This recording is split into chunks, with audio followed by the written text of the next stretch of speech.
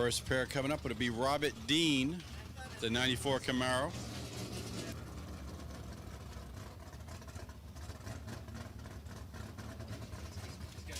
Dean will take on Tim Barrett here. Dean, the B-Stock automatic out of Evans City, Pennsylvania. The executive taking on Barrett, the retired guy, Fort Ann, New York, with the 69 Camaro, both 350 Chevrolet powered. As we go into first round of qualifying in Stock Le Maire.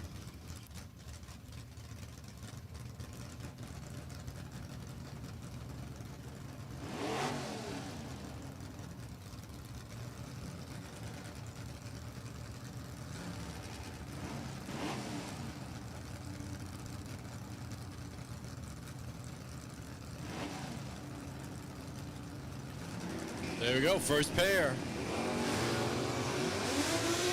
this morning.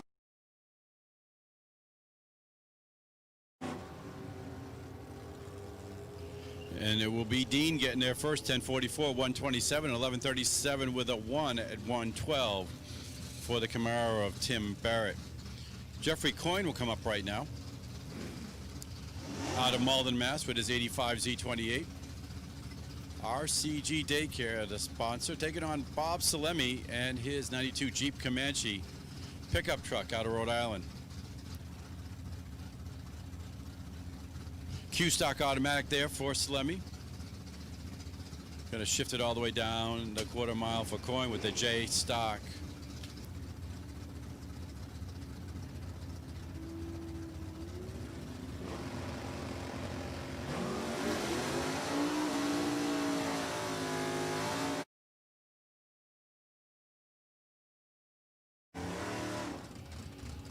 Coyne in the Camaro will get there first, 1156, 115. Salemi and the Q-Stock automatic Jeep, 1373. But Coyne in at number 2, 787 under the index. Next up, Greg Gay, the BDR Transport Super B Dodge Power, taking on Ronald Sinclair and the 72 Chevelle. J-Stock automatic taking on Gay's C-Stock automatic.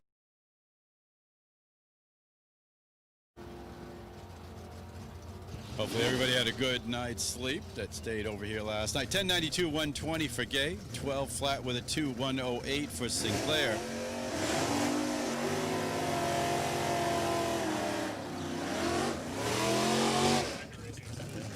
There we go. Nice shirt down there on the fence line. Yeah, he's not listening to me anyway.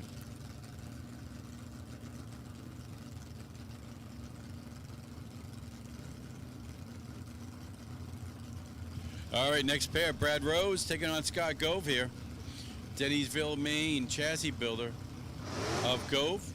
The A-Stock automatic taking on the F-Stock automatic 67 Camaro of Rose. There we go, big wheels there for Gove. Let's see what kind of a number Gove can put down. 999.5, 1101 for Rose. 117. Gove goes to the top there, 1.005 under the index. Rose will follow him right down under 840 under the index. Barry Parker coming up right now. The Camouflage 70 Camaro. 402 power plant taking on Phil Langford. The Gold Rush Trailers sponsored 14 Copo out of Langhorne, Pennsylvania.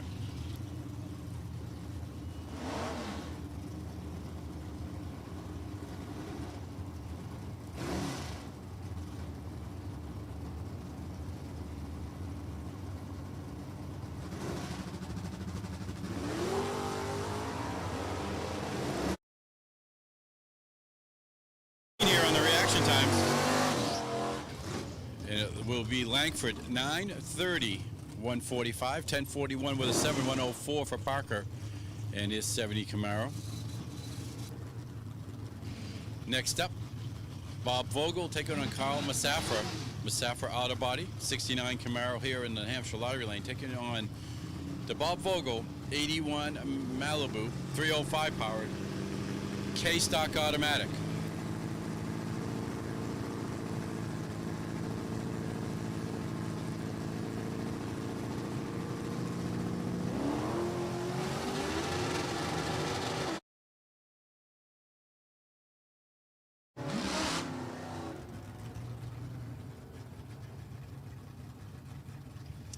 And it'll be Masafa 1117 at 100 miles an hour. 1174 at 110 for Vogel. Moves Vogel into that number 2 spot. 0.910 under the index. Gove still your leader of the pack. 1.005 under the index. Keith Sansone in the 66 Chevy 2 taking on Rick Mattioli and his 67 Camaro.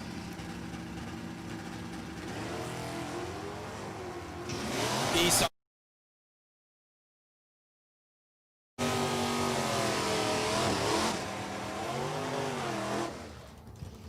And it'll be a 1090 with a 7, 121 for Mattioli, 1096 with a 6, 119 for Sansone in the Chevy 2.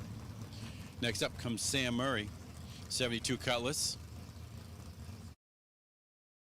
Lists his occupation as a 73-year-old shark herder. There we go.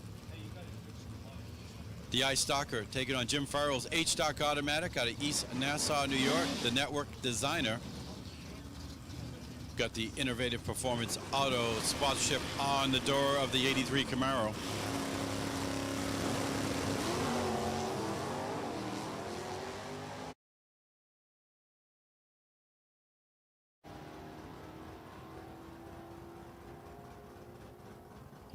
And it'll be Farrell getting there first, 1151, 114, 1129 with a 7 at 116 for Sam Murray.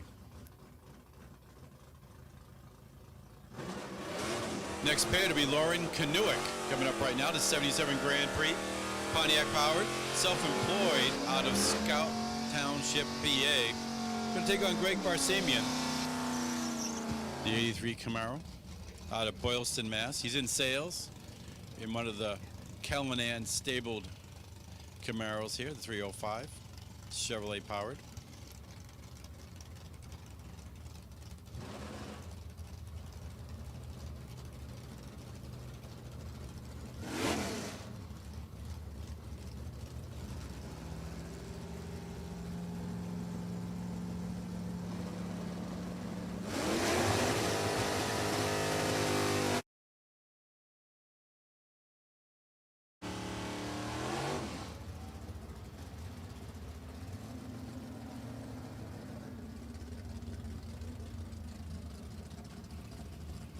It'll be 11:11 for Barsamian. Problems for Kanuick here as she'll coast down at a 21.97.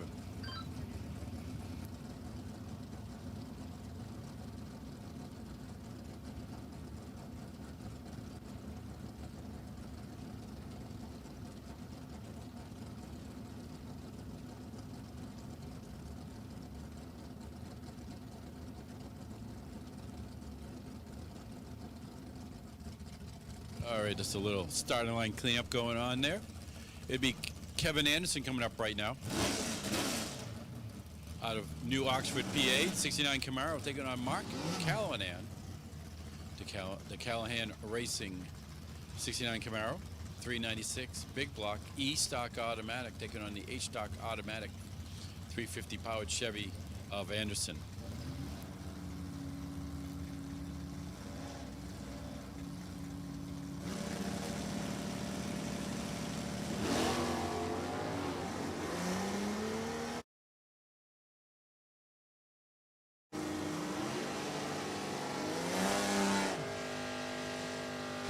Super Street to the lanes, please. Super Street to the staging lanes, please. Super Street to the staging lanes, please.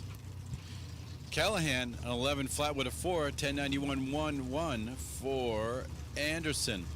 Bob Letelier will come up right now, the factory stock B, taking on the T-Stock automatic of Bob Dunn and his 77 Gremlin.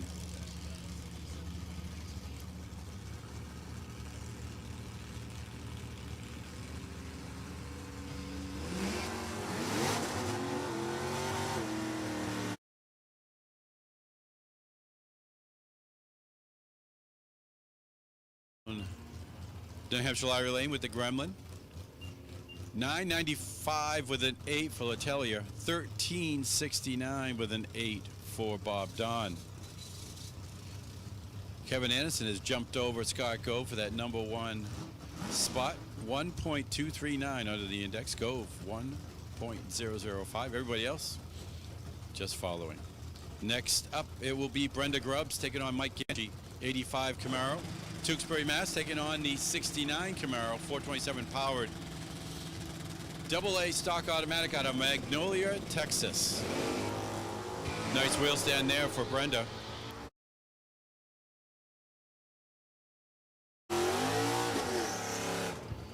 Grubbs on a run here at 991 with a 5, 12 flat with a 7 for Ganchi.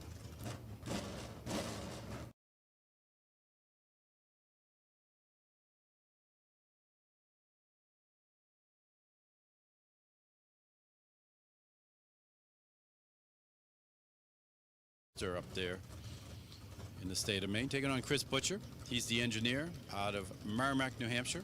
The 83 Camaro, 305 powered, H-stock automatic, side by side here.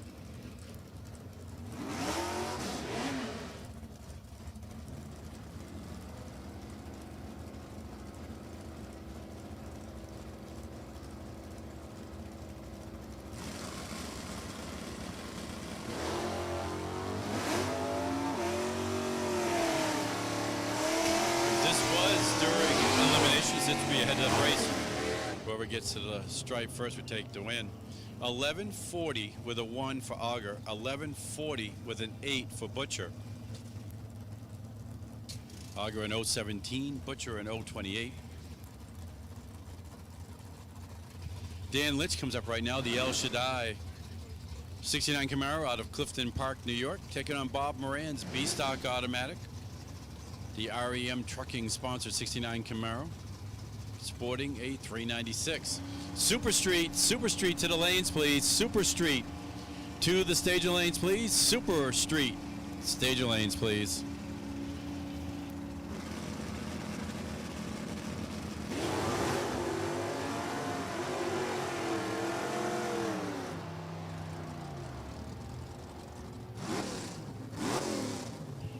It'd be Moran 1029 with an 8. 127, 1128, 8, 115 for Lynch. Allison Dahl will come up right now, taking on Garrett Mondi. Mondi, the 70 AMX, JGMondiPerformance.com, sponsored out of Unionville, Connecticut, taking on Dahl. The Porter Tree, number 1 on the window, B-stock automatic, Firebird.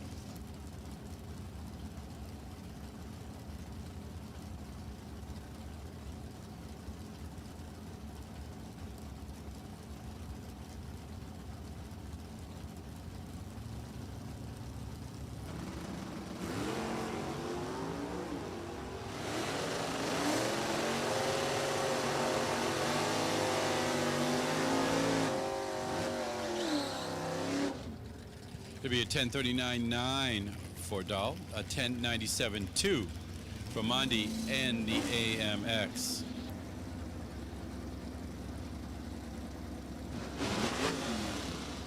Charles Weber will come up right now, 81 Corvette out of Frewsburg, New York, taking on Ryan Herensky out of Sugarloaf, PA. The Herensky and Morgantini Racing 68 Shelby with the 428 Ford power plant.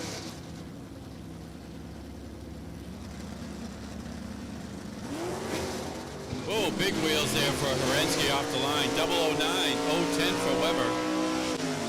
Gonna take that, put it right in their back pocket, get ready for eliminations later on. 1035, 126 for Herensky.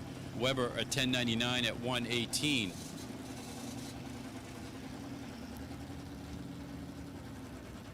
Steven Smith will come up right now. The 09 Challenger Rat Pack Dodge 370 out of Uxbridge, Massachusetts. Taking on Bob Broadbent. The Broadbent Brothers L&L Ram out of Hampton, New Hampshire. 69 Camaro. 396 with the A-Stalker.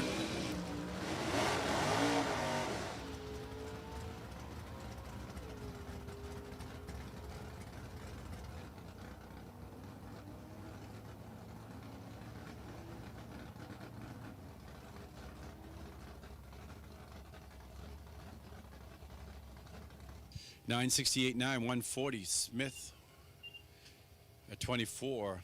Second run for Broadbent. Problems off the line. Wasn't just right, and he'll coast his way down through. Super Street to the staging lanes, please. Super Street to the staging lanes, please. John Shaw will come up right now.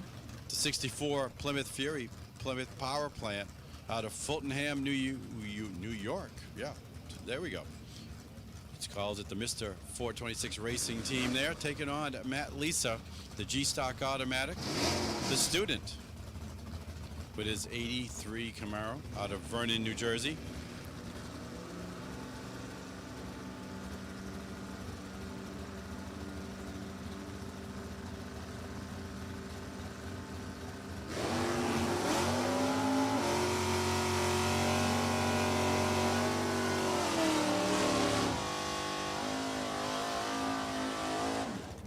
It'll be a 989, 133 for Shaw, 1132 at 94 for Matt Lisa.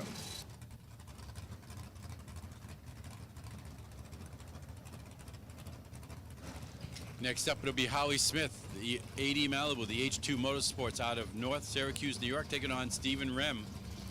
Rem, the Pages Automotive Incorporated, 69 Chevy Camaro with the big old 427 under the hood. The AA stock automatic taking on Smith's M stock automatic in the O'Reilly Auto Lane.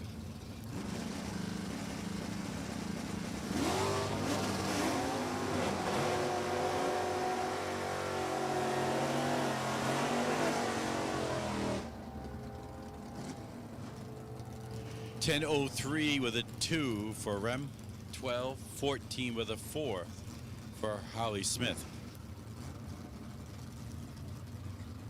Brendan Karajezian coming up right now, the professional buybacker here with his 82 Malibu wagon, taking on Todd Bednaz, the D-Stocker, 68 Camaro out of Plymouth, Connecticut.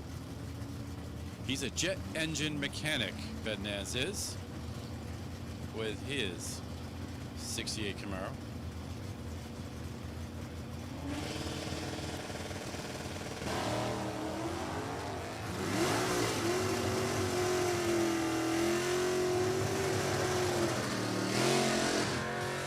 Now through the gears, 10.66, 3, 12.38 with a 3 for Karajezian.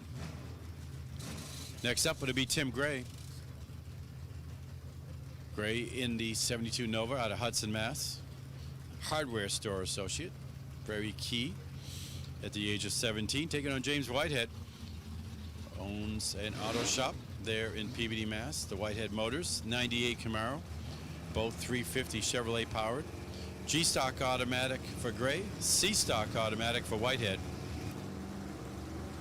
Super Street, you should be making your way to the lanes, please. Super Street, to the staging lanes, please.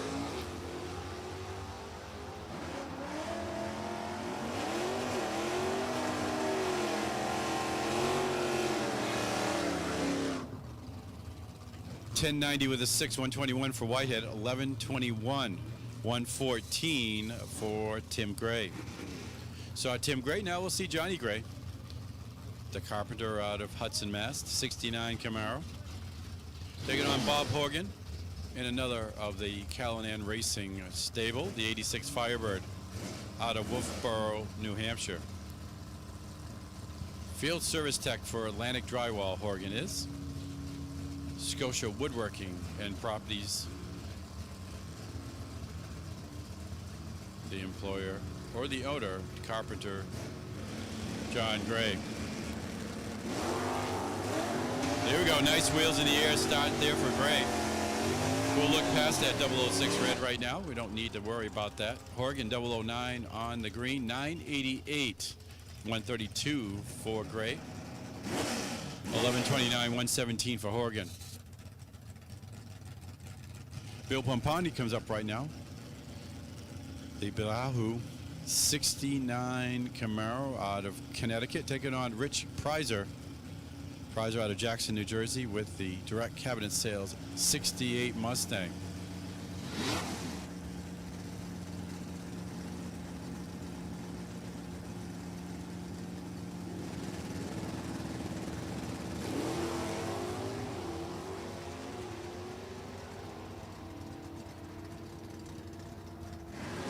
guys are shifting it all the way down to quarter mile.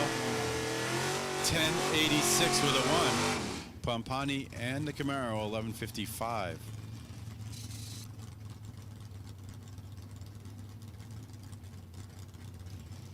Glenn Briglio will come up right now. The B&B Auto Machine Shop sponsored 89 Camaro. Going to take on Billy Harper.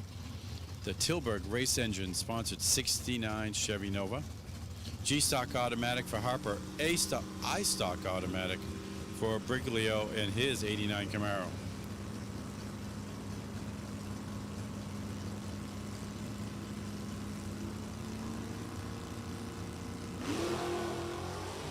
Big wheels there for Harper off the line with that Chevy Nova. Let's see what he can do here with the G-Stock automatic. It'll be at 11:19.9 for Harper. 11:54 for Briglio and his Camaro out of Massapequa Park, New York. Adam Strang will come up right now. 68 Firebird, D-Stocker, taking on Ron Infantino's G-Stock automatic out of Hasbrook Heights, New Jersey. The medical rep and his Camaro here with the orange, Hugger orange Camaro here in the New Hampshire Lottery Lane.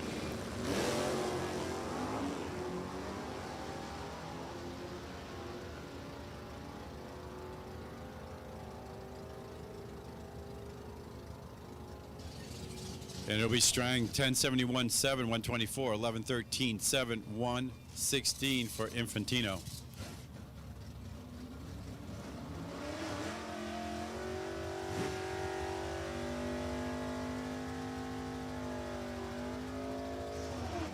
Ed Bednaz comes up right now.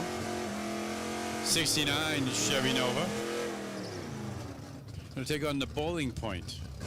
That's Rich Boyle. The 73 Chevy Nova out of Comac, New York.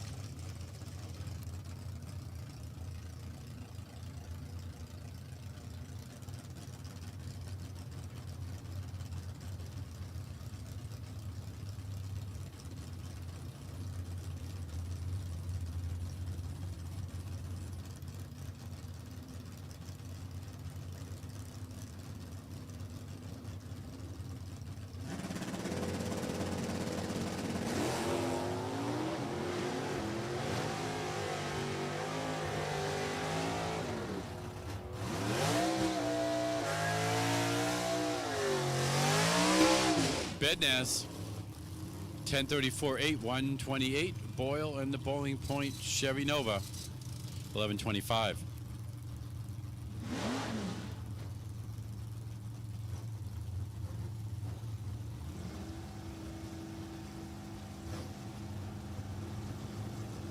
Okay, next pair, Larry Pappas to take on Jack Mattias. The 2012 Copo Convertible out of PA, taking on Larry Pappas out of Wayne, New Jersey with 98 Formula Pontiac powered.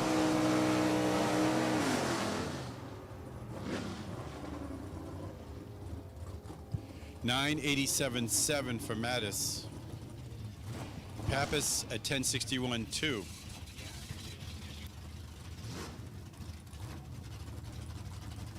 Next up, it'll be the Minuteman Missile, the Dodge Drag Pack of Eric Merrifield, taking on Don Moulton. Moulton, the heavy hitter out of Warwick, Rhode Island. Moulton vending, heavy equipment operator when he's not running down the quarter mile with the 68 Chevelle.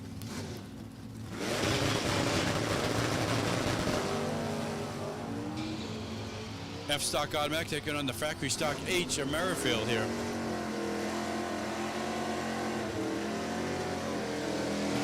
$1034, 125 for Merrifield. Moulton an 1103. Moves Merrifield into the number 2 spot, 1.152 under the index. Next up, Eugene Monahan. Going to take on Lenny Williams. Williams took home the Wally yesterday as part of the divisional race that ended up here yesterday out of Poughkeepsie, New York. 1071 Grand Sport Buick Power taking on Monahan's K-Stock automatic 90 Formula Pontiac.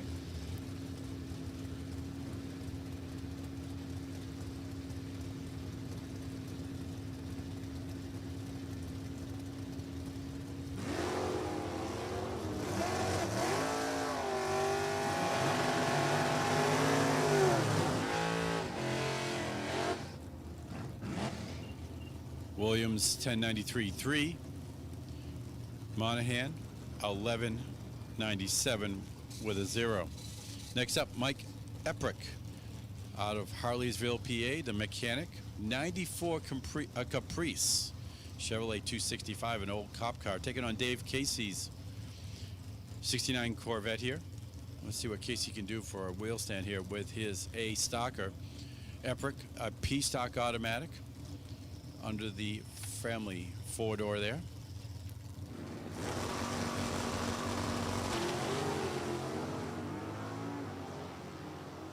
Casey 003 red, won't hurt him right now.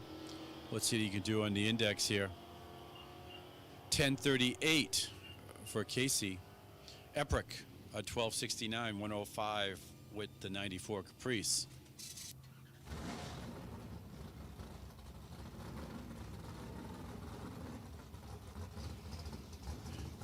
Next pair, it will be Dean Ribeiro, the 98 Firebird with the Bob's.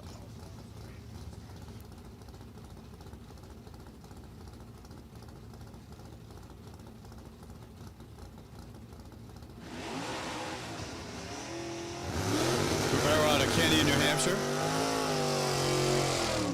National Account Manager, taking on Todd Hoven, the 65 Coronet. Dodge powered out of Nazareth, PA.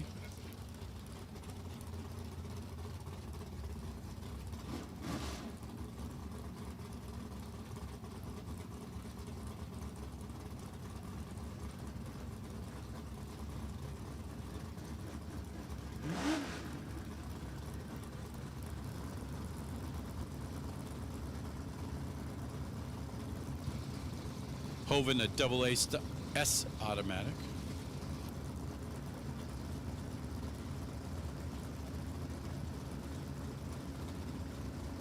Ribeiro, B stock automatic there.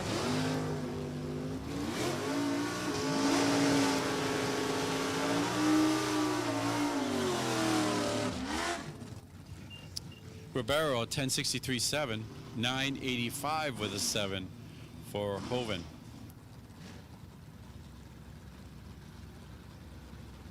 Anthony Fetch comes up right now out of Colonial, New Jersey. The 69 Camaro 427 big block powered.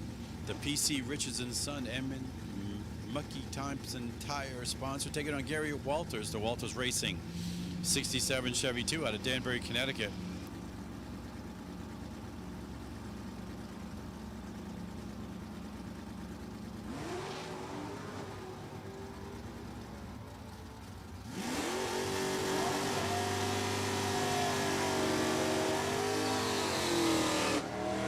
$10.44.9, 128 for Fetch. 11.06 with a 117 for Gary Walters.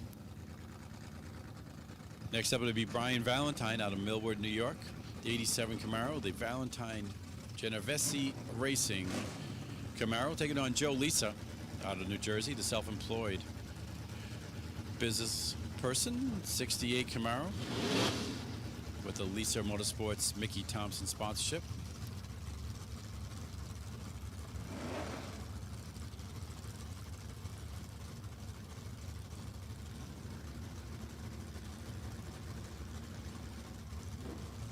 Lisa, a D stock automatic. Valentine, a J stock automatic.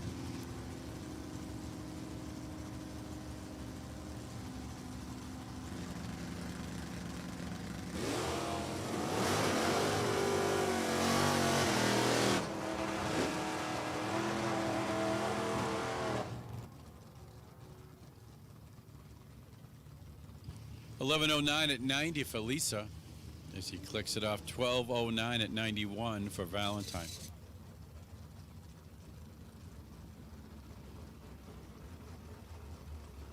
Sean Conway will come up right now, the 82 Malibu wagon.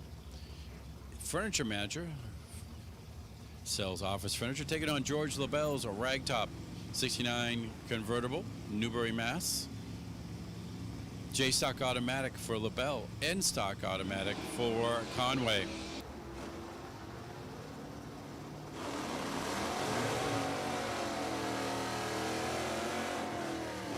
Just getting things going here as part of the JAG Sports National. 12-16 for LaBelle, 12-19 for Conway. Jim Roberts comes up right now. Ragtop, 69 Camaro out of Rhode Island.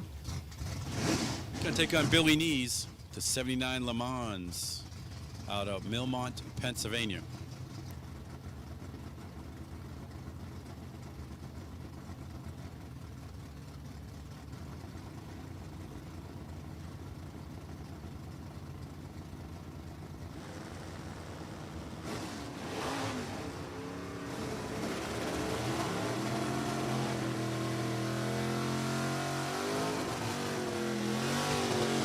It'll be Roberts getting to the stripe first, 11:19, 106. Billy Nees and the Le Mans, 13:02 at 100 miles an hour. Rich Fetch will come up right now. The Fetch Racing Holly EFI MSD sponsored 85 Camaro H-stock automatic, taking on the G-stock automatic of James Perrone and his 69 Chevy Nova. The Mad Hawaiian sponsorship.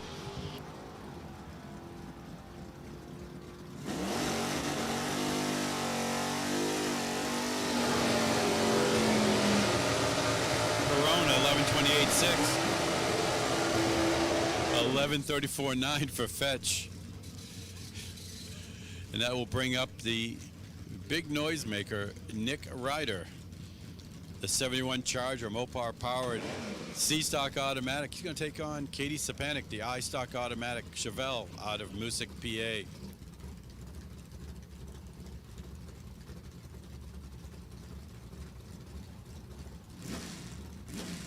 Super Street, you should be in the lane. Super Street, you should be in the lane because you are coming up next.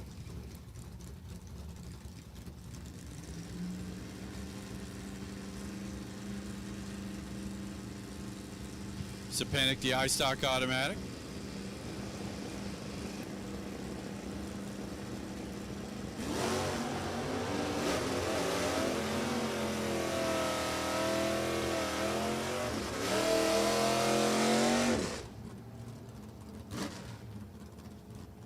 And it'll be the Charger getting there first, 10:55, 124, 11:65 at 90 for Sapanic.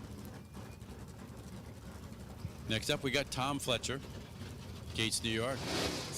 The Southtown Concrete 67 Camaro taking on Ann Twos, 69 Camaro out of Nazareth, PA.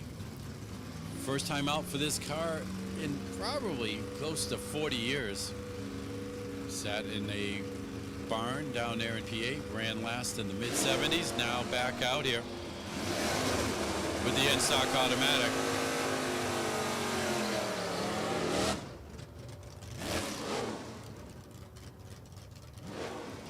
$11.40 for Fletcher, $12.45.1 for Twos. Once again, folks, we want to make sure that everyone's wearing a mask when you are mulling around outside your pit. Please make sure you social distance as possible as you can. We want to follow the governor's orders here and making sure that we keep everyone safe here. So please wear a face covering when you are not in your pits or sitting in the stands. Shane Oakes comes up right now, the rough and ready out of Oatsville, PA, taking on Don Pyers and his Pyers Racing 69 Nova.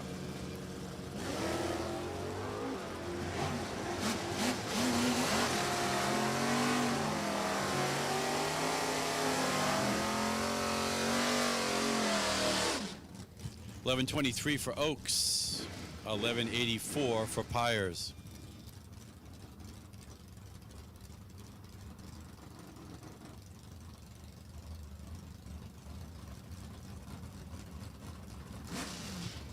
Bubba Linky coming up right now. 97 Camaro, the B-stock automatic, taking on Tom O'Laughlin. O'Laughlin made it all the way to the finals yesterday as part of the divisional race here that ended up here yesterday.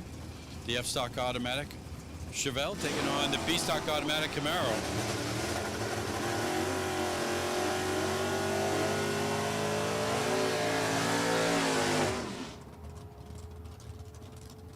There'll be a 1056 with a 4 for Linky O'Laughlin at 1124. Next pair, Joe Santangelo, 69 Camaro, the Mickey Thompson Tire sponsored Camaro out of Marlborough, Connecticut, taking on Jerry Hatch. Hatch, the 71 Duster out of Wales, Maine.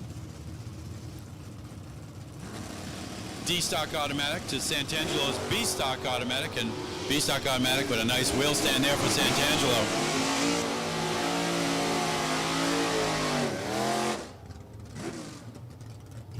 $10.37.2 for Santangelo, $10.66 for Jerry Hatch. Mike Iacano coming up right now, the factory stock A 2013 Mustang, Firematic, Mickey Thompson, Pierce, their major sponsors on that. Blue Oval taking on Dan Fletcher's, the ATI Strutmasters Denso sponsored 69 Camaro out of New York, H-Stock automatic.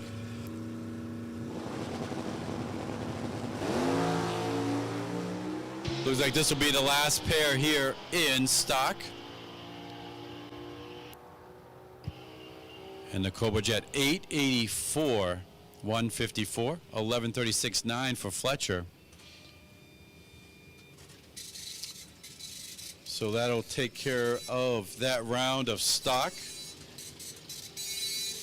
And I guess we'll just turn things over first time to the voice of the NHRA on Fox, Mr. Brian Loans. Thanks, Bill. As we're going to get ready to run Super Street time runs here, session 1. Thanks to Stock Eliminator competitors, biggest category we have on the ground, somewhere in that 90-car area. We actually had 84 cars make passes during this first session. And our Super Street category will be next. So what we're going to see here, a wide variety of cars running in that 10.9 second zip code. Everybody's going to try to run in the right around 1090 here to get themselves set up for eliminations, which are run on a 1090 index. Neat thing about Super Street, these cars are heavy. Heavy minimum weight means you got steel body, full-size cars, just like you watched in stock, but with more horsepower. A wide variety of body styles will be shown here, including stuff like Vegas station wagons. See Dennis LeBlanc over there on the O'Reilly side. His better half, Annalise LeBlanc, on the right side of the racetrack on the New Hampshire Lottery side. So a little bit of a inter-family grudge race here to get things going to start things off. The 1984 Oldsmobile Cutlass with a 406-inch small block.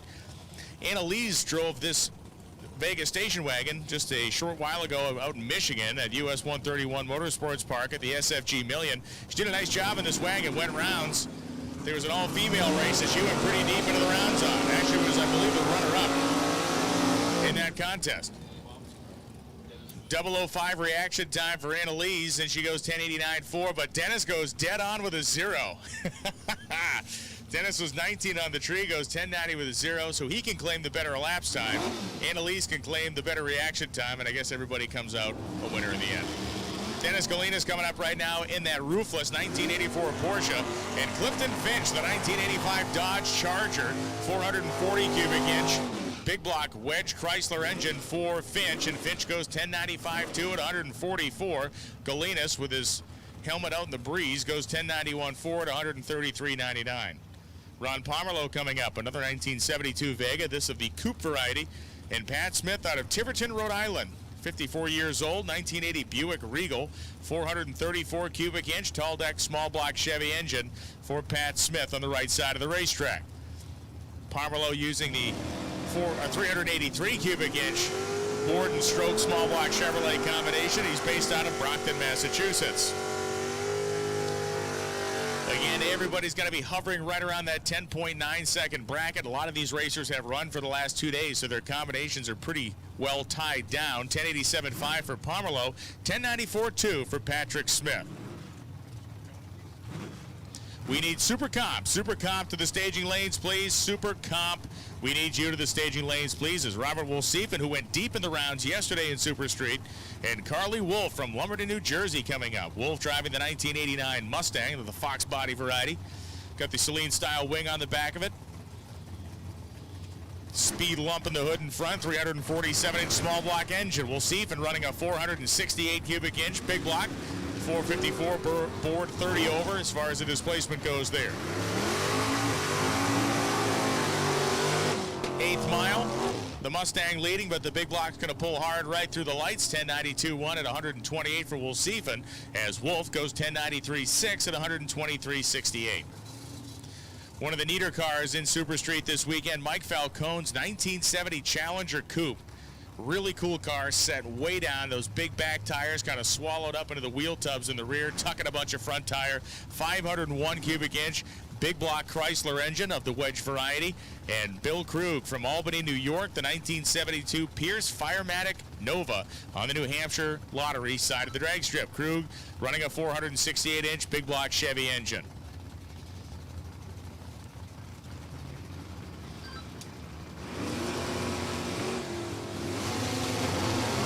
Very strong reaction times. You can see displayed on the scoreboard there, a 006 light for Krug, a 15 light for Falcone.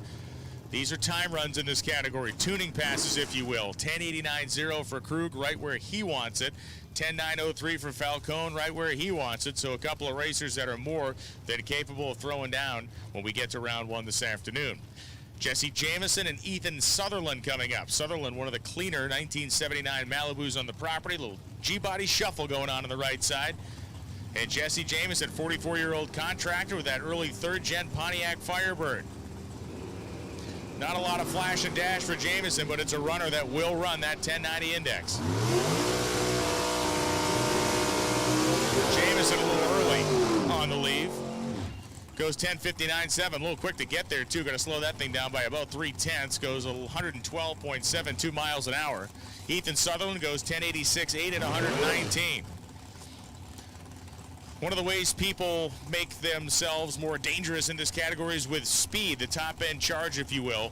And Barbara Markoglu coming up here in this 1969 Camaro. This is one of the fastest mile-an-hour cars we will see in Super Street. It runs on the order of about 160 miles an hour. And as we've seen, a lot of these cars live in that 130 to 145 mile-an-hour zone. When you have a 160-mile-an-hour car, you're going to come up on your opponent very fast at the finish line and make yourself very difficult to judge in terms of your opponent trying to figure out if they're going too fast or too slow.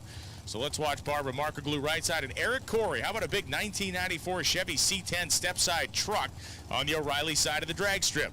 Corey's truck running a monster 565 cubic inch big block to push all that mass and all that frontal area down the racetrack. This is another truck that makes the big steam.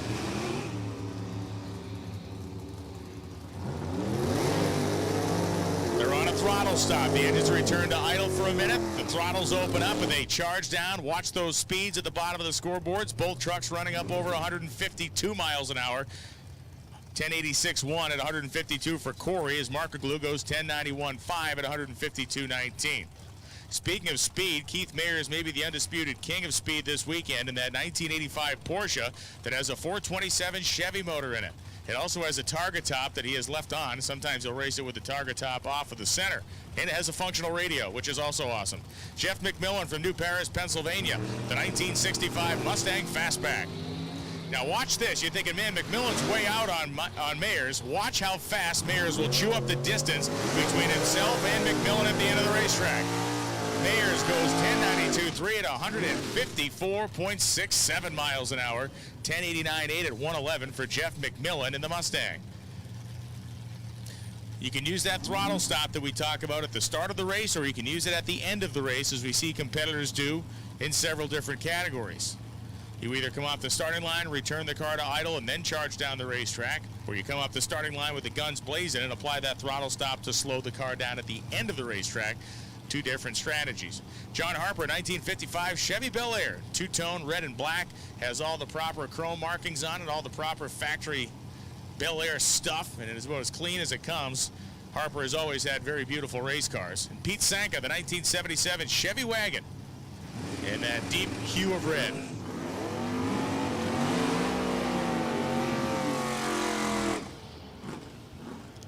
Sanka and Harper left within 7th thou of each other off the starting line, so pretty much glued together all the way down. Sanka goes 10.88.2, 144. Harper goes 10.89.7 at 145.91.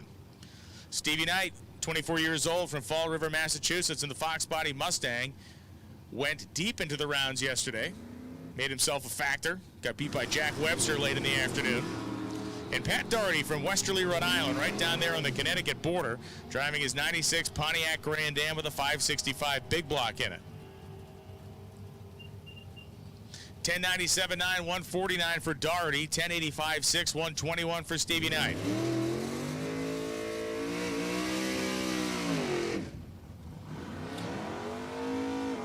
Here comes Hong Lee, 1966 Nova. Kind of the traditional look, if you will, for a super street car, ladder bar machine, huge tires on the back, kind of high riding. Hong Lee from right here in Epping, New Hampshire, has raced at New England Dragway since the 1970s. And Ted Freeman out of Hatchville, Massachusetts, the 1981 Fox Mustang. An early Fox Body Mustang, 4-eyed variety, 351-inch engine. You can see that double barrel air scoop coming up through the cowl hood.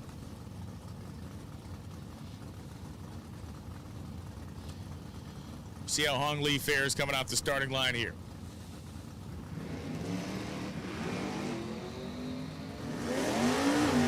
Ninth out early for Lee, but again, knocking the cobwebs off from last night. Ted Freeman was 140 on the tree. He'll want to tighten it up. Lee goes 11-12-9, 120. Freeman goes 11-12-5 at 123. Both of them need to find about 0.2 of a second worth of performance to be a factor once we get into this 1090 style eliminator. Pete Neal from Andover, Massachusetts. Beautiful Corvette. John's Racecraft and Brockton built that car, the Raging Bull 2. And Ray Knight from Fall River, Massachusetts.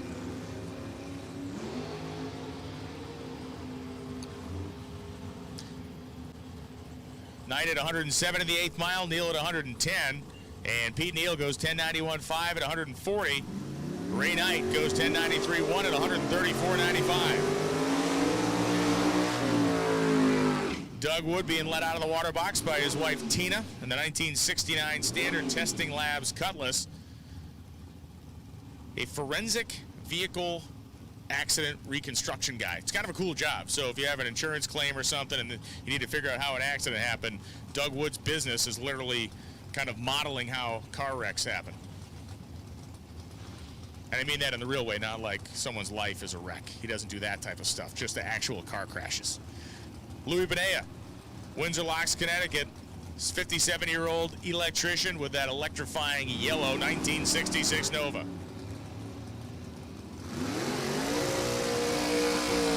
Woods car with the Olds body does not run Olds power. He's got a big Chevy in there.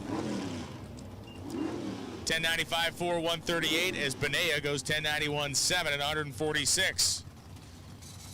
Paul Laurenti, left side of the racetrack from Andover, Massachusetts, the 67 Camaro, and Bob Loans, my dad, here on the right side of the racetrack, the New Hampshire Lottery side, 1971 Nova in bright orange, 406 cubic inch small block Chevy engine, injected on alcohol. Had a good day for himself yesterday, went 3 rounds. I think he went out in the 3rd round. Chip away at the divisional points. Now he's in JEG Sports National mode. Hit the tree clean for an 11. Laurenti was 20 on the lead. Find out how close both of them end up to the 1090 index as they get down there. Loans 1094.2, 137. Might want to tweak that a hair. Laurenti 1096.2, 148. Also going to want to tighten it up a little bit as it comes to the elapsed time. Robert Latter and Dave Markle coming up now. Markle from Scottsville, New York. And Robert Latter from Boothbay Harbor, Maine, the 1969 Camaro. For those of you tuning in on D1TV, presented by MicroStrategies or NHRA D1TV, you're watching first round of time run action here at the JEG Sports Nationals. JEGS. Thanks to Woody and the whole crew at JEGS for putting the JEGS name on this Sports Nationals event, being a part of this great weekend of drag racing here in Epping, giving our racers a chance for a national event Wally and those all-important national points for those that are chasing them. So Markle and Latter power to the finish line, 1089.8 at 144.10, as Bob Latter goes 11.008 at 152.61.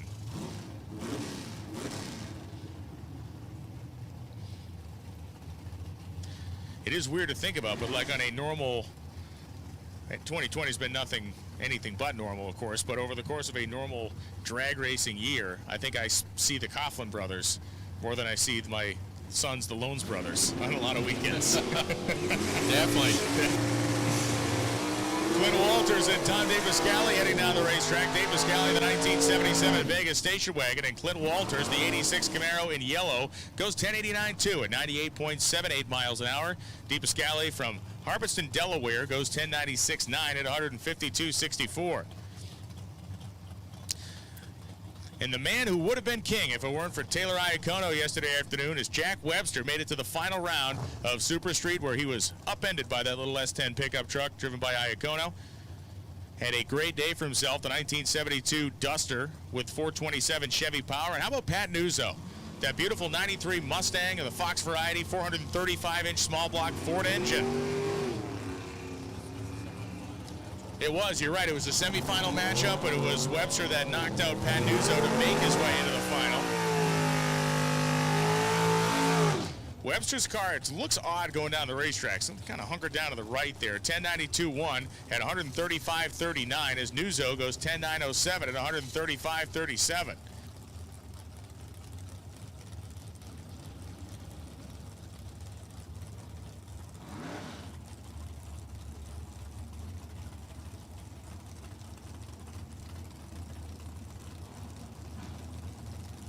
Ed McLeaf and Neil Vaccaro coming up right now. Vaccaro, the 91 Cutlass. Known as the Lightning Rod, 500 cubic inch Chevy engine in the front of that little short wheelbase Cutlass. Ed McLeaf, the 1963 Nova with a 496. McLeaf goes 1092.9 at 139. Vaccaro goes 1089.7 at 144.52. Pete Midori and Brian Sawyer, we are looking for Super Compers. Thank you to those that are there, and the rest of you, we'd like you to the staging lanes, please. Super Comp dragsters to the lanes. This could be, Nancy Lombardo may agree or disagree with this assessment, probably the winningest car in New England Dragway history. Certainly the winningest car on the grounds at this racetrack this weekend.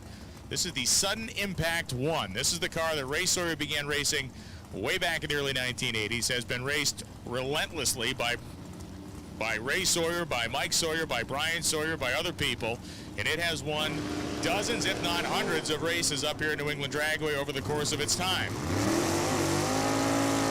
Brian Sawyer, the financial advisor out of Lunenburg, Massachusetts, hits the tree for a double out 4, then goes 1089.8 at 146. Ray and Mike nod in approval. Pete Midori, 1088.7 at 132.53 miles an hour. Frank Volpe III and Larry Padden coming up right now. Padden from Chester Springs, Pennsylvania, the 1988 Chevy S10, 572-inch Rat Chevrolet motor. And Frank Volpe III coming up in that flat black third-gen Camaro, 383 cubic inch, stroked and bored smaller block Chevrolet. Poughkeepsie, New York, home for Volpe, who makes his way as a plumber.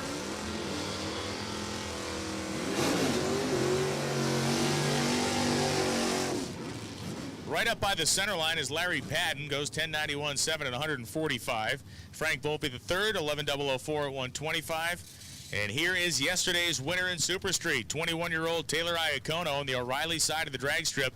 Taylor took on all comers and took them all down one by one yesterday, winning 6 rounds of competition to grab the Wally. And Timmy Fletcher from Churchville, New York, ATI, Mickey Thompson, Strutmasters, Denso, Peak, and VP Racing Fuels, the sponsors for Timothy Fletcher.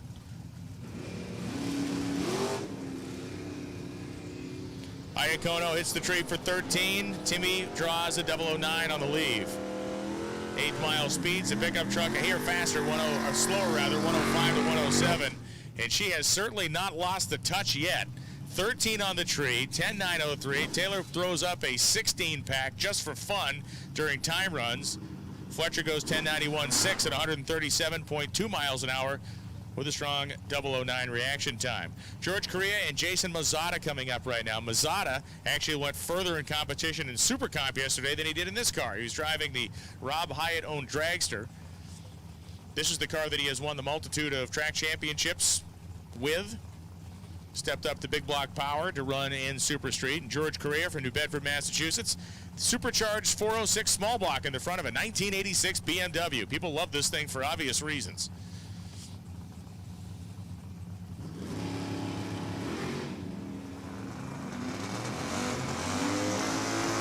George, a stout 0:10 reaction time. A good recovery from yesterday where he had a data entry problem with his delay box.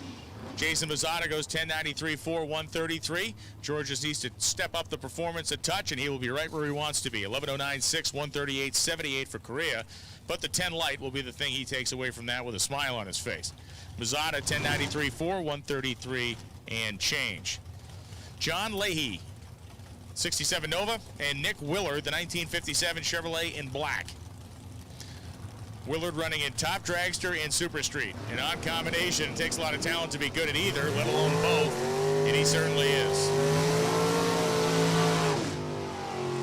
Nick Willard powers through the 8th mile at 100 in the Shoebox Chevrolet, and Willard goes 10.96.7, 125.69 as John Leahy goes 10.92.6 at 151.46. Super Comp, last and final call. Last and final call for Super Comp to the staging lanes. Looks like we got most of you, but want to make sure you're all in. Super Comp, last and final call. Battle of the mini trucks out here. You got a Ford Ranger on the left side being driven by Justin Mason of 1990 model year truck. And Zach Byron on the right side in his 1986 S10. Kind of a fun, friendly grudge match between the two of these talented New England Dragway graduates. 10.92.6, 126 as Mason's truck didn't have the mustard. Goes 11.01.6 at 121.9 miles an hour. Zach Byron closer to the index and the better reaction time there. Sean Frick and Kelly Kondratik coming up right now. Kondratik, 1987 Monte Carlo Supersport, and Sean Frick from Flemington, New Jersey. 2002 Pontiac Firebird, 434-inch Chevrolet engine.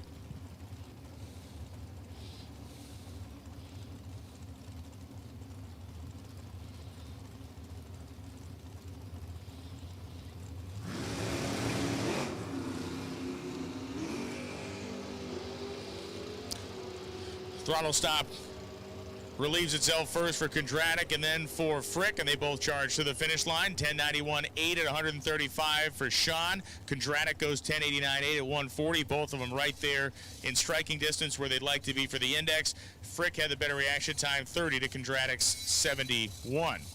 That takes us through Super Street and moves us into Super Comp as the first pair of dragsters comes across the ready line. Bill Carter going to step right back up again here. And again, a reminder, if you're around the starting line area, we'd like you to have your facial covering on. Thank you. Thanks, Brian. All right, here we go. Super Comp, 990 index racing here. Actually, 890 index racing. It'll be Rich Dorr.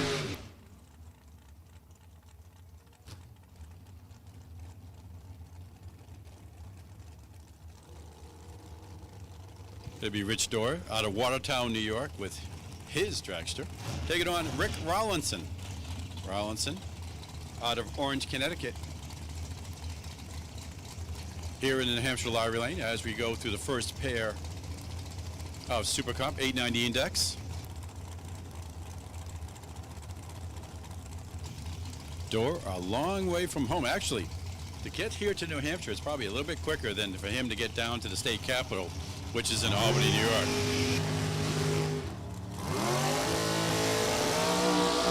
As with Super Street, throttle stops is a key here. Many different ways of applying the throttle stop. 894 for Rollinson, 897 for Dorr. Doug Dahl will come up right now, out of Douglas, Mass. The Miller chassis. 632 cubic inch Chevrolet powered dragster. Take it on Phil French. He calls it Escape. Out of Orland, Maine. Auto business owner up there in the Orland district of Maine up there. But is also with his Miller chassis. Just a little bit less power, 588 cubic inches behind the head of French.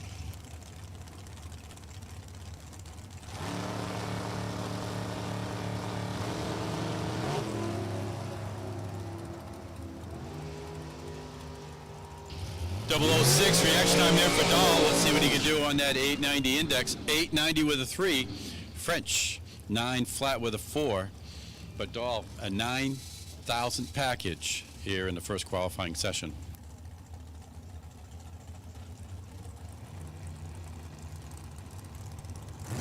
Next pair to the line, it will be Randy Winfelder taking on Rich Door.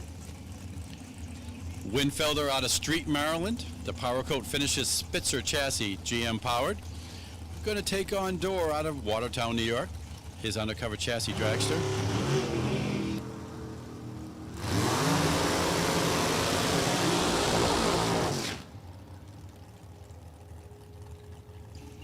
Look at that. 890 with a 0 for Rich Door.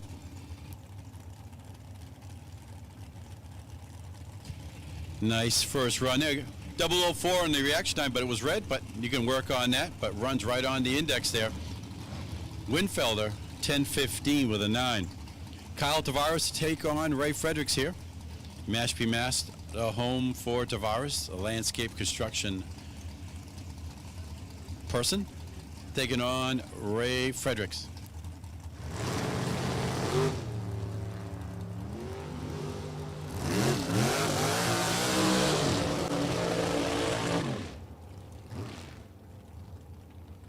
Fredericks 891.3 with an 012 reaction time. Tavares 017 runs a 906 with a 2.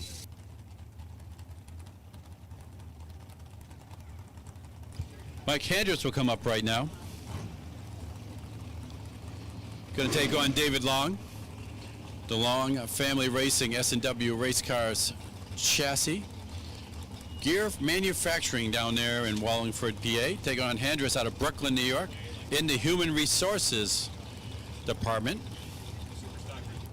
Superstock to the staging lanes, please. Superstock to the staging lanes, please. Superstock, round 1 qualifying, to the staging lanes, please. 894.1 for Hendricks, 899.2 for Long.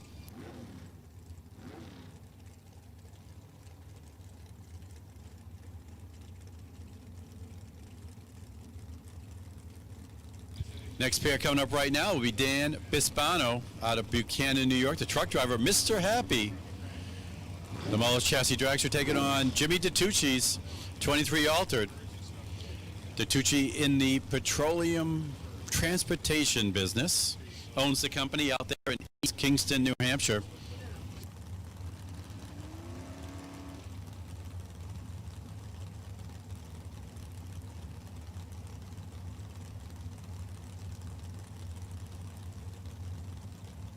Let's see if Mr. Happy can stay Mr. Happy here. Always a happy outlook there for Dan Bispano. An 890 will make Bispano very happy here.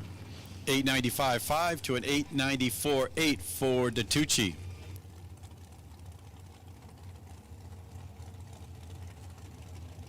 Next pair will be Stephen Spalding out of Mahwah, New Jersey. The undercover chassis dragster. He's the builder general contractor down there in the Mahwah area, taking on Chris Damiano. We need to find out what he means by an iron doctor. He lists his occupation as an iron doctor.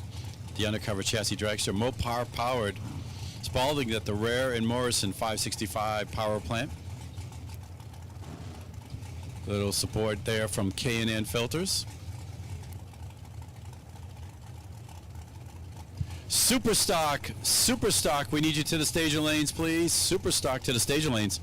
A whole different weather as we've been having the last couple of days. We've had last nice sunny, cloudless days during our divisional race that we had here on Thursday and Friday. Now, mainly overcast. 896.5 for Damiano, 9 flat with a 3. Going to get a little bit humid as the day goes on. If not already humid out there now. Next pair coming to the line, it'll be Joe Gallucci, the Napa Auto Parts Auto Care Center sponsored undercover chassis dragster out of New Jersey, taking on Janice Willard. Willard went for a few rounds yesterday here in Supercom as the Willard family was in full force out here in many different categories. Her American chassis dragster, Chevrolet powered.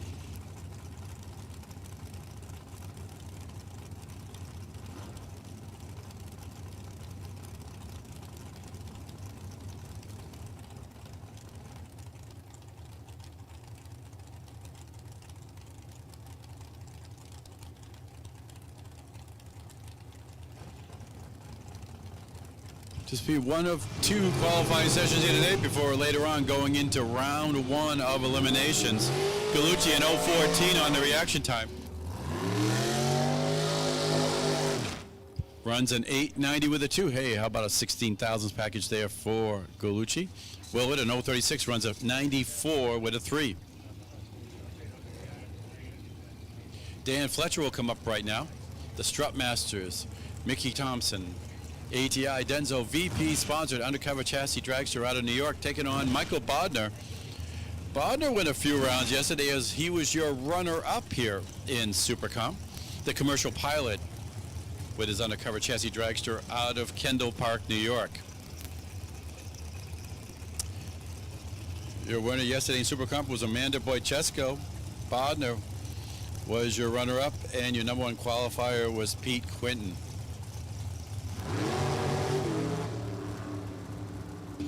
Whoa, Bodner got to work on that reaction time there.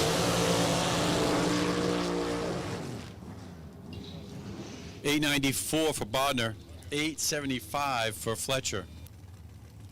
As I said, the weather is totally different than what these races were doing and experiencing over the last 2 days. Third day of the, well, actually it's the first day of the Jake's Sport Nationals. We had a divisional race here Thursday and Friday. Philip Molacella coming up right now. The Molacella Racing Crespin chassis out of Westchester, PA, taking on Joey Canberra. The Airlift Company, NoSquat.com sponsored dragster out of Shillington, Pennsylvania. Cambria, a district sales manager for Airlift Company. Been around since 1949.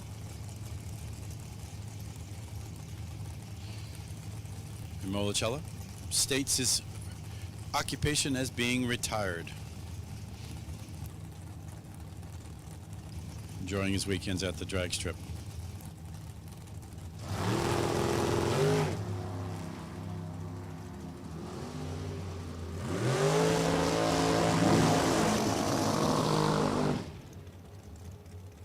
$891.1 for Cambria, $891.5 for Molacella. Next up, it would be Howie Smith, the H2 Motorsports undercover chassis dragster. She's going to take on Chris Gerritsen. As Brian was talking yesterday, Gerritsen takes it the exact opposite way when it comes to using the throttle stop. The throttle stop is to stop the dragster. The Blind Squirrel Racing here out of Middletown, Delaware. You'll see Gerritsen will take off like nothing is going to stop him. And then just as he gets down the track, about the 1,000-foot mark, he'll start putting that throttle stop on to slow him down. Smith, the other way. You'll see the throttle stop going early and try to catch Gerritsen.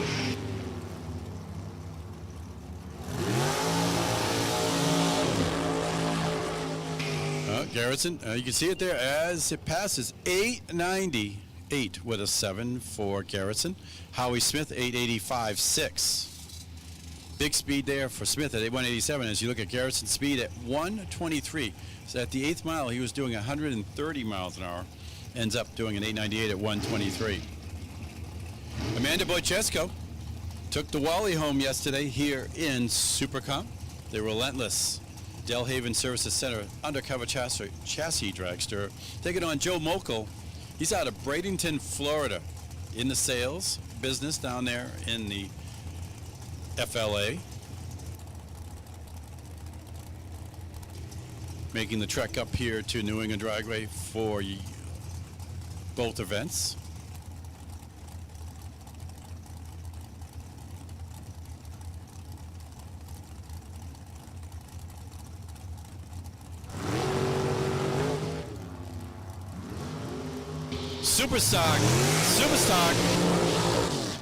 Super stock to the staging lanes, please. Super stock to the staging lanes. Boychesko, 888 flat, 175, 892 for Mokel in the O'Reilly Auto Lane.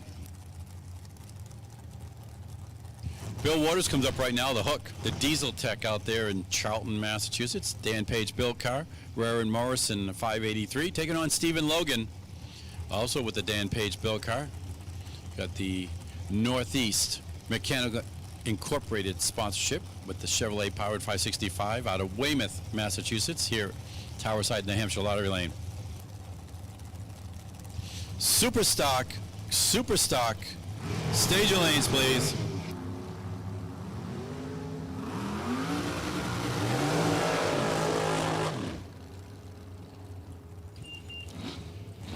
And it will be an 890 with a 5 for Logan, 893.6 for Warders.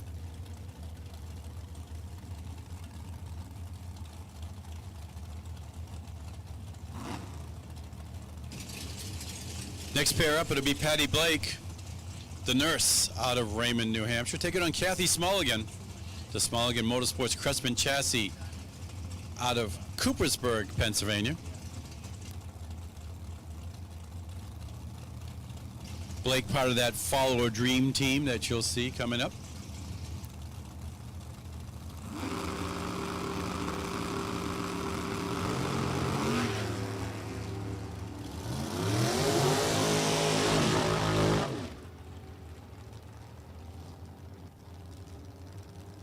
$889.5 for Blake, $889.9 for Smulligan, both right there where they need to be.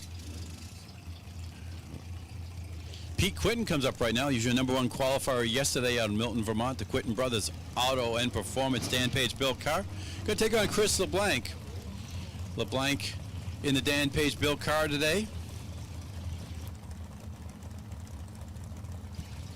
Owned by Rob Hyatt. We hope that Ron is continuing on the mend here. I know had some medical issues over the last week or so. So hopefully he is at home on the mend. 880 for LeBlanc, 886.6 for Quinton.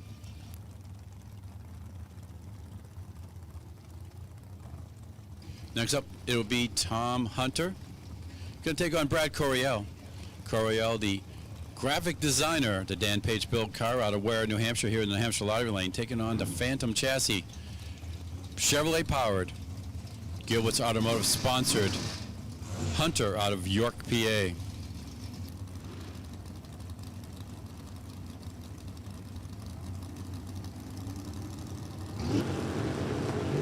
Super stock.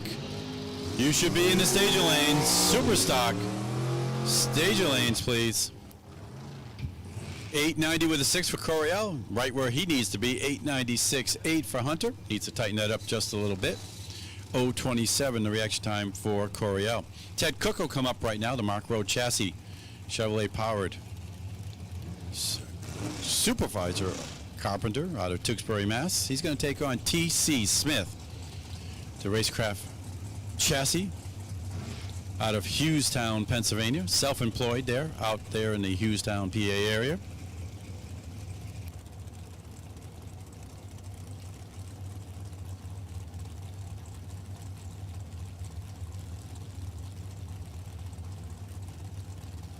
Super stock, we need you to the lanes, please. You're next up after we take care of this round of Super Comp.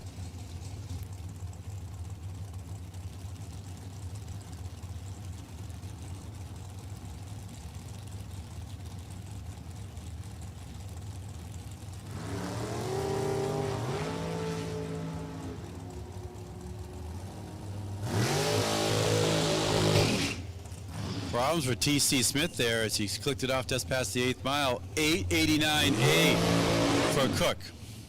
001 red. If he had a perfect light, ran an 890, that'd be that nice perfect run. Missed it by 3 thou right there. Now, folks, if you want to talk about having a car show when it comes to Super Comp, Kyle Bigley taking on Chrissy Klein. Look at both of these drag shows. Look at the paint schemes. Paint schemes start at the front, work their way all the way to the back, even into the wheels, as you look at the paint schemes on both Klein's and Bigley's car. Bigley with the number 4 on the wing, on the scoop there, I should say. Number 4 in the country. The KB Trailers BTE. Undercover chassis dragster out of New Jersey. Klein out of Livingston Manor, New York. Accountant clerk with her American chassis dragster. Both Chevrolet powered. Both great looking dragsters when it comes to the paint schemes. Let's see what they can do on the 890 index.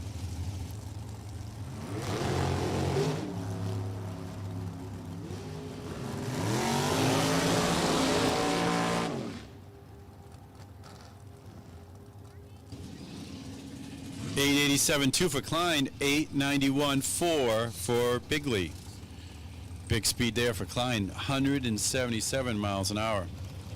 Next up, Chuck Crapello coming up right now, the 60-year-old retired firefighter, the Ken Moses APD American sponsorship on his dragster out of West Springfield, Mass. Taking on the young lady Emily LeBlanc, the sales associate out of Salem, New Hampshire. In the Boston Blitz, another car owned by Rob Hyatt.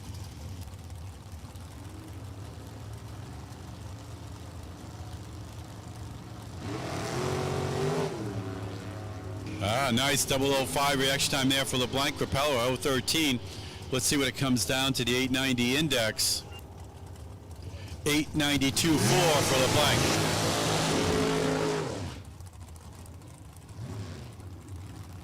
885 for Crapello. Deb Moses comes up right now. Superstock, you should be in the staging lanes, please. Superstock, staging lanes, please. Okay, we saw Dennis in Mom's Vega Camback a little bit earlier in Super Street. Now it's Dennis in his dragster, taking on Deb Moses.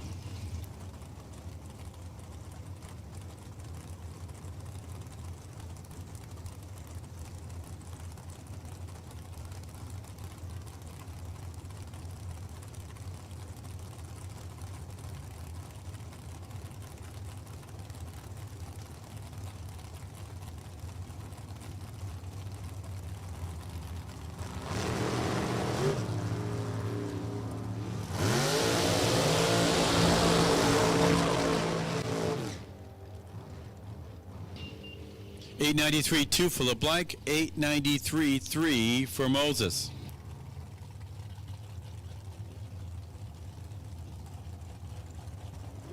Next pair, we'll see Ken Moses coming up right now, the mechanic. Moses Transmission, American chassis dragster out of New Jersey, taking on Tim Markoglu out of Staten Island, New York. Vision Transport Incorporated, sponsored, self-employed, but is Race Tech dragster. Sonny Leonard, 632 power plant behind the helmet.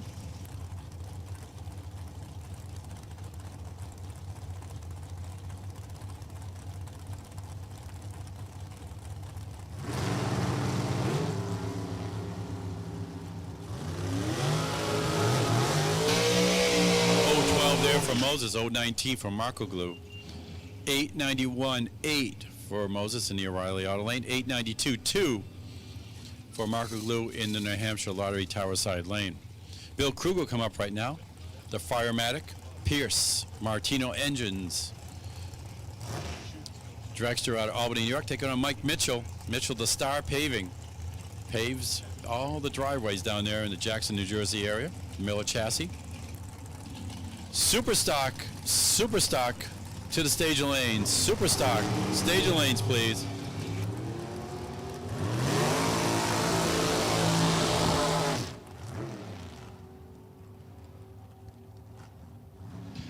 $892.4 to an $895.9.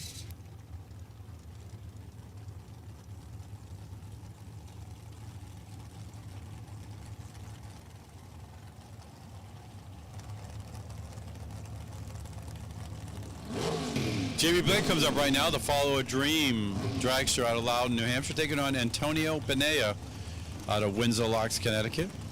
The Dan Page built car.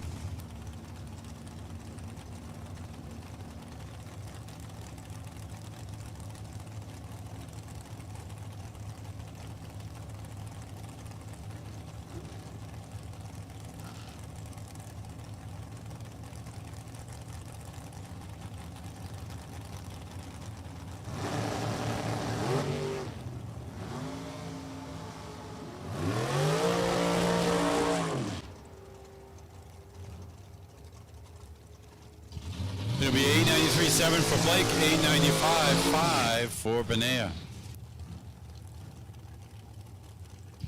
Tiana Zarella coming up right now.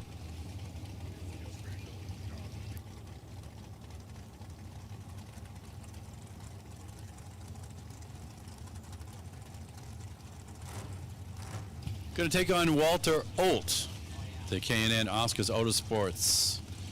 Mullis Chassis Dragster. In engineering management there in the Medford, New Jersey area.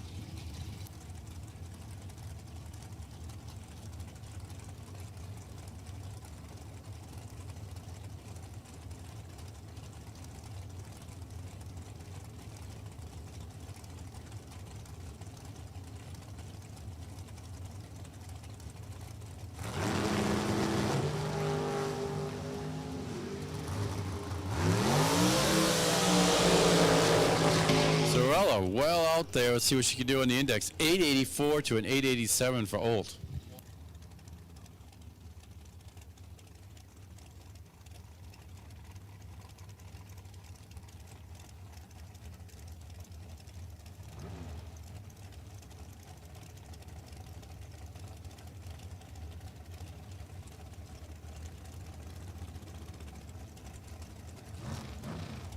Dave Markle takes on William Pitts here to WP Motorsports. Auto mechanic out of East Amherst, New York, taking on Markle, retired.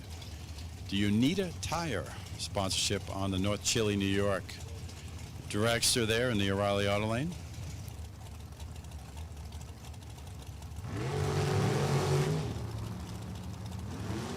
Oh, Markle 004, Pitts 006. Let's see what they could do in that 890 index here. First round qualifying. 897 flat for Pitts. 886 1 for Markle.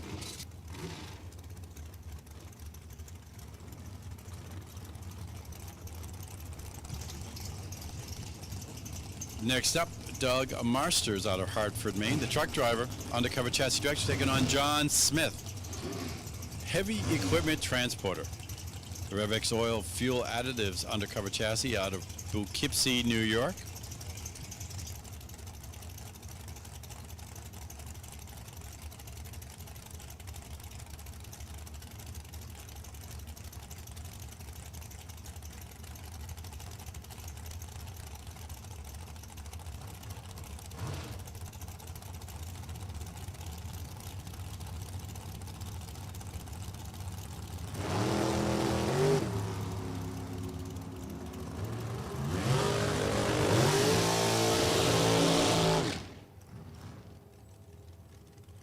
$890 with a 7 to an $890 with a 6 for John Smith.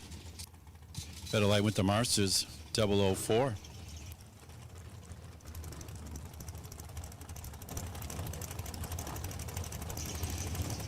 Next up, Bill Gilman out of Peru, Maine, the Auto Tech. Dan Page built car.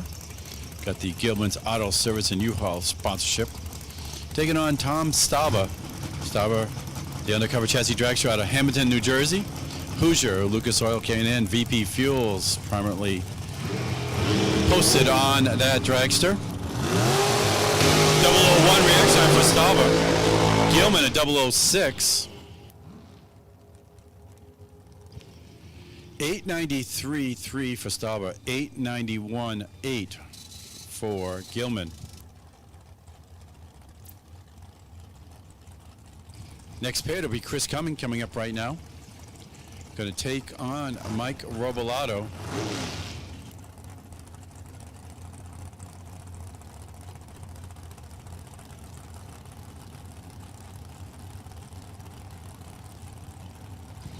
Robolato out of Sophia, North Carolina. The undercover chassis dragster out of North Carolina. Taking on Cumming. He out of Milton, New Hampshire. He's a mechanic. Running the wife's car here. Doing quite well with it too. 894.4 for Chris, 888.5 for Mike.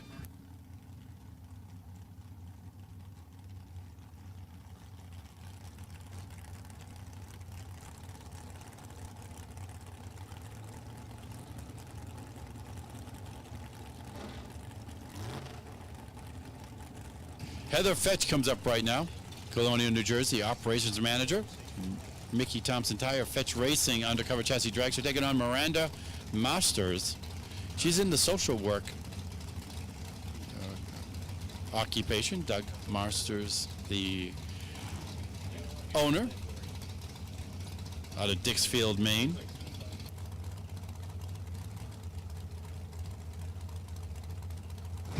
Super gas, super gas, super gas. We need you to the lanes, please. Super gas to the staging lanes, please.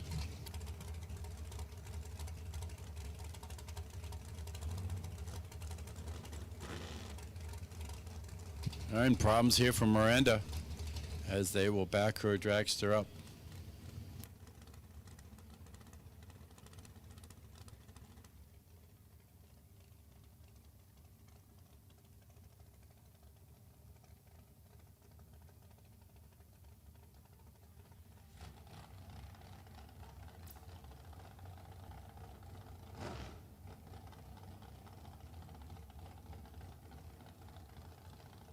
All right, so they'll back up Miranda there, and Heather will have a single pass here.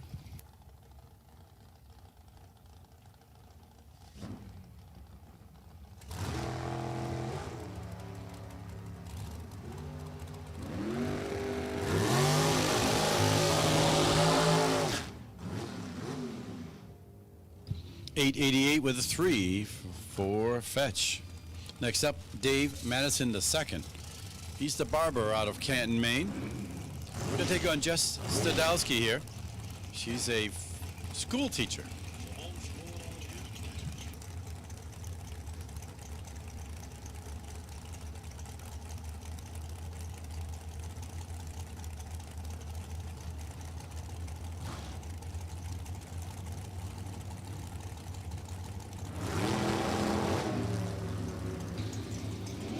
Madison 006 on the reaction time.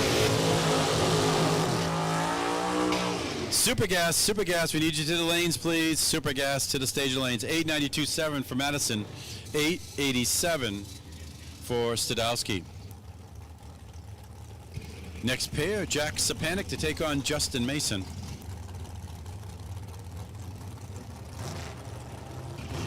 Mason, a quality control manager. Fran and Sons Automotive sponsorship out of Northborough, Mass. Sapanic, the Sapanic Trans Hoosier sponsorship of the dragster out of Moosic, PA.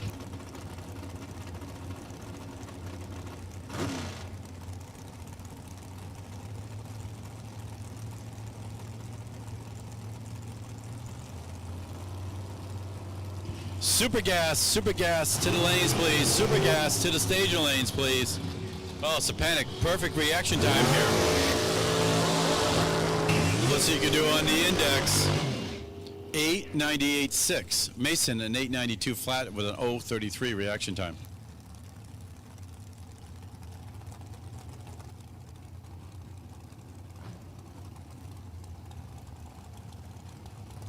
Next pair, Gary Gilman. Self-employed business owner of the Gilman's Auto Service and U-Haul business up there in West Peru, Maine, taking on Dave Markle. The JRO Design dragster out of Scottsville, New York.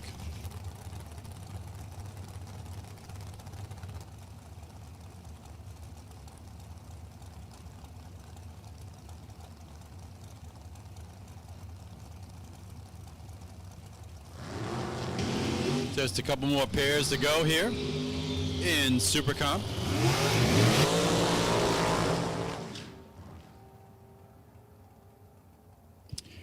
$891.5 for Marco, $895 flat for Gilman.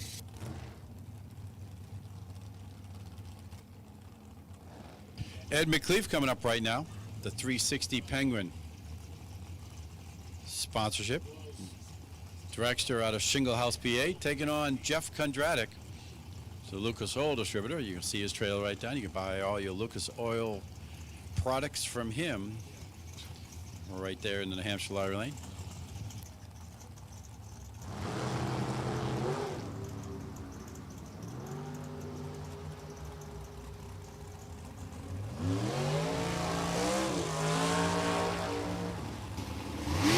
$890 with a 9 for McLeaf.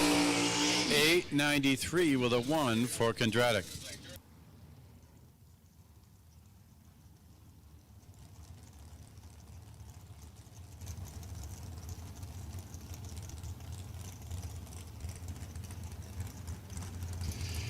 Next pair will be John LeBoo's coming up right now. The digital delay FTI Hoosier VP Fuel sponsored Race Tech dragster out of Tennessee taking on Sean Frick.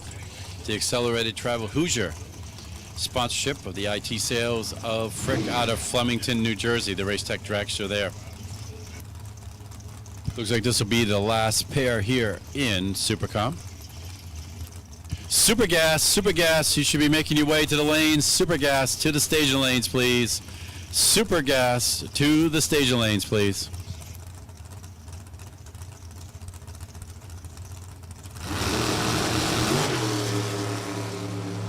Oh, LeBoo's 001, Frick 007. Let's see what the 890 index can do for these guys at the stripe. 889.5 for LeBoo's, just a little quick there. 891.4 for Frick with the James Bond 007 reaction time.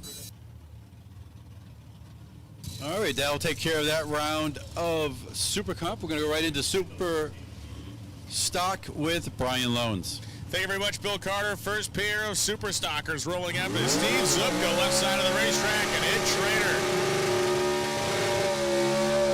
A pair of Factory Super Stock D Copo Camaros.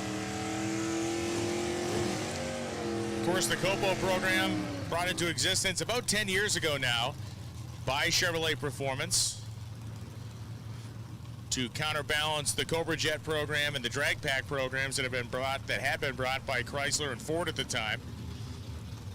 Multiple different varieties of these cars you can buy over the years, but this naturally aspirated 427 LS7 style combination was among the most popular sold. The supercharged cars are the fastest, but these are a close second, as Ed Schrader. Right side and Steve Zupko left side, virtually identical in their mechanical layout here.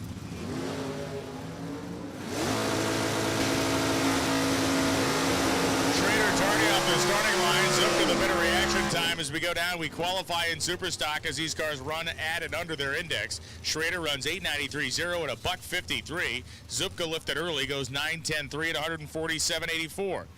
The number you see on the scoreboard is the index for each individual category. The drivers that run furthest under that index are the ones that qualify higher. So if Bill Arpine runs, say, a 940, he'd be 1 second under the index. That would give him a very strong qualifying position.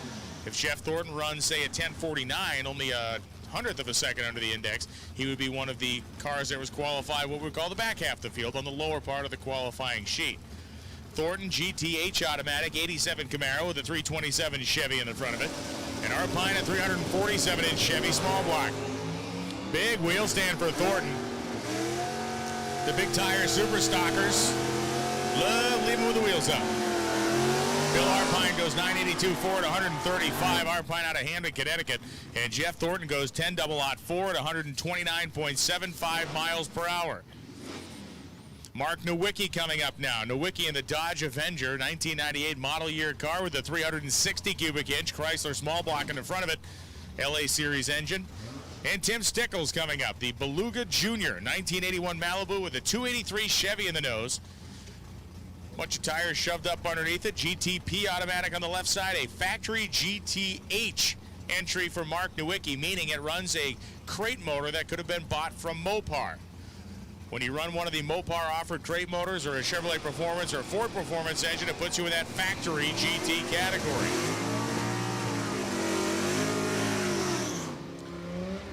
$109 in the 8th mile for Nowicki.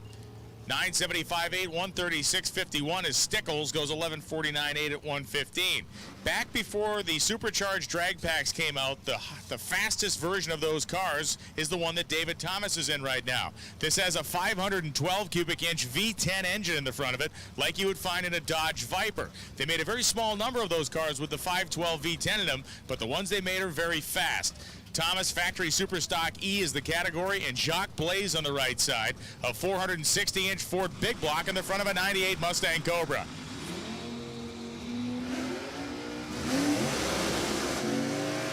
You can hear that kind of odd, kind of V10 whining moan as it goes to the top end. 935.3 at 143 miles an hour for the Ram Chargers Tribute Candymatic painted 11 Challenger drag pack.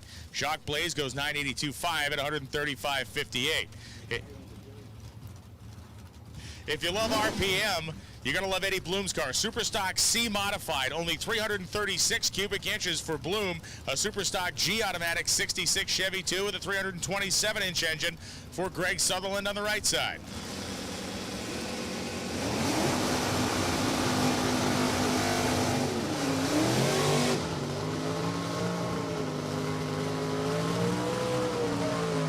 933.6, 145.05 is Sutherland, 10 flat, 129. You want to talk straight up gangster? Let's talk Scott Gove, left side of the racetrack. Superstock A modified, 1993 Dodge Daytona. This has a 358 cubic inch NASCAR style Dodge small block that turns way over 10,000 RPM. It's got a stick shift transmission in it, and it's going to run in the high 7s, naturally aspirated. You listen to the RPM there as he drives away from Paul Sutherland, and Scott Gove from Dennisville, Maine goes 793.5 at 171.34 miles an hour. That thing is awesome. One of the quickest and fastest and nastiest Superstock cars in the United States. Paul Sutherland goes 1027.6 at 127.67 miles an hour in a 1966 Chevy 2 wagon. Rafi Karagizian and Bill Kennedy coming up now. Kennedy GTM automatic, 1985 Firebird, and Rafi Karagizian, the Superstock L automatic, 1966 Nova, with a hard-running little 283 Chevy small block in the nose. Karagizian, a Toyota master technician by trade. Kennedy, a service manager out of Pennsylvania.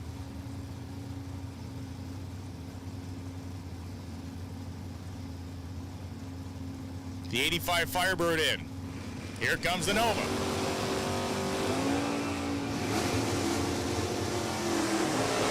And again, we're looking for the cars that are running far beneath that 1120 and 1145 index, respectively, for their two categories.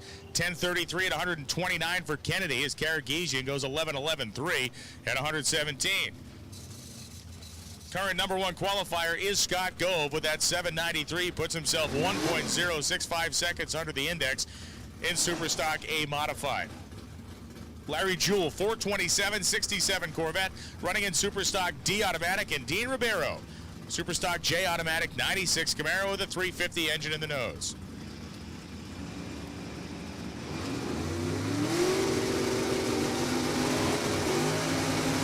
Ribeiro will be outrun by the 427 Corvette, 964.7, 138 as Ribeiro goes 1099.8 at 121.81. GT Truck B is the category for Mark Lebrecht. It's a 2000 Chevy S10 with a 327 in the nose and a propensity to pull 100-foot wheel stands. And Jimmy Reed from Hanson, Massachusetts, the engine builder, Reed's Automotive, the classic flat-hooded 1957 Corvette, a factory GTE entry with an LS motor in the nose.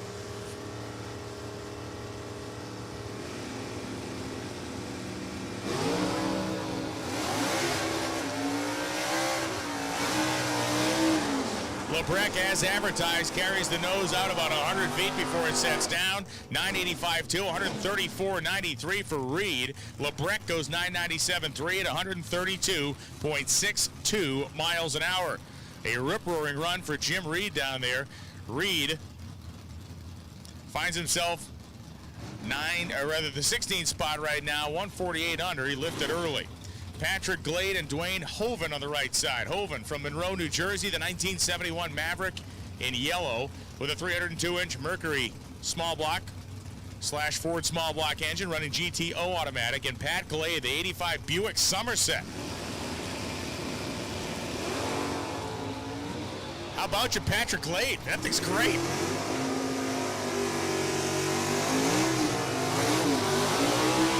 Glade comes out with the wheels up, runs 979.7 at 132.34 as Dwayne Hoven goes 1083.2 at a $122. We need super gas. Super gas, you should be in the staging lanes, please. Super gas to the lanes as Joe Lisa from Vernon, New Jersey. This is another wheel-standard Camaro. And Jeff Jewell, a 427-powered 67 Corvette running in Superstock C automatic. The top of the Chevrolet Performance Pyramid of 1967 was a 427 Corvette. Joe Lisa fires one down the racetrack. 39 reaction time for Lisa. Jewell hit the tree for 30. And Jewel goes 9:38.4 at 140.87 miles an hour. Beautifully looking and hard-running car there for Jeff Jewell, as Joe Lisa goes 10:19 with a 9 at 132.01. Tom Boucher of Boucher's Racing Engines, the longest-standing sponsor of New England Dragway in the track's history. You can see his sign on the wall right there on the spectator side out of Asona, Massachusetts. This is Boucher the Junior, 35 years old. Boucher the Senior sitting in the water box right now, but Boucher's Racing Engines displayed on the side of this 454 powered 97 Firebird, and Herbie Null from Greencastle, Pennsylvania, the Tilburg Racing Engines powered 87 Camaro.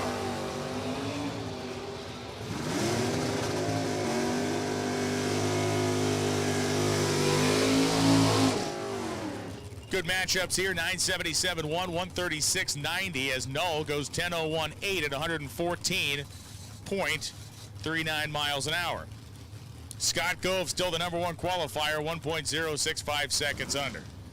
Jeff Roll coming up, a 2010 Mustang Cobra Jet with a 428 Ford small block in the nose. We talked about the Copos, you get all these different engine packages. Well, the Cobra Jets were the same way. You could option them with a supercharged Coyote or a bunch of different naturally aspirated combos.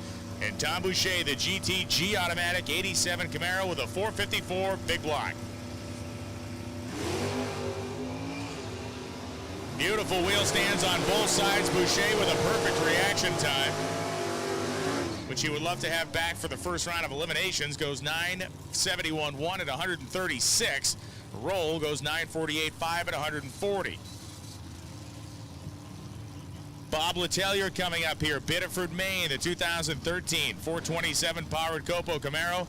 And Rich Prazer, left side of the racetrack, O'Reilly side, a 67 Mustang Coupe running Super Stock A modified stock with a 394 cubic inch Ford engine. Mickey Thompson Tires, the sponsors for Prazer out of Jackson, New Jersey.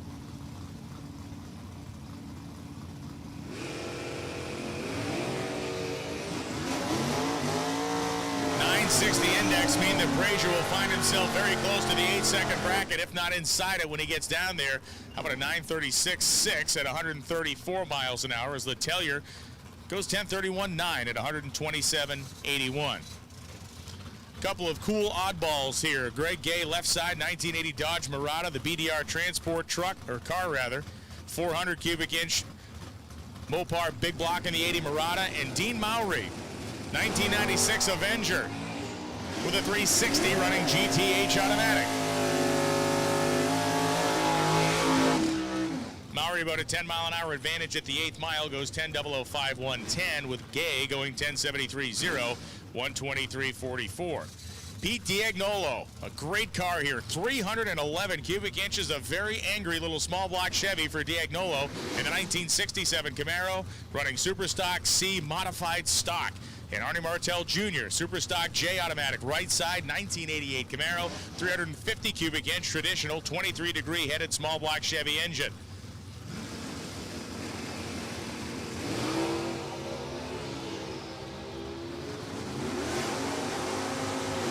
And you gotta love that tiny little engine making all that RPM and all that horsepower. Diagnolo, 970 with a 3 at 116 miles an hour, lifting very far before the finish line.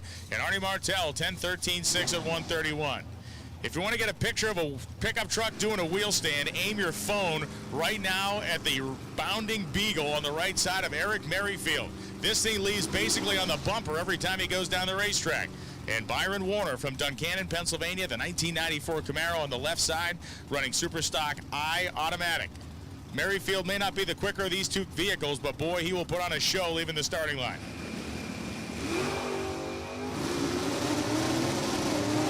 Merrifield, the big wheel stand as he leaves. Warner, the more efficient car to the finish line stripe, goes 995.8 at only 107. And Eric Merrifield, 10.54.5 at 124.55. Shane Oakes and George LaBelle coming up now. LaBelle from Newbury, Massachusetts, the GTI automatic 67 Camaro. And Shane Oakes running GTI automatic as well with a 99 Trans Am that has a 400 cubic inch small block Chevy engine.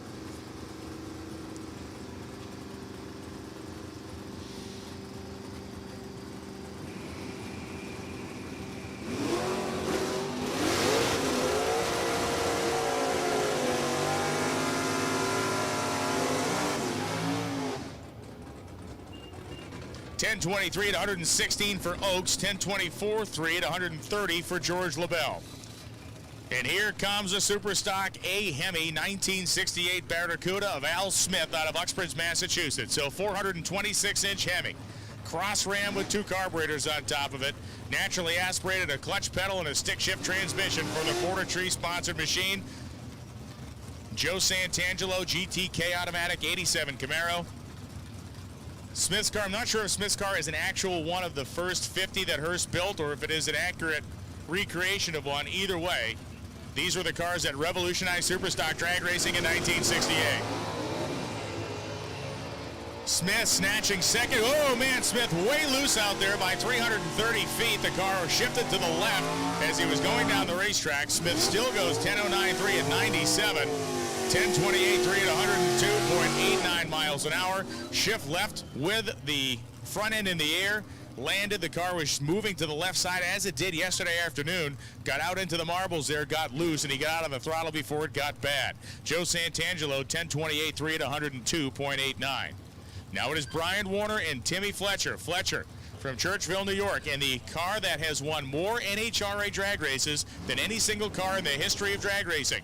This 1969 Camaro, owned by Dan Fletcher's dad to start with. It's been a race car since virtually new, and the Strutmasters.com car has won more NHRA races than any car in the history of drag racing.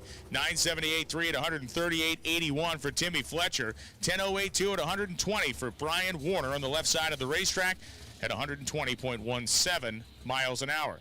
Fletcher hit the tree for a 001. Warner hit it for a 002.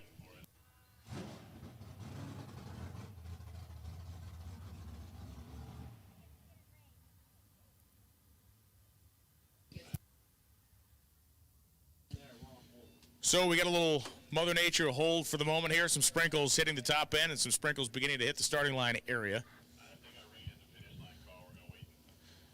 So we're going to wait it out here for a hot second. Or hopefully that's all it is, a hot second.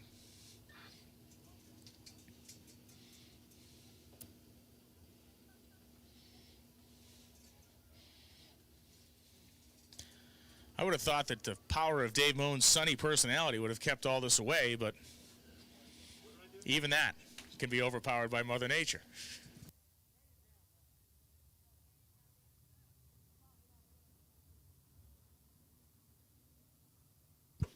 For those of you tuned in on D1TV, presented by MicroStrategies, and those of you watching on NHRA.TV, this is first round of qualifying in the Superstock category at the JEGS Sports Nationals here at New England Dragway in Epping, New Hampshire. Thanks for tuning in and watching this weekend. We had a great D1 race Thursday and Friday, and we've begun what will be a great JEGS Sports Nationals here on Saturday and Sunday. Today will consist of qualifying and time runs in all categories. 2 shots for everybody is the plan. And then round 1 eliminations to be contested this afternoon into this evening for all categories as well. See? Top end says they're good. Starting line says they're good. We good.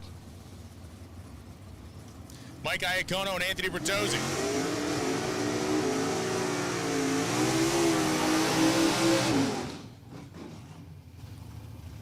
Bertozzi heats the tires, the Superstock A modified stocker right side.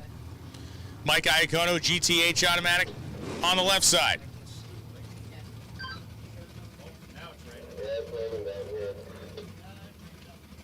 And now it is picked up again.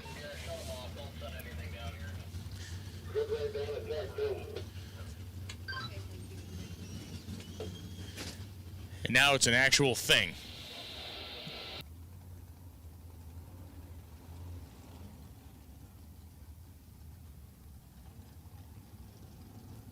The puddles are jumping, the rain's coming down, and we are on hold here at the JEGS Sports Nationals at New England Dragway.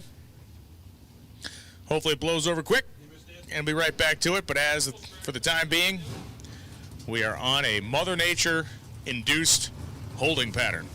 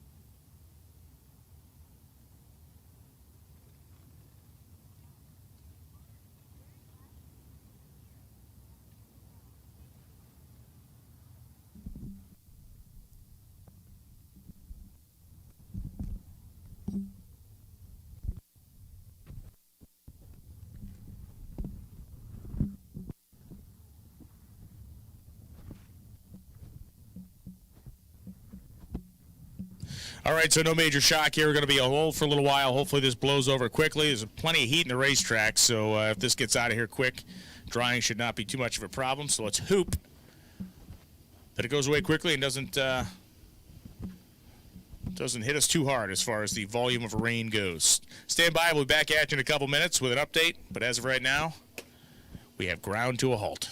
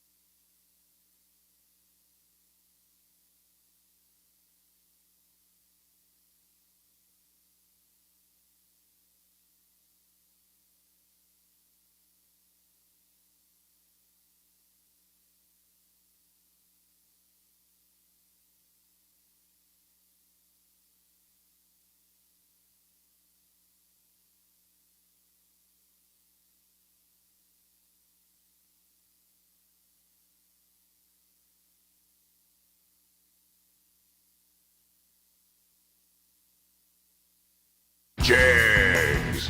Nobody beats Jegs.com. Choose from millions of name brand parts and support from experts who know and love cars. 24/7 for life. There's only one place to go. Jegs.com. Jegs. Nobody beats Jegs.com. Choose from millions of name brand parts and support from experts who know and love cars.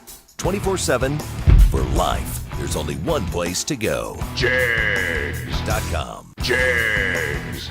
Nobody beats Jegs.com. Choose from millions of name brand parts and support from experts who know and love cars. 24/7 for life. There's only one place to go. Jegs.com. Jegs.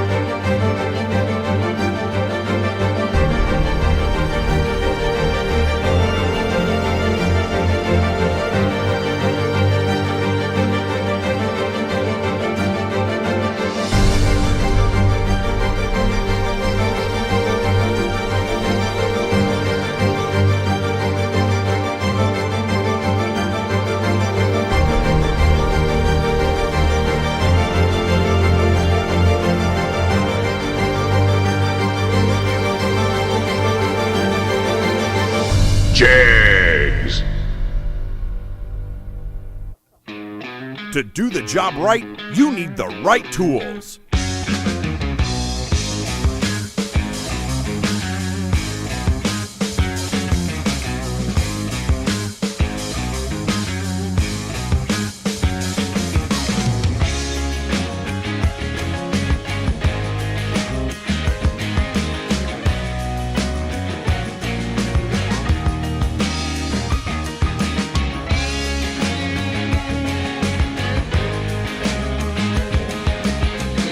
Log on to Jegs.com today or call 1-800-345-4545. One call gets it all. One click gets it quick. Racers at all levels, weekend warriors and outlaws, to our own in-house Team Jegs drivers. Rely on Jegs to get the tools they need and the results they want. Log on to Jegs.com today, the most trusted name in automotive performance. Jegs.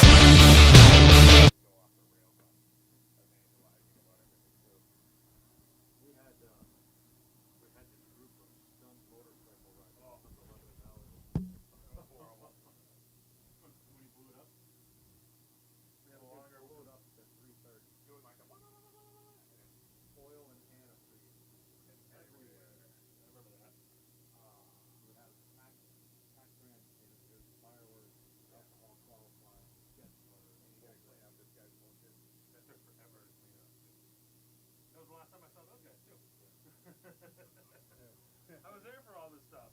Hey, you still work here? Regular boy. No, you're there. You're great. What? You work? The coolest thing when I first started working there was like he had Danny O'Day's old wheel standard, and like on like a slow Saturday test tune, like he'd like go on the radio and be like, all right, the other guy would take over, he'd come out with test runs in that wheel standard. And it's like I thought it was the coolest thing. Like the starter jumps in his wheel standard and starts making these runs. He's back out again. He's got a new truck back out. Oh, cool. Working shows. I knew that. He did? No, he was here at the junkyard show. Cool. He's a good dude. I haven't seen him. Your school bus never showed up. The school bus never showed up. Never showed up. They never told you they weren't showing up. I never told us it was Yeah. He is last booking. Wow, Yep. yeah. Ken's dead, but whoever bought him apparently. You know, that's a Remember when I thought old Shockey was no longer allowed at the track for giving passenger rides. he got a hand slap, that's why he was able to come back. Okay. remember Louis, what the hell was the guy's name? Louis Guerrero, Car guy, BCD. No, that was whatever he had. So this was one of my favorite Joe Lovato moments. We're doing the jet show, and we run the first round, and next thing you know, like he wasn't here. Next thing you know, he sees where like truck come over the horizon here on the bridge, and Joe was furious already because he wasn't here. And so Joe like jumps on the scooter, and he stops like Guerrero like gets the nose of the truck at the gate, and Joe's on the step, and it's like we're watching him fall. And you see Guerrero like pull in the parking lot, make a U-turn, and slowly just drive back out. You'll never work in this town again. My job during those shows to make sure Joe and Ripple do not go amazing about him. The other one was when Joe mistakenly put the Super Shockwave instead of the Shockwave. So Shockwave's truck, the Super Shockwave is the little pickup truck. The Shockwave is the big rig. So he pulls in and he's got the little trailer, and I said, Joyce, which truck did you put? It was the big rig. I said, no, the trailer. And he's like, it's the Super Shockwave. I'm like, yeah, that's the 57 Chevy truck. And all the obviously advertising for the race has the big truck in it. Oh, Very few people complain about it, which is cool. But he's like, and Joe's friend, he's like, you would think. And I said, I know, it would. No. Yeah. Moses got his truck for sale. who? Bob Oh, Moses. Last time I saw him was Beaver Spring, Oh, cool. Pennsylvania. That is a small place to be driving a pickup truck, especially when you get the bed of your pickup truck, tailgate down and your feet are on the wall at the start line. I would go, man, what is this place? Up close and personal. And it has like the 300 yards of ground. So you get the walls up there. I won 2 rounds of racing there. He's, It's amazing when you're racing 10-second vehicles. the Walter actually gets moved in. He put concrete walls in. He was actually Peter doing it? Bob doesn't own it. Yeah, I know, he sold it. Mike something. He owns it now. He's putting the concrete walls in there about 8 feet off the drive. Good. You gonna widen the thing too? To do a Yeah, guardrail. you gotta pave all that Yeah, nice. in between. That'll be good. But that's a couple year project. Is he gonna swap once he gets it? Yeah. I really want Empire. I want Empire bad. Yeah, I don't understand, like you said, I understand the guy's like concerned for his races, but at the end of the day, like what does iTray offer them? Nothing. They can't offer it.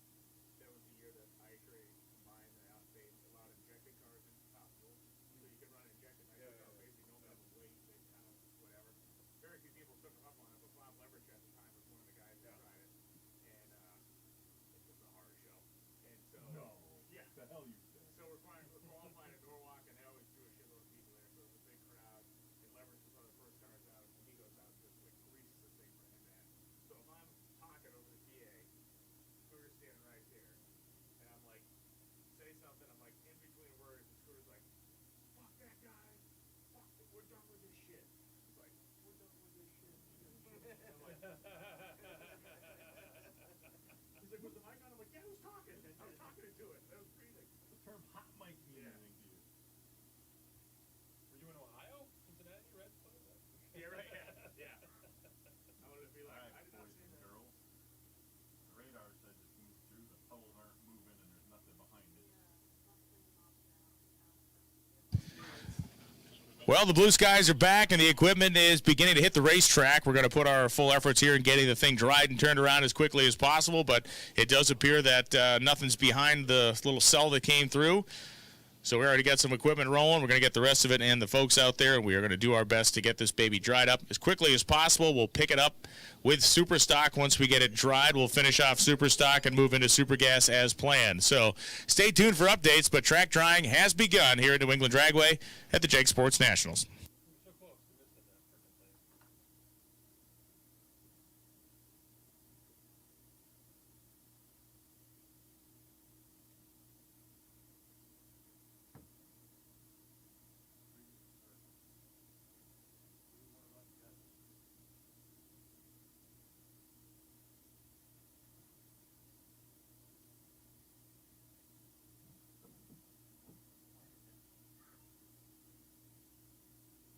Somebody at safety copy me, somebody gonna hop on the Buffalo and start dragging that around.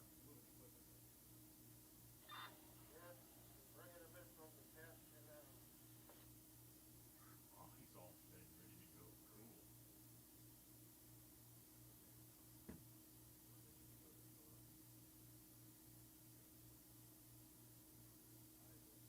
Send him over there.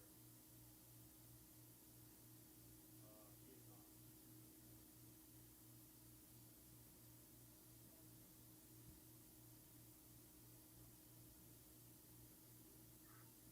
Kevin, I believe we're making arrangements to get the jet filled up. We're gonna have to drag it over and get it filled. Yeah, get our jet hooked up and take it to the gas shack. Oh, okay. Where is that? Right here. Gas shack's right up front. Yeah, roll it up here to the gas. We'll get it hooked up and, not set up, but hooked up and come up here to the gas shack, fill her up.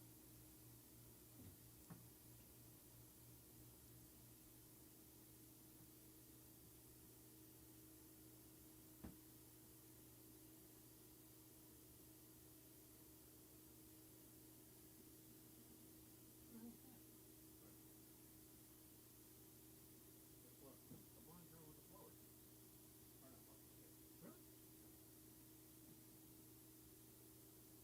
Really? I had a woman with a camera come up to the wall, set up this morning, and go, "You need special permission to set up over there?" No. Anybody can just walk out of there.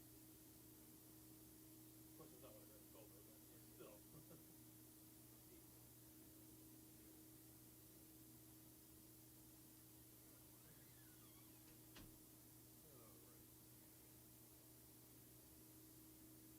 I'm really hurt, Dan. Hurt? Yeah, I'm hurt. Not inviting me to your wedding. I know that. Don't feel slighted, because there could be a wedding to be invited to. I know. I was already giving him a hard time about you should be on that show when he gets married at first sight. His own mother's come to grips with it that I love that 90 Day Fiance. I haven't seen that one. I would do that. Give her some good money. I live. watch 90 Day Fiancé together, split apart. I'm on the watch it. I thought you said you and your mom watch it. No, me and Steven Rhodes and Oh, who else? said your mom watched it. Yeah, I'm to watch it. Who else do I chat with? Carrie Corey. Trish from Maple Grove. So usually like Tuesdays we'll all sit there and So talk you about watch the 90 episode. Day, you the single guy, the bachelor, watch 90 Day Fiancé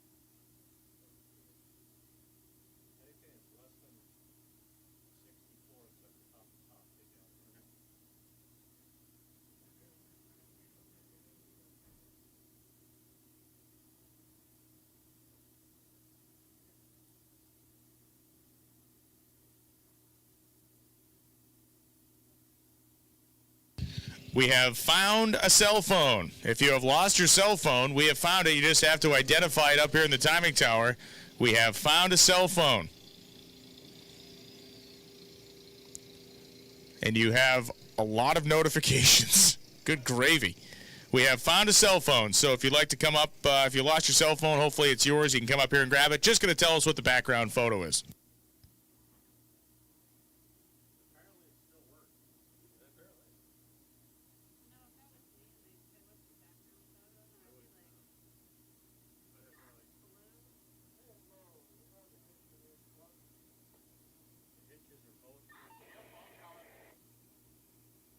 Actually, I remember my grandson was at the company one, and then my son holding a bath in the bathtub in the water.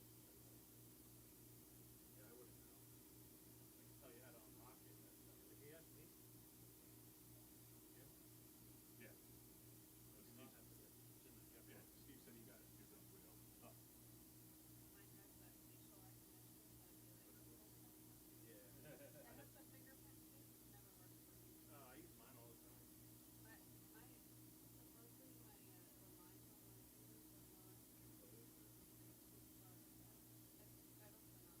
Why is our Buffalo not on there? Because they thought that. Oh, it's not a Steve, so. They said they were filling up and getting ready, but you know how that crew moves. Maybe that is.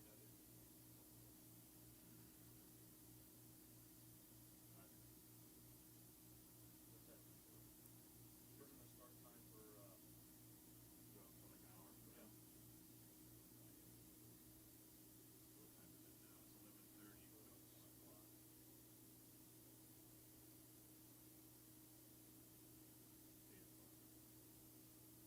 Hour by hour, but.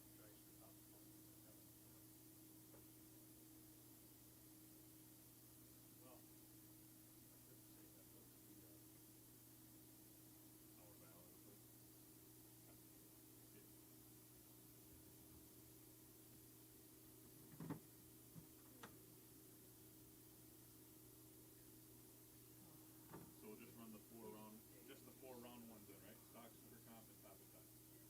current? Current. Worst case scenario, top and top will go to tomorrow. Worst case scenario, everybody will go first round tomorrow. Worst. The ultimate worst case. It is what it is.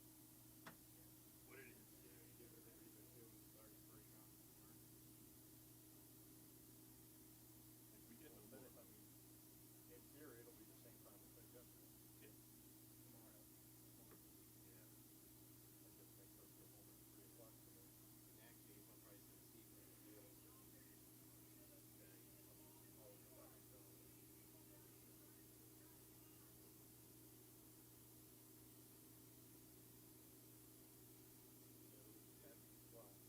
gonna say, take the trailer. You have a 50% chance at 1 and 2.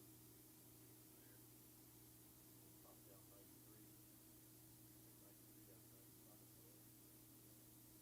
I mean, rather than going 30 miles back and then up back. Yeah, right. Yeah. Because it's possible we just start around. Yeah. Yeah. Yeah, if we start at 1, Dave, in theory, we'll be ready for top dragster round 1 at 7 o'clock. 7's okay. It's gonna get cool again.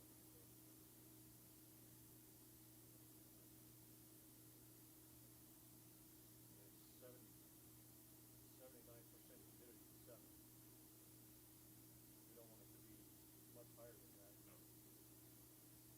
82% at 8 o'clock.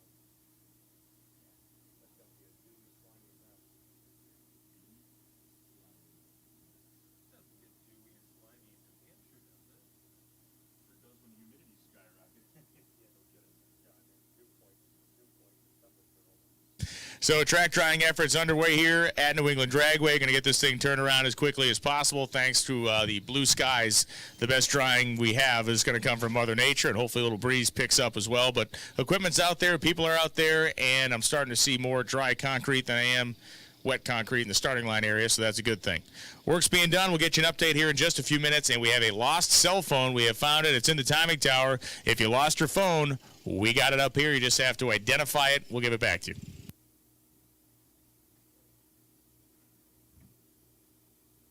Hey, the weather man was right. He said 61% chance of rain today. This was that, but I thought that window was supposed to be later on. Well, that, I just looked at it as till 61%, 1 and 2, but hopefully that's wrong. Okay. And then after that, it's fine. But hopefully we don't get anything else after this. But the weatherman will get his bonus for the year because he was right. Yep.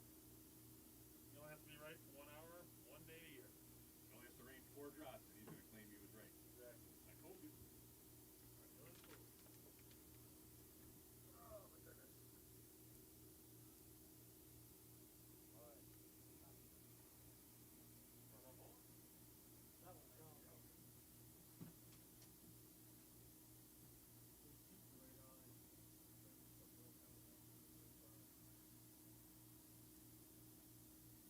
I know it's a little early over at the snack finish road. You guys know anything?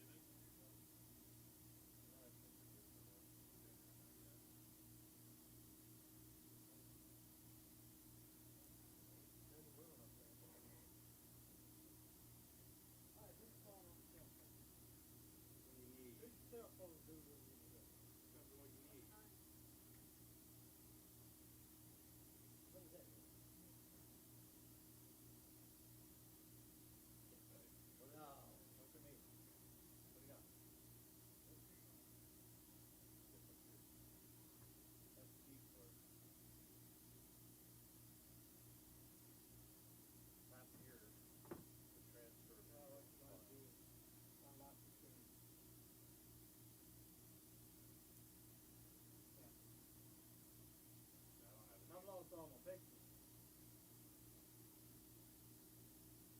All of them? Yep.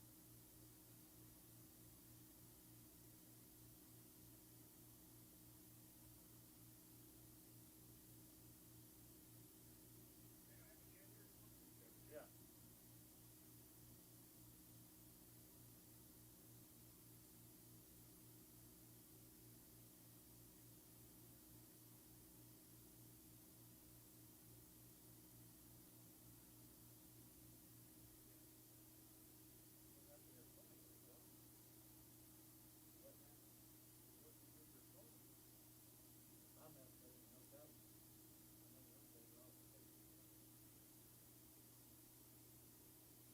Like lots of pictures. Like Try to give it maybe the best of the way you can give it when I was doing it. Guess it was too many. Stars on it, put in pictures on it. the phone still works, right? Oh, yeah. I don't think you can do without an if your SD card is shot. I don't think you can take any more pictures or video. I think it'll let you. The phones don't really have much storage space.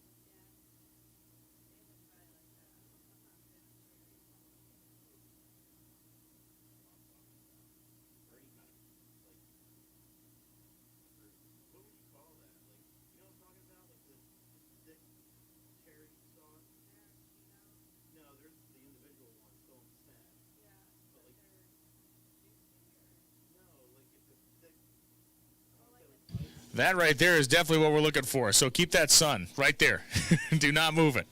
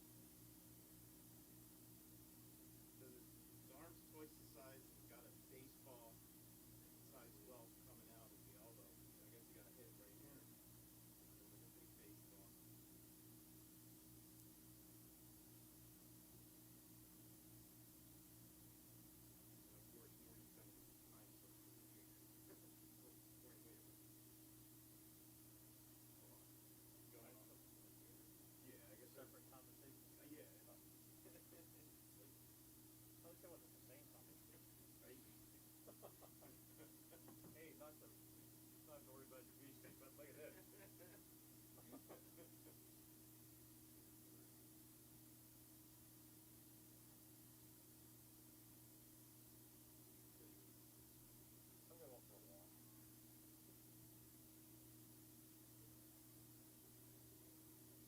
You guys figure out to go to lunch, just give me something. Have fun. We should get them like the worst thing they got on the menu. What? We should get them like the worst thing on the menu. He said, just give me something.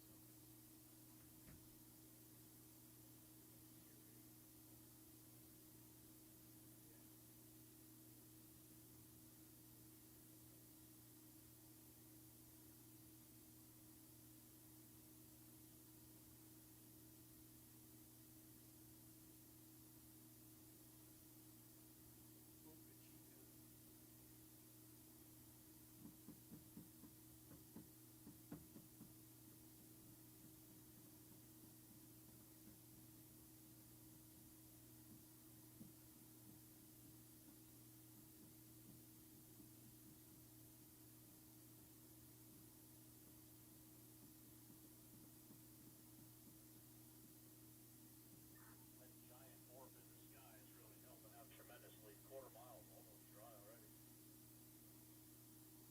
Yeah, we're only gonna fill one tank. Good thinking. That was smart.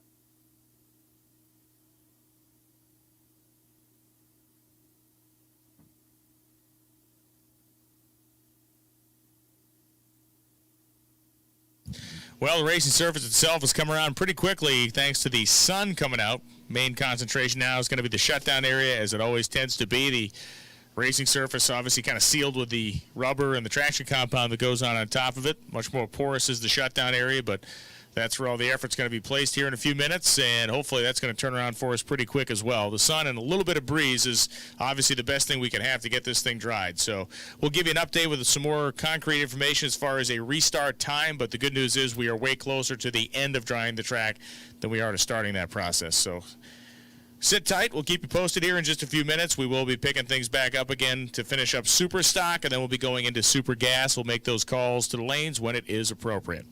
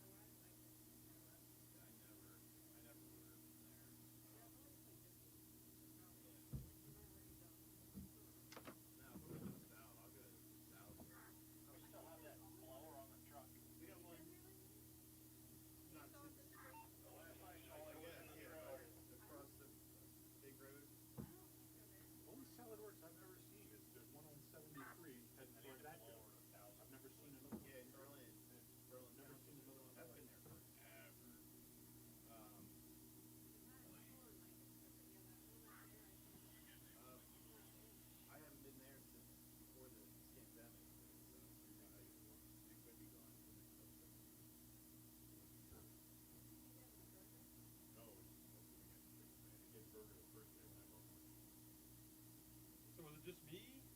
I just left just 20 minutes ago. Yeah, and everybody figured, well, and especially then we realized that driving's going pretty Steve fast. Rhodes, when you light the jet, center line on the quarter mile, one pass on the shoulders, and then the shutdown, which should be good. How long before we'll be ready to go? Okay, got that, Kevin? Less than an hour. Okay, good. Not like a 10 minutes though. Yeah, stay out of the groove. The groove is perfect. Just do the shoulders and then the shutdown.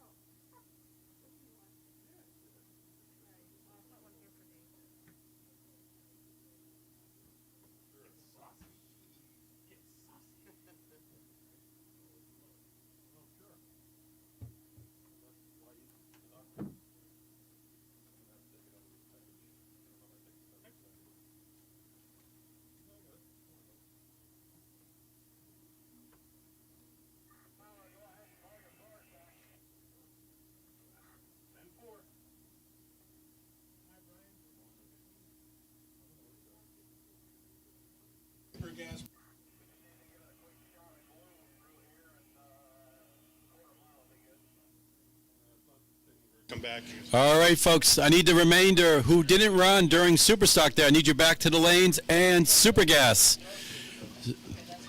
Those that didn't run before the Mother Nature, we need you back to the lanes in Superstock and Super Gas. Super Gas need you back to the lanes for your first qualifying session.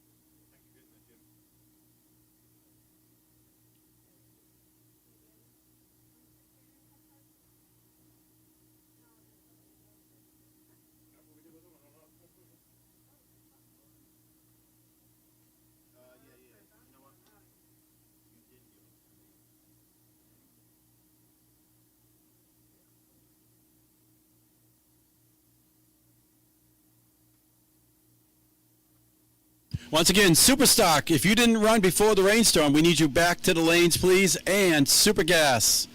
Superstock and Super Gas, only Superstockers that did not run before we had the rain. Things. Get them ready. We'll be calling you And in a few minutes. and Top Dragster, if you are not getting yourself ready, you should be, because you'll be the next category we're going to be calling you here in just a couple minutes. So Super Gas, get yourself to the lanes. The remainder of the Superstock and those that are in Top Dragster, pull them out of the trailer, pull out the suit, get the helmet, because you're going to be called here in just a few minutes.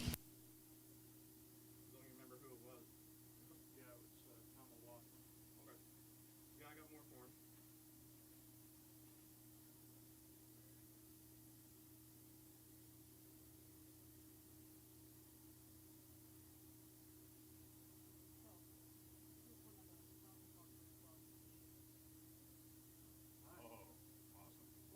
What happened with Tom O'Loughlin?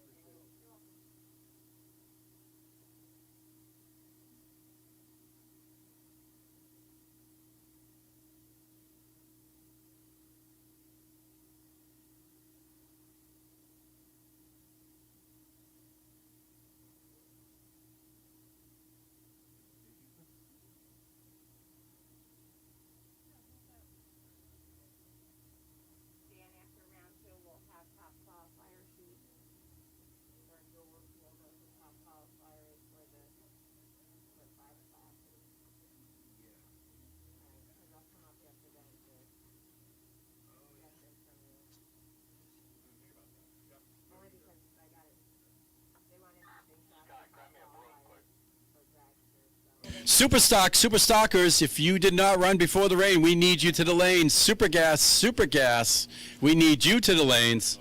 Bring them on down. Super compers, you did not run before the rain. We need you to come up so we can get you down here. And super gas, we need you to the lanes. And those that are in top dragster, you should be getting ready to go, as you'll be the next category that we'd call right as soon as we get things rolling here. Once again, Mother Nature worked its way through, but boy, it did get a little warm out there. That's what we're going to have between here today and tomorrow. So those seats at the top of the stands underneath the O'Reilly fan stands is a very popular place right now.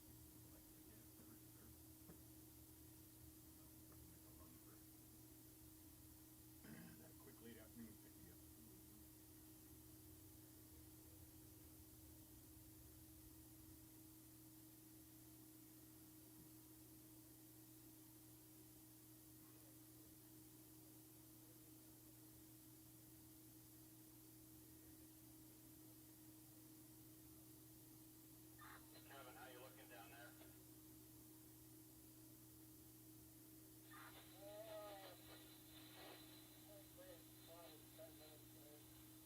Super stock. Those that didn't run before the rain, and we also need super gas to the lanes, super gas to the station lanes, please.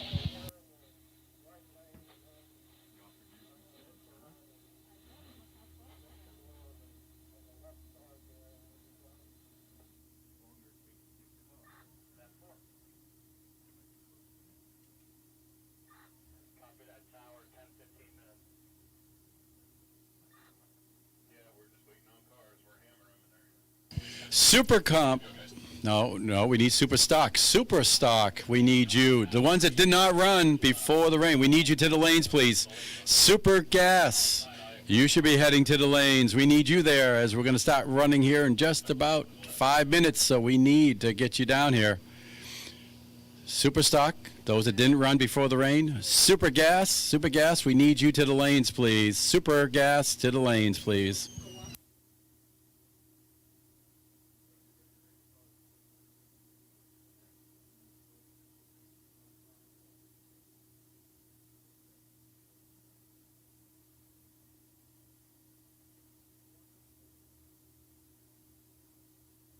You could probably announce that Super Street, Super Gas, Comp, Super Stock will not run round one today.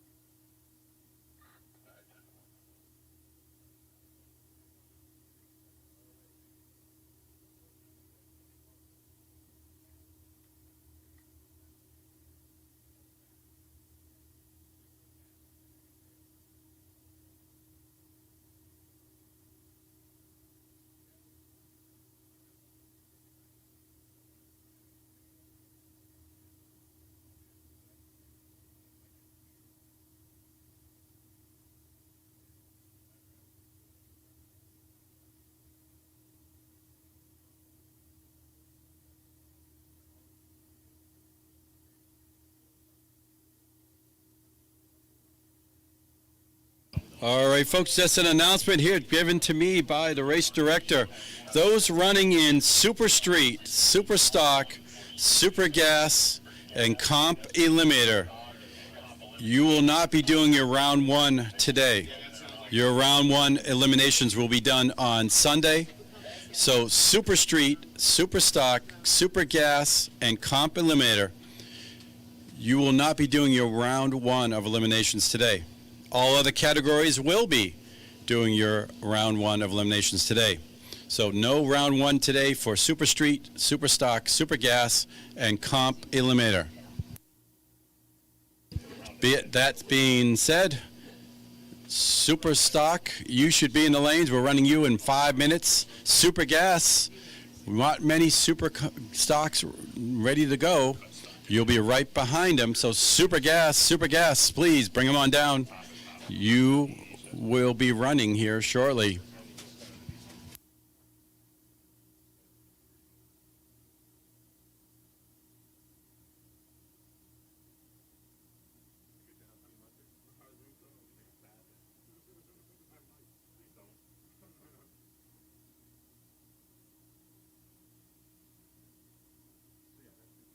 Oh boy, nice Italian ice there, boy.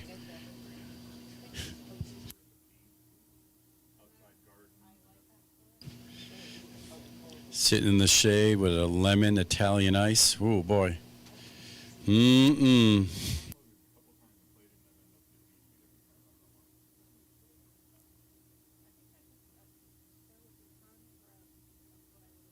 Boy, that looks good. Oh man. A Minute Maid lemon Italian ice. Ooh, boy. All right, we're just 5 minutes away from getting things rolling here. So if you did not run in Super Stock before the rain, you need to be in the staging lanes. Super Gas, you need to be there immediately, please, as you will be running right after Super Stock. Those in Top Dragster, you should be starting to get yourself ready to go because you'll be called here next.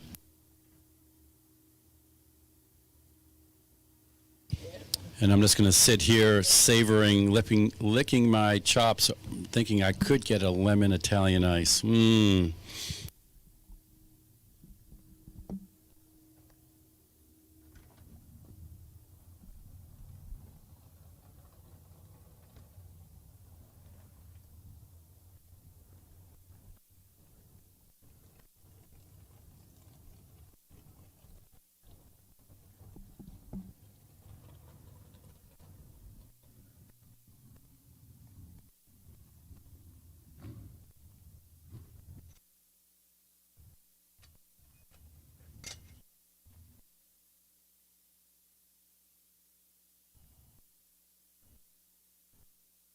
Super Gas, please bring them on down. We got people sitting in the stands wanting to watch Super Stock and Super Gas. And maybe a lemon Italian ice there. I don't know.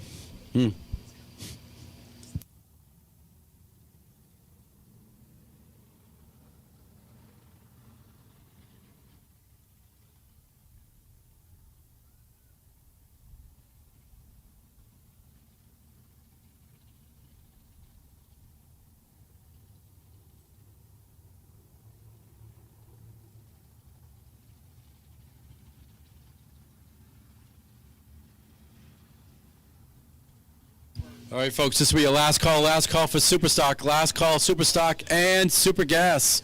Last call, Super Stock and Super Gas. You should be in the lanes as we're just about getting ready to go here.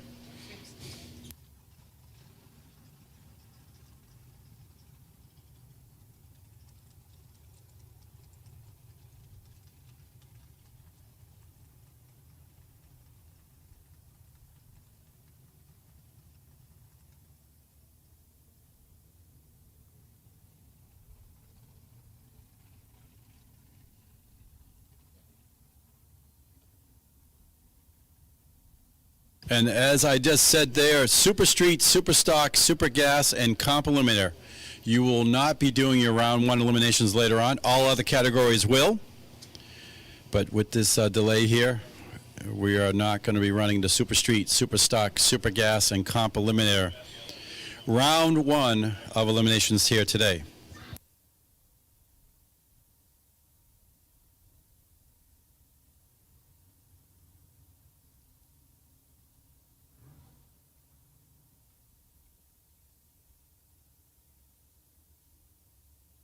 And this will be your first call, first call. The Tommy Tape Top Dragster.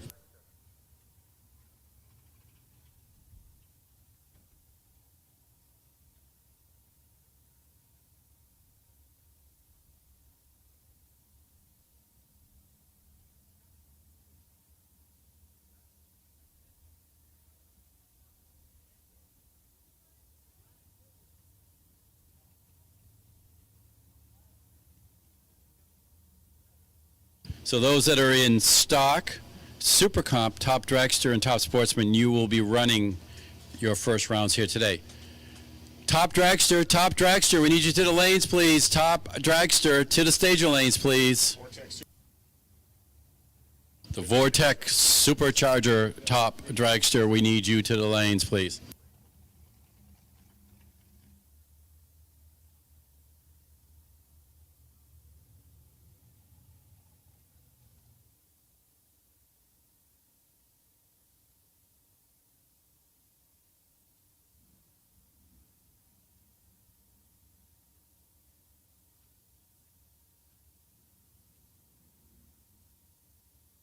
Looks like we're just finishing things up at the top end there. I see the equipment out there in the shutdown area. Once we get them back into their spots, we will be right back into Super Stock.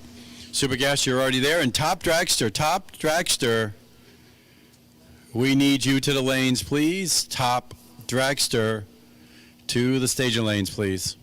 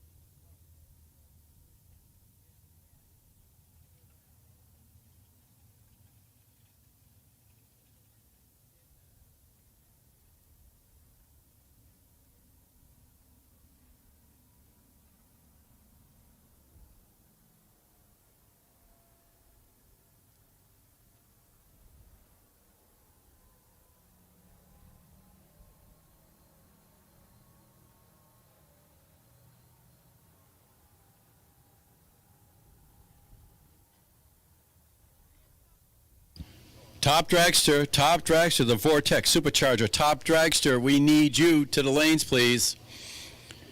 Super Gas, you should already be there. And Top Dragster, we need you to the lanes. Top Dragster to the lanes. Don't forget to stop by the concession, get yourself one of those Minute Maid lemon.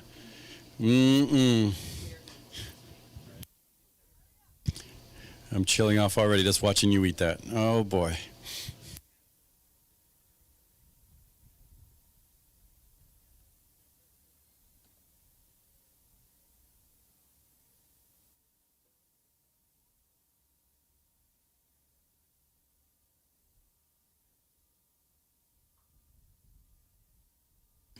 Once again, Top Dragster, need you to the lanes, please.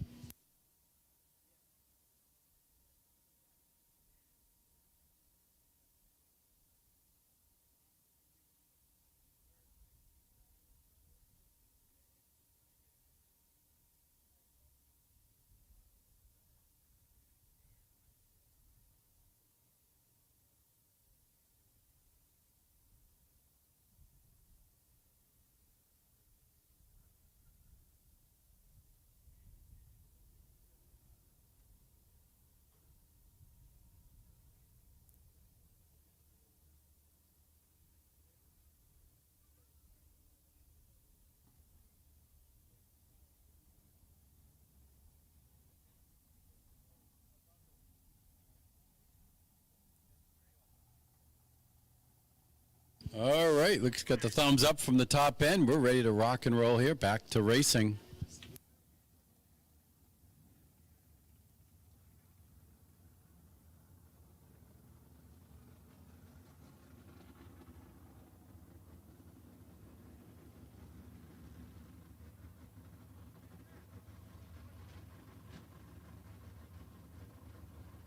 All right, looks like we got our final three here in Superstock, as it'll be Mike Iacano taking on Anthony Patazzi.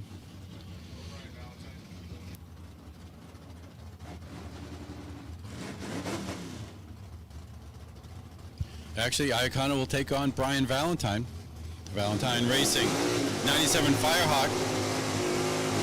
Small block 305, taking on Iacano, the Firematic Mickey Thompson Pierce, 87 Camaro. Right now, the number one qualifier is Scott Gove at 1.065 under the index, followed by Schrader, Lebrecht, Kennedy, and Martel.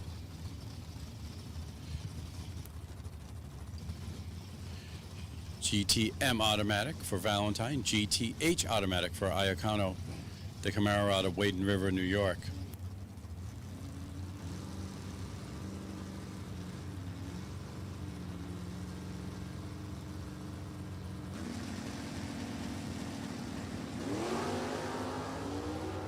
All right, we're off. A little bit of a break there. Mother Nature. A little spritzing there. Iacano 992, 134. As Valentine clicks it off just about the 8th mile, 1422. At a blistering 63 miles an hour. All right, so looks like our last super stocker will be Anthony Patazzi. 98 Grand M, JAG sponsorship. Out of Richmond, Virginia.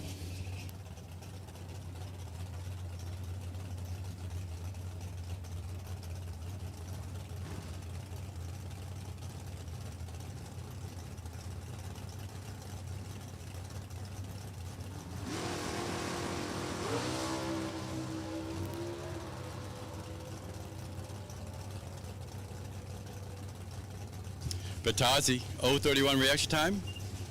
Clicks it off 10:41 at 74 miles an hour. So that takes care of Superstock. Now we're going to go into Super Gas.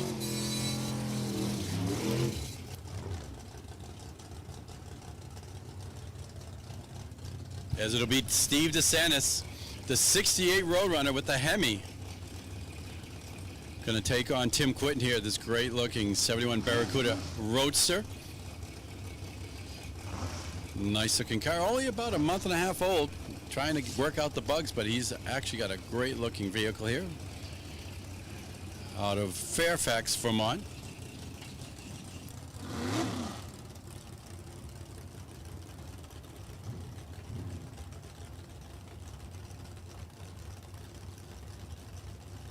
All right, Quinton gets up there. He's pre-staged, waiting for DeSantis.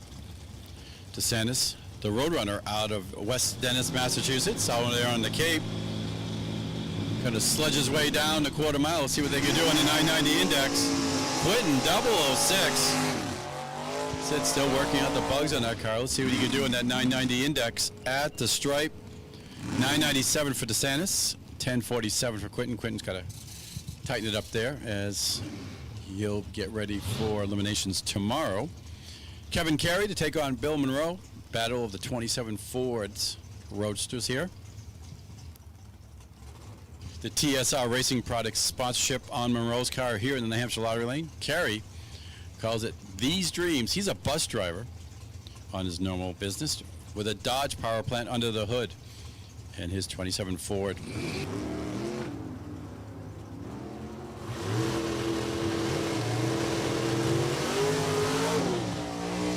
All comes down to the 990 index here at the stripe. 993.4 for Carey, 998.1 for Monroe. Henry Stanfield comes up right now, the 59 Corvette Roadster. In the excavation business down there in Plainville, Mass, taking on Jerry Pierce.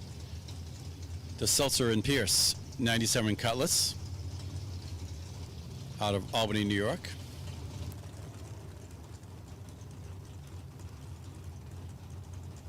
Little prep, and now here we're back. 989.9 for Pierce, 993.3 for Stanfield.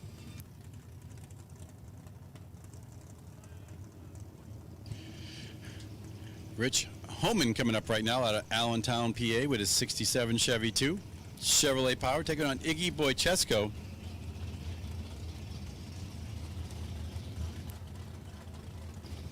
...2017 Corvette Roadster.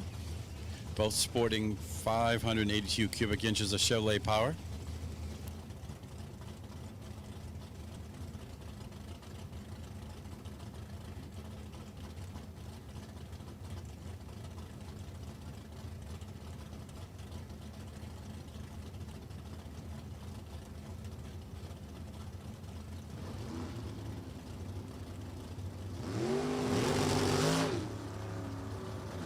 Homan, 005 on the tree.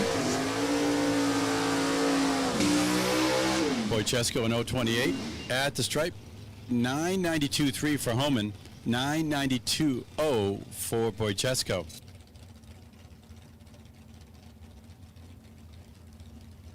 Next paired will be Tom Smith out of Hughestown, Pennsylvania, the self-employed 47-year-old.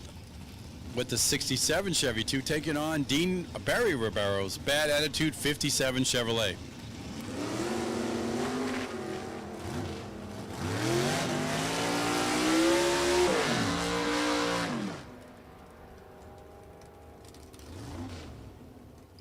$993.5 for Smith in the O'Reilly Auto Lane. $1042 with a 7 for Ribeiro and the 57 Chevrolet.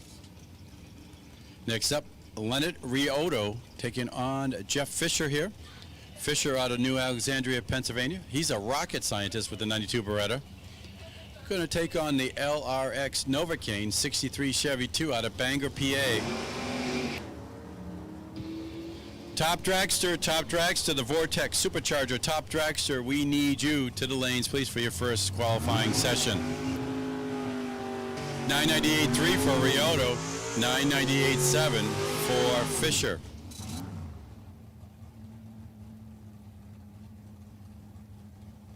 Right now, Iggy Boychesko's in the number one spot, 992 flat. Okay, here we go. Brender Hunter in administration. The Gilbert's Automotive 63 Corvette Roadster taking on Scott Giordano, his 57 Corvette Roadster. The Giordano Racing out of Staten Island, New York.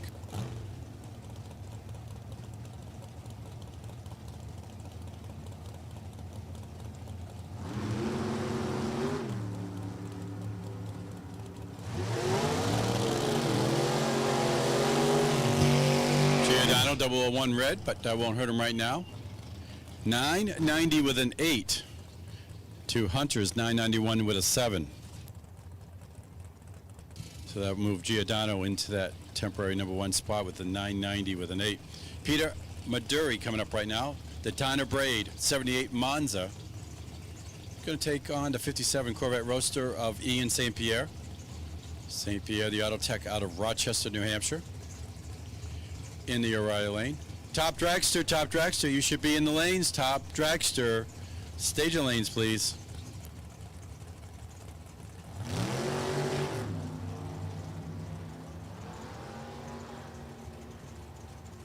The Monza with an 021 reaction time. Let's see what he could do on the dial. 984.5 for Maduri, 991.4 for St. Pierre.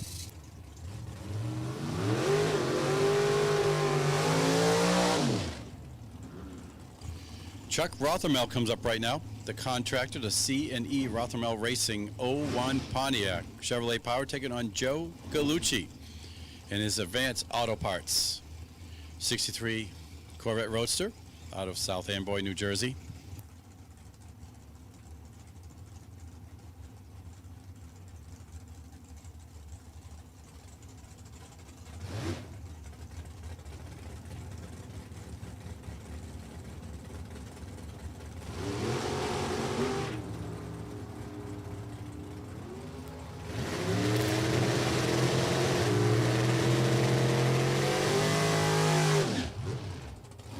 997.3 for Galucci, but it'll be Rothermel's 992.4 getting them there first.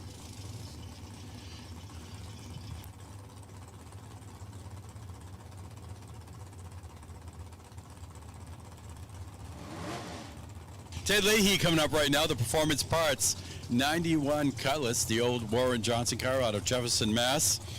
He's going to take on Frank, the Fast Tech Motorsports. Tatanowitz out of Bridgeport, Connecticut, 38 Roadster, Chevrolet powered.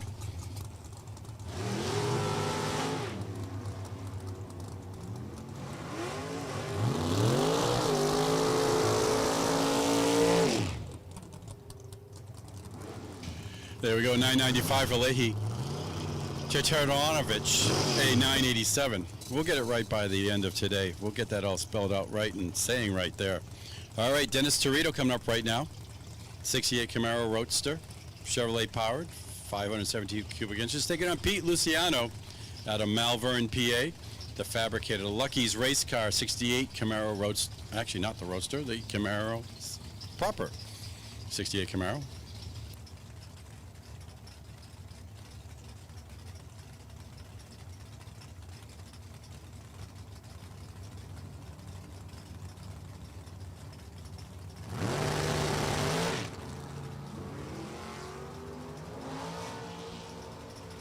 Throttle stops much different in the theories of using your throttle stop here. 995.1 for Torito. Luciano 996 with a 6. Okay, Top Dragster, you should be in the lanes. The Vortex Supercharger Top Dragster. You should be in the lanes getting ready to go because you're going to be running right here after Super Gas. Oscar Oltz, the K&N Oscar's Motorsports 03 Davis creation, taking on Doug Marsters and his 64 Corvette.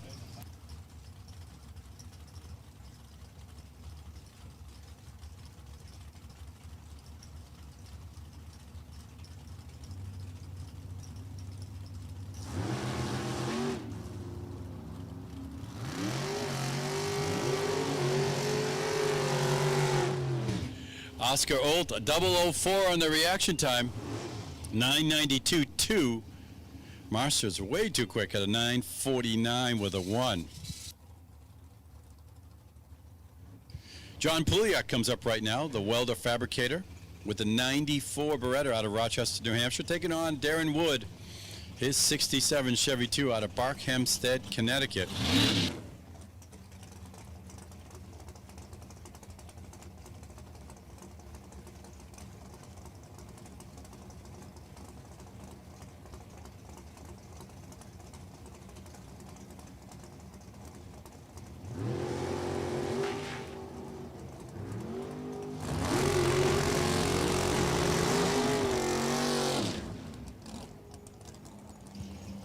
At the stripe, it will be a 997.9 for Wood, a 999.8 for Puliak in the New Hampshire Lottery Lane.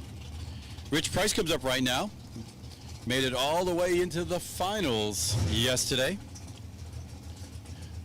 with his 04 Don Davis Corvette.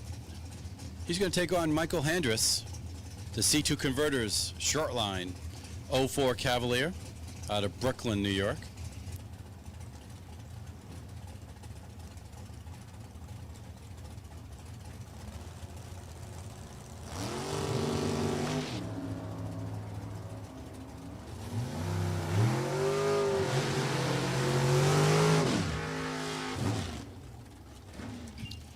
Handress 990 with a 4, but Price 990 with a 1. That puts Price 1, Handress 2. Ray Sawyer comes up right now, going to take on Justin Lopes. Lopes, the 63 Chevy 2 Select transmission, Mickey Thompson sponsored. Nova out of Lakeville, Massachusetts, take on Ray Sawyer. What can we say about Ray Sawyer that hasn't been said on the screen here? Super Gas World Champion in 05, 2-time division champion, 7-time national event winner, 9-time divisional event winner, and a 2-time Jags All-Star rep. Let's see what he can do. Lopes 002 runs a 93 with a 7. Sawyer with an 019 runs an 89 with a 1. And this will be the last pair of Super Gas, as it'll be Mike Sawyer, the 2018 Corvette Roadster, taking on the 63 Corvette Roadster of Tom Stauber.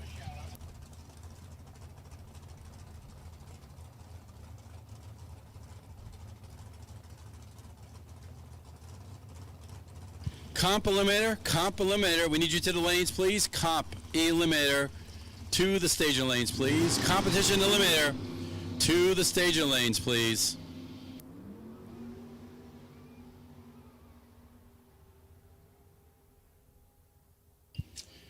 $991.7 for Sawyer, $981.4 for Stauber. So that'll take care of that round of Super Gas.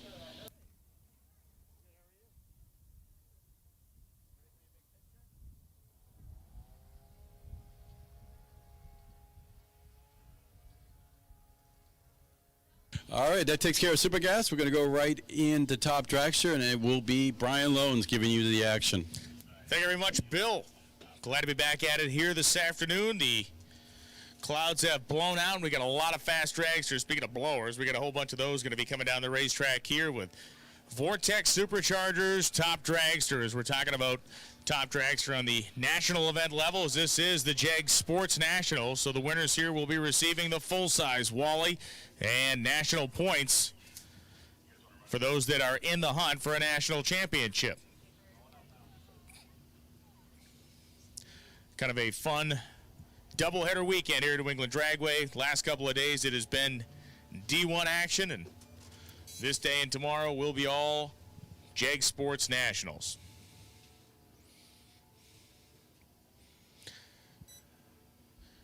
Couple of blown entries will be the first two cars down the racetrack here. Once we get our four-wheeler off the top end, is checking that left lane, making sure there's nothing on the racetrack, as these cars will be heading down that way at close to 220, some 230 miles an hour. Competition eliminator, you have been called to the staging lanes. We need competition eliminator qualifying session 1 to the lanes, please.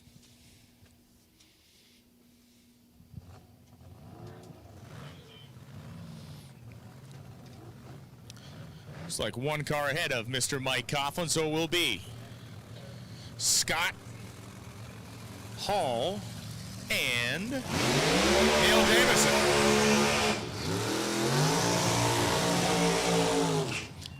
Scott Hall left side of the racetrack, Neil Jamison right side. Jamison from Southfield, Massachusetts, the Rock and Roll Racing 1999 Dan Page chassis dragster. Jamison just a small 400 cubic inch engine on nitrous. Scott Hall, on the other hand, and Alan Johnson Performance Engineering 481X with all that blower on top of it, the zoomy pipes jutting out left and right side of the engines there, making that great music. Scott's wife going to approach the car, remove the throttle stop they use on the burnout.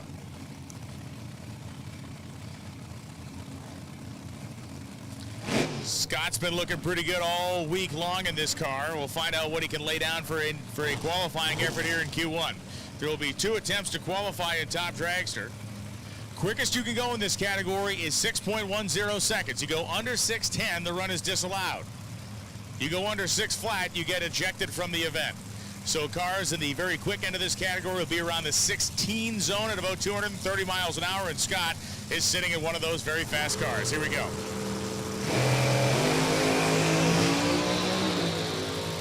Reaction time's identical, so a witness of horsepower.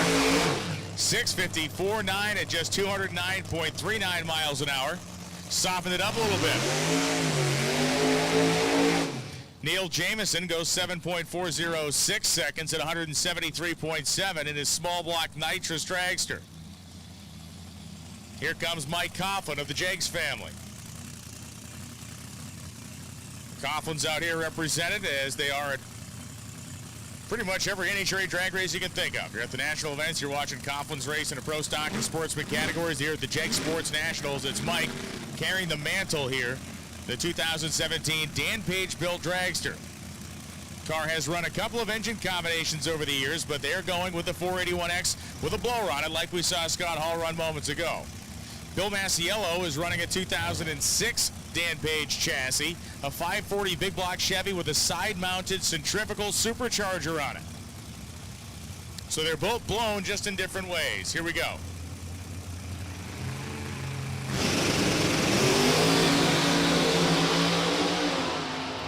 Both cars leave just about dead even in the starting line. 6:13, 223.76 miles an hour for Mike Coughlin. Goes to the number one spot on the qualifying sheet.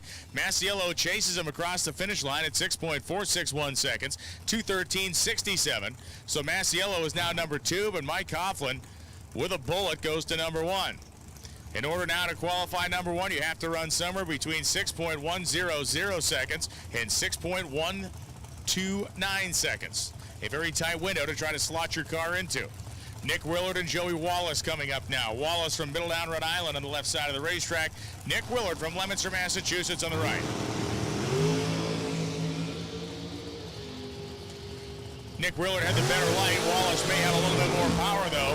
Nope, it's Willard that's quicker. 6.860 seconds at 194.74 for Nick Willard, as Joey Wallace goes 694.4 at 192.14 miles an hour in the Sargent's Auto Body Dragster. Al Stafari coming up right now from Tewksbury, Massachusetts. One of the New England Dragway greats. 2004 Dan Page Dragster, 632 with a nitrous bottle clamped between the rear tires. And Becky Miller, right side of the racetrack, Canterbury, Connecticut. More Dan Page chassis action here, a 632 cubic inch naturally aspirated combination here. So no power adder to speak of for Becky Miller.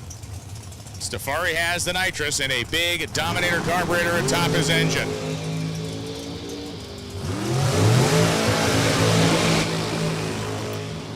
Becky was out first, and she gets to the finish line 6.937 seconds at 193 miles an hour. Stafari goes 691.2 at 194.02. Gary Colby and Nick Maloney coming up now. Maloney completing his burnout. 665 cubic inch big block Chevy for Maloney. Couple of carburetors on top of that great big sheet metal intake manifold. And Gary Colby from Fairfield, Connecticut. 2003 undercover chassis dragster 632 that he is running it naturally aspirated. You can see the mount for the nitrous bottle.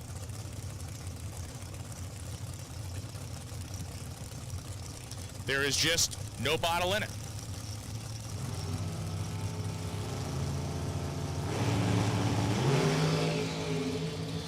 Nick Maloney has a perfect reaction time, a 21 for Gary Colby. And Maloney goes 681.1, 196.19 as Colby goes 719 with an 8 at 187 miles an hour.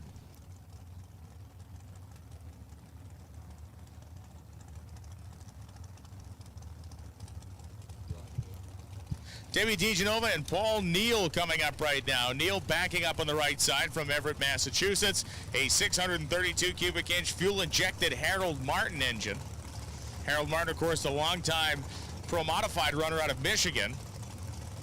These guys have been working with Harold for years on their engine program, and for a naturally aspirated car, this thing runs mid-sixes with no boost, no nitrous, no help from anything other than Ma Nature in the air that is being shoved in through the air scoop. Debbie DiGenova from Derry, New Hampshire, another naturally aspirated car that runs sixes. 615 cubic inches for Debbie DiGenova, and it is wound tight over there on the left-hand side of the racetrack.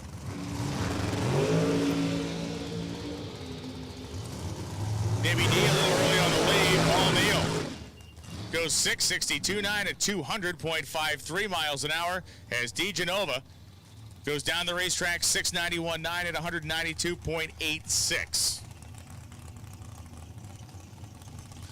Val DiGenova from Derry, New Hampshire, backing up on the left side, and Ron Klein from Livingston Manor, New York, on the right side. 2018 American Chassis Dragster, that 632-inch big block engine. Val DiGenova, the Boucher's Racing Engines, Dan Page sponsored machine. 615-inch engine. Just like Debbie's car, basically identical combination on both sides, naturally aspirated for Val.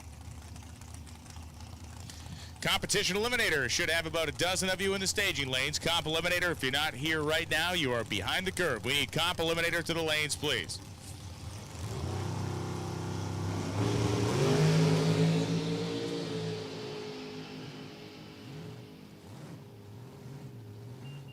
.685.3, 191 for Ron Klein, 681.4 at 194 for Val DiGenova.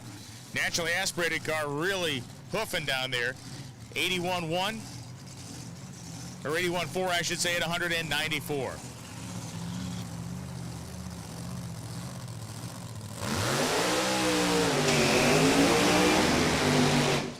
Pair of altereds lined up side by side. Pretty interesting here. Jim Dunn and Jim Blake. Now, Jim Blake has had about the most adventuresome weekend of anybody on the property. During a Wednesday test session, the transmission exploded in this car at the finish line, engulfing it in a ball of fire. They went through. The engine had spun up to 11,000 RPM when the transmission failed, bent a bunch of valves. So they've been thrashing on the thing for days. It was last night that Boucher's Racing Engines put the cylinder heads back together with the parts they had received. So this thing has been freshly buttoned up and is ready for action here. A supercharged big block Chevy engine, all kinds of huffer on top of it. And as Patty Blake and Jamie helping Dad get down the racetrack. Jim Dunn on the left side of the racetrack. Slightly longer wheelbase altered, more of a transformer car we call it. The traditional altered wheelbase being maintained by Blake's Little Irishman car. Dunn's car has a supercharged Dart 548. Blake, the 540-inch motor with the long, funny car style zoomies coming off the sides. Big run here for Jim Blake after days of hard work.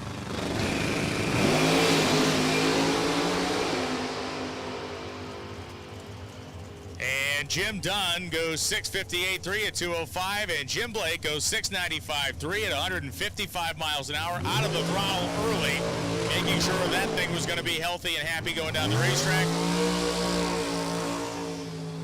So once again, a whole lot of hard work there, paying off for Jim Blake and family as they thrashed since Wednesday to get that thing back together after a massive mechanical malfunction and fire.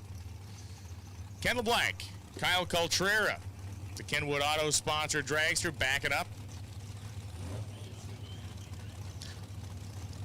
LeBlanc took the win at the 2013 NHRA New England Nationals, inaugural running of that event. Kyle Coltrera here in Elliott, Maine on the right side of the racetrack. Coltrera racing. His sister Lauren went deep in the rounds of Top Dragster yesterday, had a fantastic D1 event. Coltrera has run multitude of categories through his young career. 30 years old is Coltrera, been running junior dragsters and full-size stuff now for the better part of 20 years of his life. Pretty amazing to think about that. You're 30 years old and you got 20 years of drag racing experience.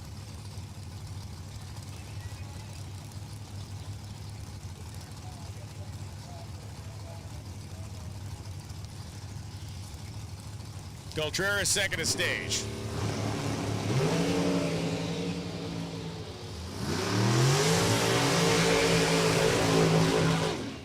LeBlanc goes 693.8 at 189.76 as Coltrera goes 705.1 at 189.12.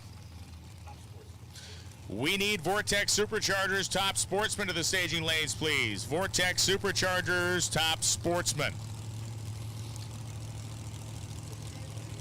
Craig Michaud over there. Where have these guys been? Craig Michaud coming out here, the Land & Sea Power Sports sponsored dragster. And Kenny Moses from Colonia, New Jersey. Great to see Craig out here. Kenny Moses, one of the big hitters in Division 1 in Top Dragster. Looks like naturally aspirated for Michaud with that single 4-barrel carburetor. I like the white powder-coated intake manifold and valve covers. That's cool. Matches the rest of the car. Kenny Moses got the nitrous bottle hooked up here. The Ken Moses Race Transmissions powered, or rather sponsored, 648 Chevy powered dragster.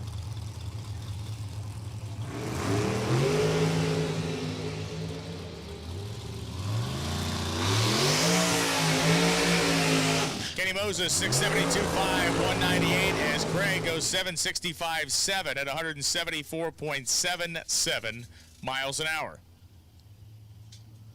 Lauren Coltrera and Anthony Bertozzi. Bertozzi leading the national points in Top Dragster. Bertozzi looking to go the distance here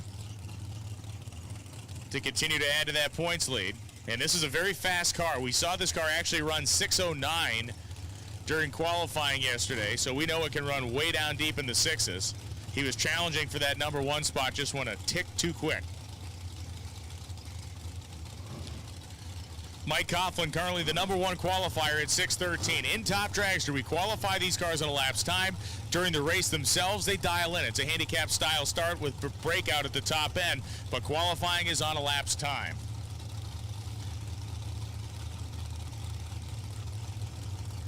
Vortec Superchargers, top sportsman to the lanes, please. Vortec blowers, top sportsman to the lanes.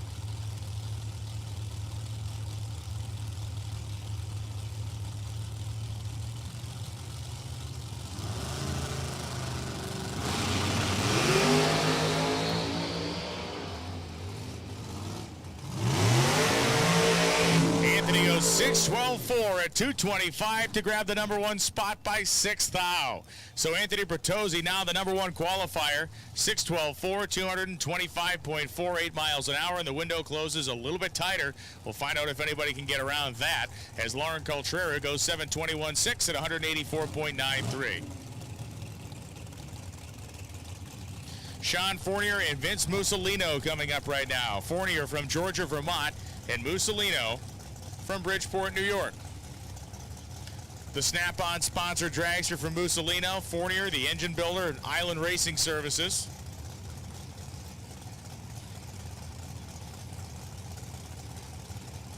TSR Racing Products sponsoring Fournier's machine as well. That big old Dodge engine behind him.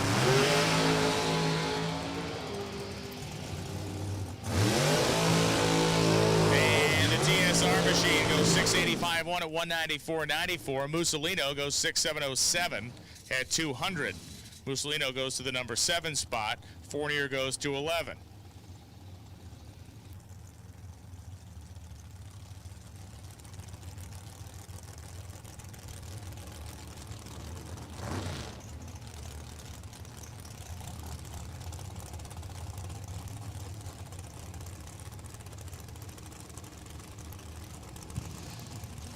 Bob Votilla coming up right now. Votilla from Southington, Connecticut, the 2017 Dan Page dragster called Midnight Sun. A great looking car. The orange and black paintwork there, the nice kind of fade. Lettering looks great. All of it is real good. 781-inch engine's real good as well. Bill Silva from Merrimack, New Hampshire on the right side. Silva, a 200 cubic inch disadvantage in displacement here. 588 to Votilla's 781.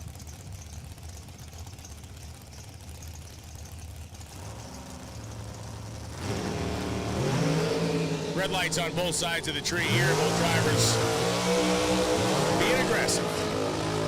Votilla goes 661.5 at 182.13. Silva goes 684.4 at 191.46. So Bob goes to the number 6 spot. Bill goes to the number 12 spot.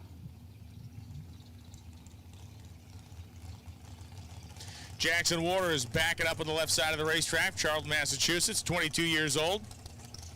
An arborist by trade. 583-inch rear Morrison engine for Waters.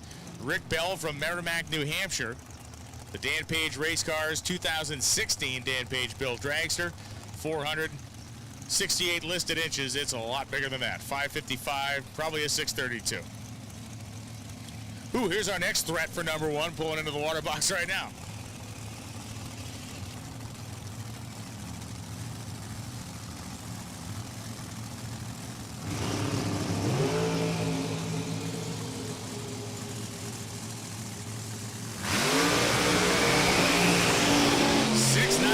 At 192 miles an hour for Rick Bell as Jackson Waters goes 752.2 at 177. So Waters currently qualified 27th. Bell right center mass of the field right now, number 16.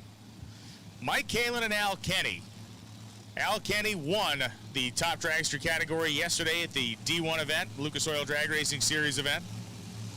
Going to try to double down this weekend here at the JEG Sports Nationals, and Kenny has an opportunity here to go to number 1. Going to be better than 6:12.4 but you got to be slower than 6100. Pick your spots. Mike Kalin from Niagara Falls, New York, 24-hour tire service, the sponsor. The, I believe, Don Gerardo built style aluminum or polished aluminum injector hat on his car. 548 cubic inch blown big block for Kalin.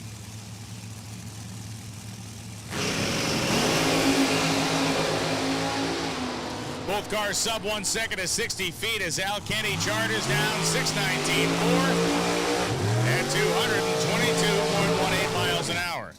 Al Kenny goes to the number 3 spot. Top 3 qualifiers all sub 620. Kalin goes to the number 4 spot, 637.8 at 215. Here comes Freddie Perkins and Brian Corey. Final pair of top dragster competitors, which will leave us with exactly 32 cars. And we have a 32-car field. Unless somebody's wrenching on their stuff, then we get a bump spot, and we get a little bit of drama during that next session. But otherwise, everybody gets to party first round.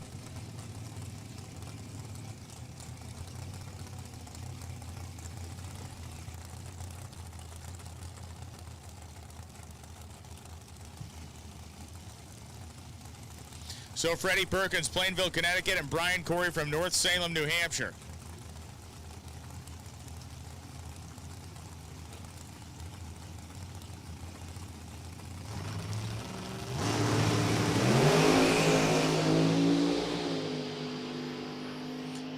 Fred Perkins is moving down the top end, 628.7, 219.94 miles an hour, and Brian Corey goes 652.7 at 203.89.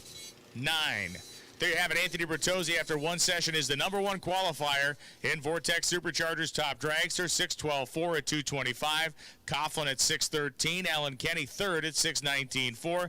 Freddie Perkins just ran to the number 4 spot at 6.287 seconds, followed by Mike Kalin at 637.8. Bill Masiello at 646.1. And Brian Corey at 652.7 jumps to number 7. Scott Hall sitting number 8 at 6.549.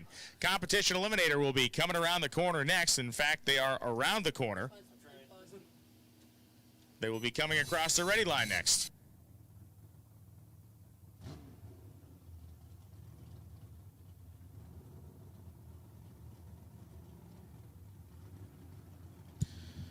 B Super Modified Automatic, the category for the Chevrolet Cavalier, pulling into the water box right now.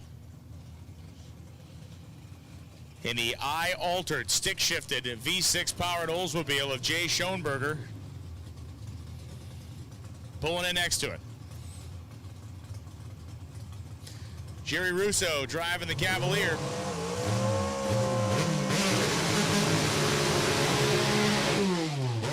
Competition Eliminator, we're going to see a whole bunch of different stuff in terms of engine combinations and car style engine combinations. The bottom line is this: Comp Eliminator, if we're talking about really engines and the weight of vehicles, right? The lower we go into the alphabet, so we're at a B Super Modified Automatic on the left side. So B Super Modified, we got a small block engine, 354 cubic inches, in a relatively light little car over there. Super Modified means that that actually started as a production car and was built into a race car. We go over to Schoenberger's car, it's an I-altered. An altered means that this was never, ever a production car. This is actually a former Pro Stock car. Never came off a production line.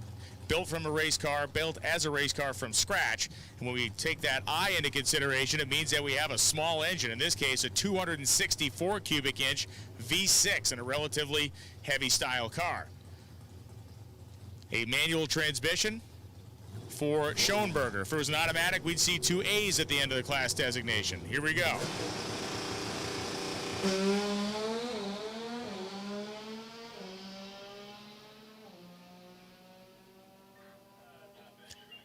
Schoenberger grabbed 5th gear right at the 8th mile, goes 8.201 seconds at 163.95 miles an hour with that naturally aspirated V6 screaming and yelling the whole way down. And Jerry Russo unfortunately had problems. The car doesn't appear to be running on the starting line.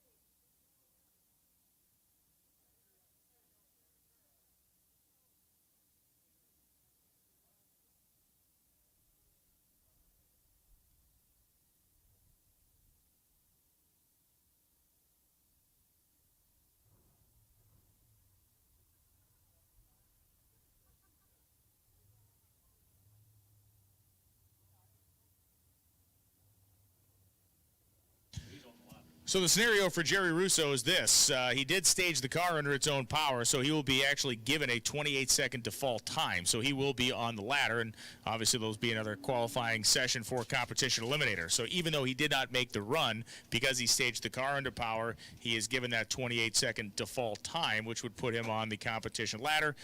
Assuming he comes back later on, I'm guessing he's going to make a faster run than that.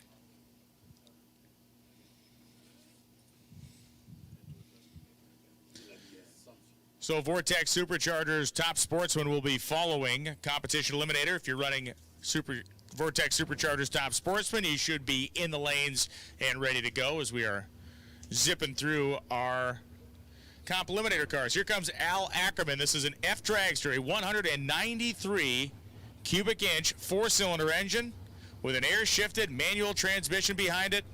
It is screamy and yelly and loud.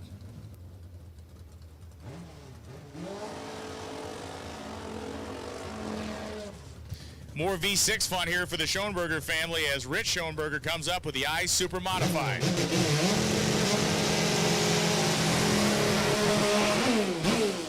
So when we take the same kind of engine combination and drivetrain combination with the engine and manual transmission, and we take it out of the Oldsmobile we saw, which was a scratch-built race car, and we put it in this 2006 Cavalier, which once upon a time was actually sold to somebody off a dealer's lot and then was built into a race car, it changes the category from altered to super modified. You notice it's got factory glass in it. It has to maintain some of the factory appearance inside as well.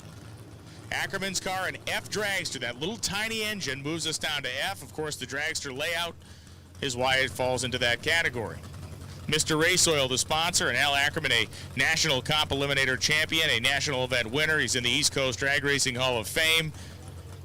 From Hague, New York, he is a legend in the Comp Eliminator world.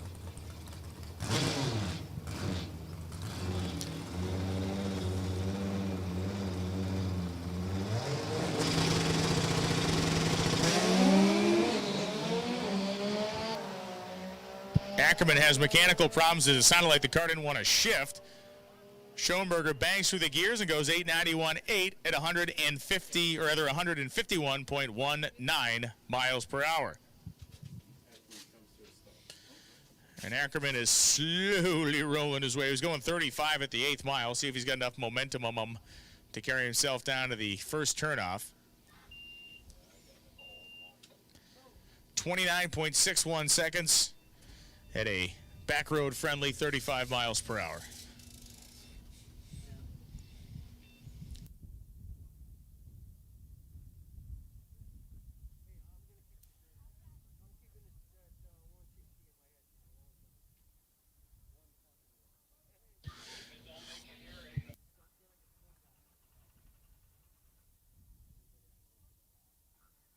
Next pair being fired right now, another very unique pair of engines here. Lee Zane will be coming up with a 4-cylinder dragster, F Dragster automatic, 199 cubic inch, custom built 4-cylinder engine. And Michelle Costa, a 201 cubic inch inline 4 engine that uses one Pro Stock style Hemi V8 cylinder head on top of it.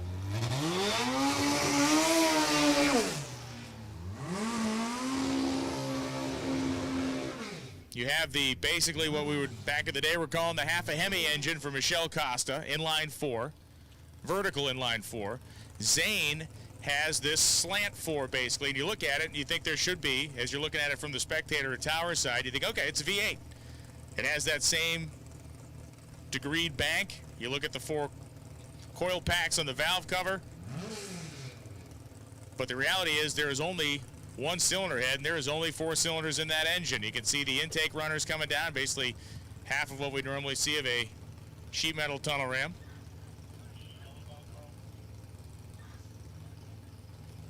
So Zane and Michelle Costa, the G Econo altered.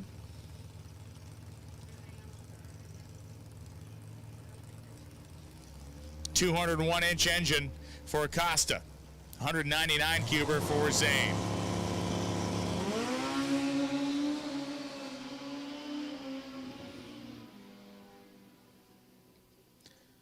And Michelle Costa goes 8:30 at 156.01 miles an hour with that inline 4. Zane goes 9:93.3 at 89.39 miles an hour.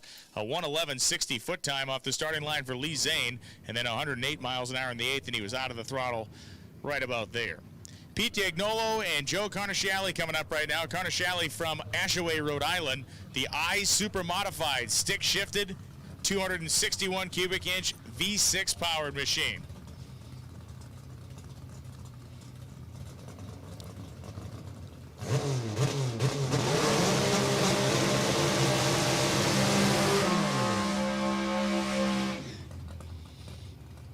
So Pete Diagnolo, D Super Modified automatic. Larger engine. Comparatively, weight-wise, maybe a little bit lighter of a car. Carnisciali goes all the way down to 261 inches. The V6 puts him in I Super Modified.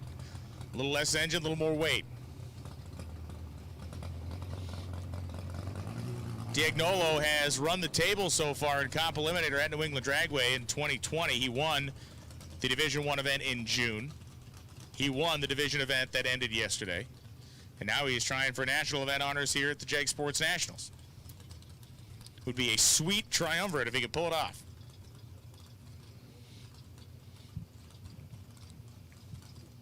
The two super mods pulling ahead right now, with a few cars yet to run here in this first session of Comp Eliminator qualifying.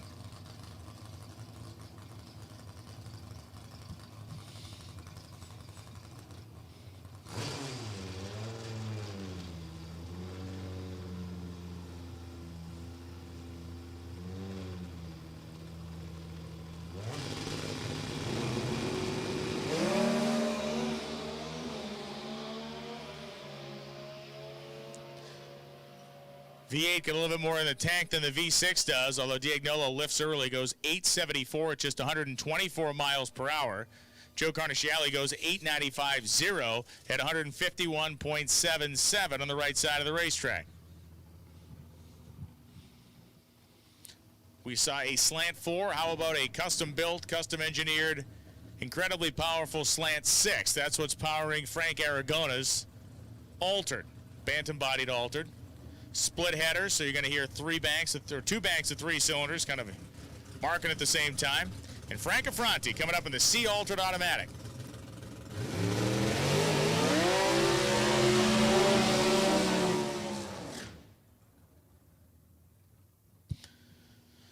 Look at Affronti's car, I think, man, it looks like a Pro Stock car, and the chances are it probably was. A lot of Pro Stock cars go into Comp Eliminator, run as altereds. If you're going to run a 500-inch combination, a lot of times you'll see old Pro Stock cars running as B altereds.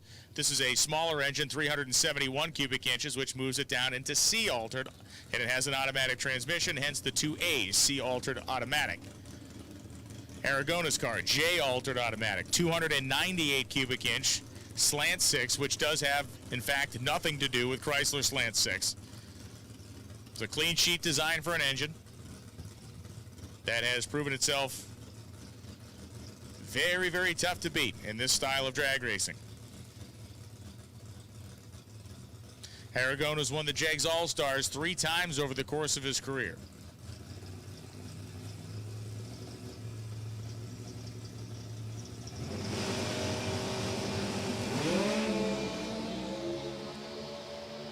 Fronti's car didn't sound like it wanted to find a gear as it came off the starting line. The revs kind of dipped way down. 738.8 at 179 for Aragona. 778.4 at 178 for Affronti. He was certainly looking for more than that. Aragona made a representative run, about what we'd expect out of that car for these conditions, and given the fact that it's the first qualifying session.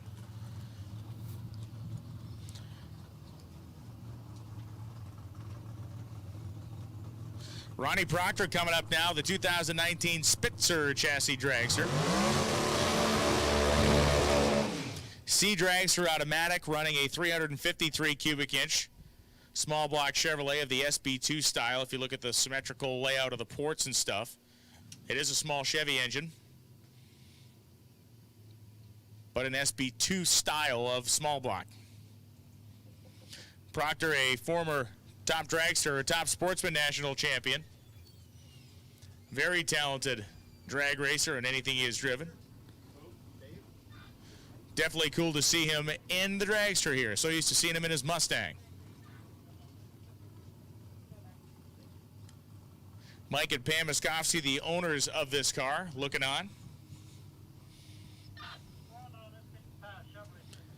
As our final car in Comp Eliminator rolls to the starting line, it will be Top Sportsman waiting at the ready line.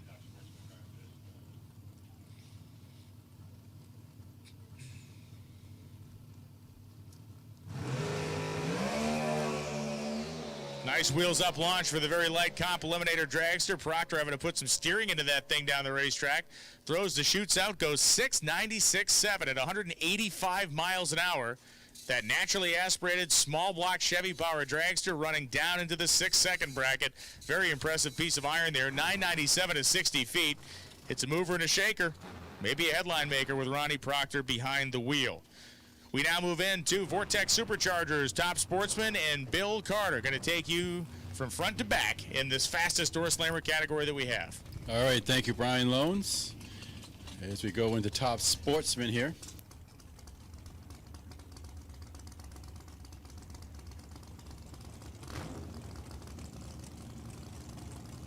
As it'll be David Kraft.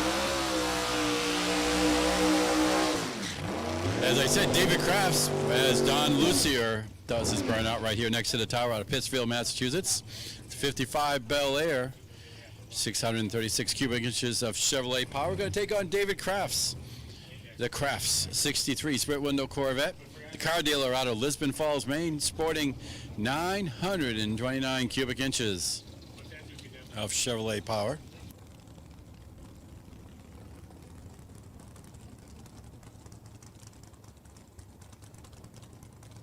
At our recently finished D1 event, your winner here was Jeff Brooks. Runner-up was Larry Willard. John Benoit being your #1 qualifier here. First pair coming up here in the Vortex Supercharger Top Dragster.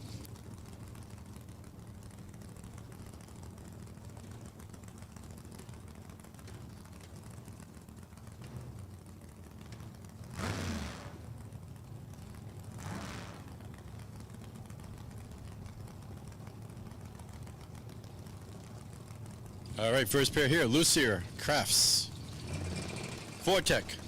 Well, someone. Problems with Crafts. Looks like the car stopped. Let's see what Lucier can do here. 063 on the reaction time. 731, 192 for Lucier.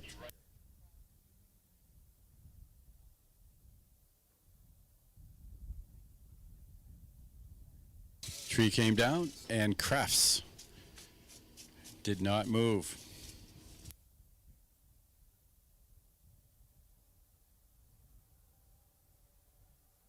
So we'll take a second here and back the Corvette car.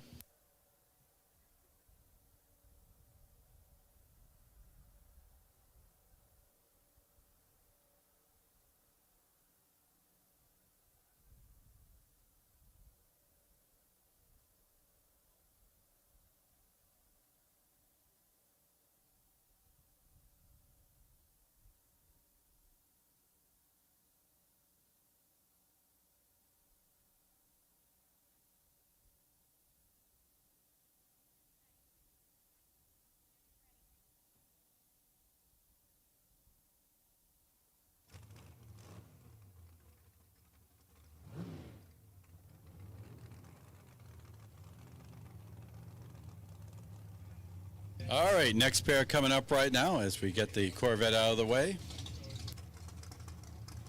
It'll be Eric Cabral taking on Cliff Agar. The 04 Grand Am, the A&C Performance Engines Grand Am out of Canyon, Connecticut. Sporting 704 cubic inches of Chevrolet power. Taking on the Ionati Brothers West Coast Chopper, Jesse J Firearms Unlimited, 41 Willis.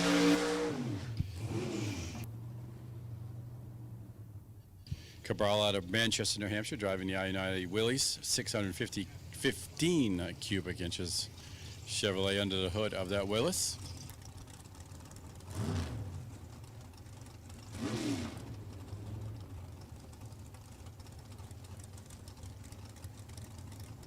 All right, we'll line them up here.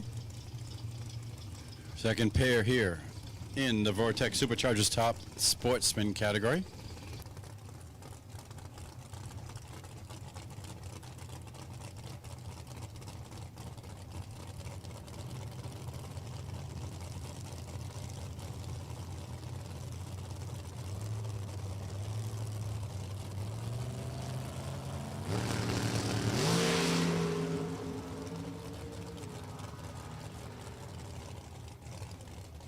Cabral 005, but it will be Agar 723.6191 to the number 1 spot. Cabral 738.4.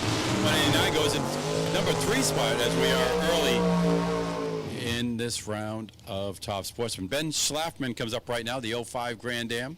The COO has a title, taking on Ron Regal. Regal out of Ferris Hills, PA. The Service Tech Regal Racing Engines, 68 Camaro. Sporting 750 cubic inches Chevrolet power under the hood over in the O'Reilly Auto Lane.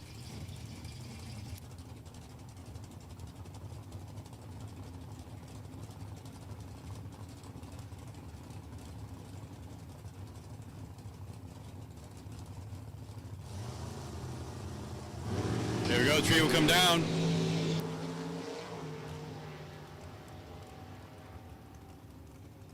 Regal to the stripe first, 696, 198 miles an hour. Schlafman and the Grand Am, 793.5. Move Regal into that number 1 spot. First one into the 6-second zone.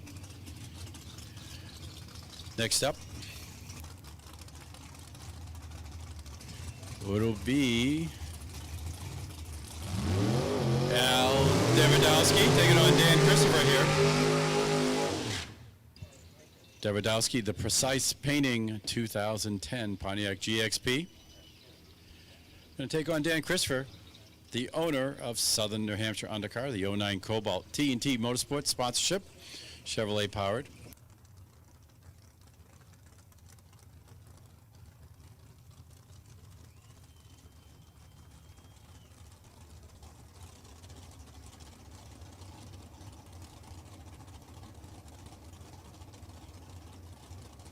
Stock eliminator, we need you to the lanes, please. Stock eliminator. To the staging lanes, please. Stock eliminator. Round 2 of qualifying. To the staging lanes, please.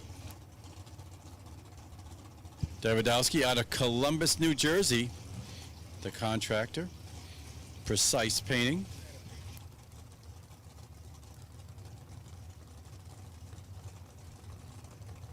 Christopher out of Raymond, New Hampshire with his 09 Cobalt.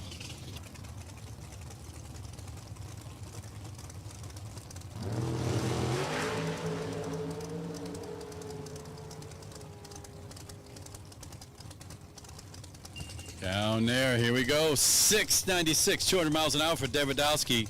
Christopher, 711, moves Christopher into number 3 spot. It'll move Davidowski into that number 1 spot, 696.3. By 1,000th, Davidowski goes into the number 1 spot. Next up, Frank Volpe, 2018 Mustang, the master plumber out of New York City with the big 622 Ford power plant.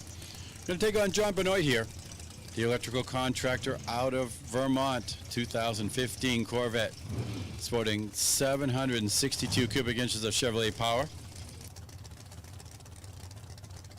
Benoit qualified number 1 yesterday, or for yesterday's divisional final rounds.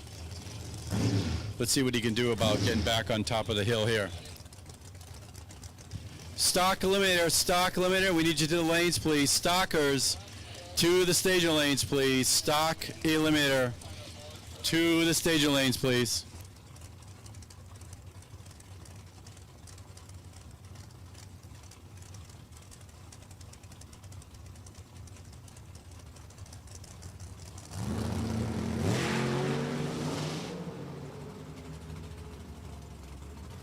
Let's see who we can add to the 6-second club here. We both will add them. Benoit to the number 1 spot, 656. 656, 209.36. Volpe into the number 4 spot at a 699, 196.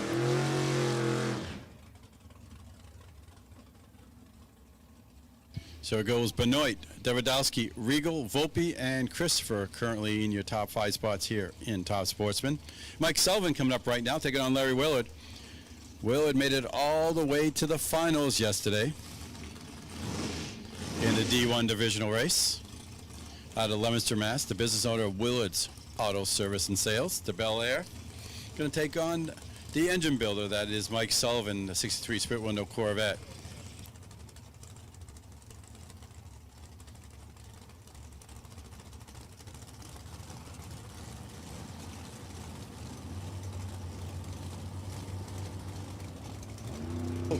And Sullivan rolls forward. Man, oh man. Something went wrong with that car as he tried to get it to stay and just rolled right through the beams. Will not get a time there. Willard, 722, 186.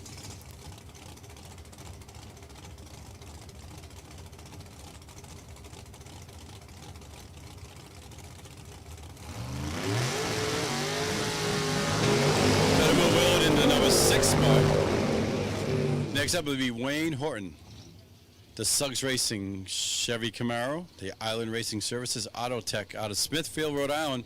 Going to take on yesterday's D1 winner, that is Jeff Brooks. The Kaiser Henry J out of Fredericksburg, Virginia.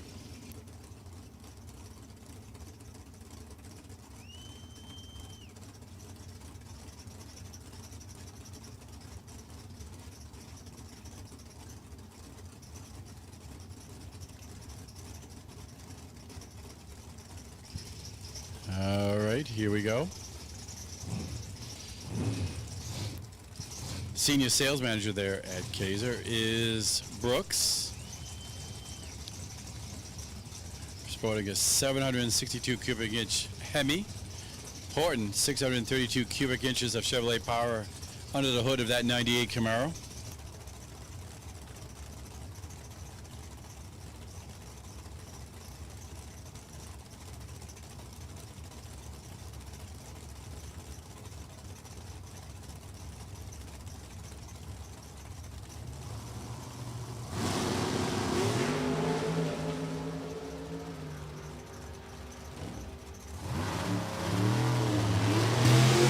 Brooks 649, 2 at 215. Horton 760 with a 2 at 180. That'll move Brooks to the number 1 spot, 649.2. Top speed of the round, 215.37.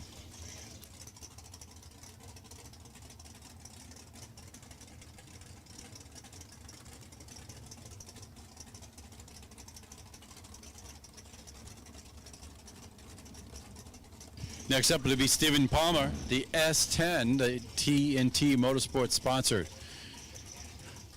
S10. Palmer taking on Nick Maloney. Maloney out of Brentwood, New Hampshire, the mechanic, TNT Motorsports 69 Camaro.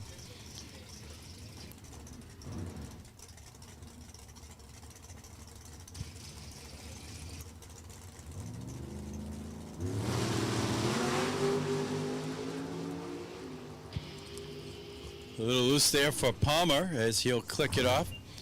Maloney 714, 7 192, 1084 at 90 for Palmer.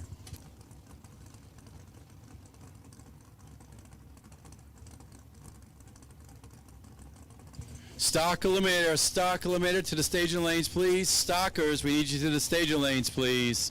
Stock eliminator, we need you to the staging lanes, please. Bill Jonkey coming up right now out of Newburgh, New York, the Pizza Box Salesman, 2013 Camaro. He's going to take on the TSR Racing Products 71 Duster of Craig Monroe out of Surrey, New Hampshire.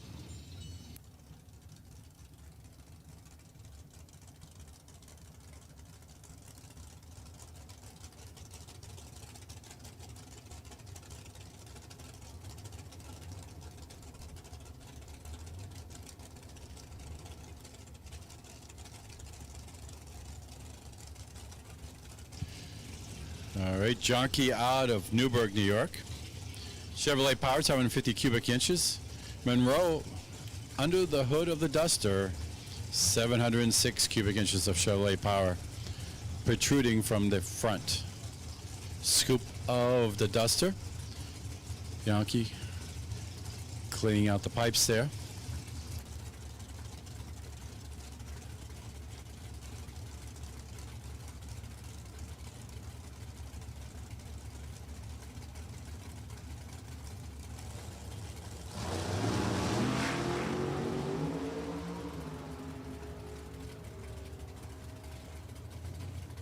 Jonky 665, 216.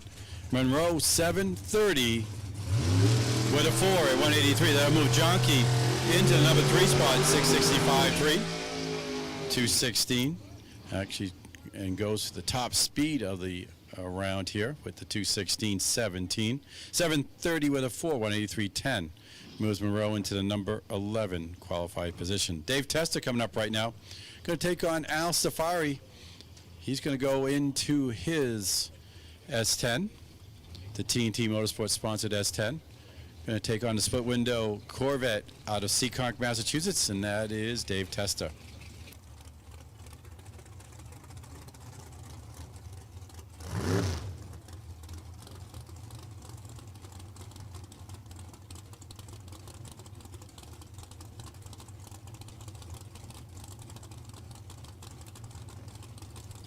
Saw Safari in his dress the last couple of days. Hopped over into the S10. Chevrolet Power, 632 cubic inches. Testa sporting 615 cubic inches of Chevrolet Power.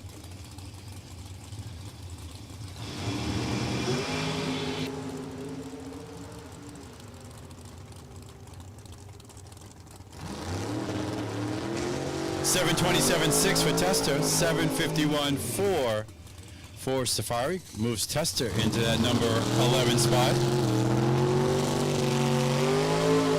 Safari into the number 15 qualified position with that 751.4. Next up, it'll be the 94 Beretta of Rich LaChapelle, the mechanic out of Marlborough, Massachusetts, taking on Dave Miller, the 2000 S10, the Miller Motorsports S10, sporting 744 cubic inches of Chevrolet Power. LaChapelle, 632 cubic inches. Under the hood of his 94 Beretta.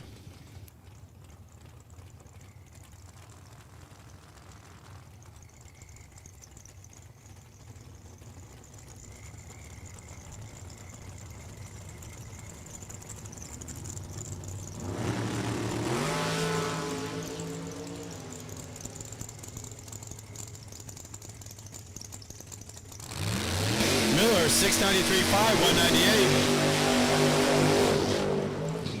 LaChapelle, 751.9 at 178. Miller into the number 4 spot. LaChapelle just outside of the top 16 in number 17. Fast Freddie Perkins comes up right now, taking on Mike Lubanowski.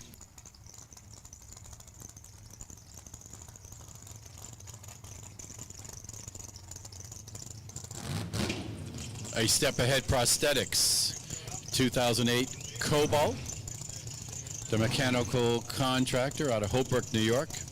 Taking on Fast Freddie Perkins, the JNE Construction Solutions, 57 Bel Air.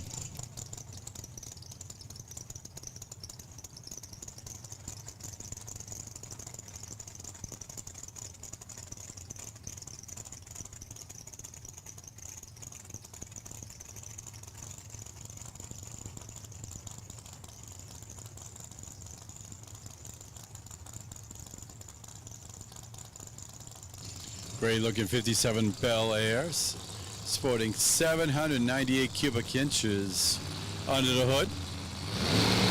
What are you gonna do here? Lubanowski headed towards the line, straightens it out. 627, 228 for Lubanowski. 686, 198 for Perkins. Goes Lubanowski into that number 1 spot at a 627. Takes over that top speed at 228.69.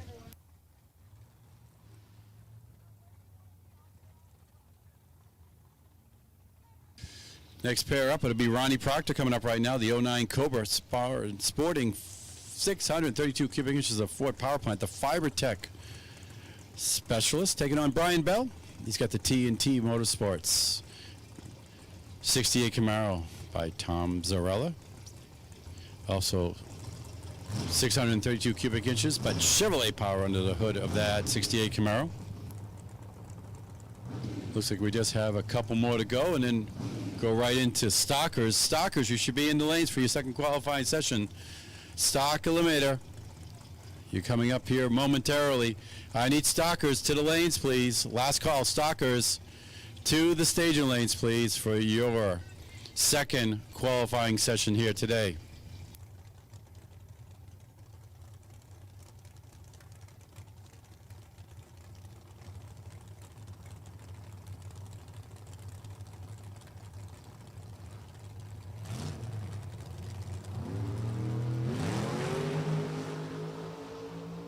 Saw Bell just lunge there just a little bit.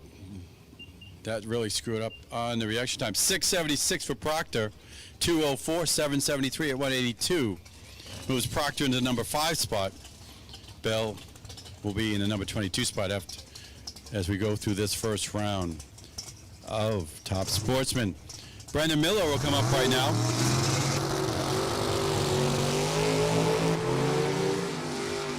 '63 split window Corvette will take on Hong Lee Jr. and his T&T Motorsports 69 Camaro. Lee out of Epping, New Hampshire, in the New Hampshire Lottery Lane. Miller out of Canterbury, Connecticut.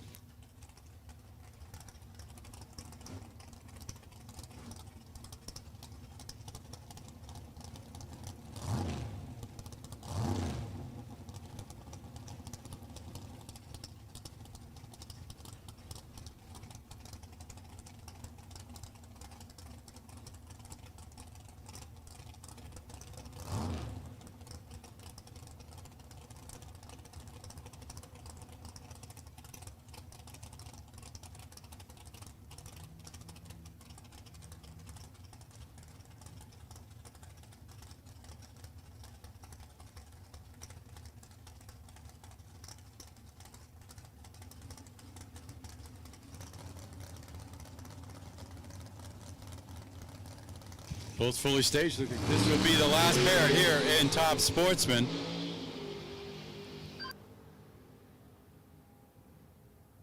At the stripe, it'll be a 733, 195 for Hong Lee, 753, 6, 181. So as we look at after one qualifying session, Lubinowski number 1, Brooks number 2, Benoit number 3, Jonke number 4, Proctor in that number 5 spot. Top 10 all into the 6-second runs here. With that, we're going to go right into Stock Eliminator. And we'll turn it back over to Brian Loans. Thank you very much, Bill. As we get ready to rock and roll here with Stock Eliminator qualifying session 2. This will be our final qualifying session for Stockers. Once we run through our order one more time, we will run round 1 in several of our categories tonight. Stock, Super Comp, Top Dragster, and Top Sportsman will be contested for round 1 eliminations, but we have one full trip to make through our order, with hopefully no Mother Nature-related interruptions in the middle. Keith Sansone is D-Stock Automatic, 1966 Chevy Nova. Comes out of the water box, and Tom O'Loughlin, yesterday's runner-up in Stock Eliminator, heats the rear tires of his 1968 Chevelle on the O'Reilly side of the racetrack.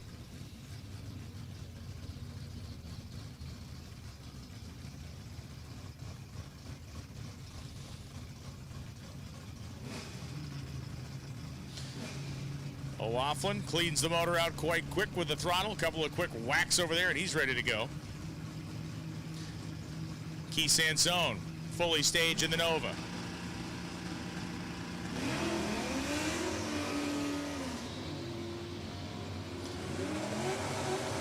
Sansone had the better reaction time. Tom O'Loughlin goes down with the big block car first, 11:31.4 at 117, as Sansone goes 12:45.8 at 115. One of the most unique stock eliminator vehicles on the property is Bob Salemi's 1992 Jeep Comanche pickup truck. A 242 cubic inch Jeep inline 6 powering this truck, and it will run down into the 13-second zone. If you've ever driven in a stock one of these, it is the miracle that it is actually that fast. These things from the factory were slugs, but man, the stock eliminator competitors and engine builders know how to make some horsepower out of these odd engines. And Ron Infantino, the G-Stock automatic 69 Camaro with a 350 in it, not shockingly, will outrun the pickup truck by a wide margin here. Infantino goes 11.18.8 at 116. Salemi goes 13.86.5 at 96.84 miles an hour. Eric Merrifield, currently the #1 qualifier at 1.15 seconds under. Garrett Mond and Barry Parker coming up. Parker, the A-Stock automatic 1970 Camaro. Kind of an interesting camouflage-style paint job on this car. 402-inch big block and an automatic transmission. Mond from Unionville, Connecticut, in a 1970 AMC AMX with a 390 under that very short little hood. Here we go.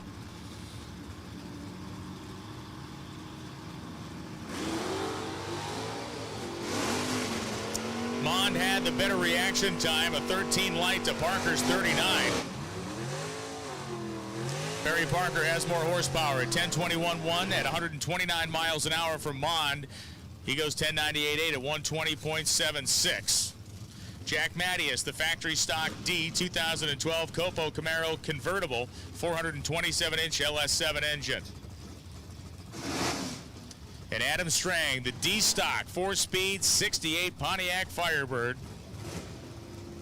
Going to be getting the job done here. Short geared, of course, like all drag cars are. He'll have this thing in high by the time he gets 600 feet down the racetrack. Mattias.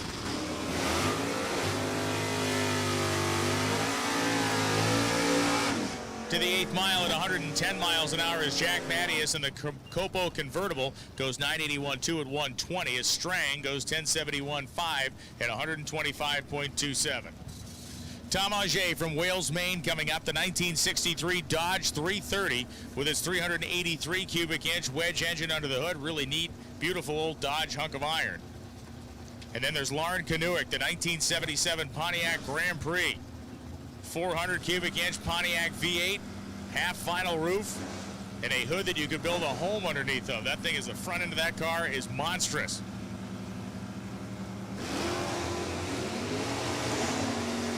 Kanuick had an 0.12 reaction time.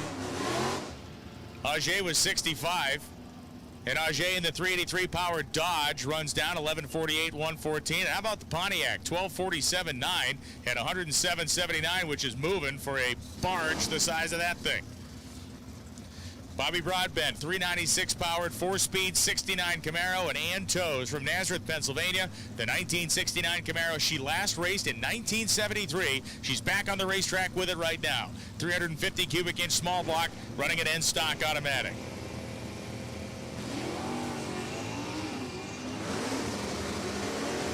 You watch the wheelie bars jump every time Broadbent grabs a gear. He is in high and he is hanging on tight. The 396 making good steam. He goes 10.19.7, 131, and Toes goes 12.54.6 at 102.93 miles an hour. Tim Barrett coming up now, the G-Stock automatic 69 Camaro in yellow, and Bob Vogel, the K-Stock automatic 1981 Malibu with a 305. Vogel, a quick car for K-Stock automatic, has qualified well yesterday. He's going to try to qualify even higher than 7th right now.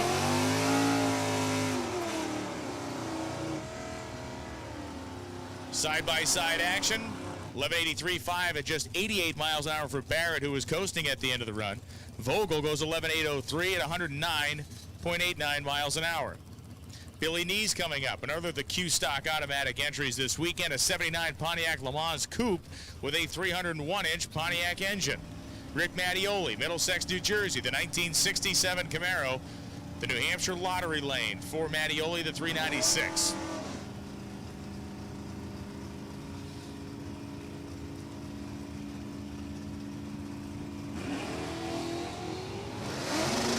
They left at nearly the exact same time, and you're going to see the spread of horsepower between a 396 big block and a 301-inch Pontiac. 1095.2 at 120 for Mattioli as Knees goes 309.0 at 99.48.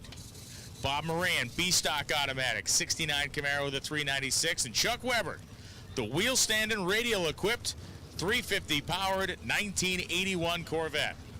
F-Stock Automatic is the category, likely running the L82 style 350 under the hood of this car. Beautiful silver paint job, one of the cleanest stalkers on the grounds for Charles Weber. If you love Corvettes, this thing is really, really nice.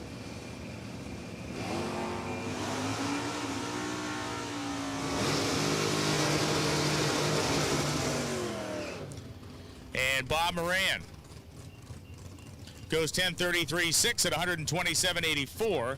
Weber goes 11.007 at 118.81 miles an hour. Now it's Ron Sinclair and Brenda Grubbs coming to the starting line. Grubbs, the 427 powered AA stock automatic 69 Camaro out of Magnolia, Texas. And Ron Sinclair from Candia, New Hampshire, the J stock automatic 350 powered 72 Chevelle.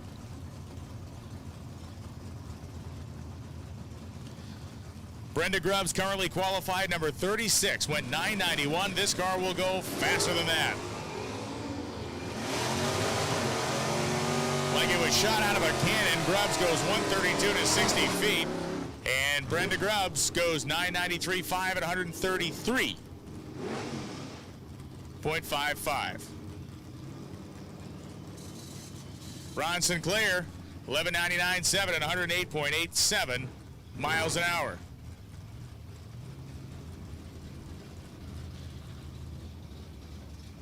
Moving on, Carl Massafra and Jim Farrell coming up now. Massafra, the Sheldon, Connecticut-based 69 Camaro, the big block in it, and Jim Farrell, H-Stock Automatic, 83 Camaro, the 305.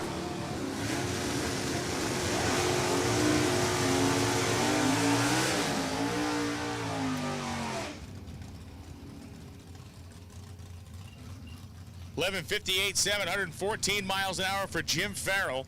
15-14 with the Niner at 68 miles an hour for Carl Massafra. Robert Dean, the B-Stock Automatic 94 Camaro, and John Shaw, one of those AA stock automatic machines. We just saw the 69 Camaro AA stock automatic runner. This is Shaw's Fultonham, New York-based 64 Fury. 426 cubes under the hood to make the horsepower with.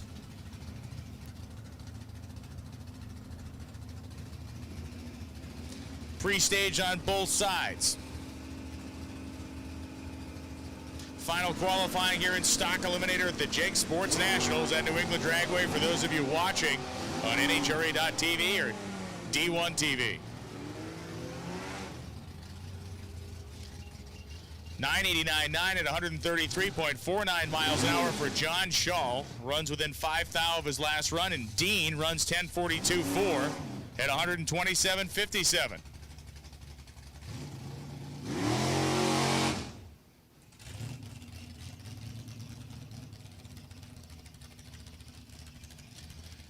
So Greg Gay coming up here on the right side, the BDR Trucking. C-Stock Automatic 69 6-pack Super B, and Bob Don, the 1977 Gremlin. 258 cubic inch inline 6 for Bob Don, the T-Stock Automatic entry. No trouble for Greg Gay to go 1092.4 at 120 and outrun Don, but Bob Don goes 1372 with a 1 at 94.76 miles an hour.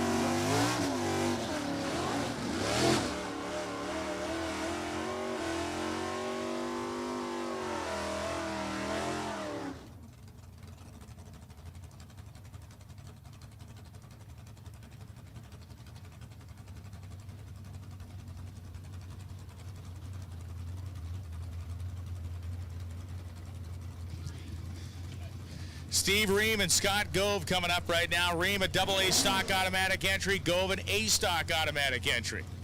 Gove's car has a 396 in it, likely the 325 horse, 375 horse combo. Ream's car a 420. Whoa, man. Ream's car broke traction early, pitched itself sideways, and he shut it off. As Scott Gove will take the deep red Camaro down the right side. 10.065 at 130.58 for Scott Gove. And Steve Ream a slow trip down the top end of the racetrack.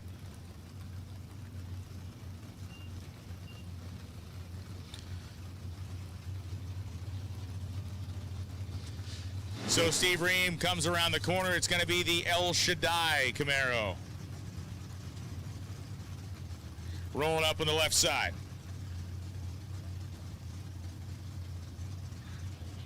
Dan Lynch, 69 Camaro. Larry Pappas, the B-Stock Automatic 1998 Formula Firebird, fuel-injected Pontiac, or I should say corporate 350 under the hood.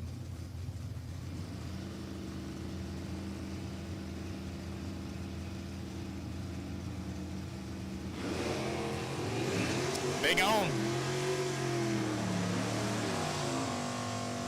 Pappas in the quicker fourth generation Pontiac going just under 100 at the 8th mile. Goes 10.67.3 at 124.89. Lynch goes 11.35 with a 5 at 115.4 miles an hour. Defending stock eliminator world champion Allison Dahl coming up on the right side of the racetrack. She bested them all across the nation last year. B-Stock Automatic, the class for the 98 Pontiac Firebird. These cars are pretty versatile in stock because you can make changes to the hood and actually move the car around different classes. With the Ram Air style hood on the car like she has right now, the car can run in B-Stock. You can change it to a Formula hood and run it down the list a little bit as well. Just by making those simple changes, you can reclassify the car. Howie Smith, the M-Stock Automatic 80 Malibu, the 305 small block under the aforementioned hood. Allison Dahl stands it up on the rear tires going 102 in the 8th mile, and Dahl takes her Firebird down 10.40 with a 5 at 127.87. Howie Smith 12.14.1 at 107.63. We need Super Street to the staging lanes, please. Qualifying or time run session 2 for Super Street. Time run session 2 for Super Street, please.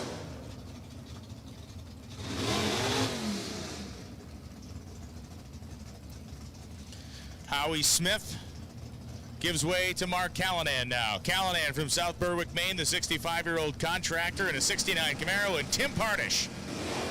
Pardish takes his 97 Camaro off the starting line first with the front end in the air. Pardish won a 10.91.1 last time in that 4th gen. Callanan an 11 flat. Callanan picks up 0.2 of a second. Pardish slows down about a hun. 10.92.8, 122 for Tim. Callanan goes 10.97.5 at 121.51, bettering his number 51 qualifying position to the number 8 spot in a field that has nearly 90 cars. Sam Murray and Dave Casey coming up. 2 stick shift cars here. Murray's car has an Olds 350 and a 4-speed. Casey's car has the vaunted 427 big block in a 4-speed. The A-stick car should handily outrun the I-stick here just in these qualifying runs, but 2 really neat hunks of Detroit iron and fiberglass, as the case may be.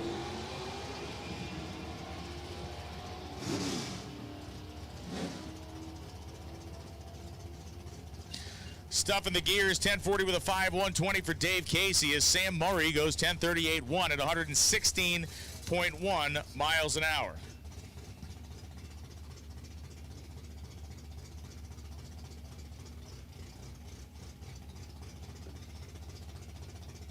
Katie Sapanik going to be coming up next. Quick bit of starting line maintenance as the stick shift cars tend to tear it up pretty good in the starting line. When you take a heavy car with a narrow tire and you dump the clutch, it does a heck of a job kind of rolling the rubber right down to the concrete. So a little touch of traction compound, little work with the hand blower to get it to set up. As soon as Carl and Paul think it is good enough, they will send Rich Prazer in his C-Stick 4-speed Mustang Cobra Jet. That's a 68 Cobra Jet Mustang with a 428 and 4 gears behind it. Would have been a Ford top loader back in the day. It is not a Ford top loader right now. Promise you that. Katie Sapanik, the iStock automatic entry. Sapanik, the 350 Chevy, and the heavy 72 Chevelle. Difference between a C-Stocker and an I-Stocker. Again, we go back almost to that kind of comp eliminator style comparison, but this time we're talking about factory horsepower. So Sapanik's car, a 350 with a 4-barrel on it and a 72 Chevelle, lower horsepower car, goes to the I-Stock automatic category, deep in the alphabet. Prezer's car, that 428, making all that factory horsepower in a lighter Mustang, goes to C-Stock.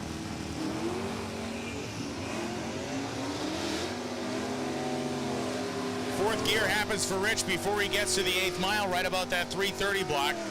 And Rich goes 1085.7 at 110.96 miles an hour, with Katie Sapanic going 1146.5 at 113.09. Ed Bednaz, right side of the racetrack, 69 Nova with a 396 and a 4-speed. Bill Pomponi, the H-Stock automatic 69 Camaro, 350 under the hood, and an automatic transmission. We're looking for Super Street, 1090 Index Super Streeters. Come on with it. See a few of you rolling in right now. Super Street to the staging lanes, please.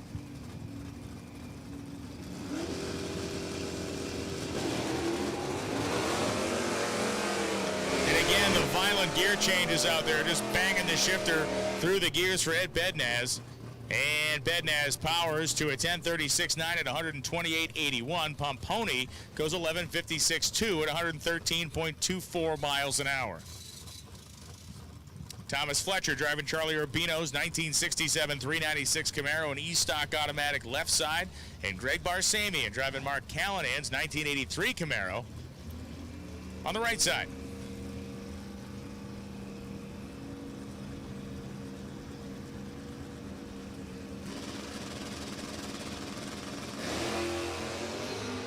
Barsamian's car pushed itself a little bit in the beams there, moved him ahead a little. That was the cause of the red light. Is Tom Fletcher. 018 reaction time. And Fletcher goes 11.002 at 119. Barsamian goes 11.13.2 at 118.59. Ryan Orensky and Nick Ryder coming up right now. Orensky in a 1968 Shelby GT500 Mustang, 428 2.4 barrels, running in B-Stock automatic. And Ryder in a 1971 Charger.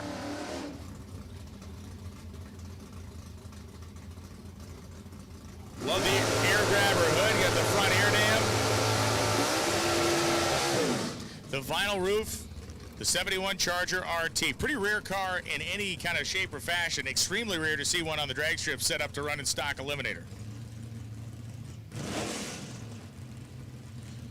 Ryder's car is neat by any measure. Goes 10s, went 10.55.7 last time through. Horensky ran 10.35. So if they leave on time, should be just a couple of car lengths between them at the finish line stripe max. The Ford being the lighter and, well, as you can clearly see, slightly more aerodynamic of the two of them. Could land a helicopter on the front of the back of Ryder's car with room to spare. Giant deck lid, massive hood.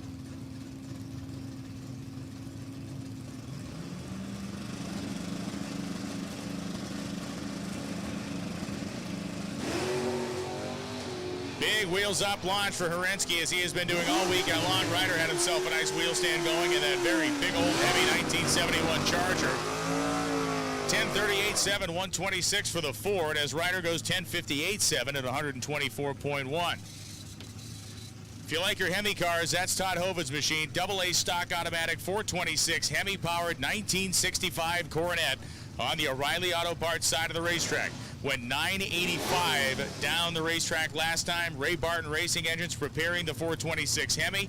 And Gary Walters, the G-Stock automatic 67 Nova on the right side.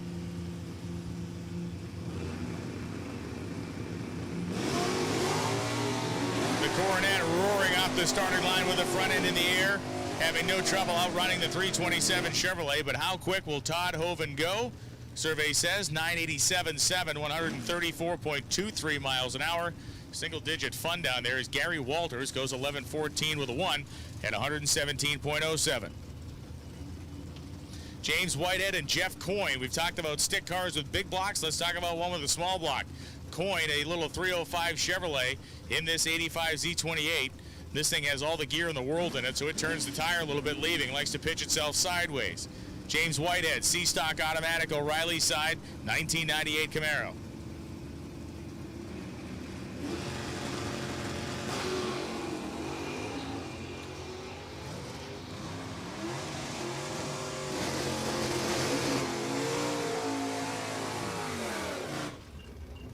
$10.92.1, $121.74 for James Whitehead. Coyne goes 11.56.7 at 115. It's a consistent car, ran 4th thou separation between the two passes, so it is right there in terms of consistency. Phil Langford and Jim Roberts coming up now. Roberts, the G-Stick 69 Camaro convertible with a 350 in it. And Phil Langford, the factory stock B 427 powered Gold Rush trailers Copo Camaro.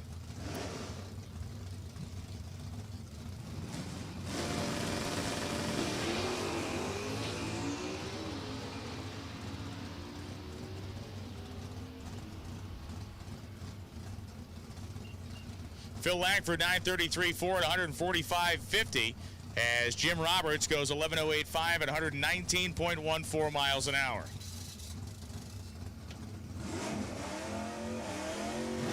Eugene Monahan and Brad Rose coming up. Rose from Amherst, New Hampshire. F-Stock automatic, and Eugene Monahan, the K-Stock automatic 90 Formula Firebird. 350 cubic inch. Corporate V8 for Eugene Monahan. As our parade of stalkers continues. Ooh, it's going to be a wagon showdown next pair. Nice.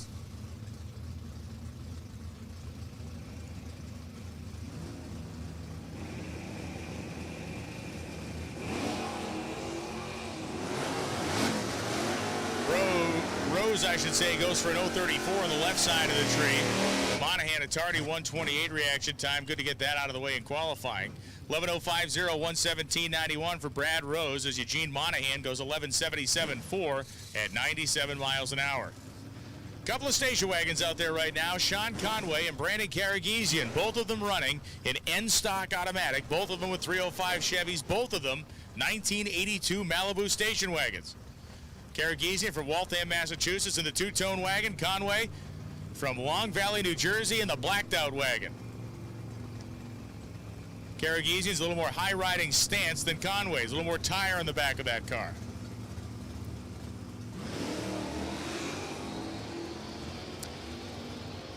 Karagizian 2 hun better off the starting line, and this is about a dead-even matchup right now. At 1,000 feet, Karagizian's trying to pull on him. How about a 12:25 at 106 quicker, slightly, than a 12:31.5 at 106.41? That would be a great heads up in eliminations. That would be awesome. Right, we have to put the produce penalty in there. Put some fresh produce in the back of each one. Matt Lisa and John Gray coming up right now. Gray, the AA stock automatic, 396 powered, 69 Camaro, and Matt Lisa, G-Stock automatic 83 Camaro. Lisa currently qualified 56 with an 11:32. John Gray qualified 29th, having gone 9:88.5. The former LeBrun Engineering Camaro. For those of you that are around New England Dragway a long time, remember Dave LeBrun. This is his former car that has been reworked, repainted, and repurposed as a stock eliminator machine. And John Gray goes 986.2 at 133.45 miles an hour. Matt Lisa goes 1108.2 at 119, and somewhere Dave LeBrun is smiling. Lenny Williams and Timothy Gray. Gray, the Hudson, Massachusetts 17-year-old son of the dude you just saw run down in the 69 Camaro. So a father-son back-to-back tandem here. And Lenny Williams from Poughkeepsie, New York. Yesterday's winner in stock eliminator on a heads-up final round as well.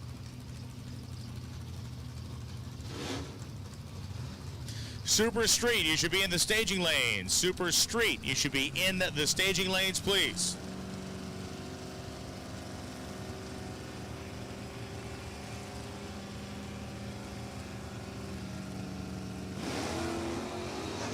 They're up and gone with a good pair of launches. 11:17.3 at 116 miles an hour as Lenny Williams goes 10:93.5 at 119.77.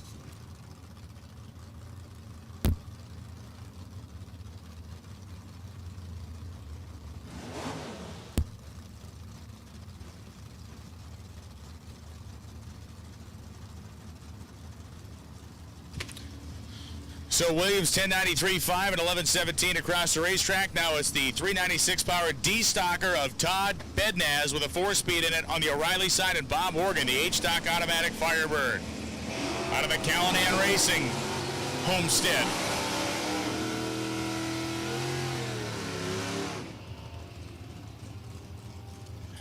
Todd Bednaz getting it done, 10:67.1 at 125 miles an hour, as Bob Horgan goes 11:26.3 at 117.64.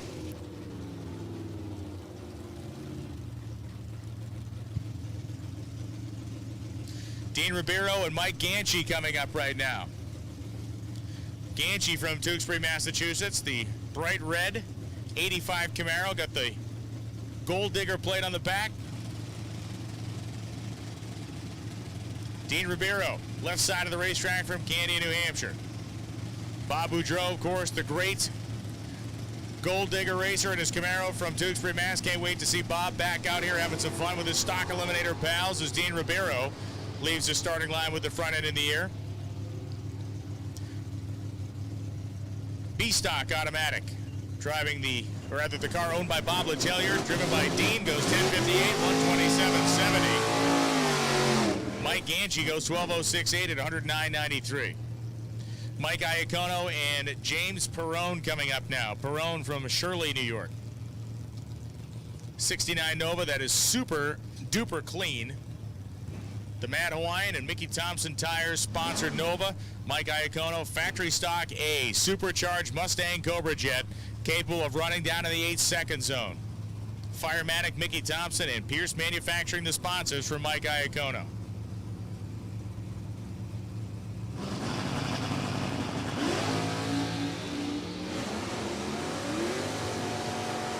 A lot of RPM out of that supercharged Coyote engine. And a lot of ET as well. 888.1 at 154.65 miles an hour for a 3,000-pound car. That is hustling. You're talking somewhere in the neighborhood of 12 to 1,300 horsepower to get there, maybe even more than that. Perrone goes 1130 at 115.76 miles an hour. Don Moulton coming up left side. Bob Letellier right side. Letellier, the Biddeford, Maine base 14 Copo Camaro. And Don Moulton, 68 Chevelle, 396 in it.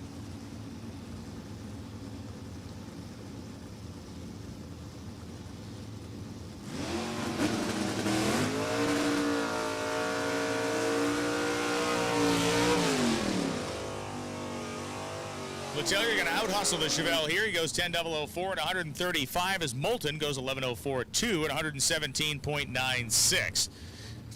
Steve Smith coming up. We saw Allison Smith, now Allison Dahl, run earlier. Steve's her brother. Got a 6-shift in this 2009 Challenger Drag Pack, which makes it awesome. Brian Valentine from Millwood, New Jersey. Or Millwood, New York, I should say. The 87 Camaro, 305-inch engine. Valentine and Genovese Racing. Valentine, a former Division I stock world champion.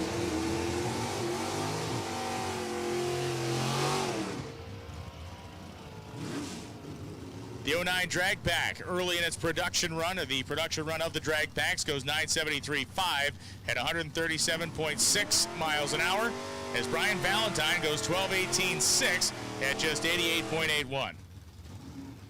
That's going to bring up Rich Fetch. Fetch out of Branchburg, New Jersey, the 1985 Camaro, 305-inch small block Chevy engine, and Glenn Briglio. Briglio, the iStock automatic 1989 Camaro, across the racetrack from Fetch. Right now, Briglio qualified at 11:54 in the number 47 spot, and Fetch 11:34 in the number 37 spot. Find out if they can go any better than that.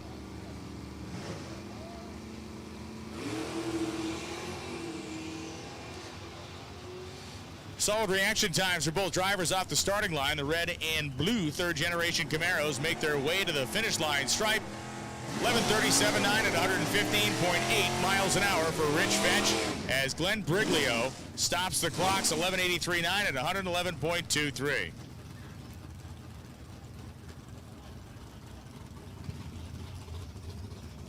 We need Super Comp to the staging lanes, please. Let's get Super Comp to the staging lanes. Once again, Super Comp to the lanes, please, as Rich Boyle and Billy Harper come to the starting line. Harper, the 1969 Nova, G-Stock automatic entry, 350 cubic inch engine. And Rich Boyle from Comic, New York, on the left side of the racetrack, the 73 Nova, the Boiling Point car.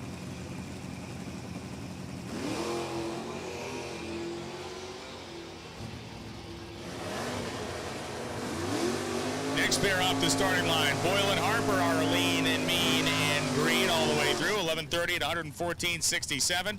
Billy Harper goes 11:20 with a 1 at 116.05. Anthony Fetch, AA stock automatic, 427 powered 69 Camaro out of Colonia, New Jersey. Right side at Don Pyers out of Somerset, Massachusetts on the left. Once again, we are looking for Supercomp to the staging lanes, please. Supercomp to the lanes. Pyers red-lit his way out of competition yesterday, and Anthony Fetch, the PC Richard & Sons, Mickey Thompson sponsored Z28, going to try to pull himself a nice wheel stand off the starting line. Here we go.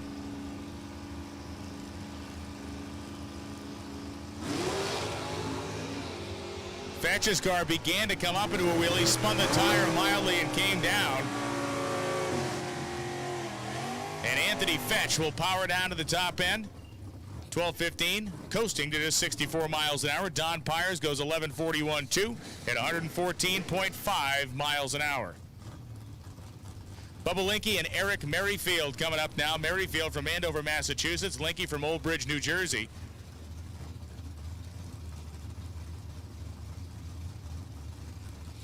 Merrifield factory stock H. He is the #1 qualifier right now. It is a 345 cubic inch Gen 3 Hemi in the nose of this car, a 2010 Challenger drag pack. Again, pretty early on in the production run here for Merrifield in these drag packs.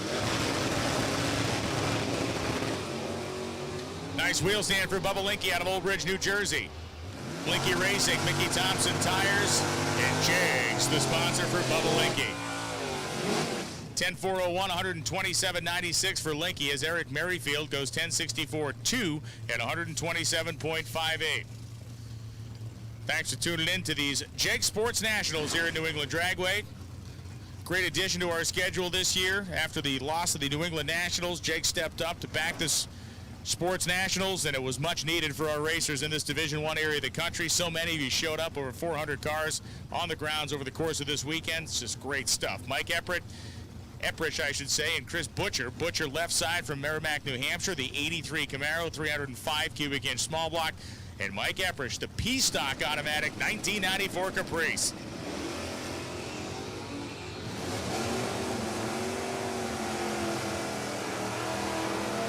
Reaction times only spread by 7th thou, but Chris Butcher, the smaller and quicker Camaro, goes 11.607 at 91, and Mike Epprich goes 12.83.8, 104.38 miles an hour. Don't look now, but we're whittling our way down to the very end of this session.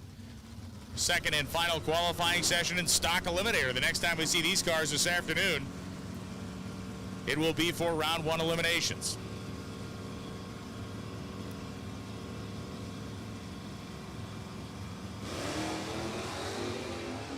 Shane Oakes is gearing up for those round 1 eliminations as he just sliced a 008 reaction time off the bottom of the Christmas tree. George LaBelle was 38. And Oakes goes 11.32, 104. LaBelle 12.21.7 at 106.94.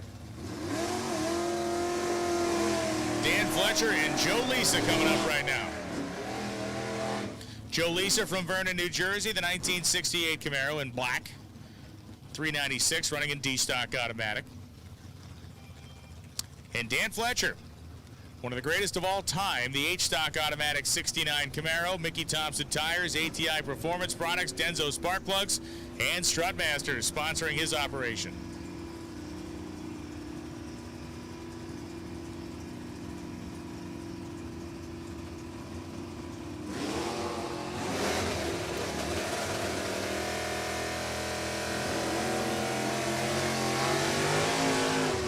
Both green. Joe Lisa goes 10.706, 122. Fletcher goes 11.56.6 at 96.32. That'll bring up our final pair of stockers, and it's going to be Joe Santangelo and Jerry Hatch. Hatch from Wales, Maine. Joe Santangelo from Marlborough, Connecticut. 69 Camaro for Santangelo with a 396. Anthony Bertozzi owns that race car that Santangelo is driving and wheel standing off the starting line. Santangelo goes 10:39.6, 127.52, and Hatch goes 10:7.07 at 122.95. So that concludes qualifying in stock eliminator for this Jags All-Stars, or rather Jags Sports Nationals event. The Jags All-Stars coming in 2 weeks at the U.S. Nationals. It's just Jags all the time around here. Sure is. Bill Carter going to take us through Super Street for their second and final set of time runs here. A little 1090 index fun. Thank you, Brian Loans. Hey, everyone, make sure you are wearing a mask or face covering out there. We want to obey the rules set by the state of New Hampshire, the governor. So if you are mulling around the pits, please make sure you are wearing a face covering or a face mask. We would like to appreciate you do that.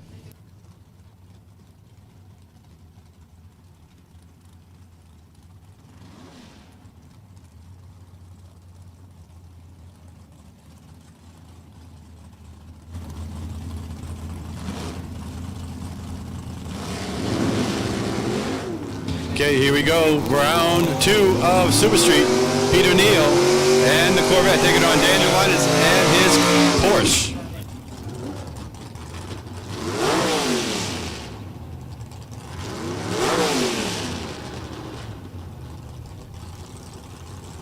If you happen to be driving around in a golf cart that isn't yours, one that has a tire gauge and a fire suit in it, you need to bring it back where you found it immediately. There was a golf cart that was taken from the bathroom area. It needs to be brought back there instantly. There's a fire suit there. There's equipment in there, and certainly it's not yours, so return the golf cart immediately, please. Dennis LeBlanc taking on Louis Benea here. Once again, please return that golf cart. If it's not yours, put it back to where it was. People need that. 1088 for LeBlanc, 1091 for Benea. Next up, Jesse Jameson to take on Annalise LeBlanc. The Cause and Trouble 84 Oldsmobile, the old Mike Williams car, taking on Jesse Jameson. Got a note from Mike Williams, listening to our D1 broadcast down there in beautiful Ocala, Florida. So we send out our highs to you down there, Mr. Williams. 1092.8 for Jameson. LeBlanc at 1094.7. Ron Pomelo comes up right now.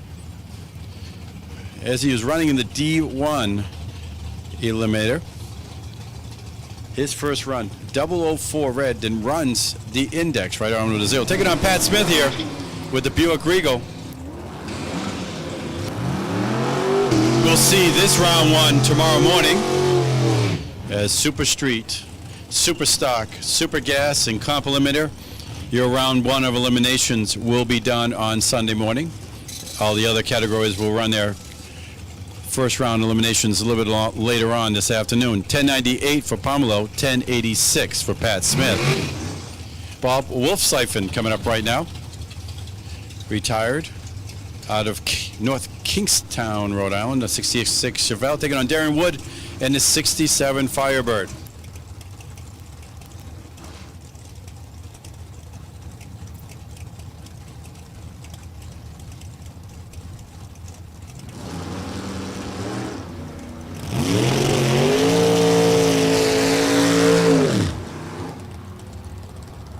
Wolfsiphon a 004 reaction time. Let's see what he can do on that index. 1094.7 to a 1095.7 for Darren Wood in his 67 Firebird. Next up, Ethan Sutherland will come up right now. 79 Malibu, 350 cubic inch power plant under the hood. He'll take on Keith Mayers. Mayers, the 85 Porsche, running Chevrolet power.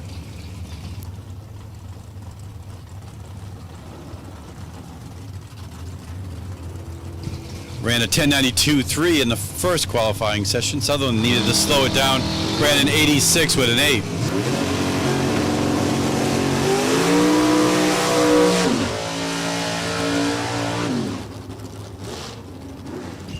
Sutherland 1095.8. Mayers 1092.7 with the Porsche.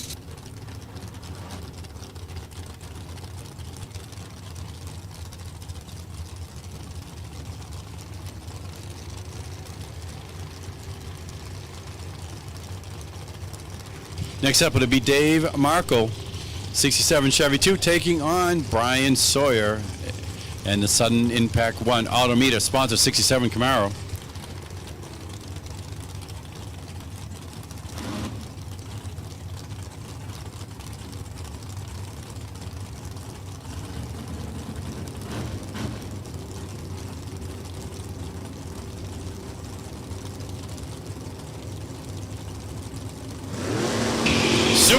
Super Comp, you should be heading to the lanes, please. Super Comp, to the staging lanes, please.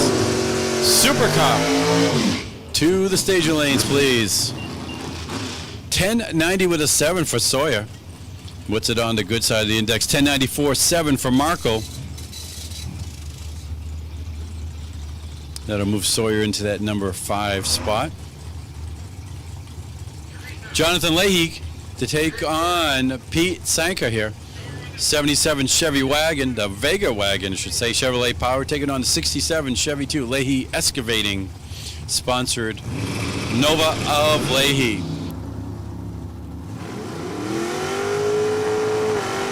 Sanka 009, Leahy an 010 on the reaction time. Comes down to the 1090 index, 1091.1 for Sanka, 1095.4 for Leahy.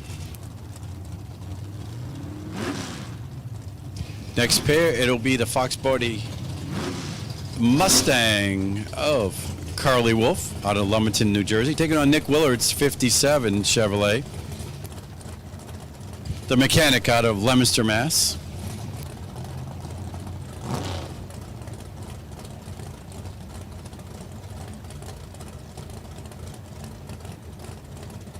Super Comp, you should be heading your way to the lanes, please. Super Comp, to the staging lanes, please.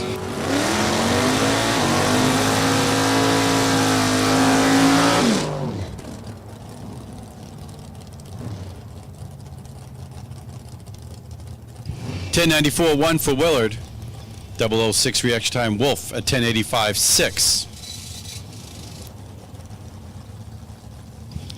Clifton Finch will come up right now. The 85 Dodge powered, taking on Ed McCleaf and the Chevy 2.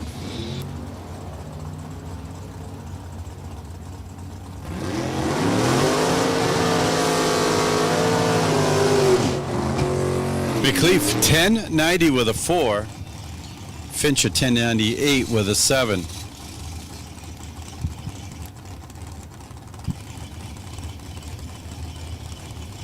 Next pair to be Jeff McMillan, the 65 Fastback Mustang with the 351 Ford power plant, taking on Barb Markoglu, the Staten Island, New York self-employed 69 Camaro with the Sunny Leaded 582.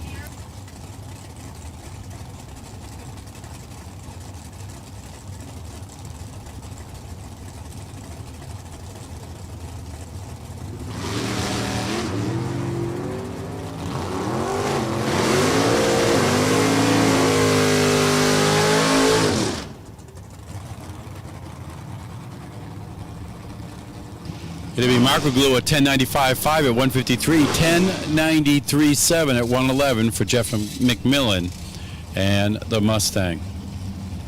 Mike Falcone comes up right now, the 70 Dodge Coupe, the Mission Impossible out of Wolcott, Connecticut, taking on Rob Latter, the 69 Camaro, the truck driver out of Boothbay Harbor, Maine.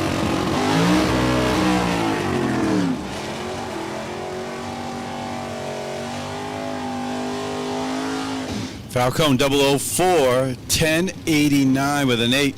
Ladder 1090, right on the index here, 029 reaction time.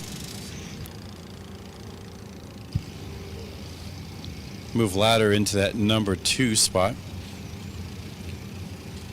Perfect index run, 1090 with a 0, already been done by Dennis LeBlanc in that first round.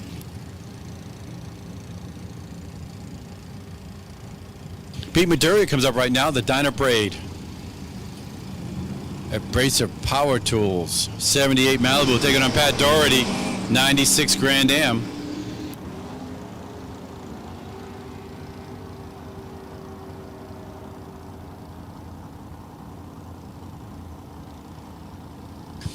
Midori at 1087 in the O'Reilly Auto Lane. 1095.3 for Doherty in the Grand Am. Super Comp. Need you to the lanes, please. Super Comp to the staging lanes. Next pair, it will be Stephen Knight to take on Douglas Wood here. The Standards Testing Labs 69 Cutlass out of Massillon, Ohio. Going to take on Stephen Knight here, the electrician out of Fall River, Massachusetts, in his 89 Mustang.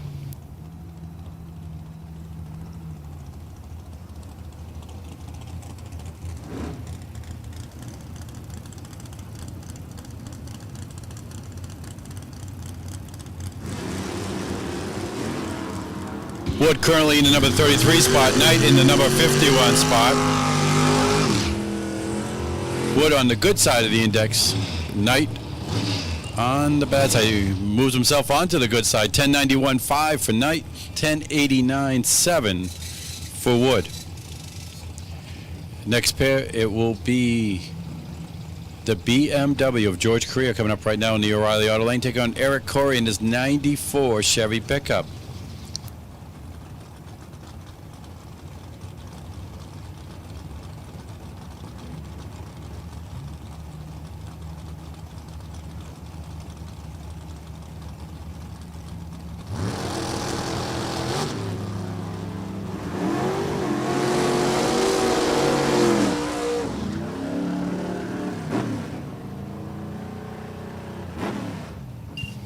Correa at 1096.9. Corey 1090 with a 3. Yes, both happy on the good side of the index there. Tom DePascal coming up right now, the 77 Vega Camback, going to take on Bob Loans here in his 71 Nova.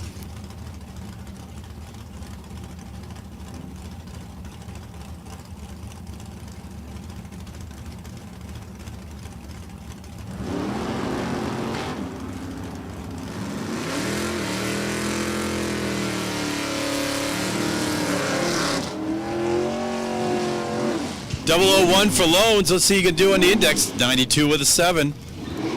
He'll take that on a race day. You got to tighten up that 1090 index, but the 001 on the green will go well in round number 1 of eliminations when they get there. Taylor Iacano coming up right now, taking on Paul Laurenti, the winner from yesterday's D1 event here in Super Street, taking on Paul Laurenti and his 67 Camaro.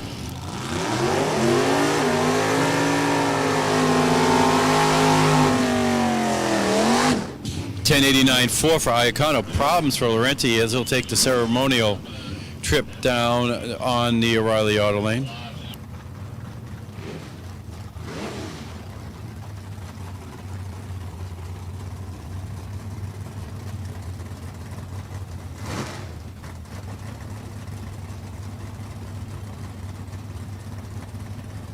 Next up, it'll be Ray Knight and Justin Mason. Mason, the 1990 Ranger. Taking on the 93 Mustang of Knight. Repairs TVs down there in the Fall River area. 1097.9, 11.0 with a 5 for Mason. Next up, it'll be Frank Volpe III, 85 Camaro, out of Poughkeepsie, New York. He's a plumber. He's going to take on Bill Krug, the Firematic Pierce, 72 Nova.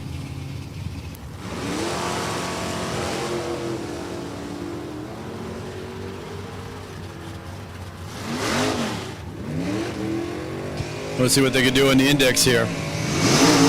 At the stripe, 1095.9 for Volpe. 1095 with a 5 for Krug and the Nova. Hung Lee will come up right now out of Epping, New Hampshire, taking on John Harper's great-looking 55 Bel Air.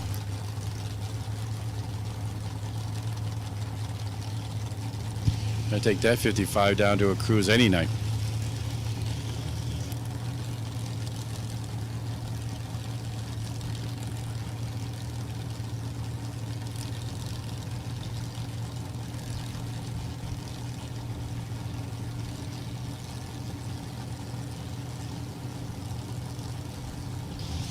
Harper currently in the number 48 spot. Ran an 89 with a 7. Just had to slow down just a tick. Let's see what he can do here to get himself onto the good side of the index. Lee had to quicken it up here as he ran 11:12 in that first qualifying session.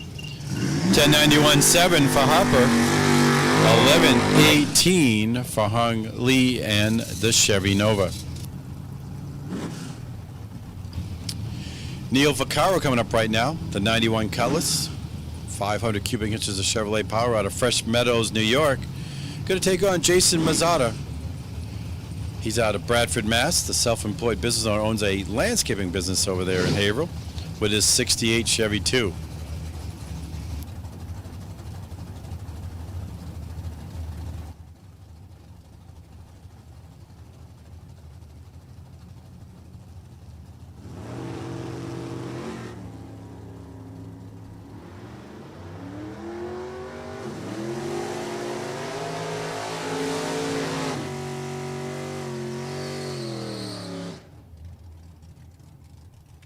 $10.89.8 for Vaccaro, $10.98.3 for Mazzata.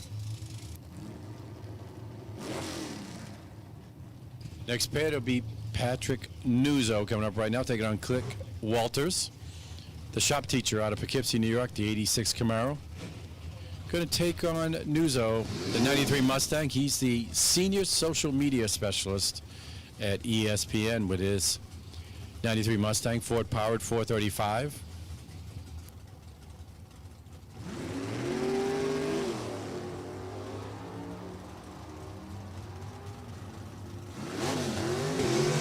Red for Nuzzo. Won't hurt him now, but will hurt him in that next round of eliminations. 10.91.5, 135 to a 10.89.6 for Walters. Zach Byron will come up right now. The Byron Racing 86 S10 taking on Tim Fletcher. 69 Chevy Nova, the ATI Mickey Thompson Denso Peak VP Chevy Nova out of Churchville, New York.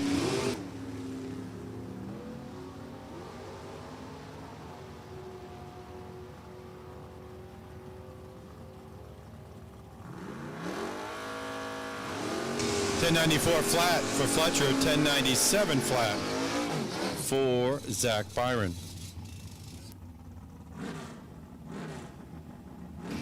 Next pair to be Ted Freeman, 81 Mustang, Ford power plant. The truck driver out of Hatchville, Massachusetts, taking on Kelly Kondratik, the agriculture policy manager down there in Harrisburg, PA. It's JKR Incorporated Chevrolet Monte Carlo.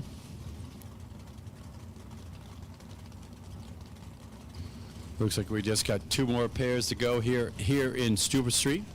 Super Comp, you should be in the lanes. Super Comp, you should be in the staging lanes.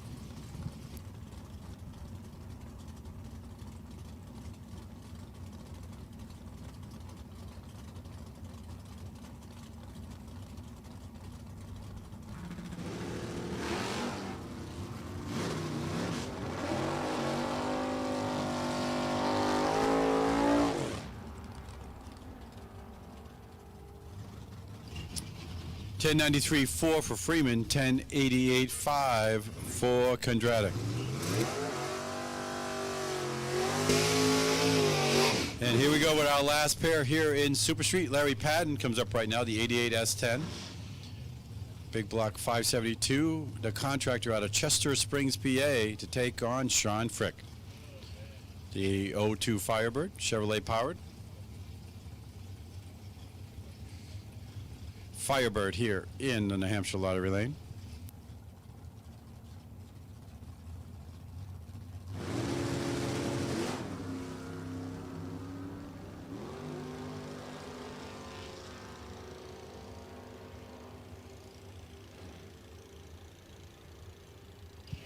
$10.89.9 for Frick, $10.90 with an 8 for Padden. That'll take care of that round of Super Street. Next time we see Super Street, will be their first round of eliminations tomorrow morning, along with Super Stock, Super Gas, and Comp Eliminator. Your first round eliminations will be tomorrow. We're going to go right into Comp.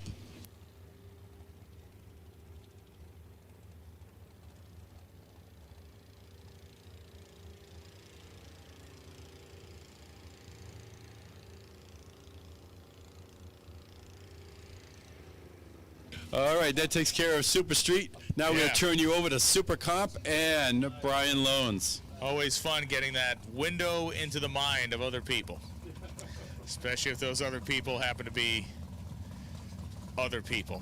All right, here we go. Larry Patton and Sean Frick were the last two to go down in Super Street. First two to go down here in Super Comp will be Johnny LaBouse and Brad Coryell.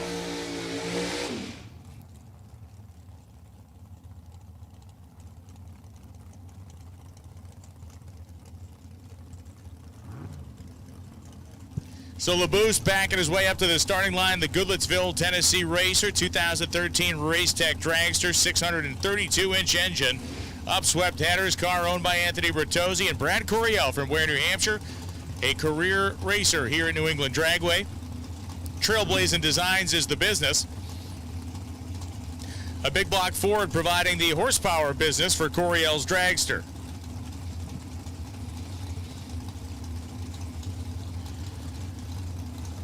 Brad and LaBouse both pre-staged.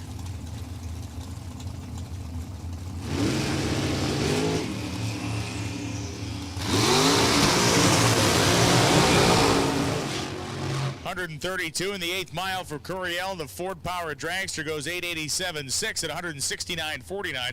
LaBouse goes 892.1 at 178.92 miles an hour. Super Comp, we are running you. You should be in the lanes now. Rick Rollison and Ray Fredericks coming up now. Fredericks, the safety orange 2002 Race Tech Dragster, 570 cubic inch single, I should say, Iran's injector on there. So alcohol injection set up on Frederick's car. Rick Rollison from Orange, Connecticut. 2006 Warrior chassis, 496 cubic inch engine as listed. Fairly small displacement for the category. Ray Fredericks goes 895.3 at 183 miles an hour as Rollison goes 897.5 at 160.5. Jason Kenny and Kathy Smulligan completing their burnouts. Smulligan from Coopersburg, Pennsylvania, the 2000 Cressman chassis dragster, 4-link style rear suspension. And Jason Kenny from Kutztown, Pennsylvania, 2007 Dan Page dragster. Gary Stennett built 582 cubic inch engine. And Kenny, one of the best in the division as far as Super Comp goes.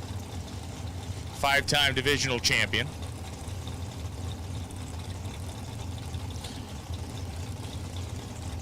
Looking for and looking to earn his 4th career NHRA national event win here this weekend as Smulligan goes 12 early.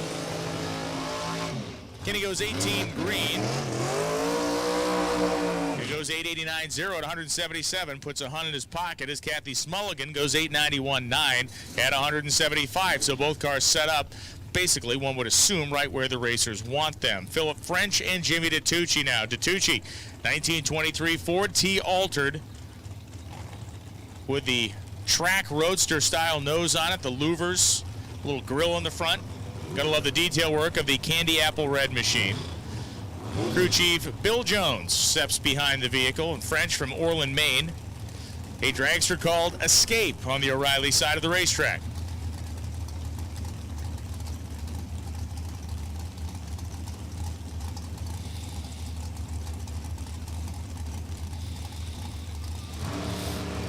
Here comes Jimmy DiTucci.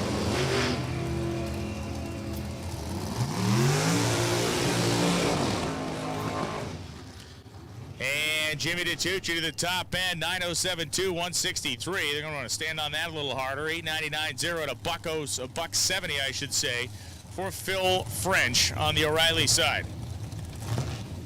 Chris Demiano and Steve Logan coming up right now. Logan from Weymouth, Massachusetts, the 2000 Dan Page built dragster, Northeastern Mechanical, the sponsor for Steve Logan. And Chris Demiano from Norton, Massachusetts, the Abracazam dragster.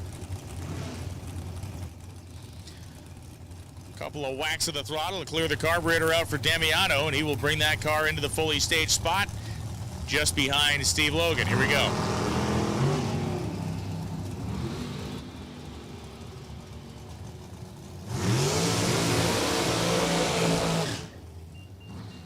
Logan right on the number. 890 with a 0 at 173 miles an hour with an 034 reaction time. So Steve Logan will be very happy with the elapsed time there as Chris Damiano goes 9207 at 164.65. Damiano needs to find 0.3 of a second between now and the first round of eliminations later on this afternoon.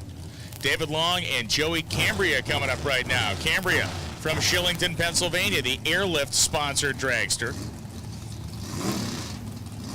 Airlift, a company that's been around since the 1940s doing air suspension, airbag-style suspension, helper springs and all, air shocks, all kinds of stuff. David Long from Wallingford, Pennsylvania. S&W Race Cars, the sponsor. It's a 93 S&W chassis, and it still works pretty good. 888.9, 174.19 for Long as Joey Cambria goes 891.0 at 174.73. Chris Garretson and Theodore Cook. We've been watching these speeds of 170, 173 miles an hour. Garretson's car is going to go about 120 or maybe even less when he goes across the finish line as he employs a reverse throttle stop. He's going to slow this car drastically at the top end after making a very fast front half run. Teddy Cook from Tewksbury, Massachusetts, 55-year-old supervisor carpenter. That's how he's making his living these days. 92 Mark Rowe chassis, plenty of runs on it, 406 cubic inch, small block Chevy engine. So again, this is not going to be a huge mile-an-hour car either, but it will be going probably at least 20 numbers faster than Garretson once they go across the finish line. Pay attention to the left lane and watch Cook catch him.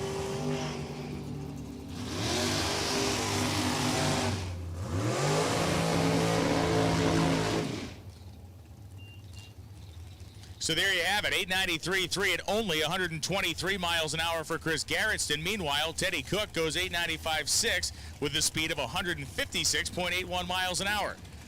Garretson has used that strategy of the throttle stop at the top end very successfully over the course of his career. We'll find out if it will be successful in eliminations. Howie Smith and Dan Bisbano coming up right now.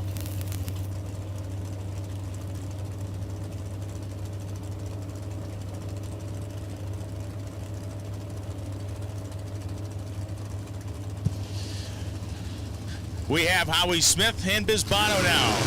Stage and gone.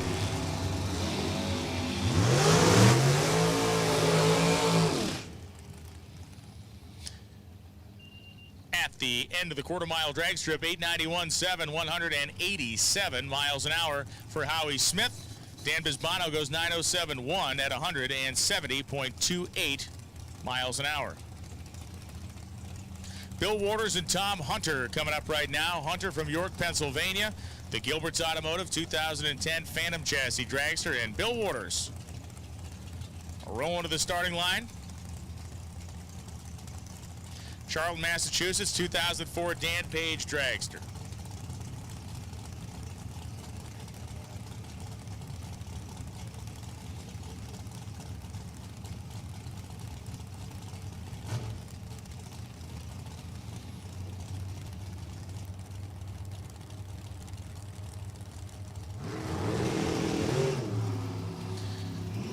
Two dragsters come off, the throttle stops activate. On a timer, they close the throttle blades and reopen them. The car is charged to the finish line, 9:06.9 at 181.01 miles an hour for Hunter, as Bill Waters goes 887.7 at 172.5 miles an hour. Patty Blake and John Smith coming up now. Smith from Poughkeepsie, New York, and Patty Blake from Raymond, New Hampshire.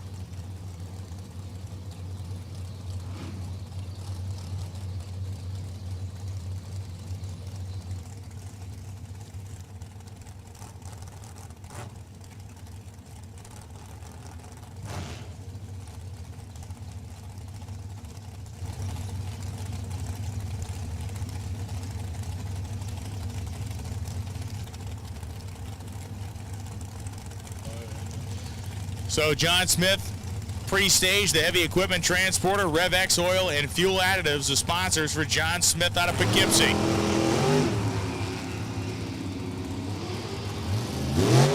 Patty Blake got a strong 0.22 reaction time. And Patty goes 892.7, 162.96. John Smith goes 891.4 at 164.55. Rich Dorr and Chrissy Klein coming up right now. Klein, the 2018 American Chassis Dragster. 565 cubic inch big block engine.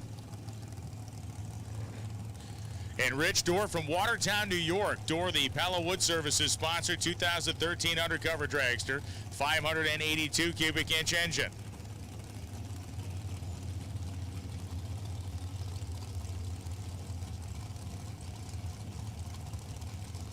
Both cars in pre-stage now as Dorr fully staged next to Klein.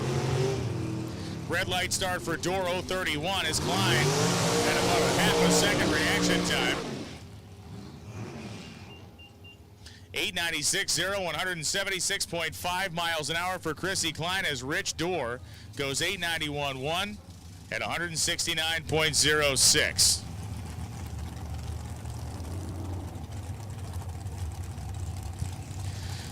Philip Molishella and Tiana Zarella coming up right now. Tiana right side of the racetrack from Beverly, Massachusetts, and Molishella from Westchester, Pennsylvania.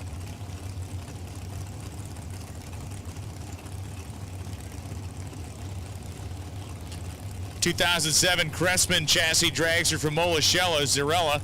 It is an S&W chassis with a 582 Chevy behind her head.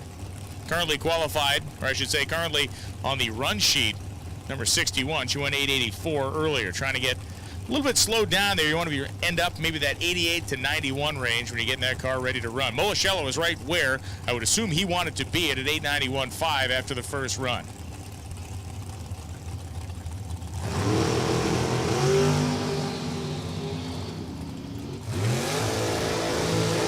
Zarella's car moves pretty hard in the first couple hundred feet, stops itself, and goes 898.0 at 132.33.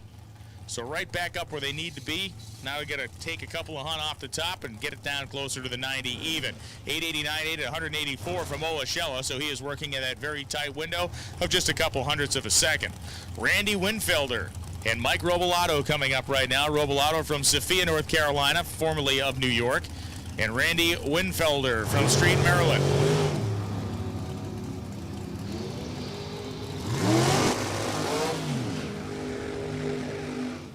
Good side-by-side drag race here, down against the clock. It is Robolato going 891.7, 178. Randy Winfelder goes 899.2 at 169.74. Steve Spaulding and Miranda Marsters coming up. Marsters from Dixfield, Maine. Driving a car owned by Doug Marsters. We need super stock to the staging lanes. Qualifying session 2 for super stock. To the staging lanes, please. Qualifying session 2, super stock. To the lanes, please.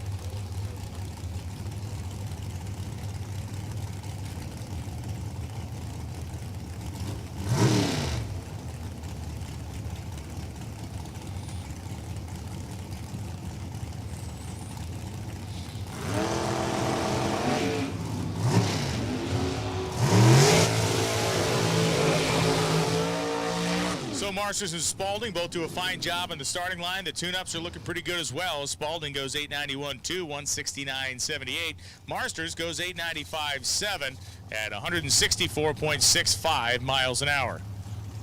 T.C. Smith and Antonio Benea coming up right now. Benea, the 2006 Dan Page chassis dragster. Tom Kuchar, the car owner, taking a quick peek inside the cockpit of the machine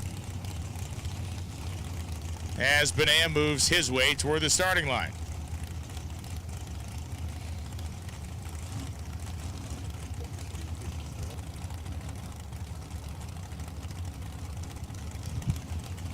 T.C. Smith, Hughestown, Pennsylvania, home for Smith over there on the O'Reilly side. Made the trip up to Epping for a couple of races this weekend.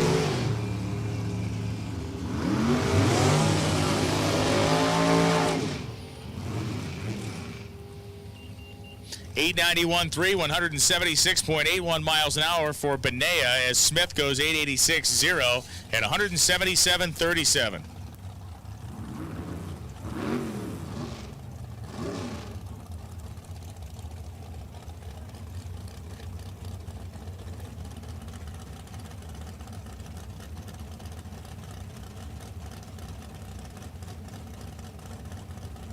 Jess Studelsky and Dave Madison II coming up now. Studelsky from Leominster, Massachusetts.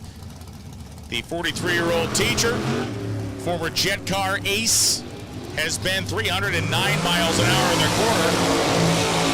Dave Madison had an 0:35 reaction time, and Madison's tune-up identical to Studelsky's. Look at that, 891.7 and an 891.7, side-by-side identical lapse times. The cool thing there is the speed differential. Madison 891.7 at 164, Studelsky 891.7 at 170, just shy of 171.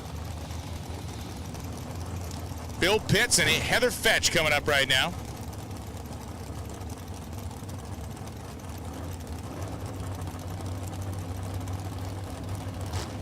Pitts from East Amherst, New York, the 2002 Ed Quay dragster.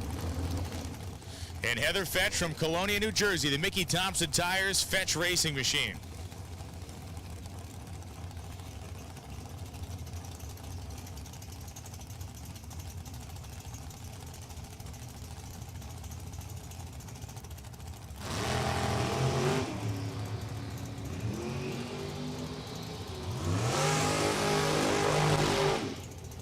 Eighth mile, both cars an identical 136 miles an hour, 889.5, 889.1. We almost had it happen again. They run within 4 thou of each other.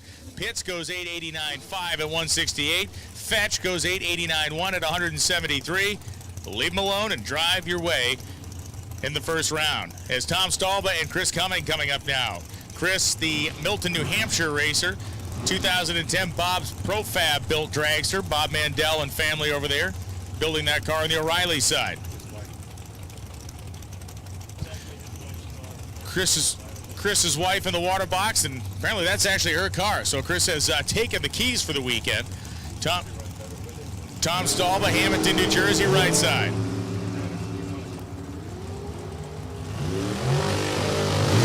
Chris hits the tree for a 006, and Stalba was perfect. Stalba's perfect reaction time, then goes 889.5 at 179.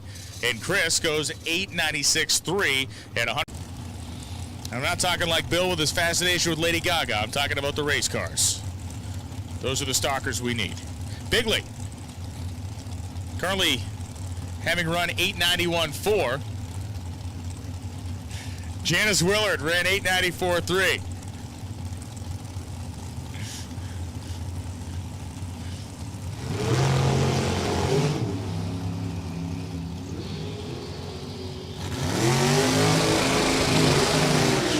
Janice, a very stout 002 reaction time, followed up by an 889, 175 mile an hour run. Not to be outdone, Bigley goes 891.7, just a tick on the other side of the 890 index at 164. So once again, we're looking at two cars that have serviceable Elimination Day tune-up. So 21 reaction time for Bigley. Super stock. Come on with you. Super stock to the lanes, please. Need those wheel-standing super stockers. Rich Dorr and Emily LeBlanc next up. Dorr's Garage, Morrison Performance, the sponsors for Dorr out of Watertown, New York, and Emily LeBlanc from Salem, New Hampshire, 17 years old. Mike Boss Chassis Dragster. 406-inch small block Chevy engine.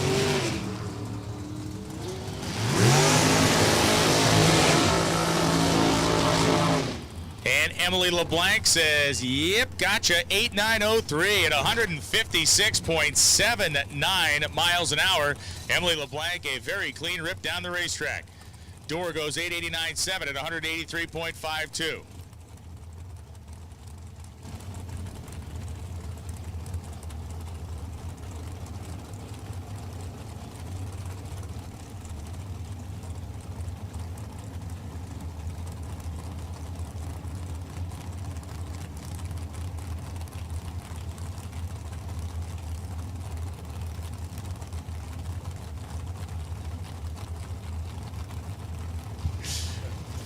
Jamie Blake and Dennis LeBlanc coming up right now. LeBlanc, the mustard yellow dragster on the right side of the New Hampshire lottery side. Blake on New Hampshire. Home of the stock car track and home of Jamie Blake, 895.1, 173.58. as LeBlanc goes 894.6 at a $173.85. LeBlanc was 60 red. Could have slew that baby down. Joe Gallucci and Timmy Markoglu coming up now. Markoglu in the dragster. Beautiful dragster that it is. The Sunset Racing Engine 632. Polished to the nines, as is the wheels and paint on that car. And Joe Gallucci from South Amboy, New Jersey, the 2003 undercover dragster. 567-inch big block engine. Gallucci kind of realigning himself here in the starting line. Got the Napa Racing logos on there, and something going on in the cockpit of that thing. Okay. I'll tell you, that guy with his hands in the car better be careful, because if Gallucci stages that thing, he's going to be going for the ride of a lifetime.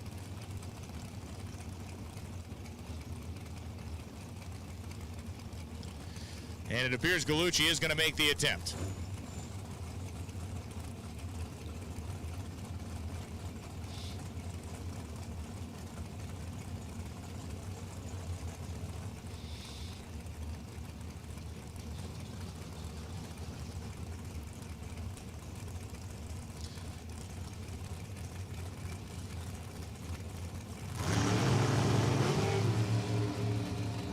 Gallucci comes off the starting line with a 006 red light as Markoglu hits it for 12. Most importantly, though, 886.8, 167 for Gallucci, 889.8 at 181 miles an hour for Timmy Markoglu. Dave Markle and Chuck Crapella. Crapella, West Springfield, Massachusetts, the retired firefighter, and David Markle from Scottville, New York. The 1991 DMRC, which I'm guessing is Dave Markle race car built chassis. He's a machinist by trade, 33 years old. 582, the displacement of his Chevrolet engine. Super Stockers, we need you to the lanes, please, as we are running out of Super Comp cars. Super Stockers, we need you to the lanes, please.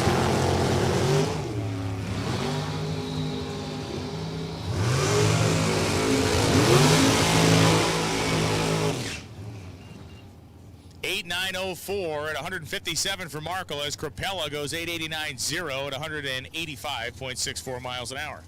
Debbie Moses and Ed McLeaf coming up right now. McLeaf and Moses have been racing in this particular category, in this style of drag racing, for many years. McLeaf and Moses both have impressive resumes of deep finishes, of course, and race wins.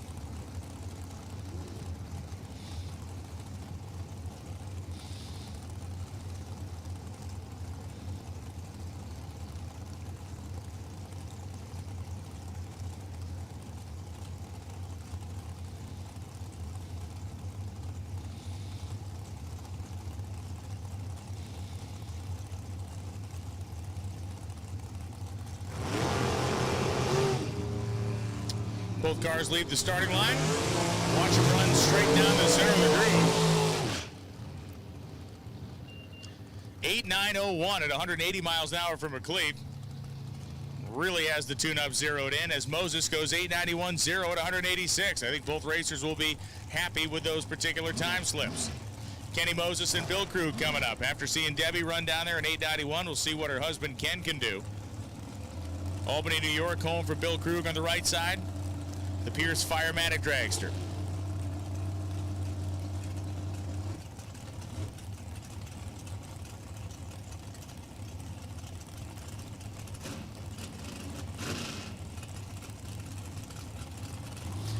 Bill's there, Moses is there.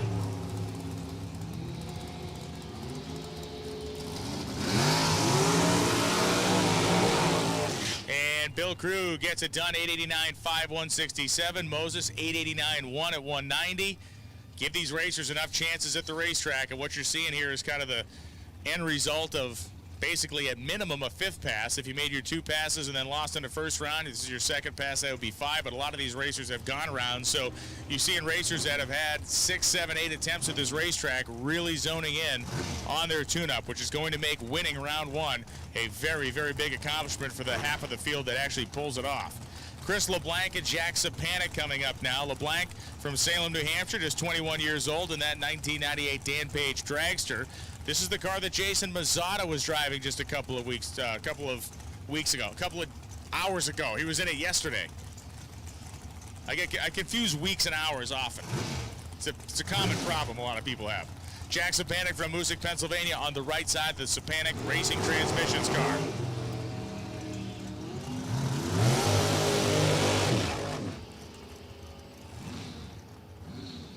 Hammer down for Jack goes 8.905 at 188.6 miles an hour as Chris LeBlanc goes 8.91.0 at 161.18. LeBlanc hit the tree for 12, Sapanek for 008 negativo. Bill Gilman and Doug Marsters coming up. Marsters from Hartford, Maine. Gilman from Peru, Maine. Two places in Maine named for other places. Yes. So the Peruvian taking on the man from Hartford, Maine.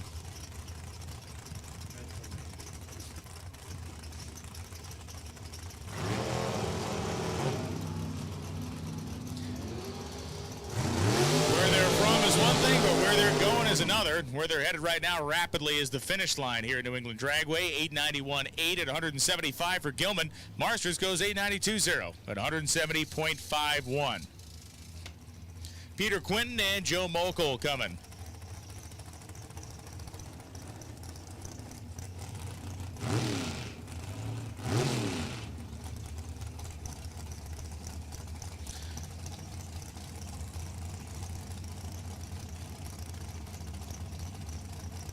So Quentin from Milton, Vermont over there in the Mopar Powered Dragster, and Joe Mokel from Bradenton, Florida.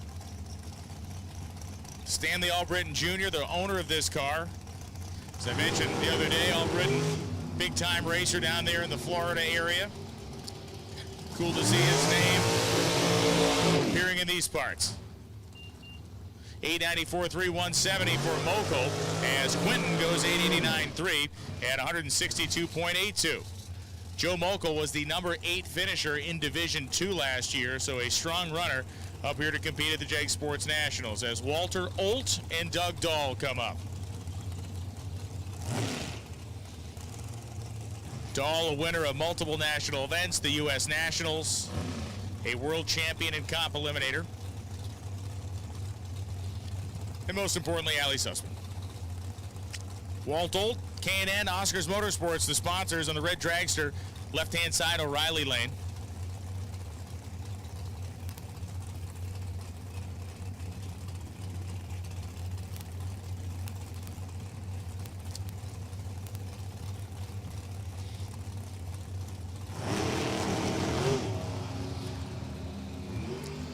For Doug Dahl, just a little early on the starting line, a couple of thou.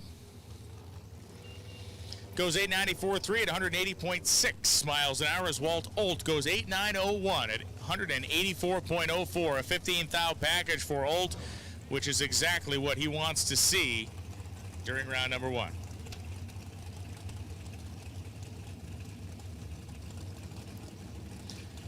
Amanda Boychesko coming up, the winner of Super Comp yesterday. Here in New England Dragway, 24-year-old accountant, Delhaven Service Center, the sponsor on the dragster that is named Relentless. And Gary Gilman from West Peru, Maine. West Peru. Place is big enough to have an east and a west? Wow.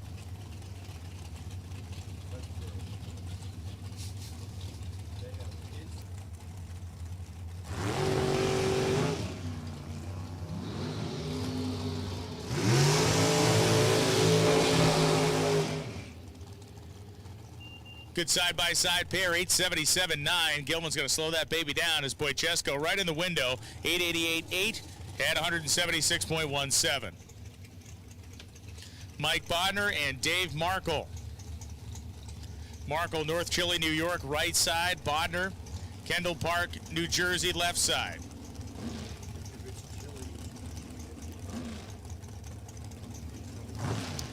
Yeah, North Chile. I mean, I feel like South Chile's got beans and stuff in it, and North Chile's got potatoes and carrots in it.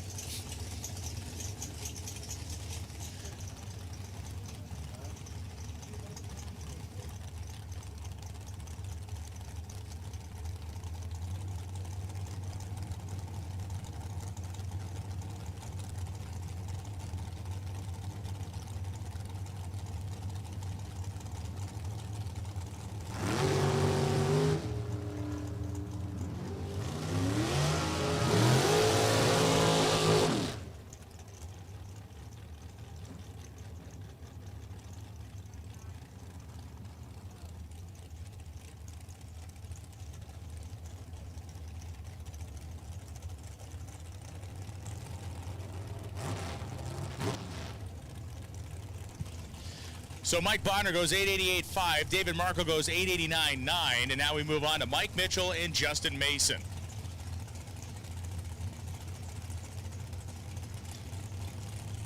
'2004 Dan Page dragster for Mason. Mitchell, the 2000 Miller chassis, Star Paving sponsorship. That's Mitchell's company. And Mitchell carries himself down to an 898.4, 158, with Mason going 895.0 at 173.03.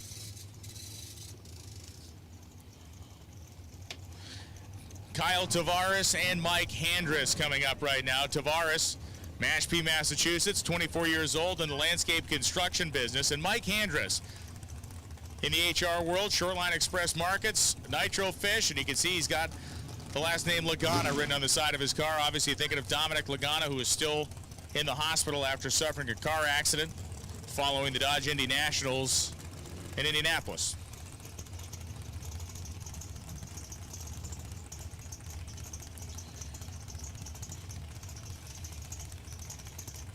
Handress now flickering the top bulb. He's going to be flickering that bottom one pretty quick. Kyle Tavares fully staged.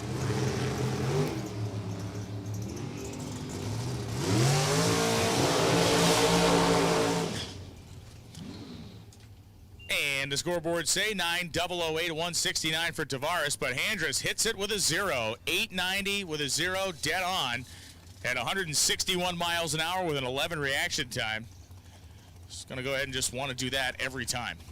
You'll win. If you do that every time, you win. Just keep doing exactly that. 99 out of 100. Jeff Kondratik and Sean Frick.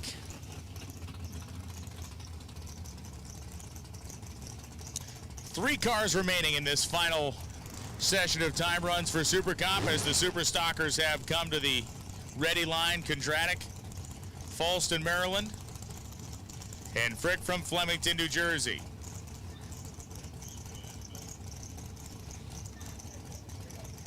We need Super Gas to the staging lanes, please. Super Gas, let's bring them in. Super Gas to the staging lanes, please. Sean Frick goes 002.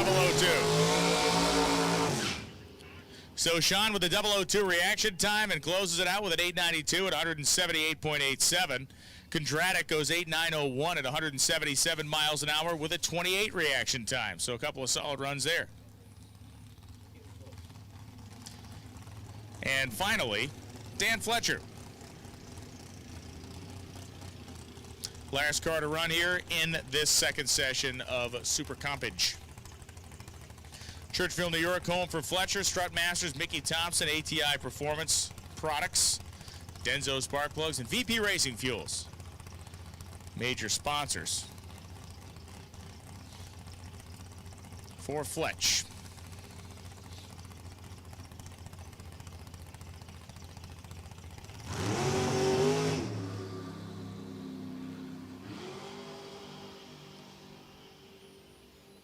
Eighth mile, 6:07, 135. Finish line, 890 with a 0. 175.34. Another guy who runs dead on 0. Nice run there for Dan Fletcher. That closes us out as Super Comp time runs. Next time we see him, it'll be first round, and Bill is going to take you through Super Stock. They're going to touch up the starting line for a moment, and the Super Stockers are at the ready line.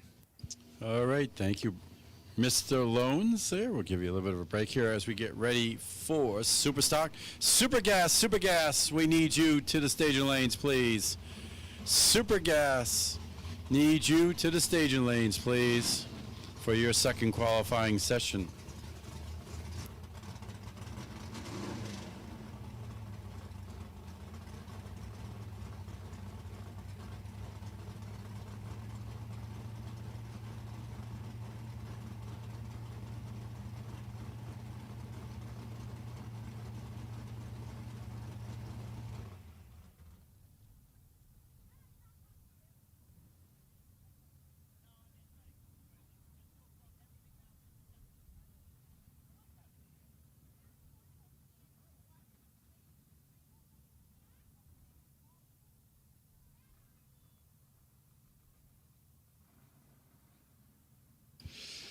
All right, we'll just take care of a few things here. We'll be right in to round number 2 of qualifying here in Superstock. We Welcome everyone who's listening out there on D1TV. Brought to you by Micro Strategies. We thank them for their help here, and actually we're simulcasting on NHRA TV right now from beautiful Epping, New Hampshire. The weather has changed many times throughout the day. Started off with some clouds, had a little bit of rain. Now we are partly cloudy, sunny, muggy out there.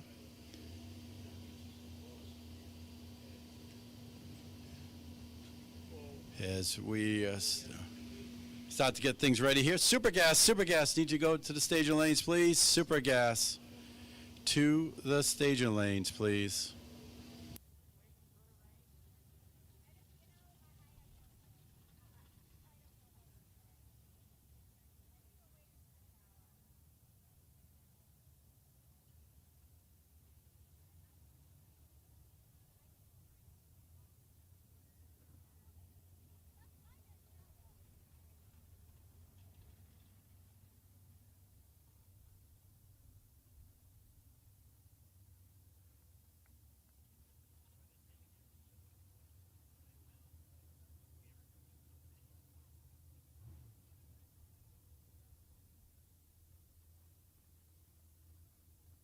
Jegs.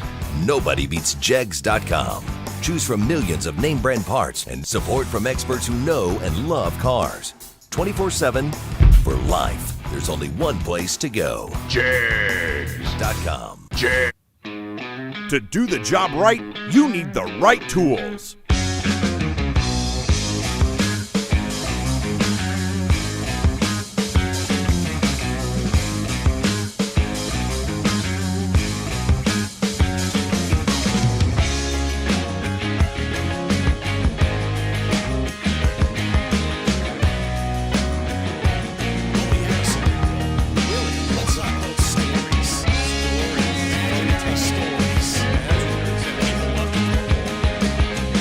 Log on to Jegs.com today or call 1-800-345-4545.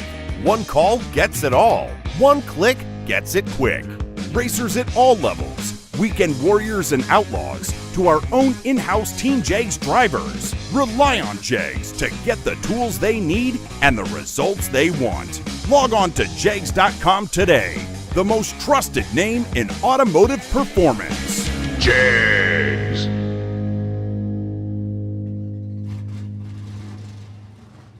Lucas Complete Engine Treatment is designed for use in both your fuel tank and engine oils. Once added to the fuel, it cleans the entire system from your tank all the way to the injectors, allowing for your fuel to burn more efficiently. The same special Lucas additives go to work in your engine oil, thoroughly cleaning all internal components. Adding it to your engine will also lengthen your oil life. As it cleans, your fuel economy improves and your oil lasts longer too.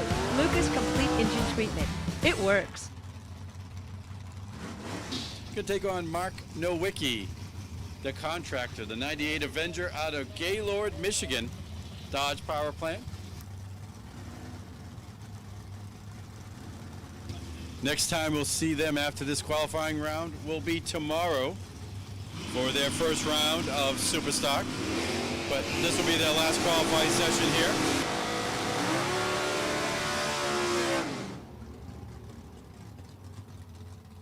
And at the stripe, it's 941 flat, 143 for Nowicki, 995 to 134.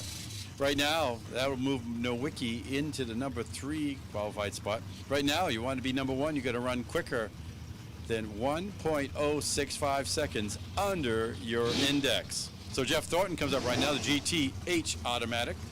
Going to take on Dean Ribeiro's 96 Camaro, the Superstock J automatic. And Supergas, you should be heading to the lanes. Supergas to the staging lanes, please. Oh, nice wheels in the air start there for Thornton out of Woodbury, New Jersey, down there on Route 1 and 18, down there in New Jersey.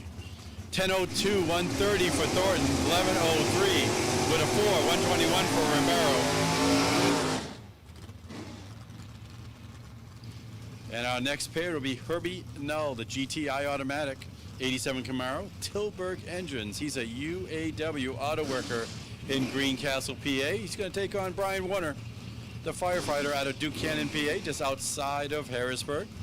Team Genesis, Mickey Thompson, Sunoco, BMR, the sponsors on that 86 Camaro.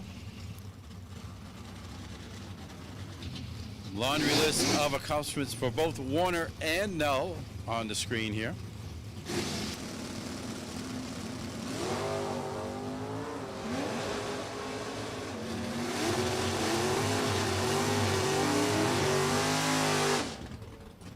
And at the stripe, it will be a 995 with a 9, 117 for Null, 1011 with a 4, 119 for Warner in the New Hampshire Lottery Lane. We saw Brian, now we'll see Byron. Byron Warner, the other half of the firefighting tandem out of Duncannon, PA, taking on Greg Sutherland. The mechanical engineer, Markel Race Car, sponsored 66 Chevy 2.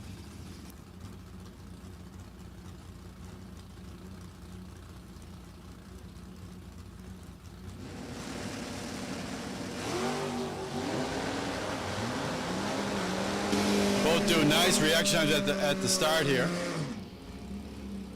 Getting ready. They won't be get back on the track until tomorrow morning. 10 flat with a 7 for Sutherland. 10:01 with a 9 for Byron Warner. Next up, it's Dave Thomas. The Ram Chargers 011 Challenger. The cool thing about Dave Thomas is that he owns a Dairy Queen. That's my favorite place to go. Paul Sutherland, the Superstock I Automatic out of Chicopee, Mass. He's a correctional educator with his 66 Chevy 2 wagon.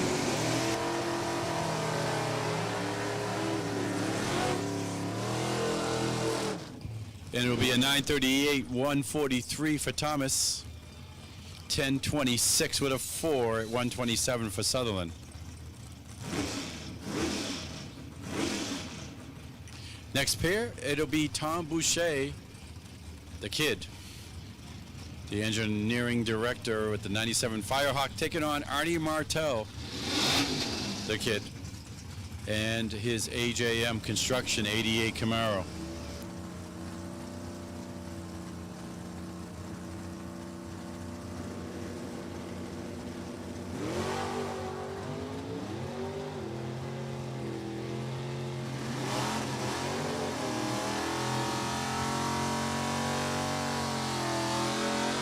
It'll be a 982 for Boucher, 1017 for Martel.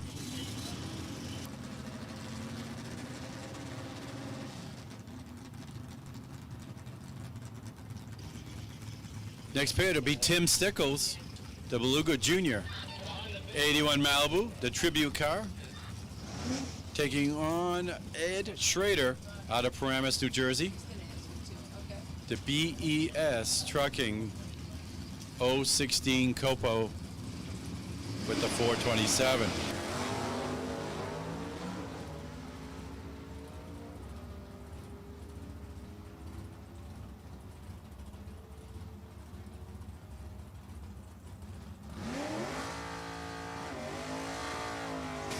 $895, $150 for Schrader. Stickles a $1556.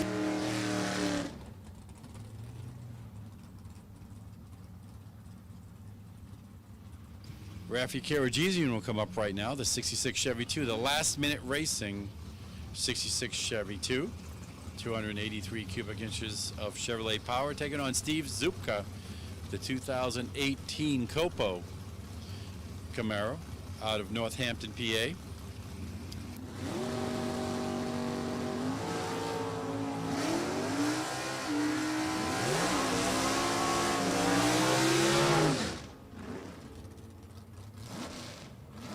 $919, $147 for Zupka, $1110, $117 for Karagizian.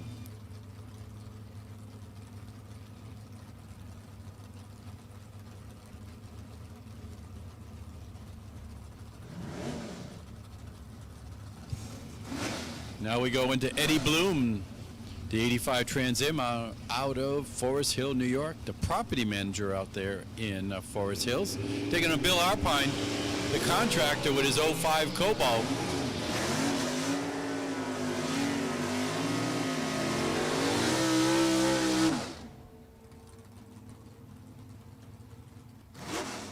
$939 with an 8, 144 for Bloom. $984 with a 4, 135 for Arpine.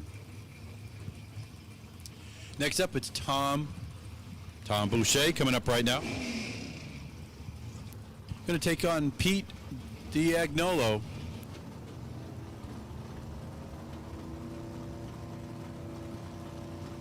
Diagnolo, the 67 Camaro out of Rochester, New York. Boucher, the engine builder out of Byfield, Massachusetts.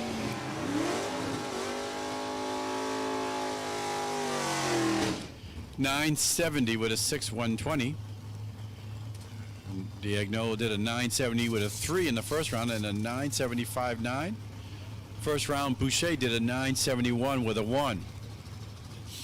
Dean Maury will come up right now, the 96 Avenger. GTH Automatic out of Middlesburg, PA, taking on Jeff Roel, his 2010 Cobra Jet. He's out of Pleasant Valley, New York, with that Cobra Jet.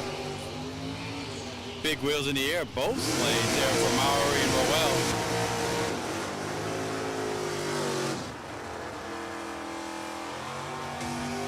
Roel. $953 with a 2 for Roel. $1048 with a 3 for Maury. Top Dragster, the Vortex Superchargers Top Dragster. Need you to the lanes, please. Vortex Supercharger Top Dragster. Need you to the lanes, please, for your second qualifying session. Rich Prizer coming up right now. The architect out of Jackson, New Jersey. Mickey Thompson Tire sponsor, 67 Mustang, taking on Pat Glade, the Glade Racing 85 Somerset.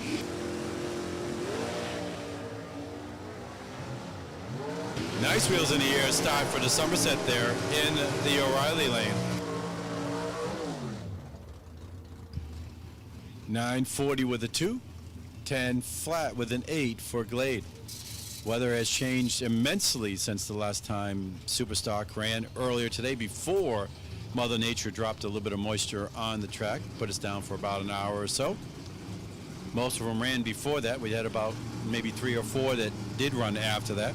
Eric Merrifield, the Bounding Beagle, wheel standing Dakota here. Watch this.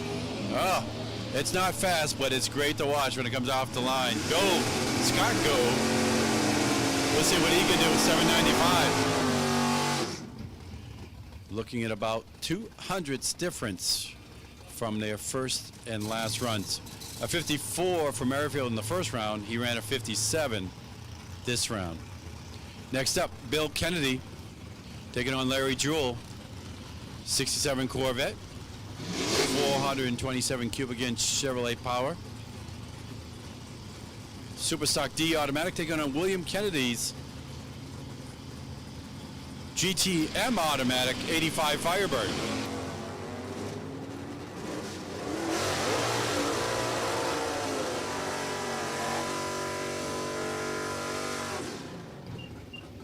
$966 to a 1036. Yeah, it's right in that 200 to 300 difference between the run this morning and the run this afternoon. Definitely a whole lot warmer and muggier out there than it was before the rain came.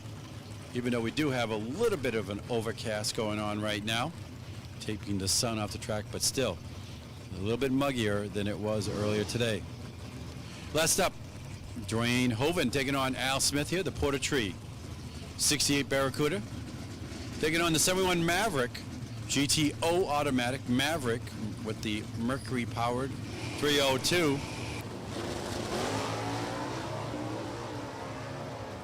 Nothing better to watch 2 yellow cars that do wheel stands at the star line. Great to see that. Smith will get there first, 868.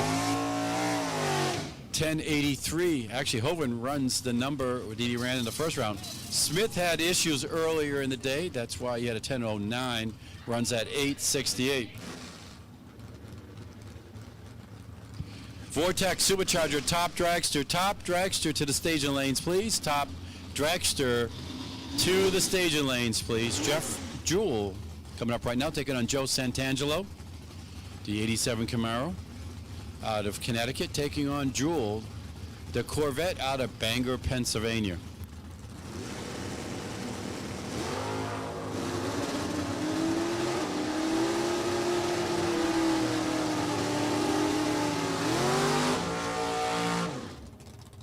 .943 to a 1038.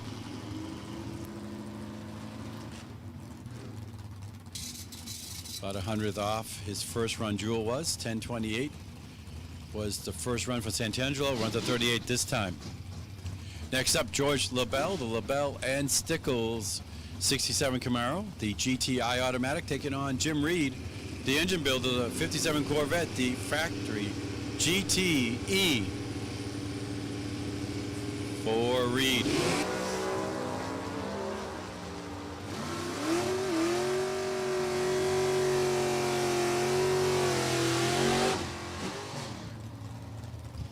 $990 for Reed, 1022 for LaBelle. Top dragster. We need the Vortex Supercharger top dragster to the staging lanes, please. Next up, Joe Lisa, the GTJ automatic. The 87 Camaro taking on Bob Letelier and his 2013 Copo Camaro.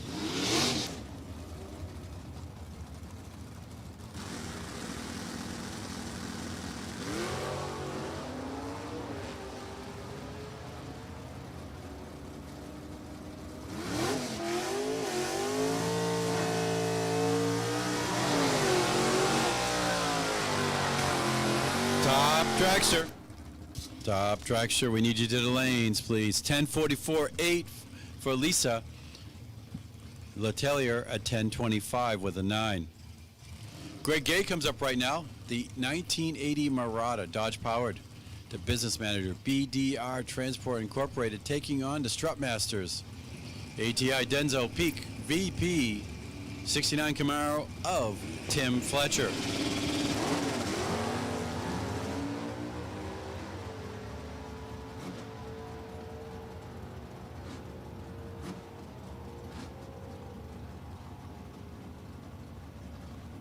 $10.01 for Fletcher, $10.76 for Greg Gay.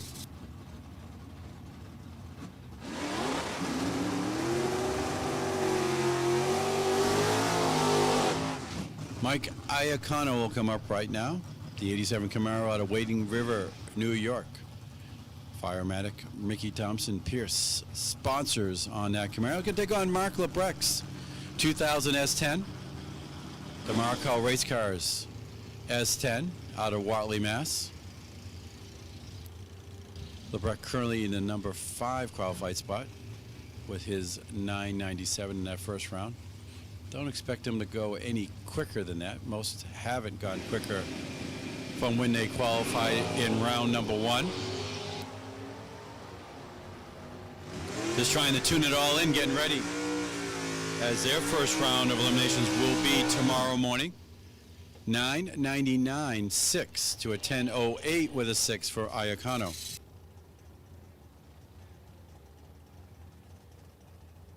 And it looks like our last car in it will be Anthony Patazzi, the Supersport A stocker out of Richmond, Virginia, the 98 Grand Am with the JAG sponsorship. As Brian said, many-time event winner. He was actually the 2002 Superstock World Champion. 001 on the reaction time, 9:06. Talked about a lot who didn't pick up. He did pick up there, 9:06 with a 6.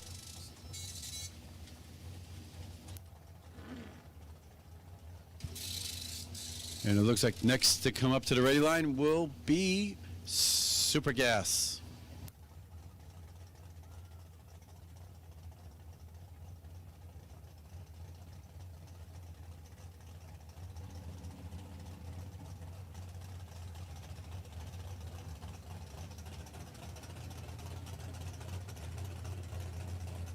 All right, here we go into round number 2 of Super Gas.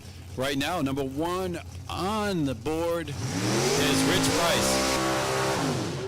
Price at $9.90 with a 1. Gets the number 1 spot right now. Let's see what we can do about getting someone else, or he will hold on with that $9.90 with a 1. It will be Darren Wood taking on Steve DeSantis, the Roadrunner. Yes, the 68 Roadrunner with the big old Hemi in it. Going to take on Darren Wood and his 67 Chevy 2. 632 cubic inches of Chevrolet power for Wood there with the Chevy 2. Going to take on the good old Roadrunner here out of West Dennis, Massachusetts. Key here is the 990 index. Right now, we know we have a 990 with a 1. Who can do that 990 with a 0? 1019 for DeSantis. 985.9 for Darren Wood. Next pair to be Scott Giordano. He's going to take on Bill Monroe there out of Gilsum, New Hampshire. Actually, William Monroe. 21-year-old, TSR Racing Products, 27 Ford Roadster. Giordano and his 57 Corvette Roadster out of Staten Island, New York.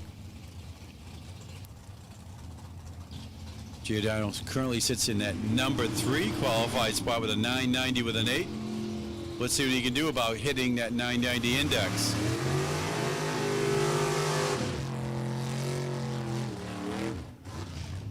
$988.2 for Moreau, $995 with a 5 for Giordano. Next up it'll be Tim Quinton. Been talking about this great-looking 71 Barracuda Roadster, Mopar powered. Quinton Brothers Auto.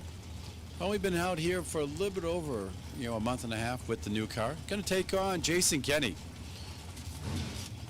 He's 40 years old. He's a drag racer. That's what his profession is.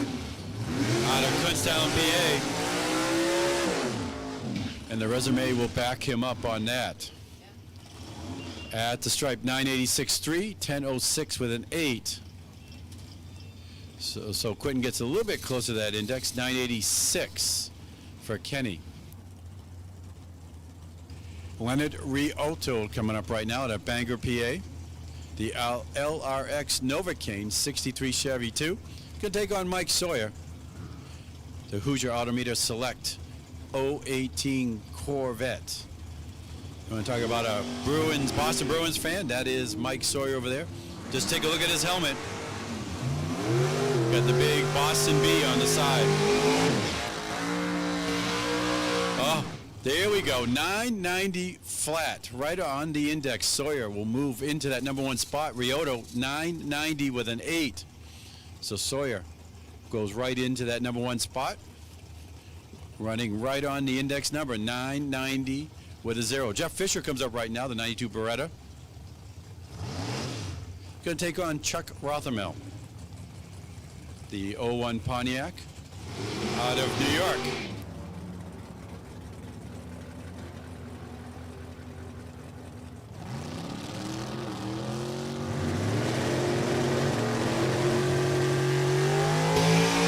Fisher a 985.2, Rothermel a 989 with a 7. Pete Maduri coming up right now to North Tonawanda, New York. The 78 Monza Dynabraid sponsorship on the door. Taking on Ted Leahy, the GM Performance Parts. Leahy excavating 91 Cutlass, the old Warren Johnson car for Leahy here in the New Hampshire Lottery Lane.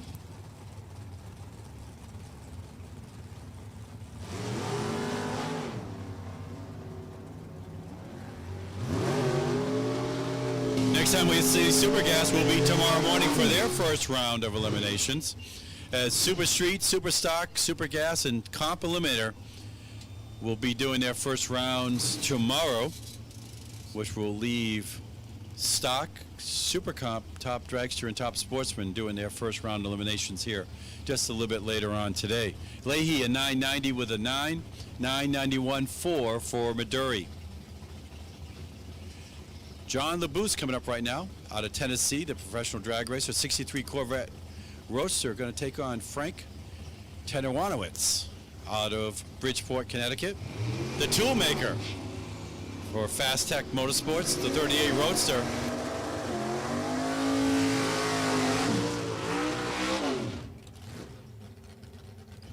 Look at that, 990 with a 5 for Territory Wannets, taking 992 for LeBoost.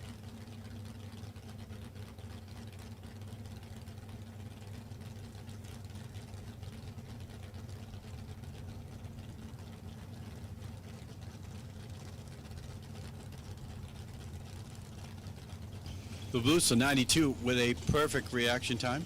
017 for the Roadster in the O'Reilly lane, 990 with a 5.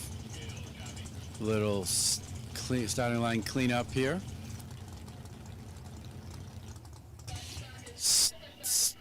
Starter says, hey, shut him off. Looks like we've got a little bit of a cleanup here over in the New Hampshire lottery lane.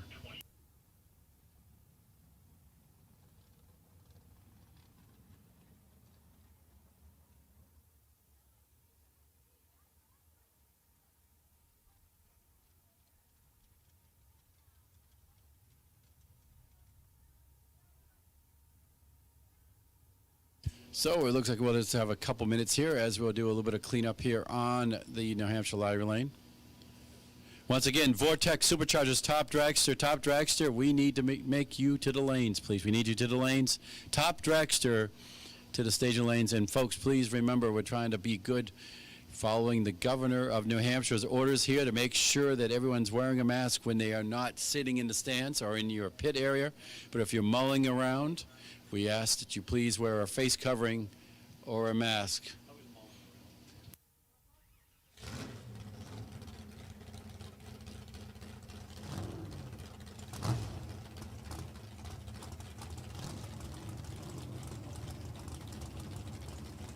All right, got the cleanup done here. It'll be Barry Ribeiro to take on Oscar Olt.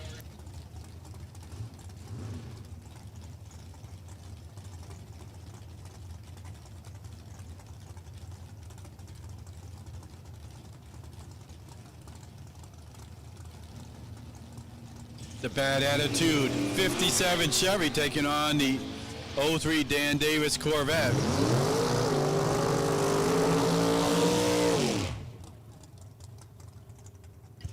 $993.5 for Ribeiro, $988 with a 4 at $173 for Oscar Olt.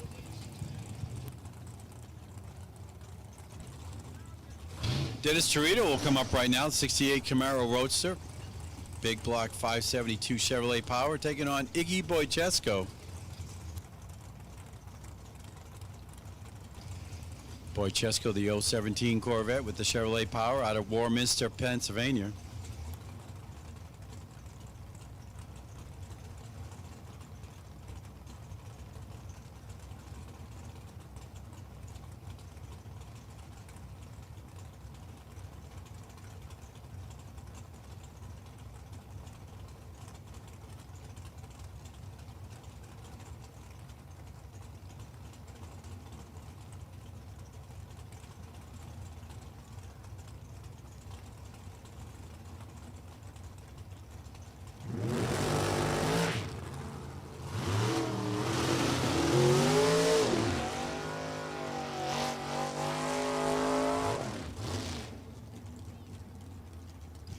$990 with a 5, $167 for Boychesko, $996.3, $171 for Torito.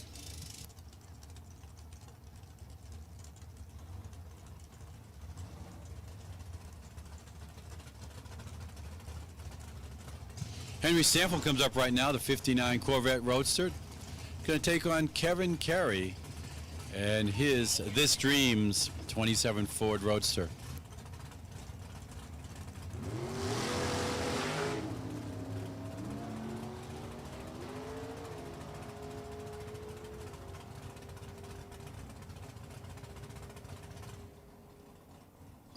$989.8 for Carey, $992.2 for Stanfield.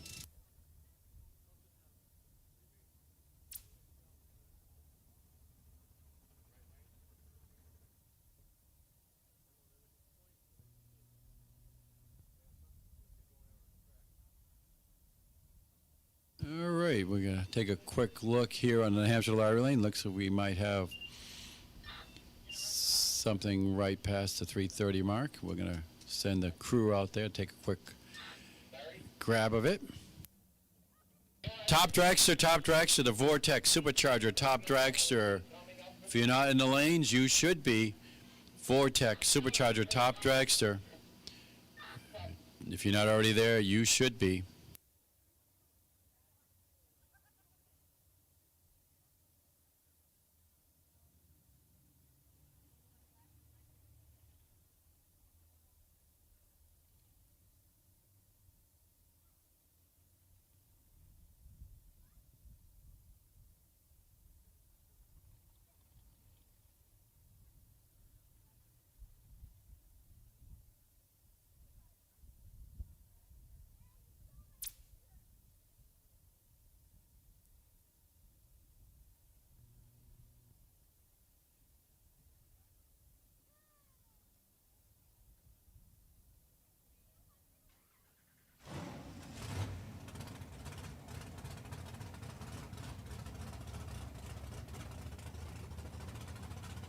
All right, looks like we picked up whatever there was there, and next pair will be Pete Luciano.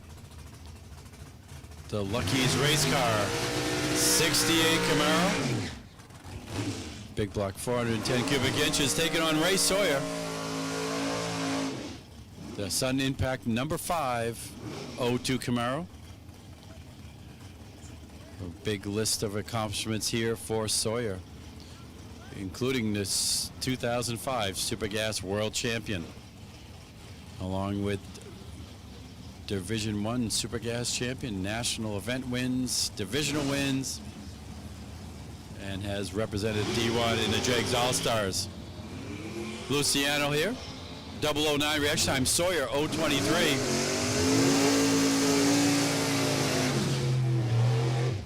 And it will be a 986.9 for Luciano, 987.1 for Sawyer.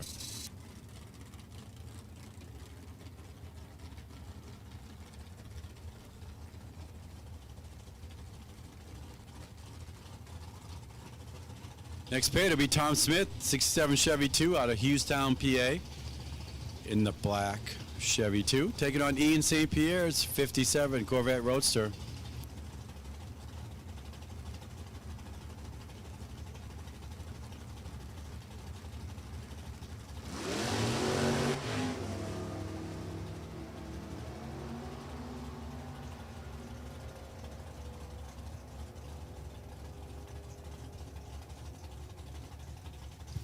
$986.6, $158 for St. Pierre, $992.0, $152 for Thomas Smith and the Chevy 2. Mike Handress will come up right now. The C2 Converters Short Line 04 Cavalier out of Brooklyn, New York.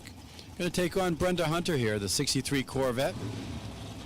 Gilbert's Automotive sponsorship on the side of the 63 Corvette Roadster.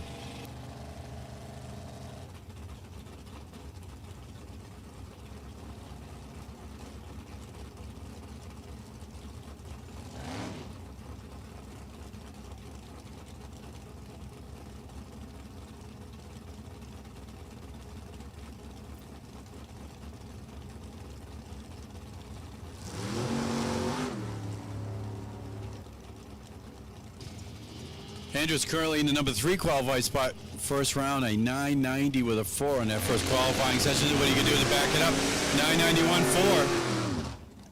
991.4. Hunter, 989.3. She's in the zone. She's getting ready to go, as we'll see Super Gas tomorrow morning for their first round of eliminations.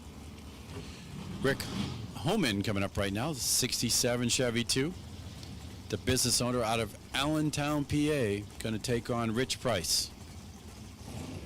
Coming into this qualifying session, Price was in the number 1 spot with that 990 with a 1.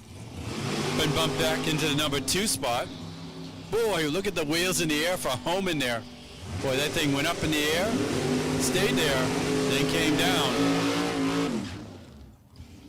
Runs it through a 974.8. He'll stay on that 992. 990 with a 6 for Price. Backs up that 990 with a 1 in that first qualifying session with an 0:13 reaction time. So Price is ready to go. Next up, Tom Stauber taking on Jerry Pierce, the Seltzer and Pierce. 97 Cutlass out of Albany, New York, taking on Tom Stauber's 63 Corvette Roadster out of Hamilton, New Jersey. 003 for Stauber. Let's see what he can do in that 890, 986, 167. A little bit better, but still needs to slow it down just a bit for tomorrow's first round. 992 with a 4 for Pierce. John Puliak will come up right now. The welder fabricator, 94 Beretta. Going to take on Joe Gallucci, the Advanced Auto Parts 63 Corvette Roadster. Out of South Amboy, New Jersey, the Auto Tech business owner there with the Advanced Auto Parts sponsorship.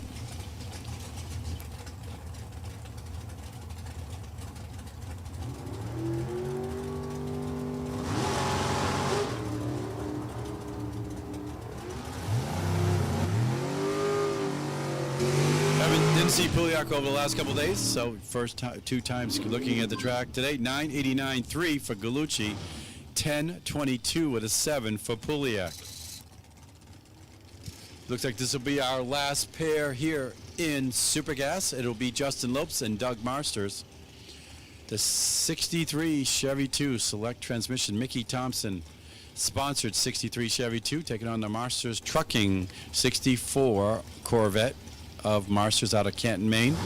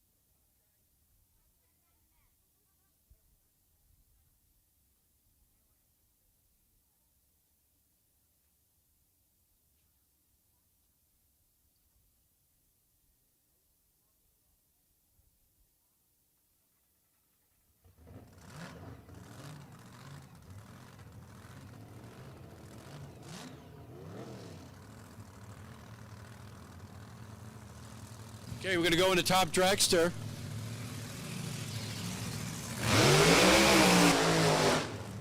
Round number 2 of qualifying here in the Vortex Supercharger Top Dragster. And with that, we're going to turn this over to Brian Loans for the action. Thank you very much, Bill. As Scott Hall's completed the burnout in his dragster on the right-hand side of the racetrack, and Neil Jamison. Kind of a repeat of the first pair of cars we saw go down during the first qualifying session of Top Dragster. Do have 32 cars on the qualifying sheet, and this is a 32-car field. So as of this moment, no bump spot unless we add a name to the sheet.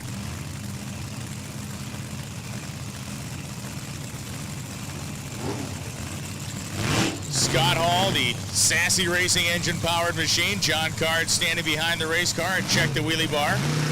Gave Scott's wife the nod. Neil Jamison inching in. Jamison, a small block engine with nitrous, the power adder. Went 740. Hall went 654 last time down the racetrack.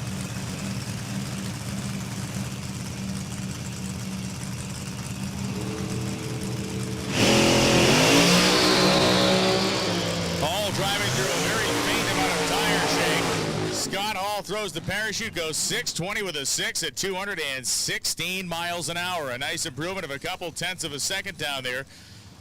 Hall was ripping down the racetrack. Left side of the course, Jamison went 747.4 at 173.49 miles an hour. So Scott Hall goes to the number 4 qualifying spot in the back of that 640. Nick Willard and Bill Masiello coming up right now. Masiello with the centrifugal supercharger mounted on the left side of the engine. In towards the starter as Nick Willard from Leominster, Massachusetts sits on the left side on the O'Reilly side of the racetrack. Tom Zarella-owned TT Motorsports machine. Willard qualified 19th with a 686.0 for the time being. Masiello went 646.1 earlier.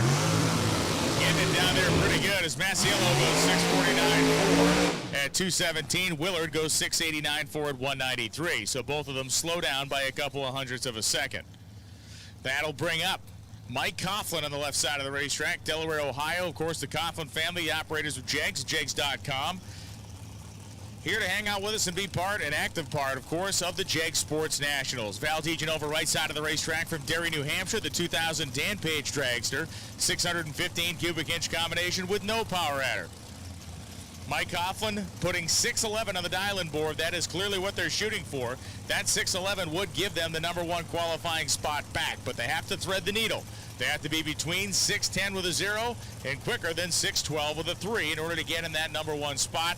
A couple of hundredths to play with, which isn't much when we're talking about speeds in excess of 220 miles an hour.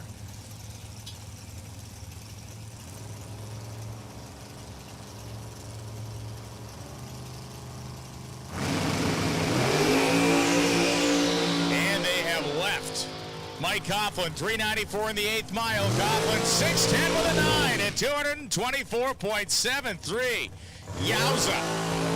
DeGenova goes 682.7 at 194, but Mike Coughlin all but slams the door shut on anybody taking the number 1 qualifying position away from him, as you'd have to run between 10.000 seconds and 10.008 seconds to get it. An 8,000ths window in order to snatch number 1 away from Mike Coughlin. Wow. Predicted a 611, won a 610.9. I mean, maybe next time they could be a little more accurate, but still very impressive. Unbelievable. Bill Silva and Al Stafari coming up right now. Stafari from Tewksbury, Massachusetts. Silva from Merrimack, New Hampshire. Stafari went 691.2 as the number 21 qualifier. Silva 684.4, 191 is number 16 at the moment.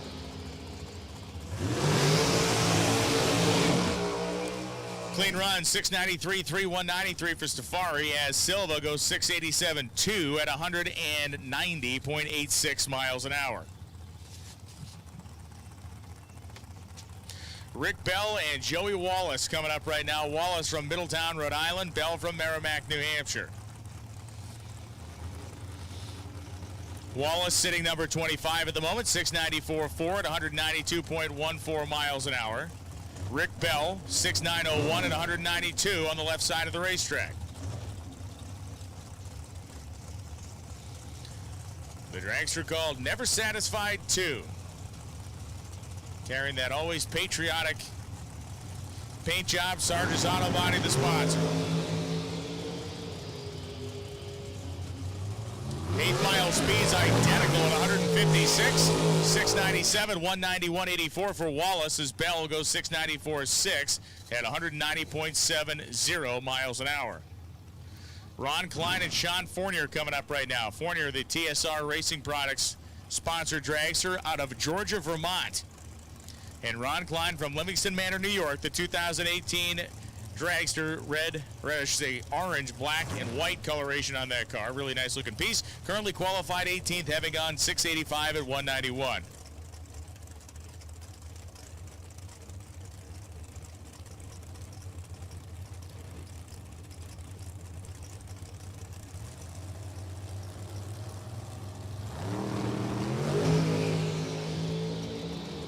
Klein and Fournier just crushing the Christmas tree. 004, 009, 688 to 194.41, and Klein goes 712.5 at 187.52.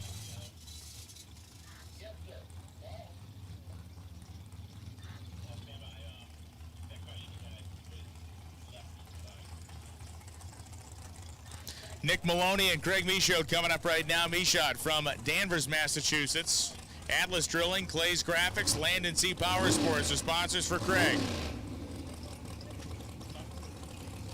We need Vortex Superchargers Top Sportsman to the staging lanes, please. Vortex Superchargers Top Sportsman to the lanes, as we are in right now. Vortex Superchargers Top Dragster.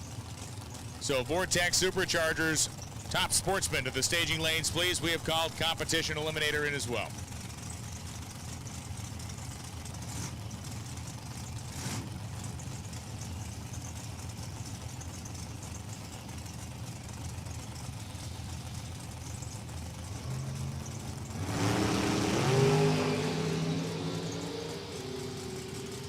Craig's 22 in the tree. Maloney's 21.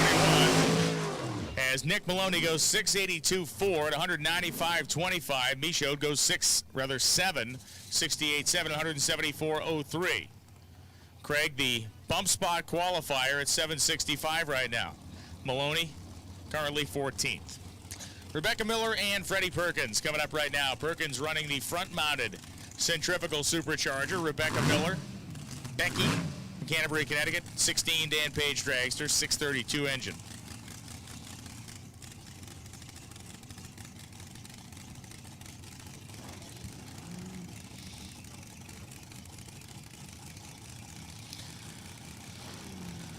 That nice little crispy exhaust note coming out of Freddie Perkins' car with that Pro Charger. Going to make all kinds of great noise once he lands on the throttle. Is Becky Miller trying to run right down to that 690 bracket.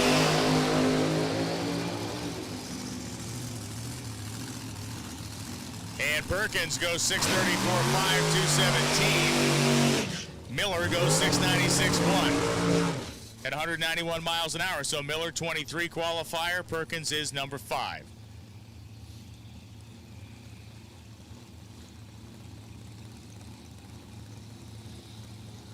Paul Neal and Mike Kalin coming up right now. Kalin from Niagara Falls, New York.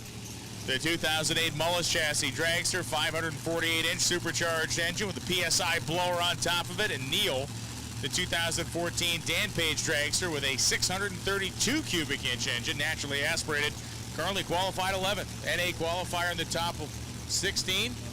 May be able to punch his way into the top 10. To make top 10, he's going to have to go quicker than 661.5. I'm guessing they may keep the tune up the same. Let's find out.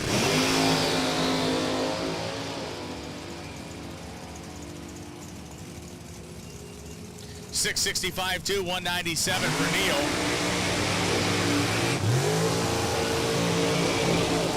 Kalin goes 643.7 at 212.93. Burnouts handled on both sides of the racetrack here. Al Kenny and Kenny LeBlanc.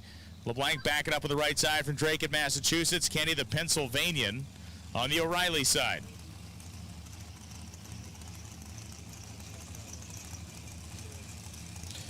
Jags.com, select performance of sponsors for Al Kenny is Kenny LeBlanc, the Kenwood Auto Machine. Went a best of 693.8 earlier at 189.76 miles an hour. We need Vortex Superchargers Top Sportsman. Vortex Superchargers Top Sportsman to the lanes, please. Comp Eliminator, we have called you as well.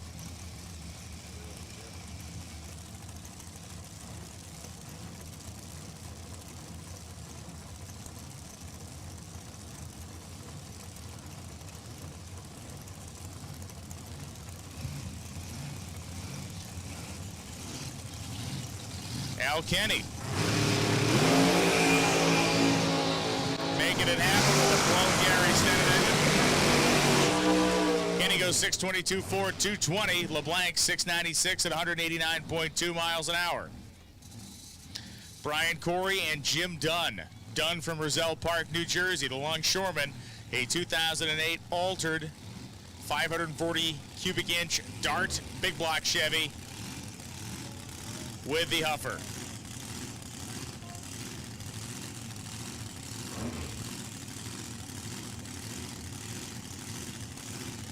Right now, Jim Dunn is qualified 9th, 658.3 at 205.6 miles an hour. About 125-inch wheelbase car for Jim Dunn. Brian Corey, about twice that. North Salem, New Hampshire, home for Corey, the Power Technologies 2012 Dan Page Dragster with a Sunset 632 for power.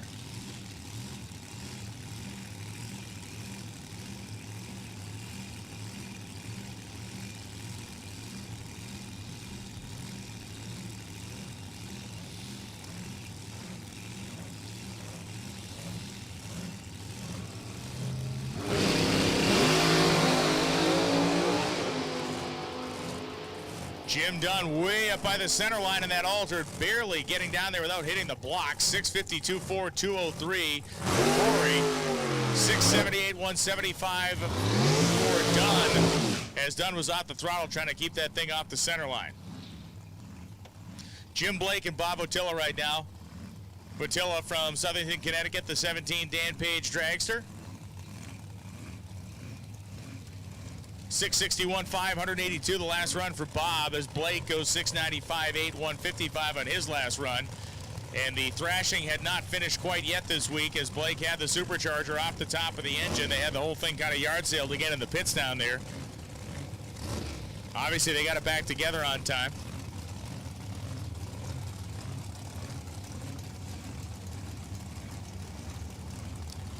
On time or in time. We'll find out how quick it runs.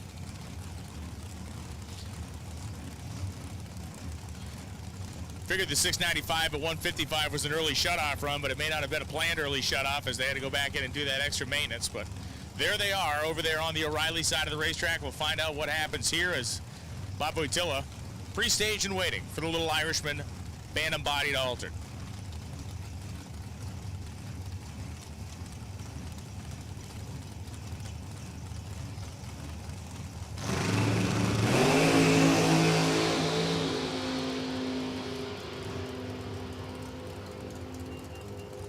.678.7, 200 on the nose for Jim Blake. 656.7 at 203 for Ottila.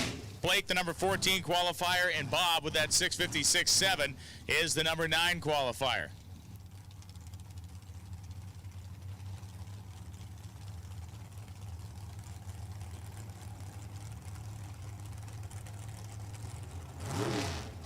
Vince Mussolino and Gary Kobe coming up right now. We need Vortex Superchargers top sportsmen. Vortex Superchargers top sportsmen to the lanes, please.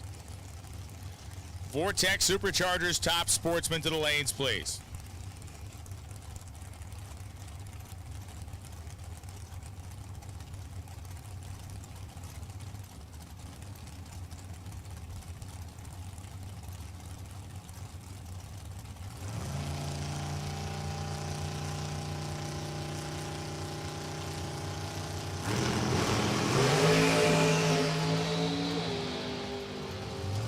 Both of them treating it like an elimination run on the starting line, and Mussolino goes 676.8 at 197.59. Gary Kobe, 731.2 at 182 miles an hour. Mussolino, a top half qualifier at number 12. Kobe, a number 28 qualifier, 719.8.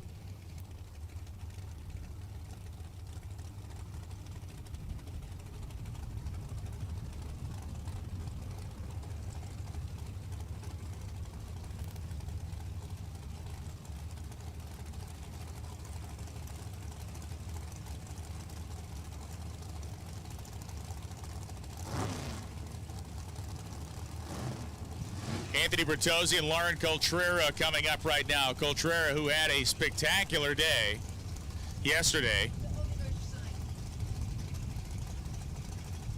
And Carl making a run for it because the Jegs All-Star sign decided they didn't want to star in the show here and ran out to the middle of the racetrack.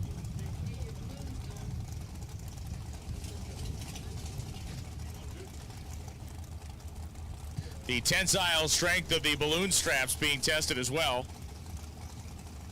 Having personally seen one of those inflatables travel about a mile in the air in Chicago several years ago, it gets ugly fast when those things break loose.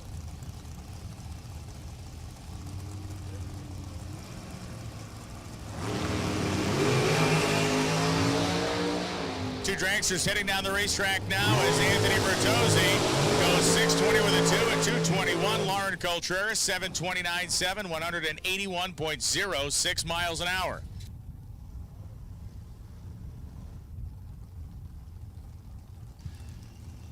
So very much a kind of dead headwind here coming up the racetrack, and the Jegs inflatable will be deflatableized here for a moment, so it doesn't end up at the former Three Ponds camping area, which is now condos, is my assumption. Something like that, yeah. Kenny Moses and Jackson Waters coming up. And we are not in Kansas anymore, apparently. Cue the Flying Monkeys. Jackson Waters on the right side of the racetrack, Charlotte, Massachusetts, inching in, currently qualified number 31 at 7:52.2.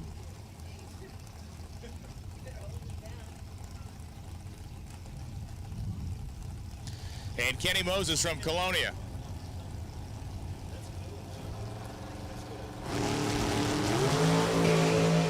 Nice wheels up launch for Kenny Moses. And Moses goes 6:59.7 at 2:01. Jackson Waters 7:609 at 174 miles an hour. And an orange block that we had set up somewhere around the 8th mile is making a break for the starting line. Thankfully, it's doing it on the return road.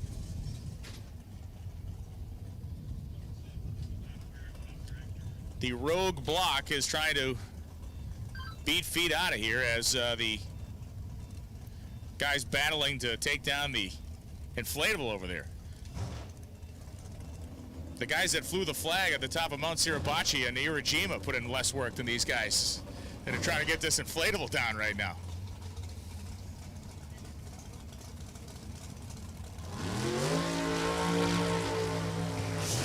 Coltrera and DeGenova.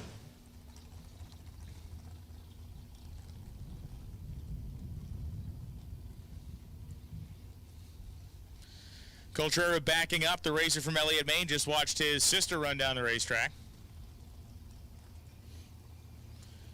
Debbie DeGenova from Derry, New Hampshire, the New Hampshire lottery side of the racetrack. Val DeGenova, normally not far behind or ahead. We saw Val run a few minutes ago.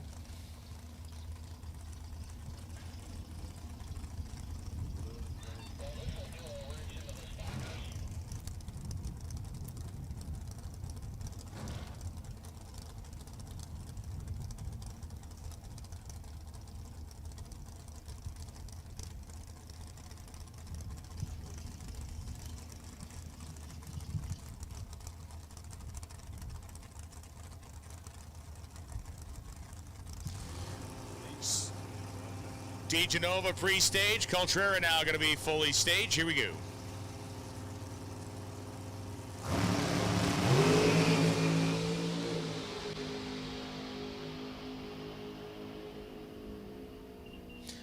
.691.1, 190.62 miles an hour for Debbie DeGenova as Coltrera goes 7:58.7 at 128.2 on the O'Reilly side of the racetrack. Progress update for those of you that have not been able to see it, but the Jegs inflatable has been successfully deflated. People have claimed that Woody from Jegs doesn't work. I have seen him work, and I've seen him lay down on the job with success.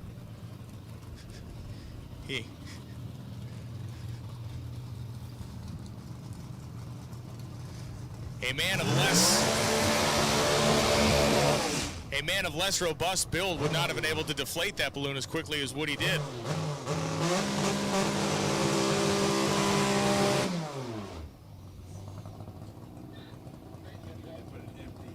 And there goes the orange container on top to hold it all down. Success. Joe Carnasciale coming up, and Ronnie Proctor. Proctor driving the dragster and his car in Top Sportsman, which we have called to the lanes. Vortex Superchargers Top Sportsman. Harpers Ferry, West Virginia, home to Ronnie Proctor. We need our dentists. We need our dentists. We need our designated pairs in stock. How about that? Which would be Mattioli and Fetch, Parker Salemi, and Matthias Letellier. Our three designated pairs in stock. Eliminator, we need you to the lanes, please. Mattioli and Fetch, Parker Salemi, Matthias Letellier. The Parker Salemi pair is going to be brilliant. A-stock automatic versus Q-stock automatic. That's a good one. A couple of heads-ups in the first round as well. It's going to be good. Three designated pairs for stockers to the lanes, please.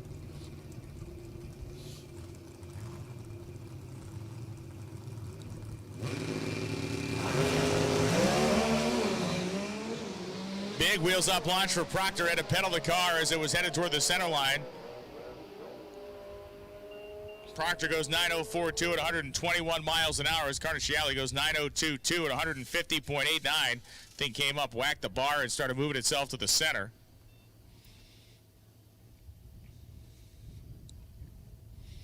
Still 1:009.60 foot time, likely catching it with the back tires.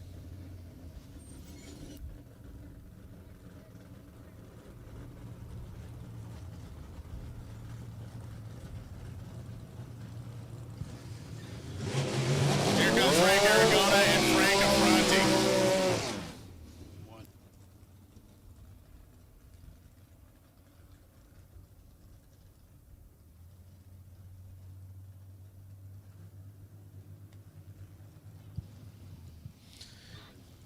C-altered automatic for Frank Affronti, the 2010 Chevrolet Cobalt, the 104 Contractors machine, and Frank Aragona, J-altered automatic. That is the category they have the altered stuffed into with its long inline 6 engine. The most important thing, Brian, is we get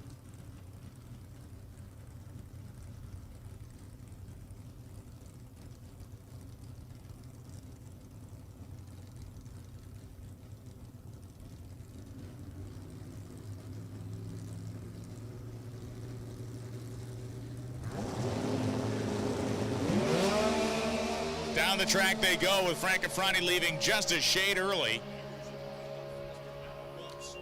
9:35.1, 184.88 as Frank Aragona goes 7:41.0 at 177.46. Jay Schoenberger and Pete Diagnolo will be coming up next. Right now, number 1 qualifier is Frank Aragona, 652 under. Ronnie Proctor, number 2 qualifier, 633 under. Schoenberger, 3 at 622 under. Frank Affronti, 4 at 579 under. Carnisciali, the 5th qualifier, at 570 under. Costa qualified at 520 under. Schoenberger, Jay, qualified 509, and that is his, who's in the other lane. So Jay's the 7th qualifier at the moment. Pete Diagnolo, who's on the right side, ran only 090 under before. So Diagnolo looking for a much better than an 874 run out of his 2010 Cobalt. And he had made much quicker runs yesterday when he won Competition Eliminator as part of the Division I event.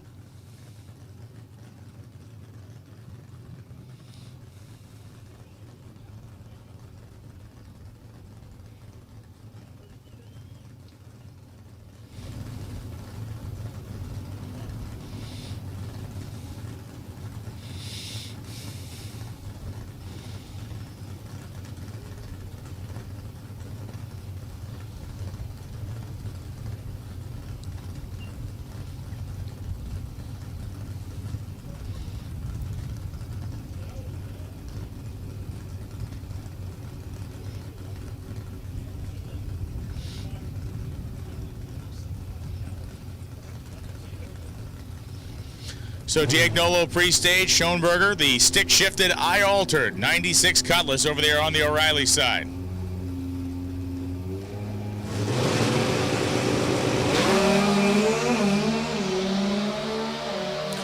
Looking more sporting for Pete Diagnolo.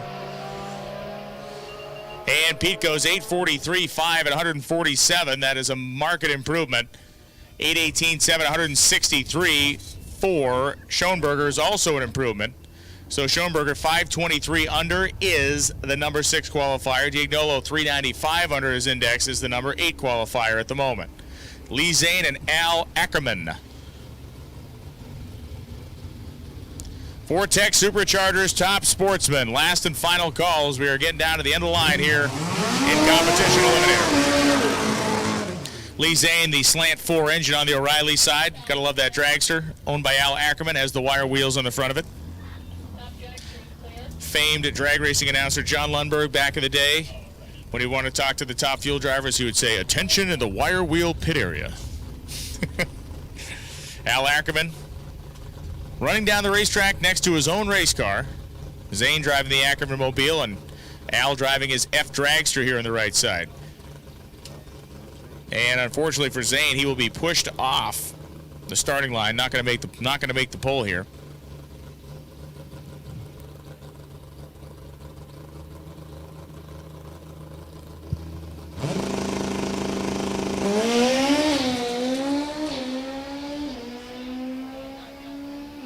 Ackerman's little dragster spun the tires off the starting line, but he bangs his way through the gears, goes 8:20 with a 4 at 137.22, lifting early as he was at 135 in the 8th mile. So Ackerman, that 8:20 with a 4, puts himself 286 under his index, and Zane again pushed off the starting line. That car will not run this round, apparently. Rich Schoenberger and Jerry Russo. 3 competition eliminator cars left to run. Russo and Schoenberger, 2 of them. Southampton, Pennsylvania. We need the left side of the stock eliminator ladder, please. The left side of the stock eliminator ladder to the staging lanes for pairing. Left side of the stock eliminator ladder to the staging lanes for pairing. First round eliminations.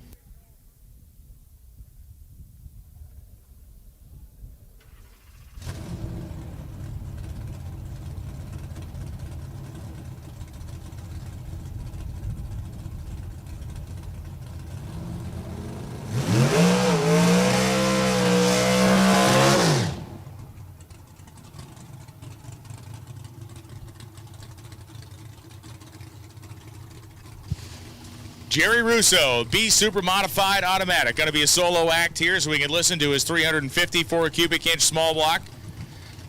Clawed its way down the racetrack, had to shut it off early last time through, so we're going to find out what Russo can do. And actually, Russo's car shut off on the starting line last time. He took the tree and didn't actually complete the run.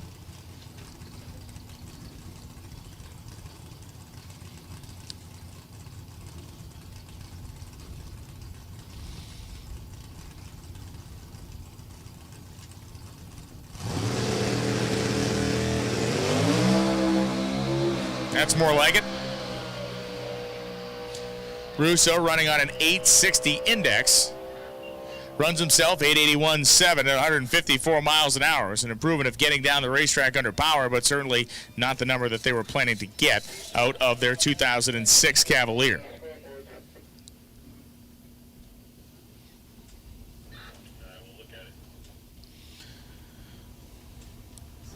And then there was one car yet to run. That is Michelle Costa, which will be the final car of this round of Competition Eliminator.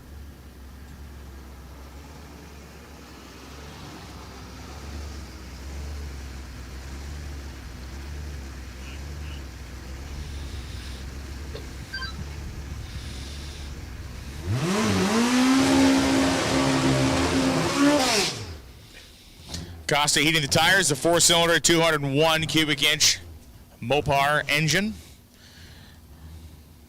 The half a Hemi, or the Hemi 4.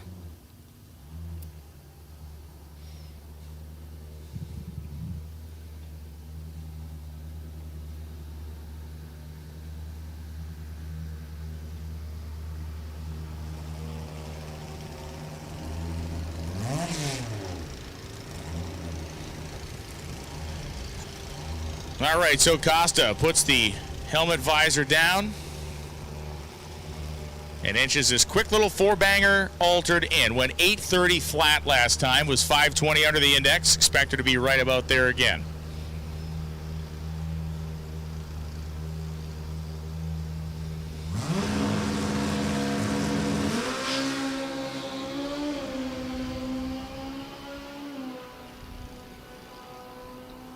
And the Giacono Altered runs 837.8 at 153.42 through the lights. And that finishes our qualifying in comp eliminator for the afternoon. As a reminder, Super Street, Super Comp, Super Street, Super Stock, Super Gas, and Comp. Your first round will be tomorrow. We're going to finish out Top Sportsman. We have called Stock Eliminator left side ladder in for pairing for round 1 eliminations.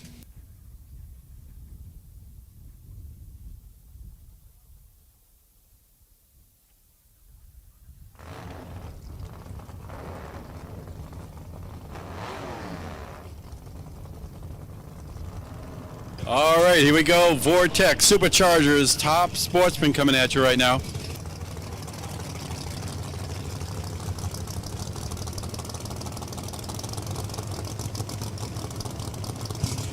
Round 2 of qualifying. It'll be Don Lucier and the 55 Bel Air taking on Brian Conray.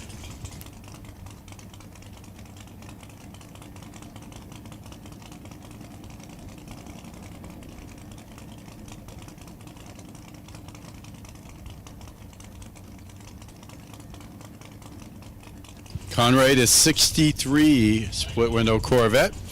The 5th grade school teacher out of Levittown, PA.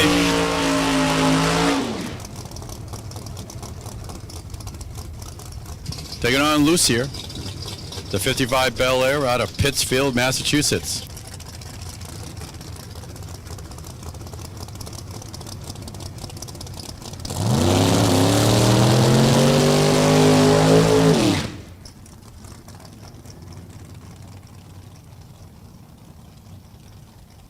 Lucier currently in the number 17 spot at a 731.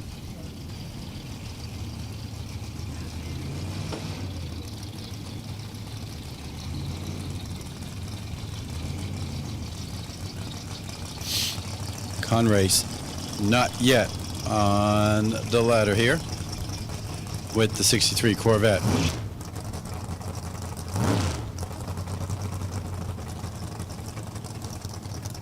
Purging the nitrous there. Lucia has already done that. All right, they'll line them up here as we go with the first pair here in Vortex Supercharger Top Sportsman.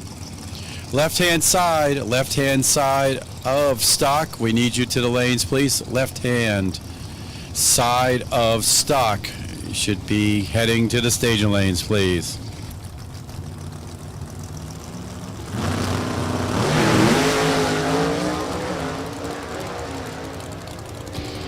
Lucia thumping the pedal there a couple times. Conray 711, 183. 760 for Lucier. Lucier to number 18 spot. Conray into the field in the number 12 spot with the 711 with a 9. Next up, it'll be Ben Schlafman, the 05 Grand Am. Chevrolet powered out of Sharon, Massachusetts, the number 26 qualifier currently. Going to take on Dan Hill. Hold him up, he ain't off the track. Hill out of Thompson, Connecticut, the 69 Camaro, the Hill Construction Services Camaro out of Connecticut.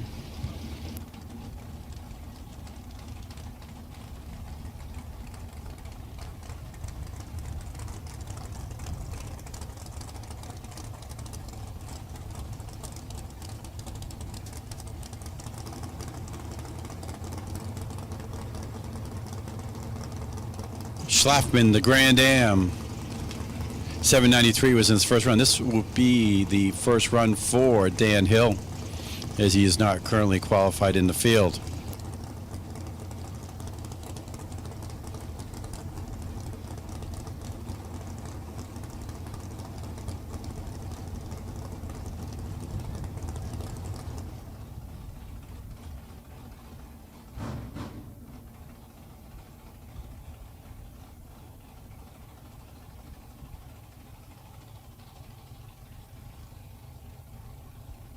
All right, got the top end of the track cleared here.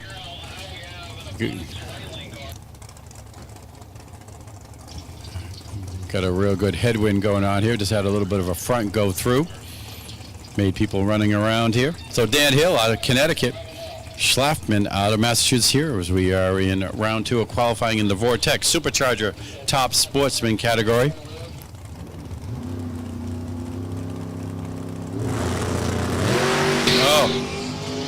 Hill rolls through the beams.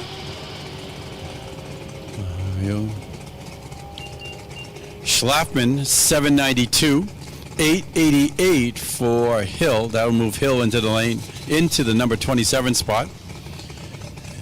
As we'll come back with first round of Top Sportsman here just a little bit later on. Left-hand side of stock, left-hand side of stock. Need you to the lanes, please.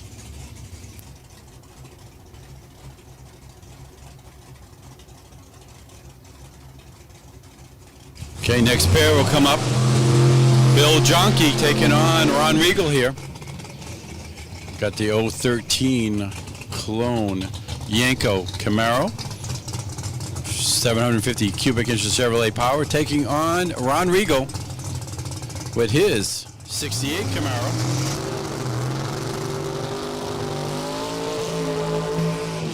The Regal Racing engines out of Fairless Hills, Pennsylvania. Also sporting a 750 horsepower power plant, cubic inch power plant underneath of his 68 Camaro.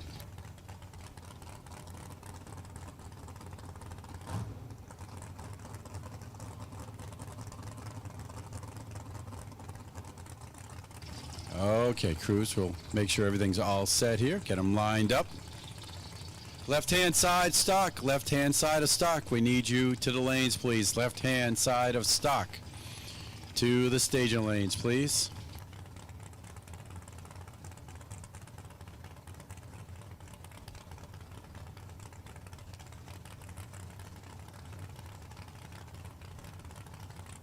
Regal's pre-stage. Jonky pre-stages, here we go. Fully staged, tree will come down.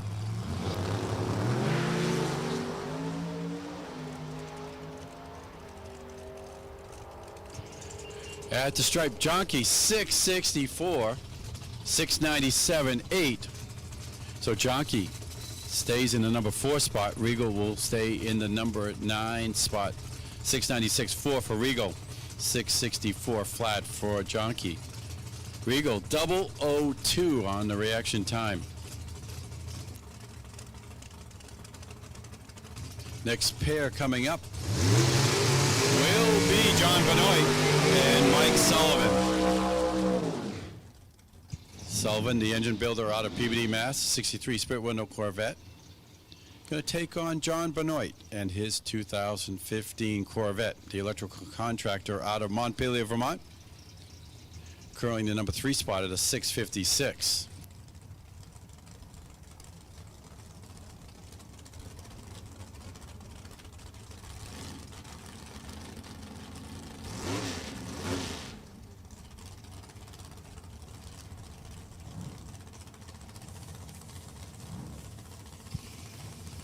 Benoit purging the nitrous there on his 762 cubic inches of Charlie Buck motor. Sullivan sporting 624 cubic inches of Chevrolet power.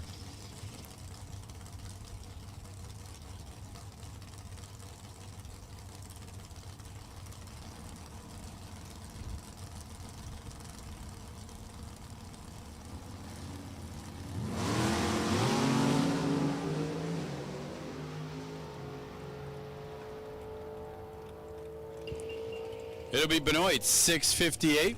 He'll stay number 3. 706 will move Sullivan into the number 11 spot at 195.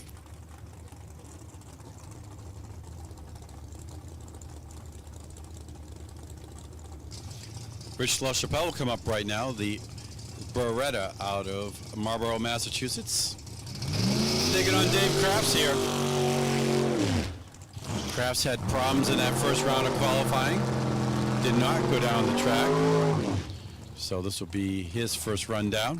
The 63 split window Corvette sporting 929 cubic inches of Chevrolet power.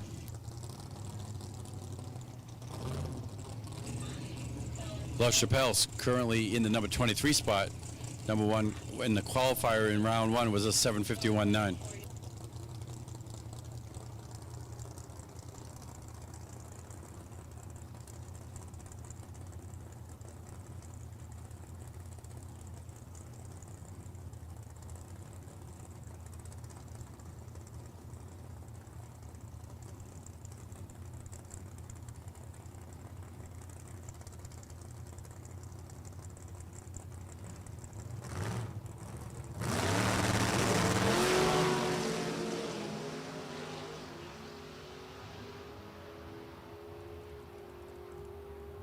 It'll be LaChapelle 757, 722 for Crafts. Get him into the program here at number 15 qualified.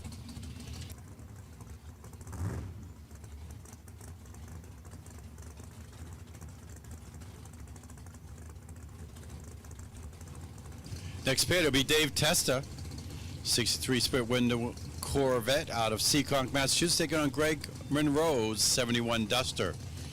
The Duster out of Surrey, New Hampshire. TSR Racing Products sponsorship on both of their race cars. Tester's currently in the number 18 spot with a 727. Monroe is currently in the number 19 spot at a 730 with a 4.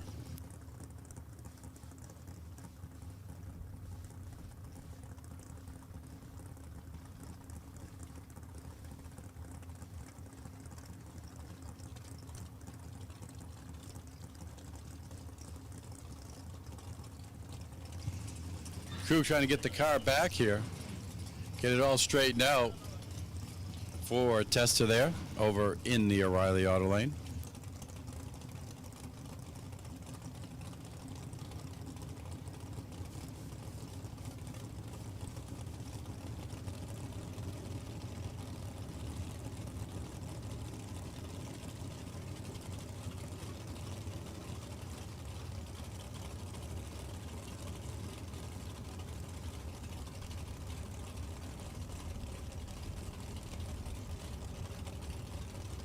Okay, to get the cars to the line here.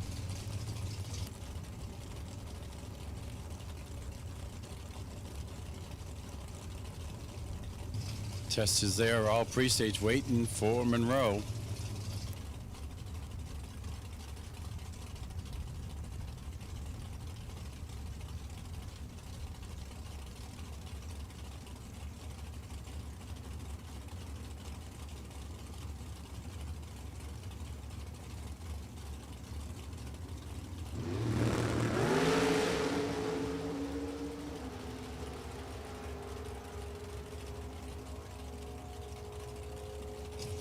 .733 from Monroe, 727.7. They'll stay 18 and 19. Testa 727 with a 6 and 727 with a 7 in his 2 qualifying rounds. Next pair, it will be Larry Willard, the Willard Auto Service 57 Bel Air, taking on Eric Cabral, the Ionati brothers, West Coast Choppers, Jesse James, Firearms Unlimited, 41 Willis here with the 615 Chevrolet power plant. Cabral currently in the number 22 spot. Willard currently with the Bel Air in the number 16 spot at the 722-1.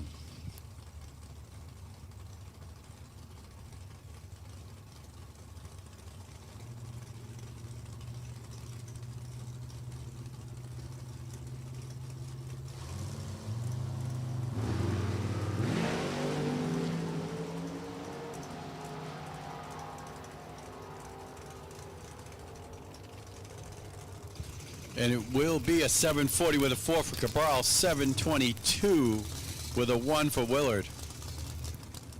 Willard stays number 16, Cabral number 22. Next pair, it'll be Dan Christopher, the T&T Motorsports. Cobalt. Christopher, the owner of Southern New Hampshire Undercar, taking on Wayne Horton, the Suggs Racing 98 Camaro out of Smithfield, Rhode Island.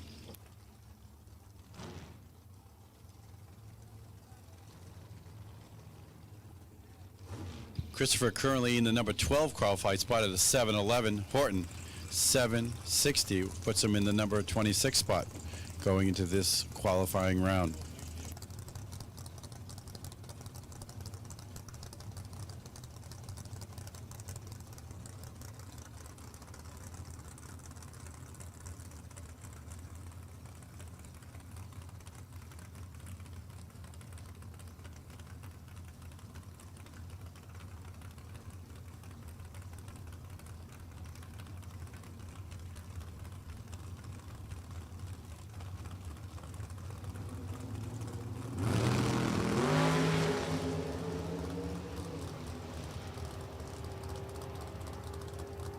Green start here at the stripe. It will be a 710 with a 6 for Christopher, 759 with a 5.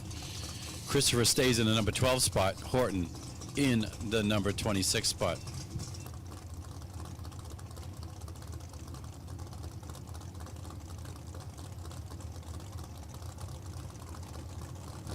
Next pair coming up. It'll be be Frank Volpe, the 2018 Mustang Ford Power Plant out of Poughkeepsie, New York, the master plumber, taking on Brian Bell in his TNT Motorsports 68 Camaro.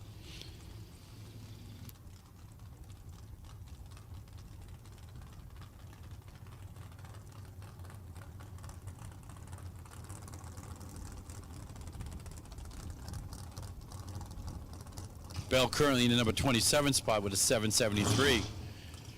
Volpe in the number 10 spot, as he is one of the members of the 10-second club. So you want to be in the top 10, you got to run at least a 699.0.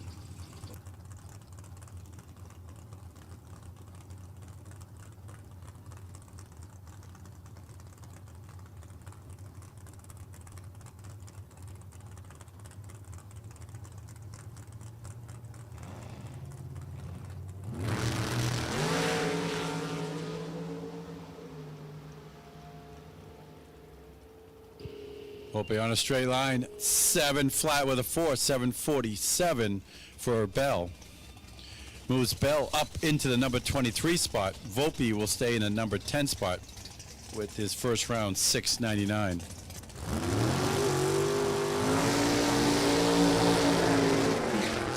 Next pair to be Hong Lee and his 69 Camaro, the TNT Motorsports sponsored 69 Camaro out of Epping, New Hampshire. He's going to take on Nick Maloney and his TNT Motorsports sponsored 69 Camaro out of Brentwood, New Hampshire.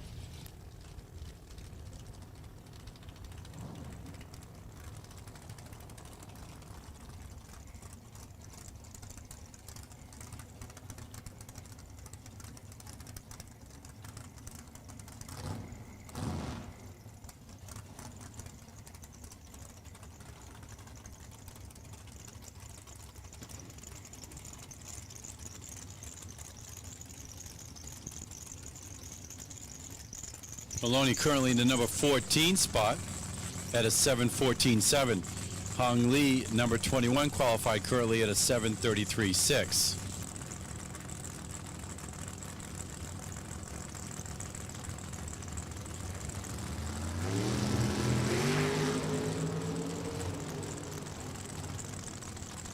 They both get a low.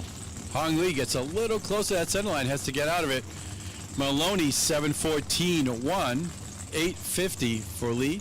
Maloney will stay 14. Lee in the number 21 spot. Lee got a little close to that center line there and had to get out of it.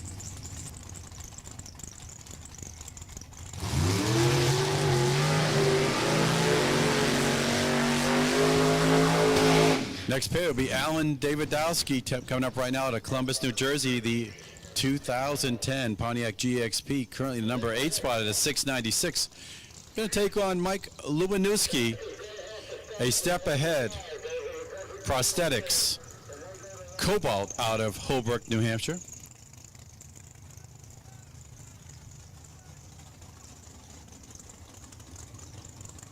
Lubanowski currently in the number 1 spot, 627 with a 2.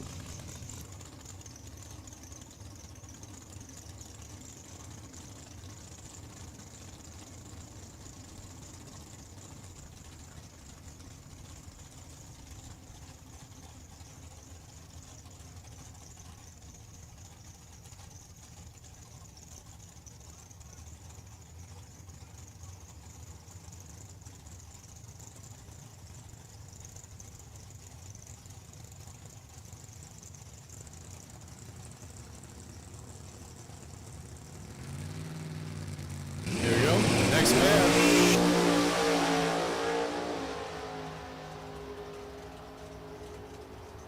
$624, $6,229. Lubanowski lowers the bar right there. Stays in the number 1 spot. Davidowski will stay in the number 7 spot with that 690 with a 5.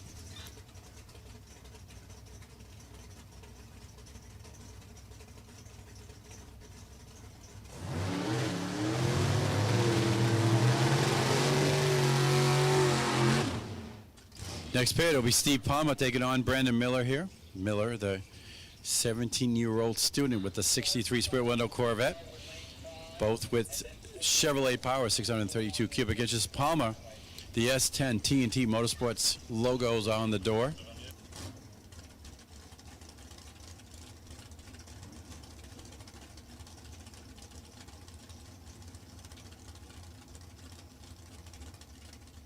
Palmer currently in the number 30 qualified spot. Miller, number 26 with a 7:53.6.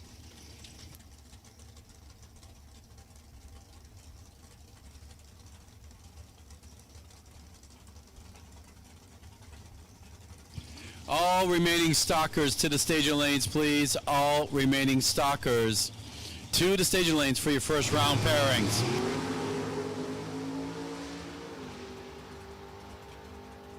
Palmer with a little sachet there out past the 100-foot mark. 7:52 for Miller, 7:62 for Palmer. Miller stays 26. Palmer will stay in the number 28 spot with that 7:62.3.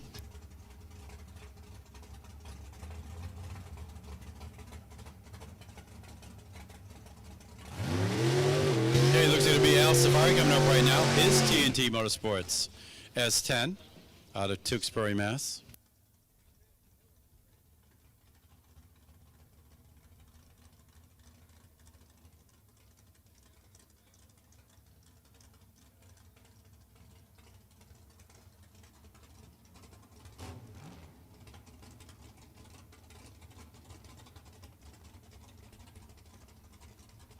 All remaining stalkers to the lanes, please. All remaining stalkers to the staging lanes, please. I need all remaining stalkers to the staging lanes, please.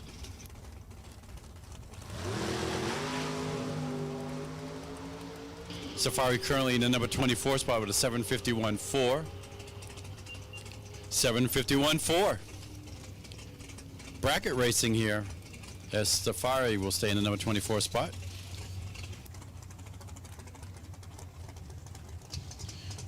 Go back to pairs here. It'll be Dave Miller coming up right now. The Miller S10 out of Connecticut. Going to take on the A&C Performance Engines 04 Grand Am of Cliff Agar.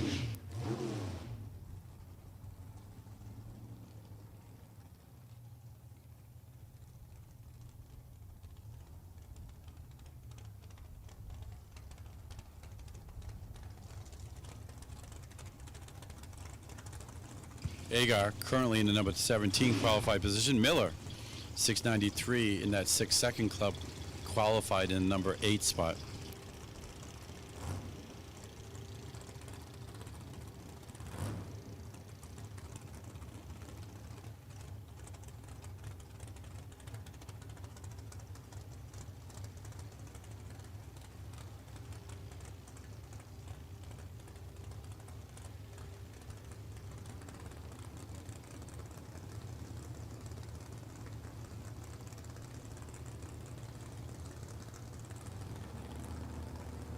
Yeah, they're both fully staged. Tree will come down.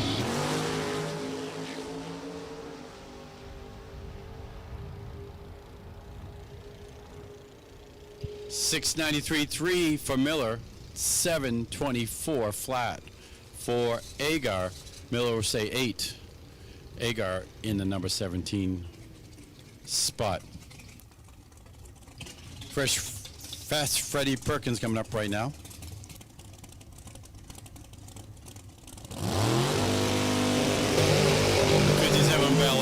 Out of Plainville, Connecticut, J&E Construction Solutions. Combination here. As Perkins will have a single run here.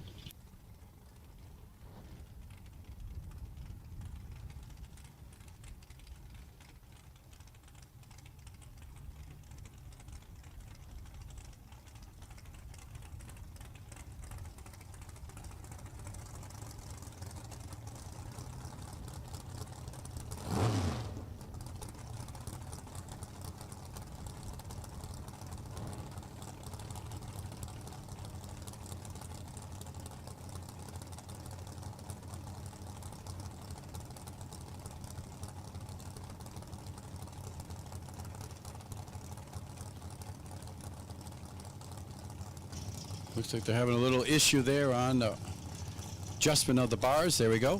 Thumbs up, ready to go.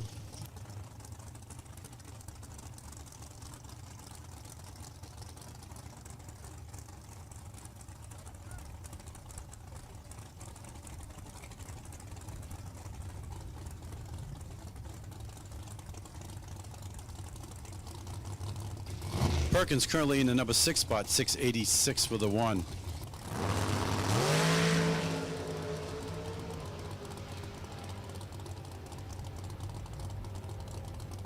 .688, 198. Perkins will stay in that number 6 spot, and it looks like the last one here in Top Sportsman will be Ronnie Proctor, the 09 Cobra, out of Harpers Ferry, West Virginia.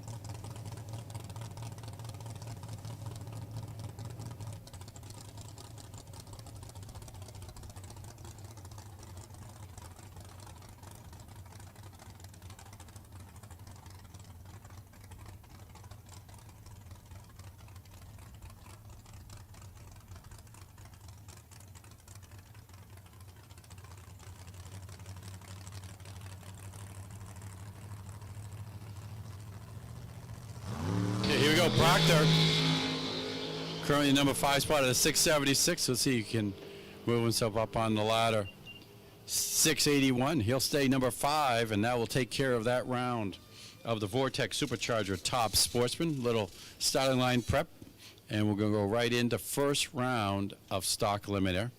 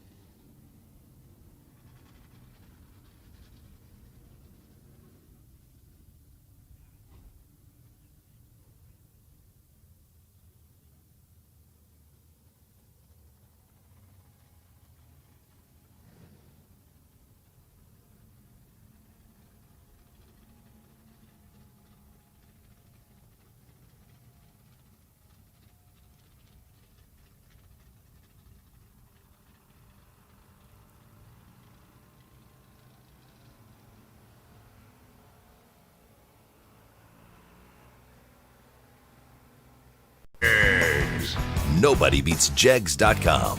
Choose from millions of name brand parts and support from experts who know and love cars. 24/7 for life. There's only one place to go. Jegs.com. Jegs. Nobody beats Jegs.com. Choose from millions of name brand parts and support from experts who know and love cars. 24/7 for life. There's only one place to go. Jegs.com.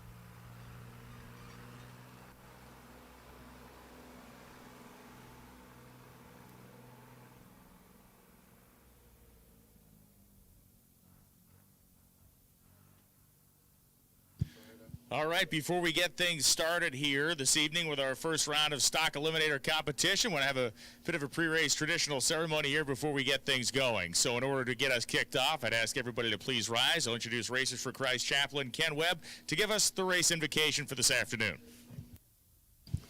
Hey, thank you. Heavenly Father, we thank you for a beautiful day.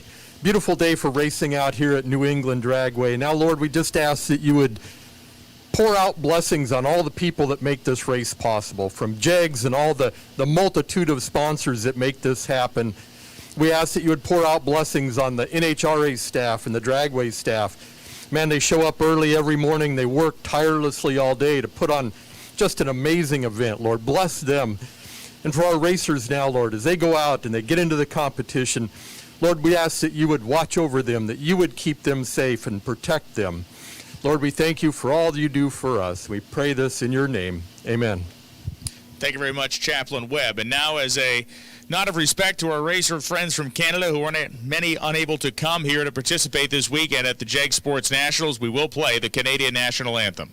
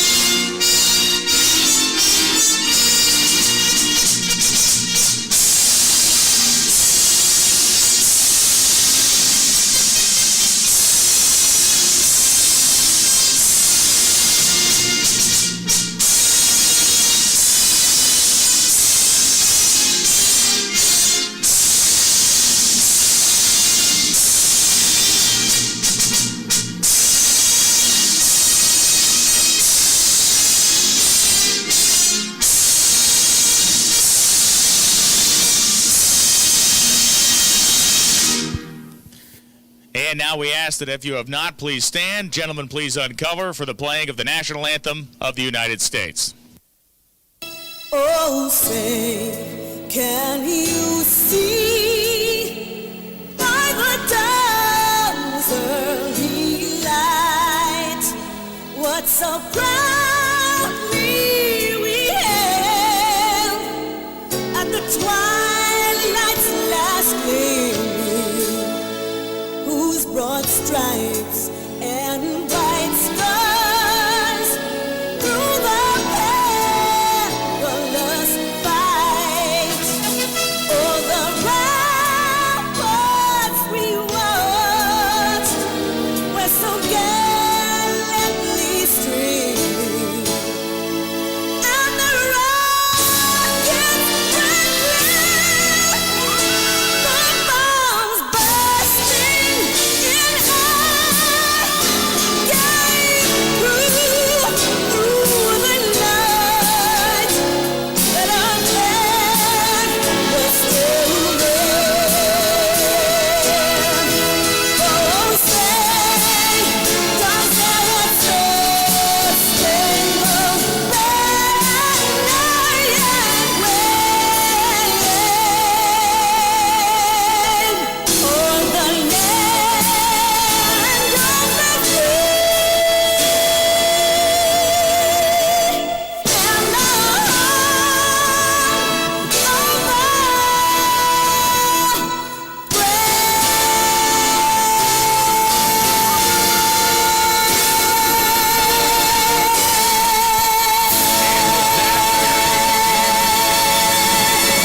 and the Our program this afternoon. Great rendition of the national anthem. Thank you very much to Chaplain Webb, Racers for Christ. They put on the worship service this morning, and they do great work in the sport of drag racing. So now we begin the afternoon, the evening portion of this program with elimination round number 1 here in Stock Eliminator. The weekend will come to an abrupt end for half of the field of nearly 90 cars here in Stock Eliminator. First pair coming up is Barry Parker and Bob Salemi, one of the designated pairs, a Q-Stock automatic truck and an A-Stock automatic big block powered 1970 Camaro.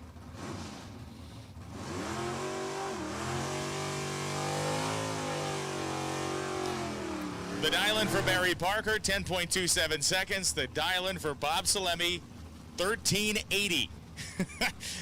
Nearly 3.5 second head start. I should say a little more than a 3.5 second head start for Bob Salemi, which would put his truck a couple of 100 feet down the drag strip before the tree begins to move for Barry Parker. It will be a great test of Barry Parker's self-control, his ability to not be distracted by the actions of the truck in the other lane of the racetrack. Few things more difficult to do in drag racing than sit for multiple seconds as your competitor speeds away from you here in this first round of stock at the Jeg Sports Nationals. And Salemi's going to make him work for it. Parker leaves. Did he leave on time? We're going to find out as both men get down to the finish line stripe. Parker rapidly chewing up the real estate between himself and the truck, and it will be Parker. 10:36 on a 10:27 dial-in as Bob Salemi's truck ran way off the dial. 14:09 at 94 miles an hour on a 13:80 prediction. Salemi had been battling some mechanical problems with the pickup truck, and it did not perform up to snuff there. Anthony Fetch and Rick Mattioli coming up now. Fetch dialed 1056 on the right-hand side. Mattioli dialed 1111. A battle of E-stock and AA stock automatic Camaros. One with a 396 and one with a 427. Fetch has the 427 in his car, dialed a half a second quicker, and he goes red. Fetch blows the tires loose, spins sideways at 11. Red light start for Fetch, and Rick Mattioli driving with a wind light blazing already goes 10.97.5 at 112 miles an hour. Mattioli will continue in eliminations when we run round 2 tomorrow. We have a handful of Copo Camaros in competition this weekend, and 2 of them found themselves in the very first round. Bob Letellier, the factory stock B 2014 Copo with a 427, and Jack Madius, the 2012 Copo convertible, naturally aspirated with a 427. Mattias's car runs the factory stock D category, the Jumpin' Jack Flash machine. Letellier runs in factory stock B.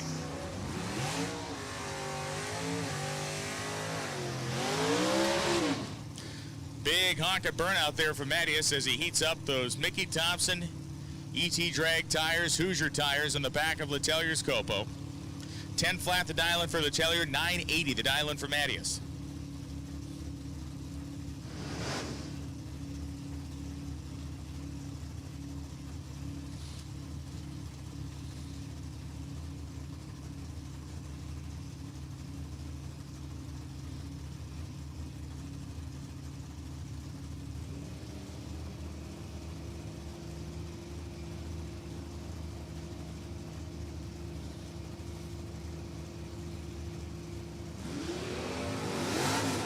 Wheels up launch from Mattias, but unfortunately that wheels up launch came at the expense of a reaction time, but he is going to run down Letellier very early in this one, it appears. Letellier is going to steal it, though.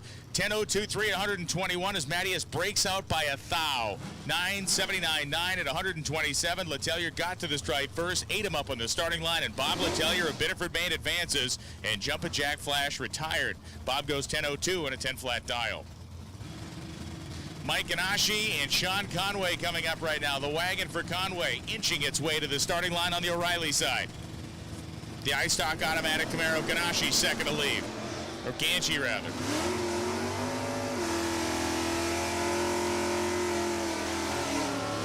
Ganchi may have had the quicker dial-in, but he had the slower reaction time, and that is ultimately going to do him in. 12:35.9 at 97 on a 12:29 dial. Sean Conway advances on to the next round as Mike Ganchi eliminated, going 12:05 at 109.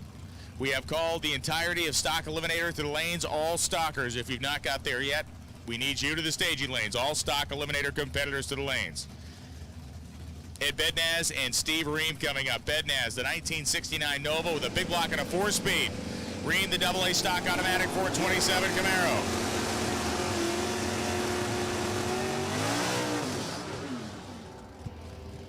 Bednaz looks to his right, has a big advantage on Ream and lifts for a win. 10.49.9 at 111.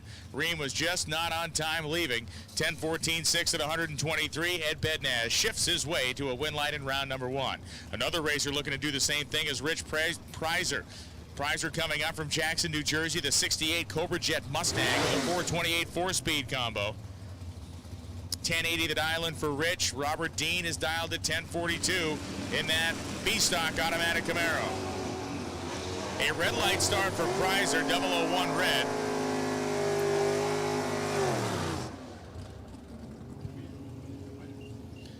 .10.409 at 127.51 as Robert Dean advances.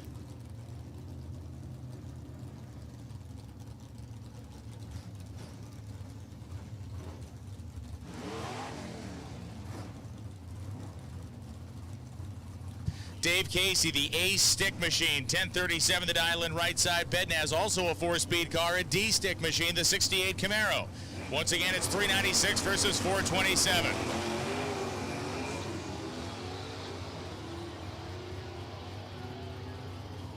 They're both in high gear, so it's all over but for the crying for one of these drivers this weekend, and it will be the driver. Dave Casey will be doing the crying. 10:33.5 at 129. He loses. Bednaz breaks out but gets the win. 10:66.5 at 124.71. Todd Bednaz advances. Had an 0:18 reaction time to get the win.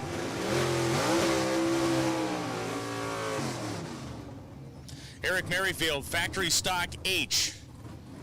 2010 Challenger Drag Pack, Northeast Software Services, the company backing the Minuteman missile here on the right side, the classic throwback paint job to the Motown missile back in the day. And Jeff Coyne, the J-Stick Z28. Coyne, 11:58 the dial-in here. Merrifield, 10:64, so about a near even 1 second spread.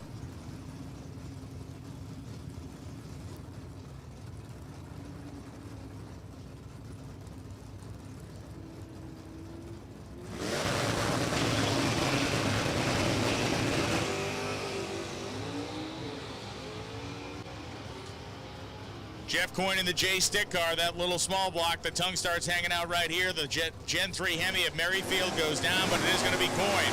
11:58.2 on an 11:58 dial-in. That is how Jeff Coyne got it done. Merrifield ran 10:71 on a 10:64 dial-in and got his hat handed to him. Sam Murray and Tom Auger coming up right now. Auger from Wells, Maine, 11:52 dial-in. The 1963 Dodge 330.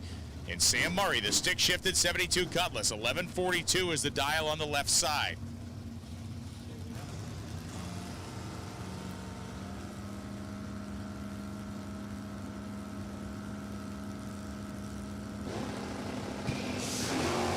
Red light start for Murray, 007.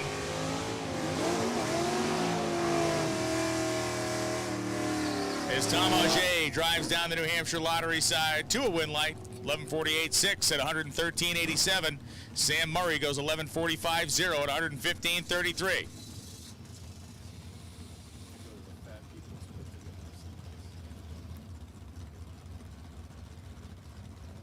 Joe Lisa and Larry Pappas.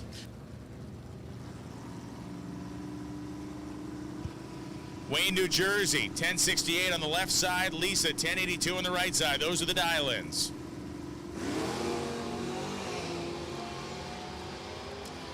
The closest pair of reaction times we have seen basically all around here as Lisa and Pappas door handle at the stripe. It is going to be Lisa running 82.2 on a 1082 dial-in with a 24 light. Pappas was 1068.8 on a 1068 dial-in, but he had a 32 light. So Joe Lisa by 14th thou at the stripe takes the win in the 1968 Camaro New Hampshire Lottery side. Oh boy, Scott Gove and Brenda Grubbs, hello. 997 dial-in for Grubbs in the AA stock automatic 427 car. And Scott Gove out of Dennisville, Maine, dialed 1007 on the left side in his 396 powered 69 Camaro. Gove, the divisional leader in points in stock eliminator right now, trying to make a good showing here, but a pair of very fast Camaros with very good drivers. Red light start for Grubbs.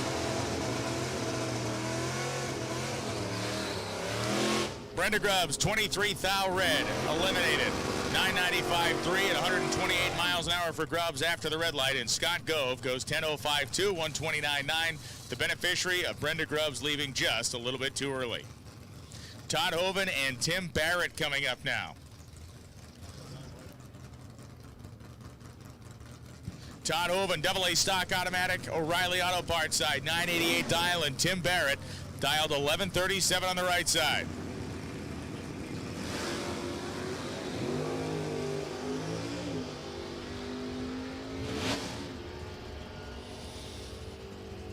And Hoven, the big Hemi car, powering down the left side and putting the hurting on Barrett. 991.5 at 125 for Hoven. Barrett goes 11:41 at 109. Hoven had a 007 reaction time, and that really helped his cause.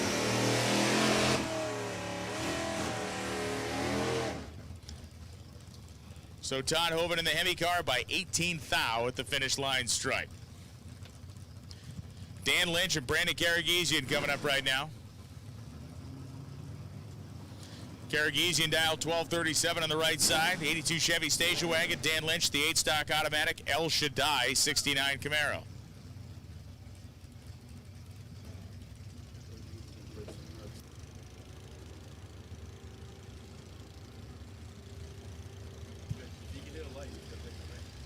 All right, Brendan creeping ahead.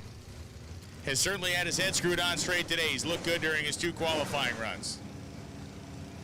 Dan Lynch has been at this longer than Brendan Karagizian has been alive by a factor of 2 or 3. See if the old man can show Sonny something here. As Dan Lynch is starting to hone in on the wagon. Karagizian's going to have to drive the top end perfectly to get a win light, and it is going to be Dan Lynch. 11:36.2, 11:36 dialing. He's dead on 2 with a 24 light, so a 26 pack for Dan Lynch. Karagizian breaks out 12:34.9 on a 12:37 dialing.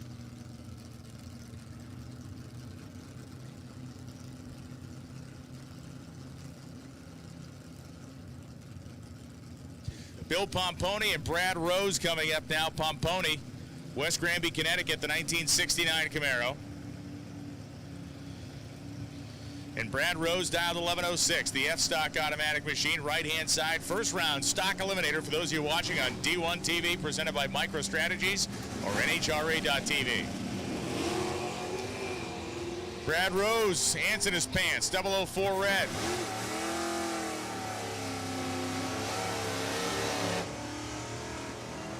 So Bill Pomponi goes 11:59 at 112.74 miles an hour as Brad Rose goes 11:08 at 116.4 on the New Hampshire lottery side. Billy Nees, the Q-Stock automatic, 1979 Le Mans Pontiac 301 cubic inch engine. 1318 the dial, and Matt Lisa, the G-Stock automatic entry, the 1983 Camaro. Le Mans. So they named the Lululemon.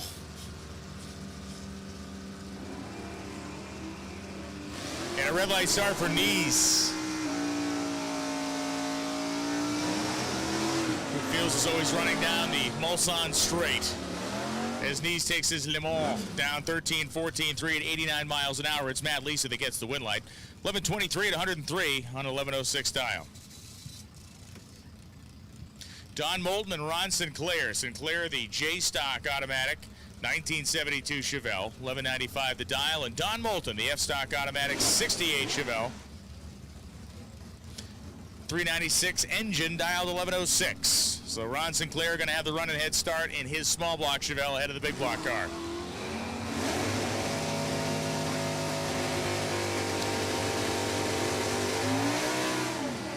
Sinclair was a little too snappy on the throttle with his Chevelle, jumps the tree, goes red, and Don Moulton runs 11.06.6 on an 11.06 and gets the win light.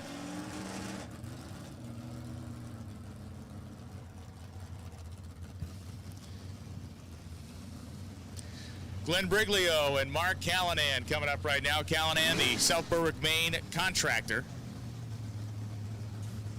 1077 the dial in for Mark. Briglio dialed 1185.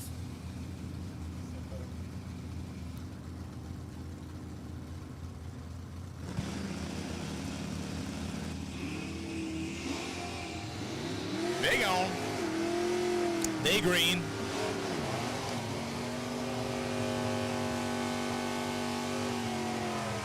As Mark goes 10.803 at 120.89 miles an hour for the win. Briglio breaks out 11.83 at 106.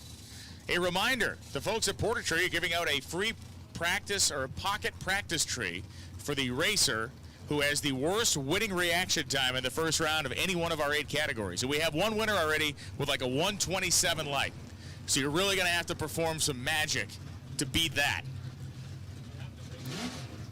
And you have to have a competitor in the other lane. Because guys like Dave Moan always game the system, so they come up with these ideas. Go, wait a second, this is what I would do if it was me. I would claim the victory with no one over there.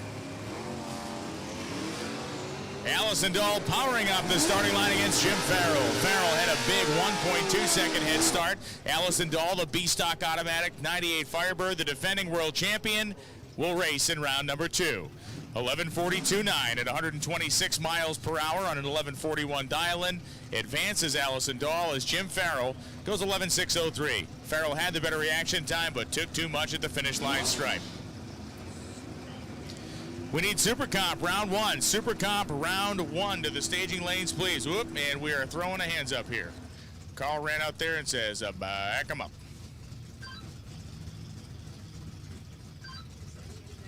Courtesy staging was not followed in that moment. Dan Fletcher over there left side of the racetrack dialed 11:40 as Gary Walters dialed 11:15 on the right side.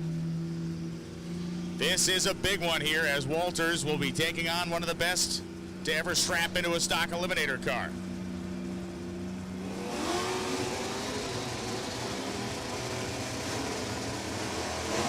Gary Walter dialed 11:15. Dan Fletcher dropped a 007 reaction time in his lap, goes 11:45.5 at 1:12, and Gary Walters goes 11:13.1 trying to catch him, took 8 thou worth of stripe, and broke out on an 11:15 dial. So Dan Fletcher advances. Bob Broadbent, 396 4-speed 69 Camaro, a stock car, dialed 10:17, and Bob Vogel dialed 11:78 in his 1981 Malibu.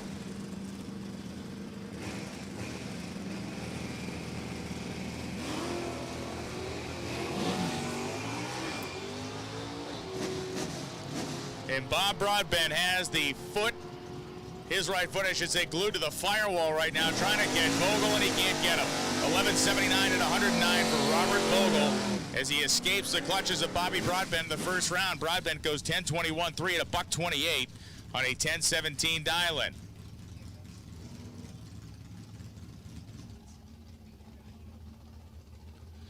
Vogel, 11:79.4 at 109.45.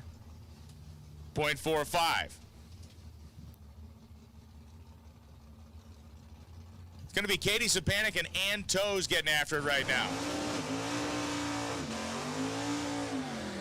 Toes completing her burnout, the 1969 N-Stock Automatic Camaro. Katie Sapanik completed her burnout, moved ahead. Jack Sapanik noticed that Ann had not had a successful burnout, so Jack went over, gave her a hand, got her set up and ready to go.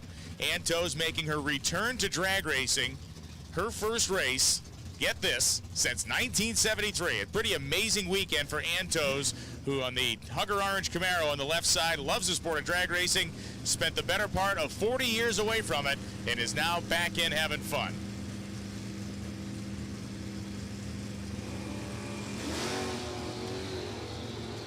And this may get doubly interesting as Katie Sapanik leaves the starting line well behind Ann Toes. Ann Toes heading down to the finish line stripe, and it will be Toes getting the win light. Ann Toes was 37 to Sapanik's 99. Sapanik runs 11:49.0 on an 11:47 dial-in, and Ann Toes 12:52.3 on a 12:49 dial-in, and Jack Sapanik absolutely gave Ann Toes some confidence here and helped her get her back in the water box and squared away. Ann Toes is likely losing her mind inside that Camaro right now as the win light shown in her lane. What a cool moment there for Ann. Phil Langford and Ron Infantino coming up.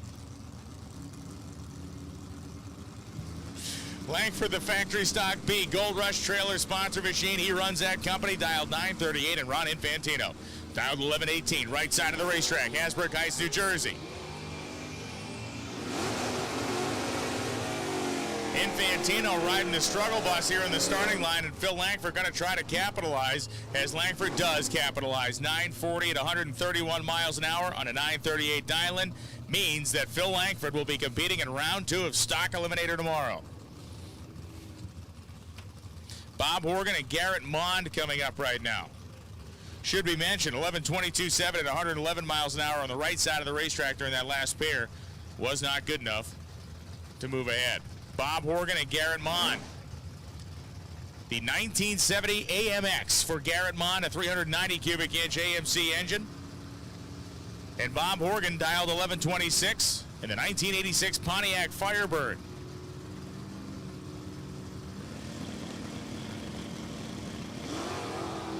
Nice wheels up launch for Garrett Mond.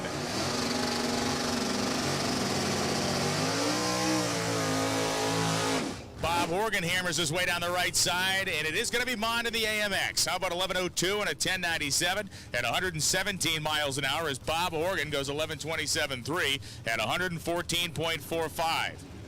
Lauren Kanuick coming up. Kanuick, the O-Stock Automatic 1977 Pontiac Grand Prix, and Charlie Weber. 10.99 the dial-in for Weber in this gorgeous silver 1981 Corvette. 350 under the hood. The car is spectacular inside and out. It is as clean as a whistle, and it's very fast. Went 10.99 in qualifying, dials 10.99. Kanuick went 12.47 in qualifying and is dialing a 37. That's confidence.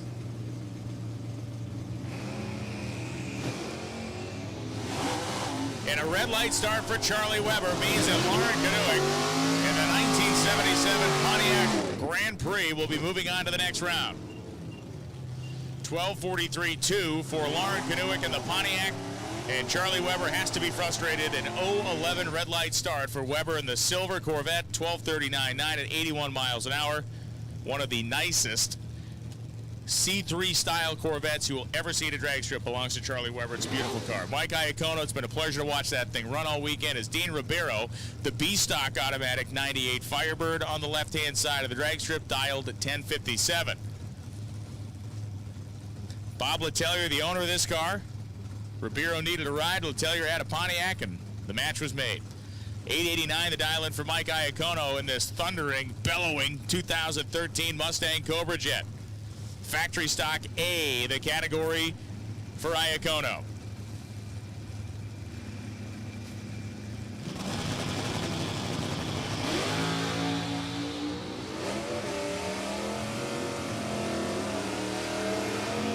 Ribeiro's going to make this tough on Iacono. They both left within a thou, and it's going to be Ribeiro out of Candia, New Hampshire. 10:58.7 at 125 miles an hour on a 10:57 dial. Ribeiro wins it by 15 thou at the stripe. Iacono was 8:92.1 on an 8:89. The reaction times 13 for Ribeiro, 14 for Iacono, and the margin at the finish line again 15 thou. Tommy Fletcher saw his dad win earlier. He's driving Charlie Rubino's Camaro, dialed 1103, and Eugene Monahan dialed 1197 from Brockton, Massachusetts. The city of champions, the city of Rocky Marciano down there, as Eugene Monahan is going to wait for Thomas Fletcher to try to roll up next to him and deliver one of those Rocky Marciano uppercuts here at the finish line stripe. It will be Thomas Fletcher. 1106.3 at 111 miles an hour. On an 11.03 dial-in, Monahan did not make a bad run. 12.019 on an 11.97 dial-in. He just was too far spread. Reaction times were within 6 thou. G-Stick Chevrolet Camaro convertible of Jim Roberts, dialed 1107. Greg Gay will move on as Roberts let the clutch out way early. So Roberts is going to coast his way down the drag strip, and Greg Gay goes 10.95.6 at 119.41 in his C-Stock automatic Super B. Carl Massafra rolling up right side. John Shaw on the left side. 10.78 the dial-in for Carl. 9.89 the dial-in for Shaw. Shaw out of Fultonham, New York. A whole lot of Detroit iron on the left-hand side of the racetrack. That 1964 Plymouth Fury. 426 cubic inch engine. The tried and true Porcupine big block V8 for Carl Massafra. 396 inches. Does appear a little bit of moppage being handled out there in the starting line, as Jim Roberts is still on the racetrack, savoring that one last view of the woods down there. Can't get enough. Well, you can take a left, you take a right, you can take a look at the fence at the netting.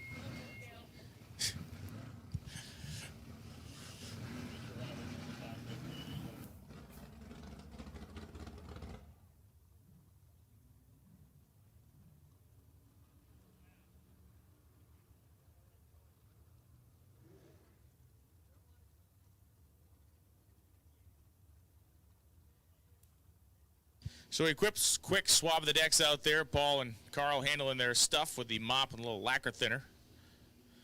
John Shaw going to roll back through the water box. Going to heat those tires again.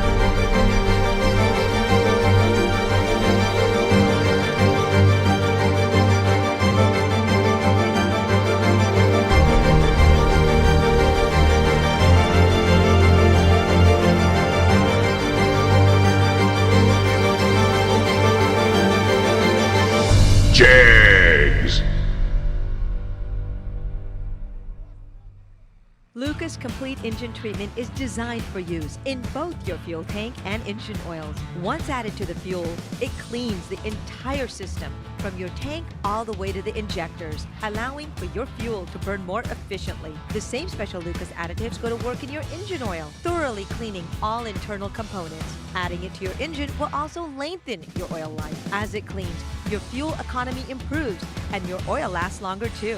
Lucas Complete Engine Treatment. It works. MicroStrategies and its drag racing team, Von Giovanni Racing, knows what it takes to succeed, both on the track and in business. MicroStrategies has been transforming business through innovation for nearly 35 years. Our core focus is to help our customers manage, mine, and monetize their data and informational assets, utilizing technology to drive business, the same way we utilize technology to win races. We take a high volume and variety of data from multiple sources to help us succeed in our racing program. Whether we're finishing first in a big race or helping our clients grow their business, it's all about the teamwork and the analytics of winning.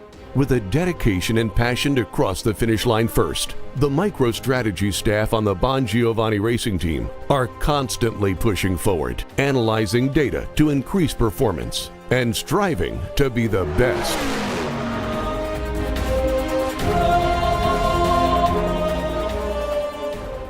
One of the main reasons for poor vehicle performance is a dirty fuel system. It can cause decreased fuel economy and actually do harm to your engine over time. By adding Lucas fuel treatment to your vehicle, it cleans and lubricates the entire fuel system, pump, carburetors, fuel injectors, and valves as you drive.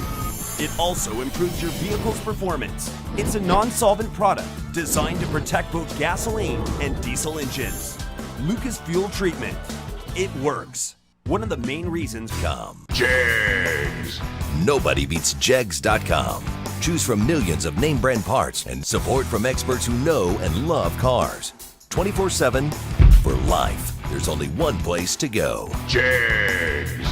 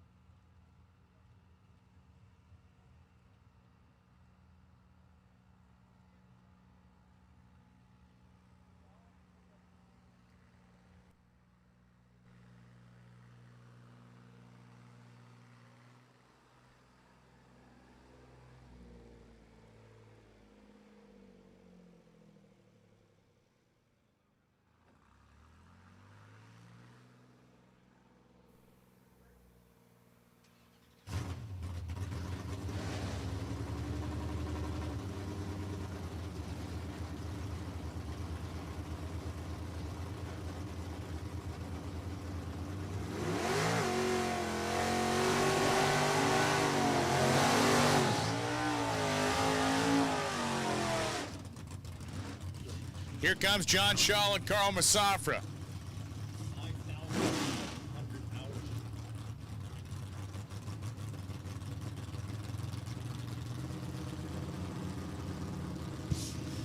So John Shaw dialed 989 and Carl Masafra at 1078.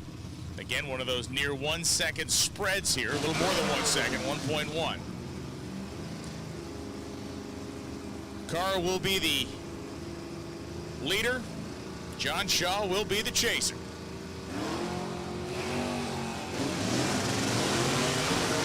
Carl Masafra was not affected by the downtime of the track cleanup. Masafra nearly perfect with a 001 and he loses. Carl Masafra with a 001 light will not turn on the big win light.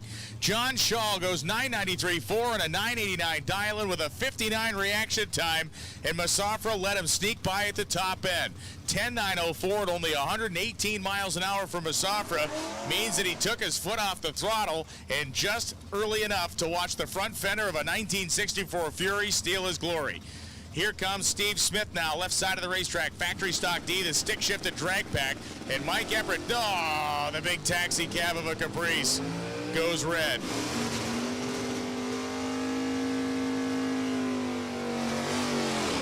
Eric Campolito, that won the Sports Nationals in Columbus, was driving one of those big monstrous Caprices. I was hoping we go 2 for 2 on those, but ain't going to be the case here as Steven Smith banged the gears down, goes 10:03.8 at 113 and races on Sunday at the JEG Sports Nationals.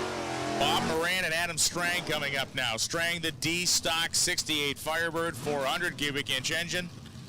And Bob Moran from East Falmouth, Massachusetts. 69 Camaro, 1032 the dial-in.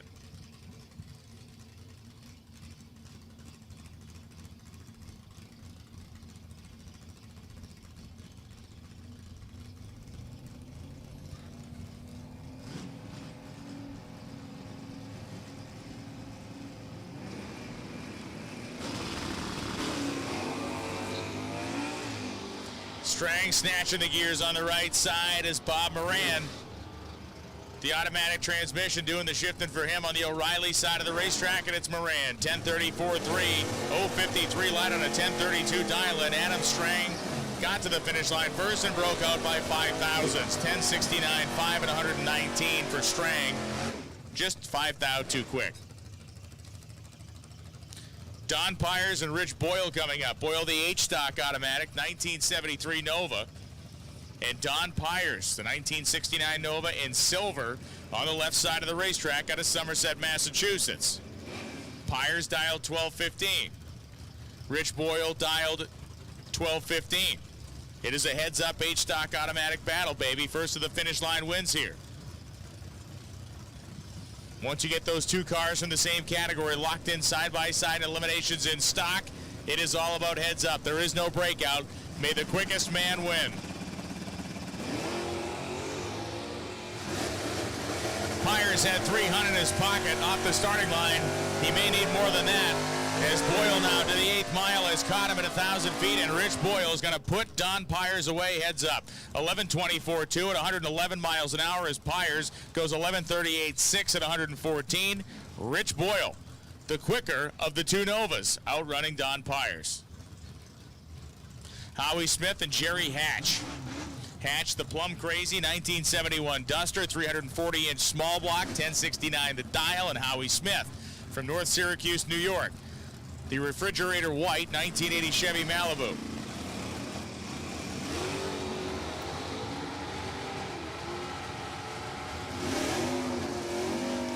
For Jerry Hatch, things were looking pretty good. Things could be looking pretty good. Things are looking pretty good. 1071.1, 121 for Hatch with an 015 light gets him a win. Howie Smith got to the finish line first, took 7 thou worth of stripe, and he broke out 12:16.2 on a 12:17 dial. Keith Sansone and John Gray. Gray hauls the door shut of his 1969 Camaro, Scotia Woodworking and Properties. 985 dial. Keith Sansone from West Sand Lake, New York, dial 1077, the O'Reilly side of the racetrack. Sansone, the 327 powered 1966 Chevy Nova.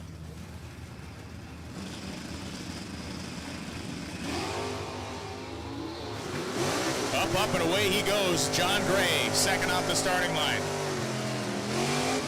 Sansone has problems. Gray goes streaking by and coasts to a 10:07 at just 108 miles an hour as Keith Sansone goes 13:54 at 72. Tim Gray, John's son, coming up. They're trying to go 2 for 2 here, back to back. Whitehead, James on the right side. Peabody, Massachusetts. The Whitehead Motors, owner of a shop up there in Peabody, or down there from Peabody, as the case may be from our location presently. 1093 the dial-in. Tim Gray dialed 1118 on the O'Reilly side of the racetrack. Slinging parts at the hardware store. Right now he's going to try to be slinging some good reaction time action Jim Whitehead's way. Red light start for Tim Gray by 19 thou.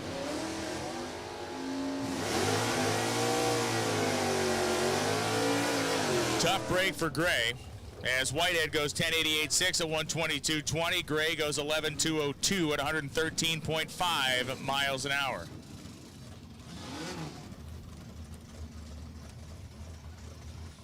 Ryan Herensky, the 428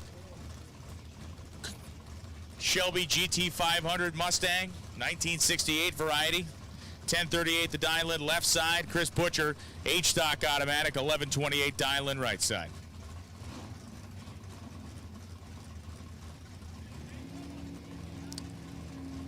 Butcher's going to get gone in a hurry here, and Horensky will be wheel standing his way off the starting line.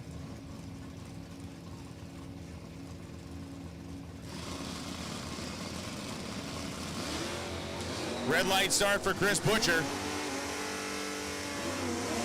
24 thousandths of a second for Chris, ahead of schedule. Brian Horensky gets the freebie and turns it into a 10:37 at 126.62. Joe Santangelo and Bob Don. I love it. I love this matchup. Joe Santangelo probably hates this matchup, but that's immaterial. 10:42 the dial-in for Joe. 13:73 the dial-in for Bob Don. 3.3 seconds for the Gremlin to get many Gremlin lengths away from Joe Santangelo.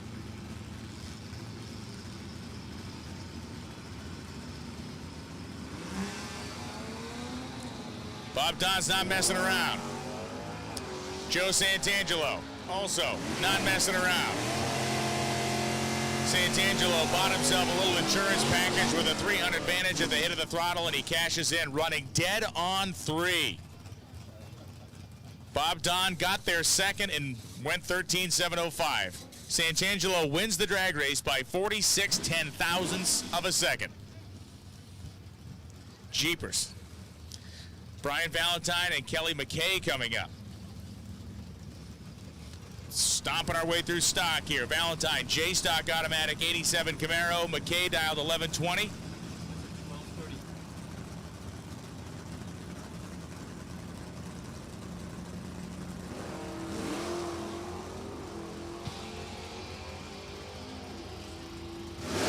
McKay heading down the racetrack.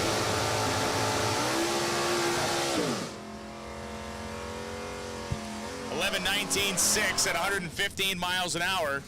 Brian Valentine goes 11.92.3 at 109.1 miles an hour. The Nova is eliminated.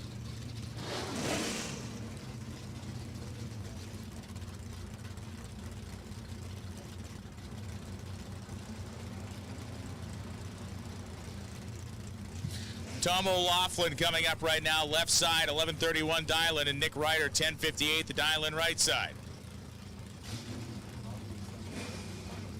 Yeah, Tom O'Laughlin raced his way to the final round in stock yesterday, where he got outrun by the guy in the next pair of cars to come, Lenny Williams, in a heads-up bout. This is not a heads-up bout. Handicap start. O'Laughlin leaving first.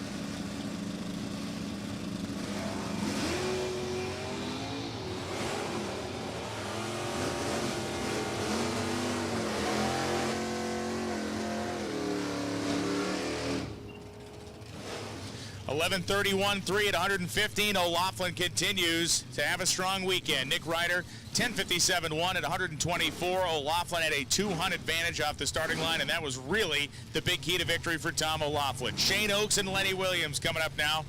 Oakes from Ottsville, Pennsylvania. 11:18 the dial-in. Lenny Williams, the F-stock automatic 71 Grand Sport with a 455 engine, dialed 1093.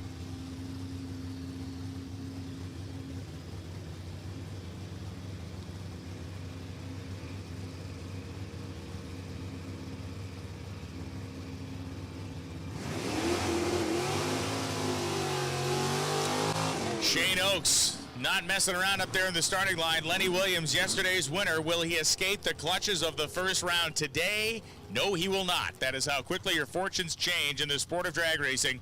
One day you're holding a Wally, the next day you're wondering what just happened in the first round, as Shane Oakes goes 002, runs 11:22.8, and wins by 16 thou. Williams was 49 on the tree, then runs 10:94.7 at 119. Rich Fetch and George LaBelle coming up now.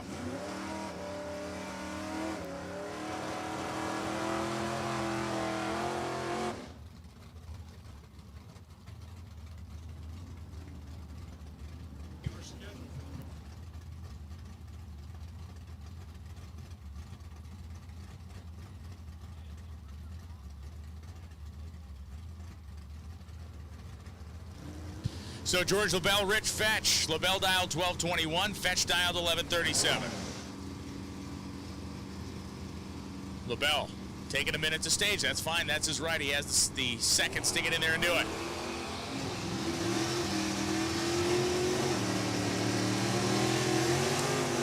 Rich Fetch's car trending its way up toward the center line. Fetch trying to run down George LaBelle, and he can't do it.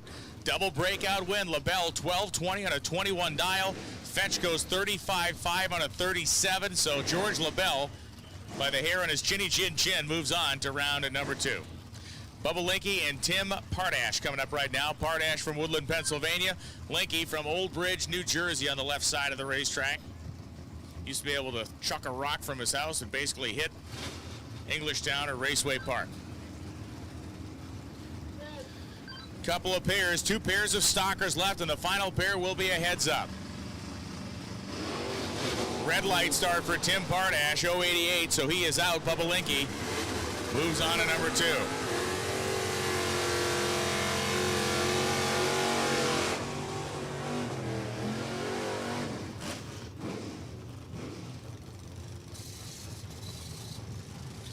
$10.38.3 at 128.36. Bubba Linky moves on to the next round after Pardash's red light. This is it. Final pair of stalkers, and it's James Perrone and Greg Barsamian in a heads-up. A pair of G-Stock automatic machines.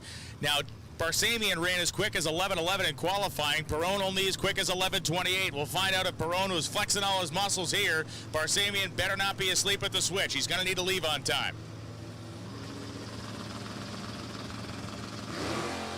Barsamian's 45 to Perrone's 103.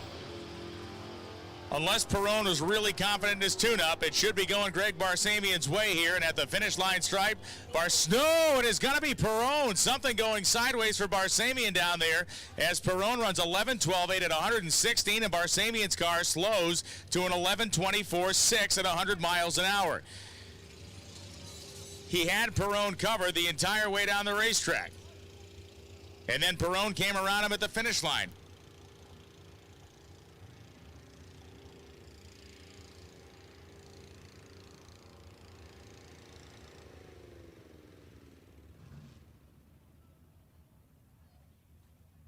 So that is the wacky conclusion to Stock Eliminator Round 1. Stock competitors, you can park them until tomorrow morning. That's when you'll be back. The next category will be Super Comp. And then Top Dragster, you're on deck. You'll be coming up next. We don't need you yet. We have a whole bunch of Super Comp cars to get moving.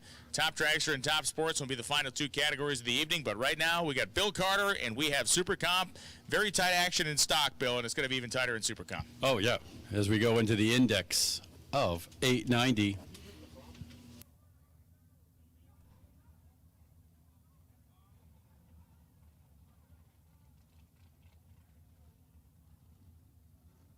All right, folks, just a heads up, those in Super Street, you will be first out tomorrow morning.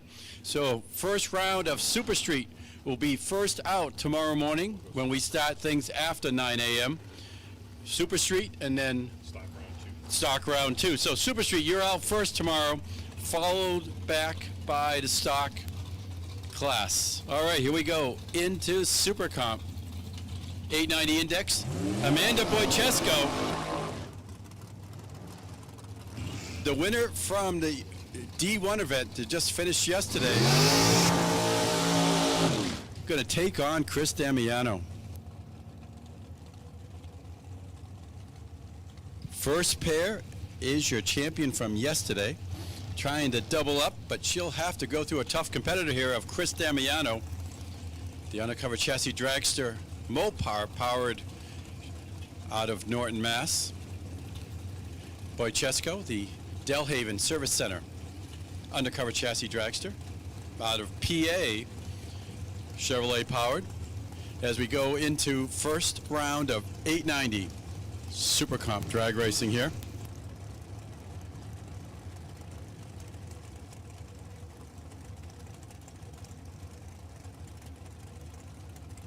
Pretty simple here when it comes to index racing. You got the index there, you got to run as close to that number without going under. But also the other half is the start. Tough classes here. As I said, Boychesko going up, a tough competitor in Damiano. At the stripe, she will survive. 899 with a 4. The better light did go to Damiano, 010. but Damiano could only muster a 9:17. So Boychesko will move on to round 2 tomorrow. Next up, William Pitts taking on Jeff Kondratik. Pitts out of East Amherst, New York, the auto mechanic, WP Motorsports. Going to take on the Lucas Oil Distributor here out of Falston, Maryland.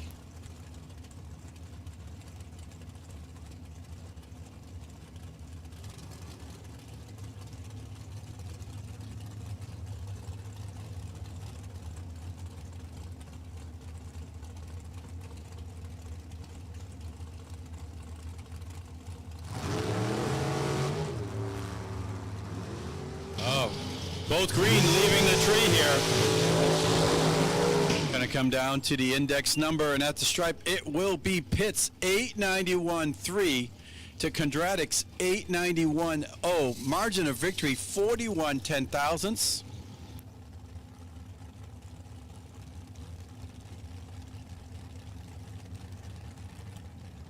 Or just a little bit over 12 inches at the finish line stripe. Better light did go to Pitts, and that's what helped him win there, as on a hole shot, Pitts will take out Kondratik. Next up, it will be Jason Kenny taking on Dave Markle. Markle out of North Chile, New York. The Diamond Chassis Chevrolet Powered taking on Jason Kenny. The class of the field here out of Kutztown, PA. The Jegs.com Hoosier Select Dan Page built car. Multi-time division champ, all-star qualifier, national event winner for Kenny. But he's going to have to take out the dragster out of New York.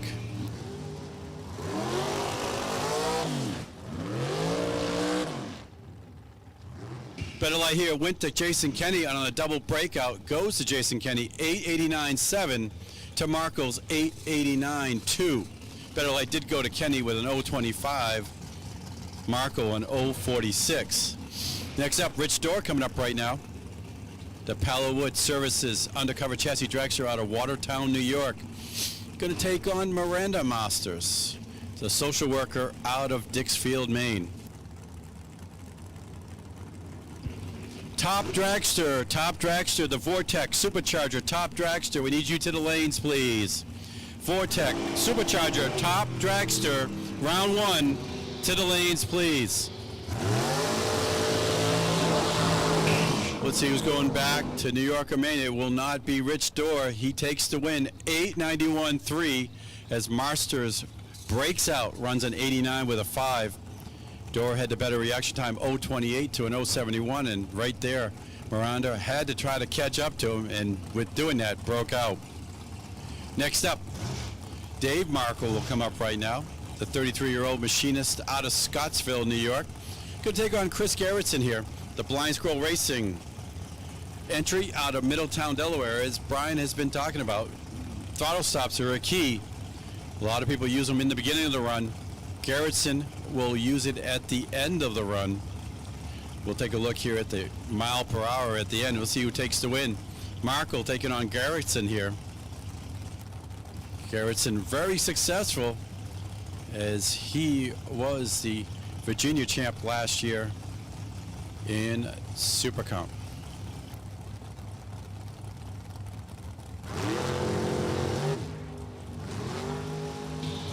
As Gerritsen out like a gun, Mark was going, hey, what am I doing here? And all of a sudden the slowdown, and it will, look at that, Gerritsen 890 with an 8 takes the win. He had the better light, 23 to Markle's 32. Markle, not a bad run, 893, but if you run an 890 with an 8, you better run something a little bit quicker than that. Next pair, Rich Dorr taking on Chris Cumming here.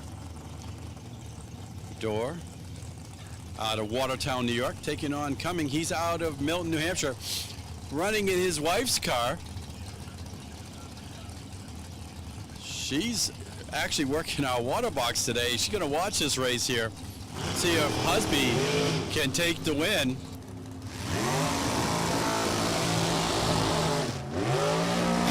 Well, better light did go to Chris, and he will take the win, 896. A hole shot takes out 892.9. Margin of victory, 31 10,000ths.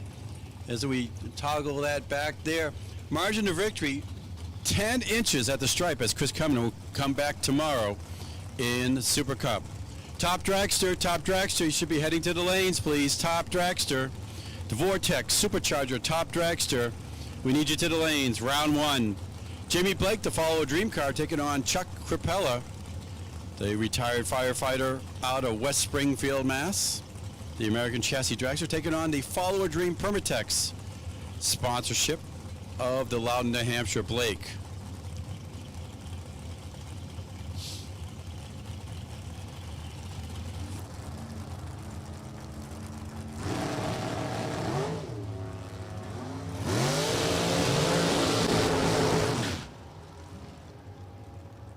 Side advantage off the line, went to Blake, and he'll take the win. 897 to an 898. As Blake and the Follow a Dream Dragster will go on to round number 2 tomorrow. Timmy Marcoglou coming up right now. Division Transport Incorporated Race Tech sponsored dragster out of Staten Island, New York will take on Deb Moses with the Ken Moses Race Transmission sponsorship. The New Jersey American Chassis Dragster, as they'll take on each other here in round number 1 of Super Cup. Top Dragster, if you're not already there, you should be. Top Dragster to the lanes for your first round of eliminations.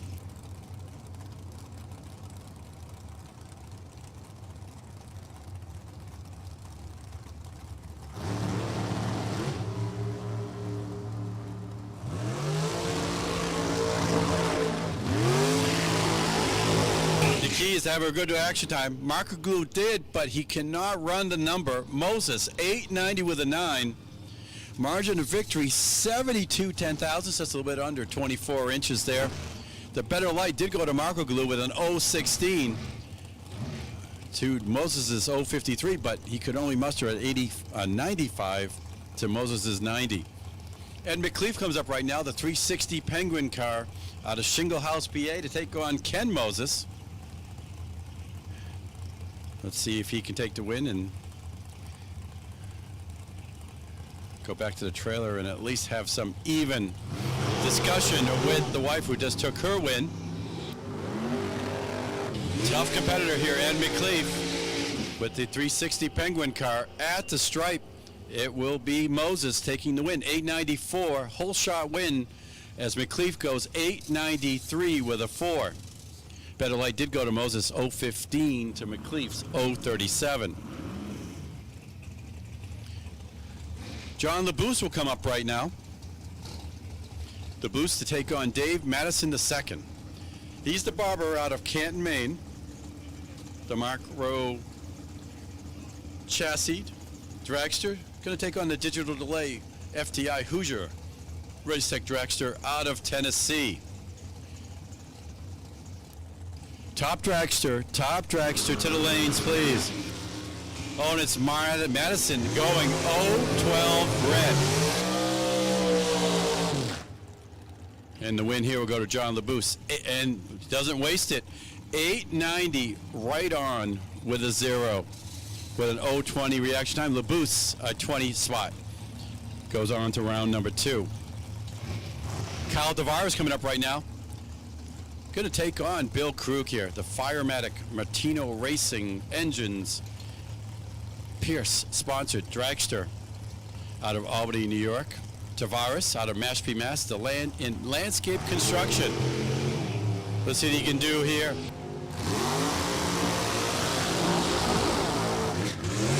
First part of the race goes to Tavares. Will he take the win? No, he breaks out. The win goes to Krug, 892.9. Tavares had him off the line, 032 to an 055.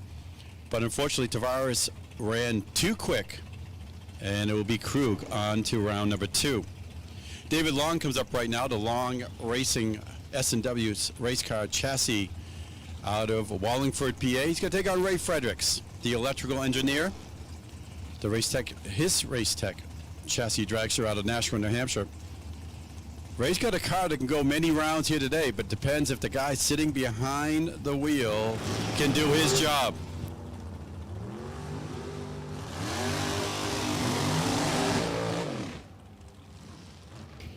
At the stripe, it will be Fredericks taking the win, 898. Long fell off, only could muster a 905. So it's Fredericks, 023, runs at 98, moves on to round number 2.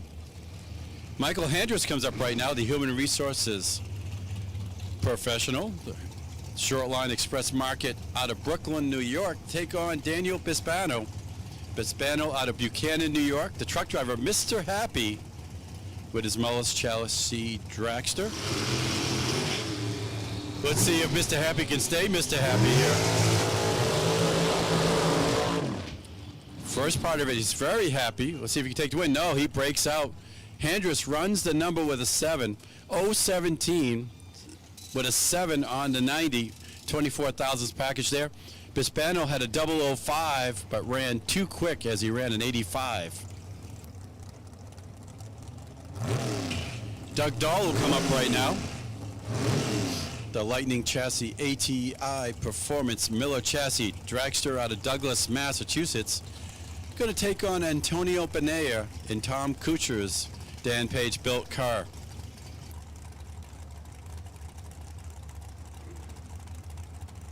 Top dragster, if you're not already there, you should be. Top dragster to the lanes, please.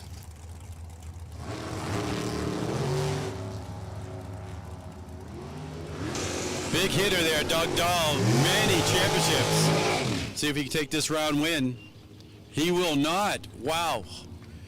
Dahl, 001, runs a 96 with a 6. Benea, 027, runs a 93 with a 5. Margin of victory, 58 10,000ths. The computer says 17.2 inches, and Benea will move on to round number 2 tomorrow. Next pair, Kathy Smulligan taking on Randy Winfelder. The powder coat finishes Spitzer out of Street, Maryland to take on Smulligan. The Smulligan Motorsports Cressman chassis out of Coopersburg, PA.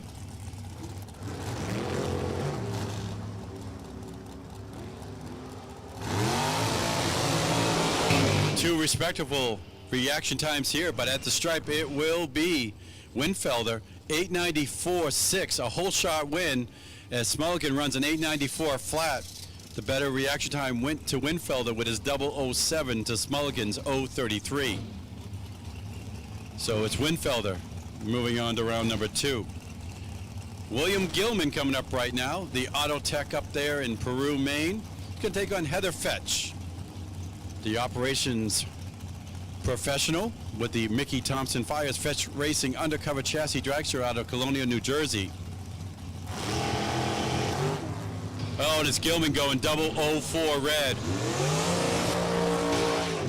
Fetch will put it in the trailer tonight and be known that she's ready for racing tomorrow. Gilman runs the number with a 1. 890 with a 1, but the D was done on the star line with the 004 red. Tiana Zarella coming up right now. The S&W T&T Motorsports out of Beverly, Massachusetts. Going to take on Mike Bodner. Bodner, the commercial pilot, 22 years old, the AA Auto Salvage Moses Transmissions sponsorship out of Kendall Park, New Jersey.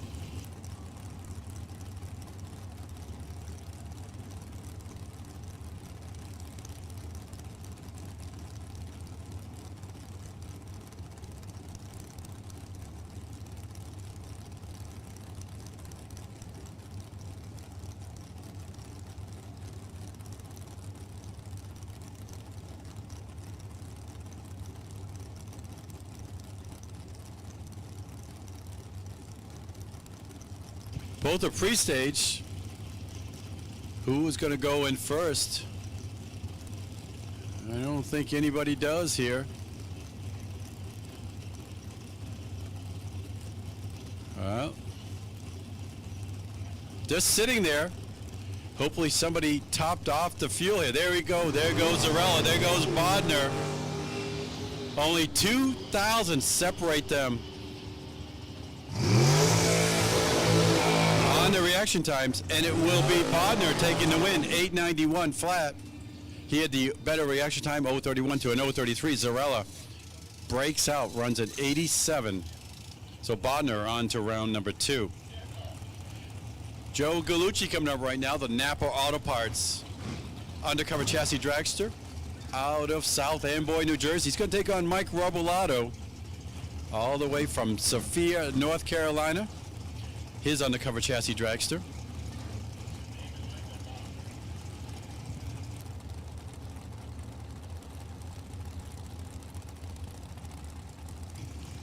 Robolato, a transplant from New York, moved down to North Carolina. A 2-time Division I champion and a 4-time national event winner. Taking on Joe Gallucci with the Napa Auto Parts dragster.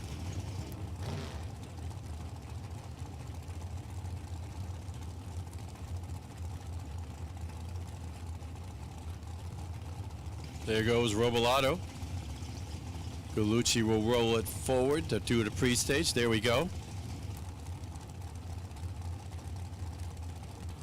All right, no waiting this time for Robolato. Gallucci will work his way in. Here we go.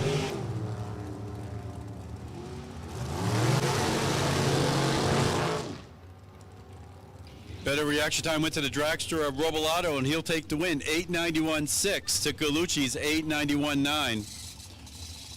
Robolato left first, got there first, took the win. Next pair, it'll be Bill Waters, the diesel tech out of Charlton, Massachusetts, the Dan Page build car.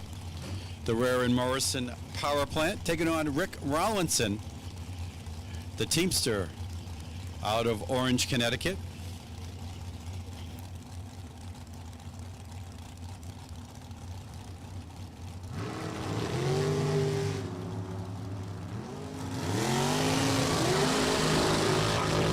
Slight advantage off the line went to Rollinson, and the win will go to Rollinson. 890 with a 4 to an 891.1. Rollinson left first, got to the stripe first, takes the win. 890 with a 4.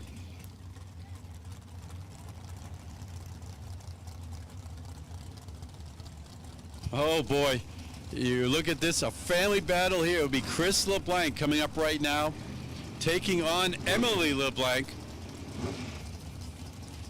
First round here in Supercom.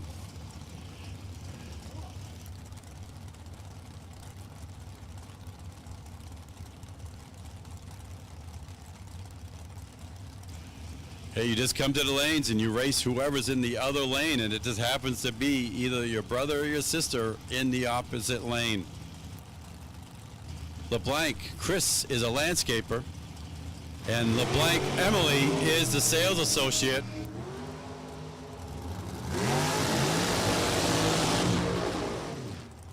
Better light here went to Chris, and he will take the win. 894 to a breakout run for Emily at an 889.2.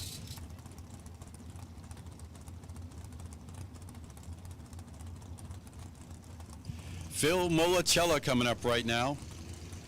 The Mollicella Racing Cressman chassis out of Westchester, PA. Going to take on Dennis LeBlanc here. The truck driver out of Manchester, New Hampshire. Tough competitor here.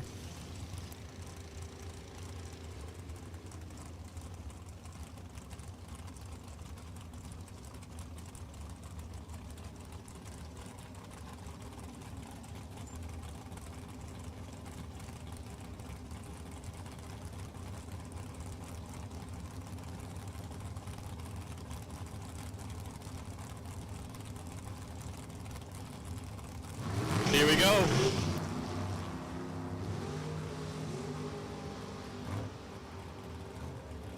Advantage off the line went to Mollicella, and he will take the win. 896.8 takes out an 895.4. Margin of victory 95/10,000ths. The better light did go to Mollicella with an 018 to LeBlanc's 041. Walter Olt will come up right now, taking on Jim DiTucci, the trucking company owner, the 23 Altered out of East Kingston, New Hampshire, taking on the Mullis Chassis, K&N Oscars Motorsports, entry out of Medford, New Jersey.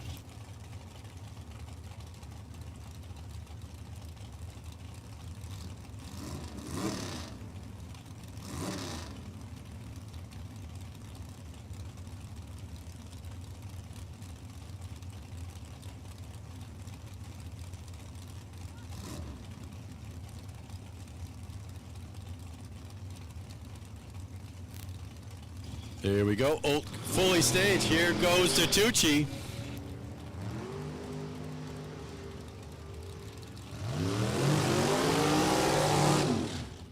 Better Light went to Olt. He will take the win. Whole shot win. 9 flat with a 6 for Olt. DeTucci runs a 99 with a 6, but the better reaction time went to Olt. 0.12 to an 0.52.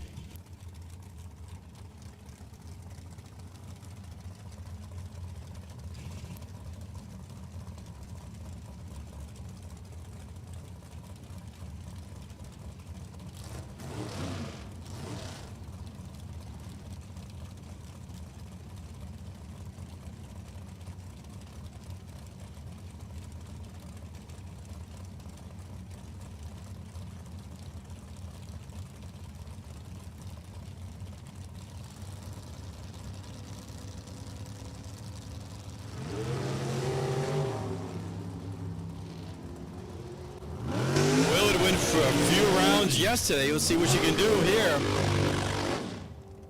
Oh, look at that. A 2,000s package for Willard. 001 reaction time. Runs a 90 with a 1.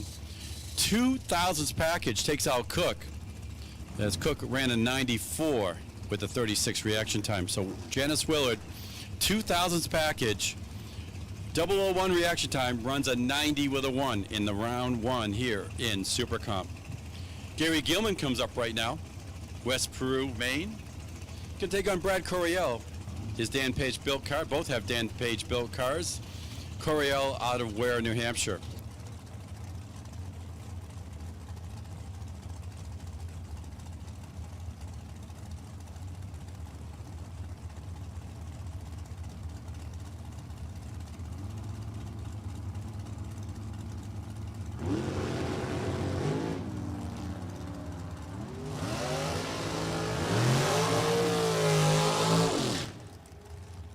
Slight advantage off the line went to Gilman, but the win goes to Coryell. 888.2 on the double breakout.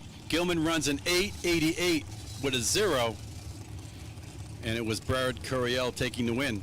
Gilman got there first by a hun, but it was 100 too quick. So it's Coryell moving on to round number 2. Phil French comes up right now. Orland, Maine, the Miller chassis. The auto business owner up there in Orland calls it Escape. You can take on Tom Hunter here, the technician out of York, PA.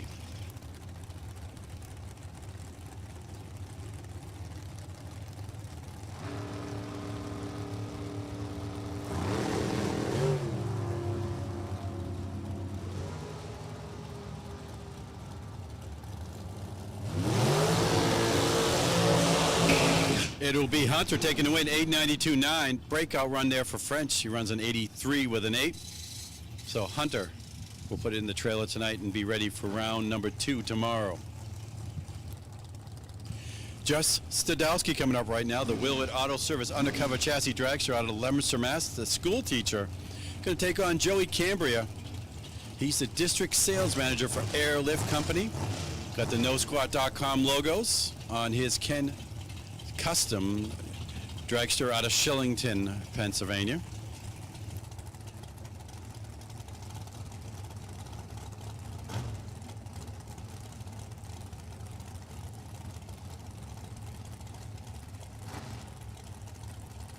And this will be a last call, top dragster.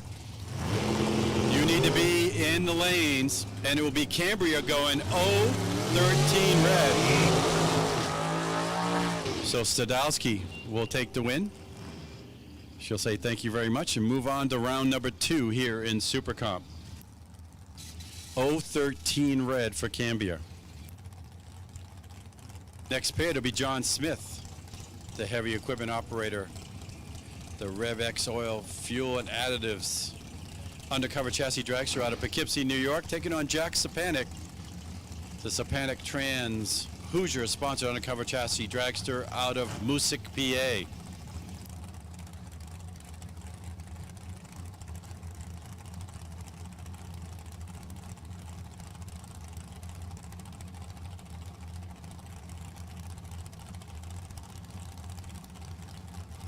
Big time shot here. Both both got multiple wins on the screen here.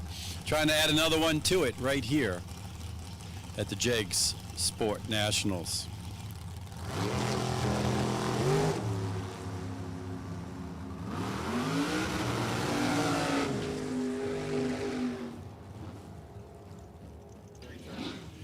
Hey, those that someone dropped their race jacket on the return road. If you did, Bobby Dunn down there at turn 1 has it for you.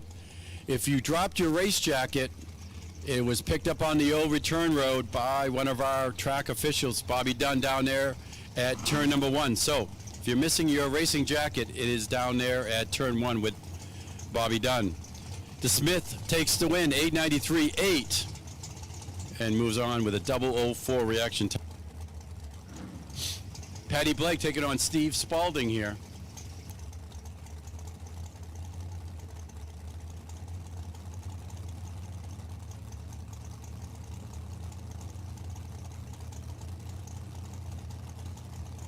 Blake, the follower dream, the nurse out of Raymond, New Hampshire. Noah's brother has taken the win today. Let's see if she can take and join him in round number 2. Slight advantage off the line did go to Blake, and she will take the win. Runs the number with a 7. 041 reaction time, running the dial with a 7, so she'll move on to round number 2.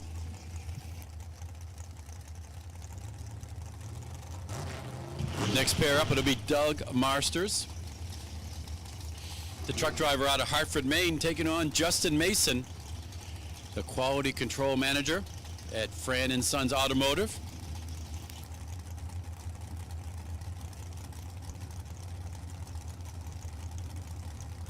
Mason out of Northborough, Massachusetts.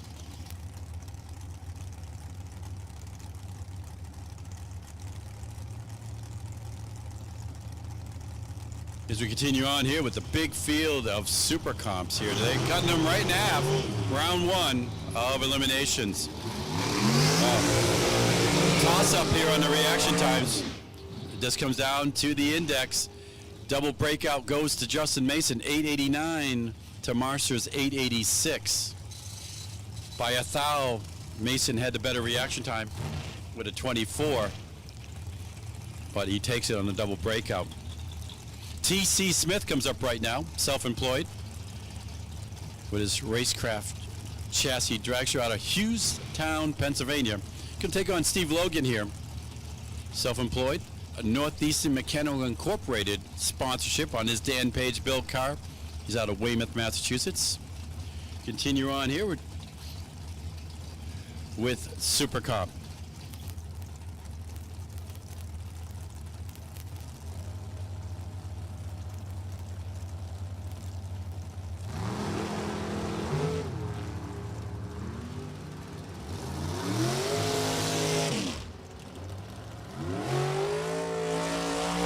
Slight advantage off the line with the TC, and TC will take the win, 891.1 to an 893.0 for Logan. TC with the 015 reaction time. Left first and got there first, takes the win.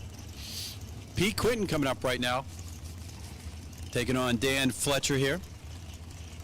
Fletcher, the Strut Masters, Mickey Thompson, ATI Denso VP, sponsored undercover chassis dragster. Taking on Pete Quinton, the Quinton Brothers Automotive, Dan Page car out of Vermont.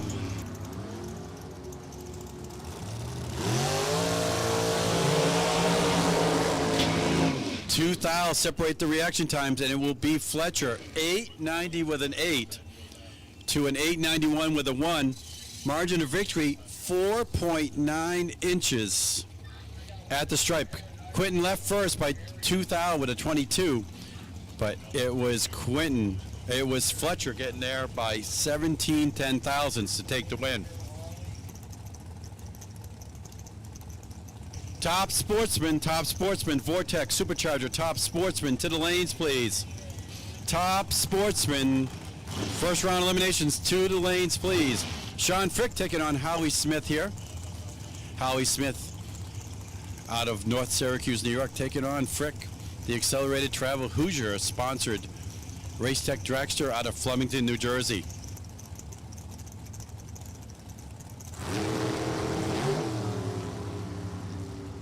Wow, this is going to be a race here. Toss up here on the reaction times. By 3 thou, the advantage went to Smith, and Smith will take the win. 891.6 to Frick's 892.5. Smith at 009 to Frick's 012 reaction time.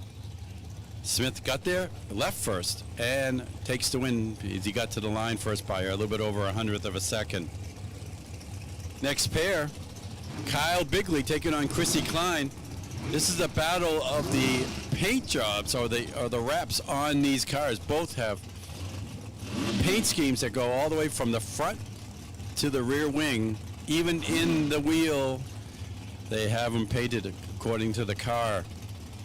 Bigley, number 4 on the car, means number 4 in the world last year with his KB Trailer Sales BTE undercover chassis dragster.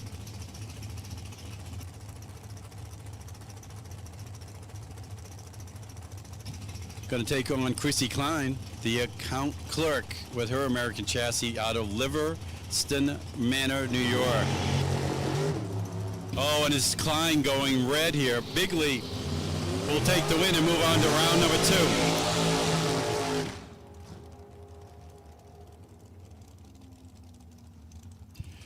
Bigley runs a 91 on the 90 dial. The index with the 027 reaction time. Mike Mitchell comes up right now, the Jackson, New Jersey paver. Star Paving, Miller Chassis. Going to take on Joe Mokel out of Bradenton, Florida, with his American chassis dragster. As looks like we're winding down on this class. Vortex Supercharger, top sportsman to the lanes, please. Top sportsman to the lanes, please. And it's Mitchell going 016 red.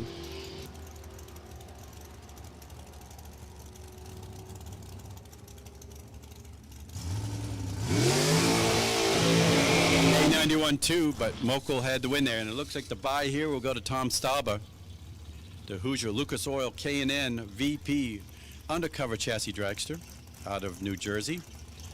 He'll have a single here. Top sportsman, we need you to the lanes, please. Top sportsman to the staging lanes, please.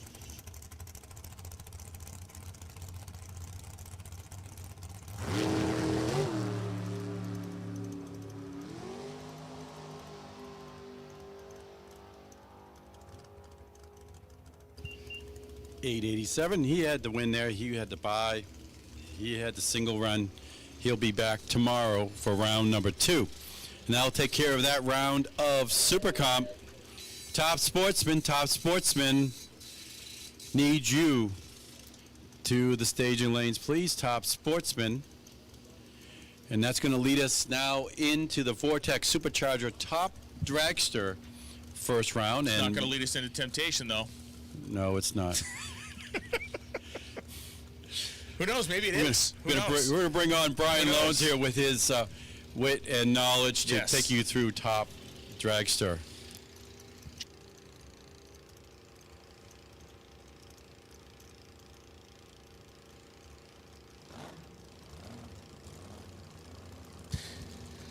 Water boxes are rehydrated. Engines are running.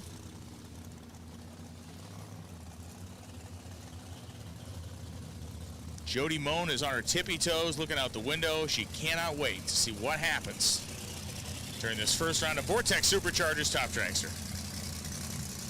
Maybe more excited than Mike Coughlin, who's in the right lane and is going to be very loud.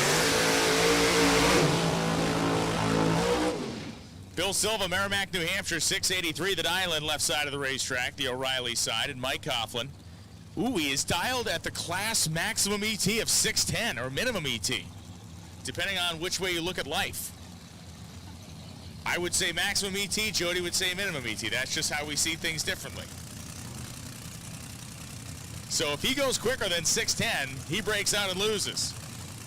Bill Silva is dialed at 683. He's got all kinds of room to work with. Coughlin and crew, I guess, playing off the fact that the air's getting a little bit better. The track is tightened up. The direct sun is off it. The shade there is going to tighten that track up a little bit, so the car, by rights, should pick up some at this time of the night. And, of course, the fact that it is likely the most powerful, if not one of the most 2 or 3 powerful cars in the entire field right now. Bill Silva's going to lead first, and Mike Coughlin's going to try to balance on the head of a pin. Here we go. Unbelievable. Mike Coughlin, 008 reaction time, 6:12.215. He is going around number 2. Silva, 685.7 on a 683 dial with a 13 light. And the only thing he is going to get are the sincere condolences of Mike Coughlin. That is 28 pack at 215 miles an hour. Yikes. Kyle Coltrera and Rick Bell. Unfortunately, though, for both of those guys, they're not eligible to win our Porter Tree Pocket Practice Tree because their reaction times were too good. Too good. Kyle Coltrera, 633 dial in, right side of the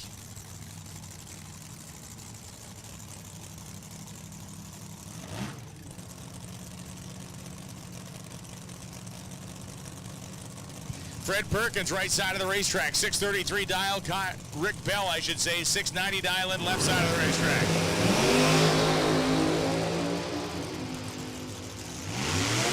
Fred Perkins hammers down the top end, but it's going to be Rick Bell, 692.4 with a 15 light. Rick Bell marches on to the next round as Freddie Perkins goes 630 with a 7 at 207 miles an hour. Too quick, taking a half a tenth of stripe and breaking out in the process. Bill Masiello, left side, the ProCharger centrifugal style supercharger, hanging off the left-hand side of the engine, dialed 648.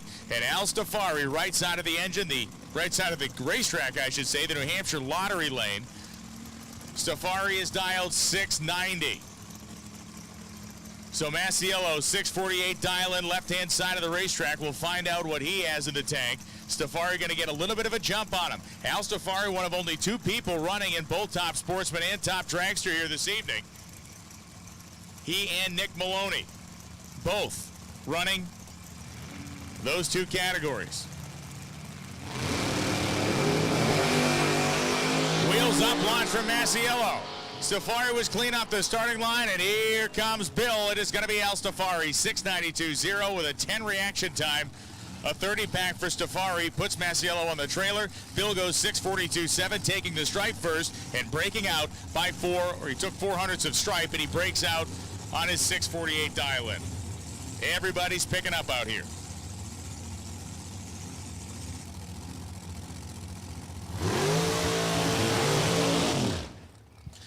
Jim Dunn and Joey Wallace.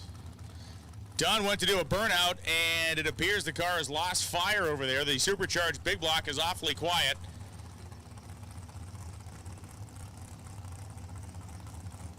The crewman rolling the car backwards. It does appear that Joey Wallace will have a competition single here in round number 1. So Wallace out of Middletown, Rhode Island, 696 dial in, 24 years old. Sarge's Auto Body, the sponsor. Making a solo here. Unfortunate news for Jim Dunn.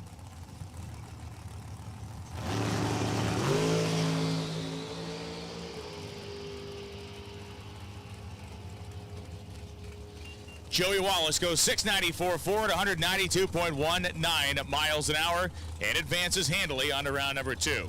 Craig Michaud and Val DiGenova coming up right now. Big matchup here between a couple of experienced New England Dragway competitors. 681 the dial in for Val DiGenova as Craig Michaud is dialed at 762 on the right-hand side of the drag strip. Danvers, Massachusetts, home for Craig. Val DiGenova home in Derry, New Hampshire. Debbie DiGenova waiting a couple of pairs back, I'm sure. Delta One wheels on the back of Val DiGenova's dragster, those innovative wheels released by Weld several years ago. That conical style inner shape helps plant the tire a little bit more squarely and better. You can find them on all the real big high horsepower stuff in the world of mellow yellow drag racing. Michaud, the more traditional style beadlocks in the back of his dragster, the Land and Sea Performance machine.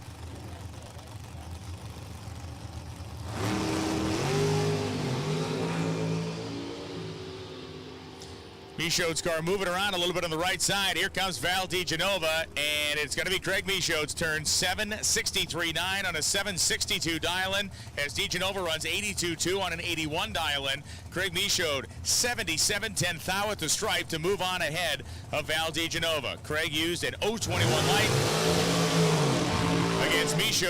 against DiGenova's 035, and Craig advances on to round 2. That was a squeaker. Becky Miller and Brian Corey coming up now. Miller from Canterbury, Connecticut, the 2016 Dan Page Dragster, dialed 692, and Brian Corey from North Salem, New Hampshire. Power Technologies, an electrical contractor. That's his business. Running the Sunset 632 engine, dialed 651, purging the nitrous on the starting line.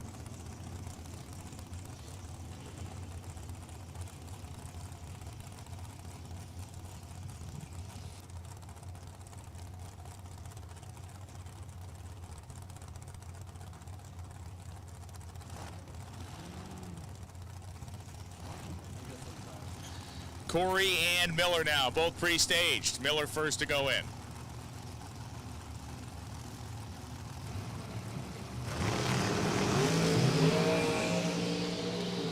Brian Corey planted the rear slicks, got up on the wheelie bar, is going to drive down to the top end, whomp the throttle, and take the win light. 652.1 on a 651 dial-in. A 12 reaction time for Brian Corey as Becky Miller goes 692.4 on a 92 dial-in. Had a 23 light. Did nothing wrong. Dead on 2, or dead on 4 with a 23. 27 pack. Brian Corey beats her by 42.10 thou. Debbie DiGenova and Mike Kalin.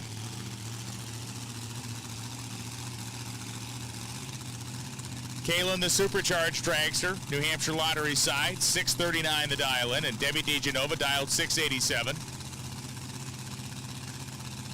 Her husband Val eliminated just a few minutes ago. She wants to keep the DiGenova surname alive here in competition through Sunday at the Jeg Sports Nationals.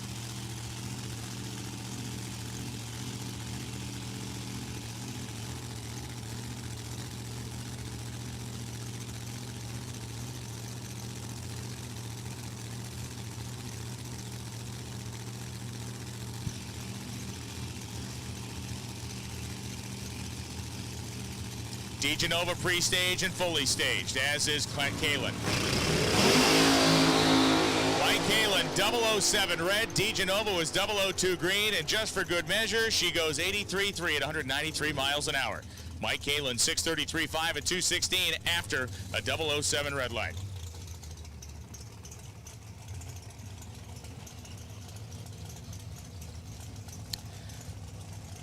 Ken LeBlanc. Smoke rolling off the slicks for LeBlanc on the New Hampshire Lottery side of the racetrack. The man from Dracut, Massachusetts. 693, the dial-in for Ken LeBlanc. And Bob Votilla from Southington, Connecticut, the great-looking Midnight Sun Dragster. That Sunset 781 cubic inch mountainous nitrous engine for Votilla. You know a guy's detail-oriented when the nitrous bottle is painted with the same kind of fade as the rest of his race car is. It's like they say, there's a fine line between hobby and mental illness. Right there. Ken LeBlanc pre-staged, and here comes Bob.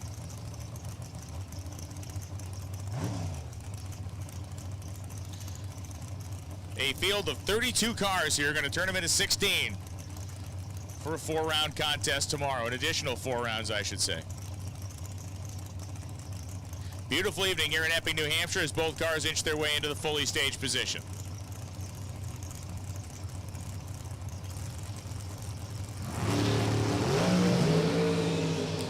A red light start by a single foul for Bob Votilla, which means Ken LeBlanc advances 694.4 at 189 miles an hour with a 49 light. Votilla missed it by a single foul.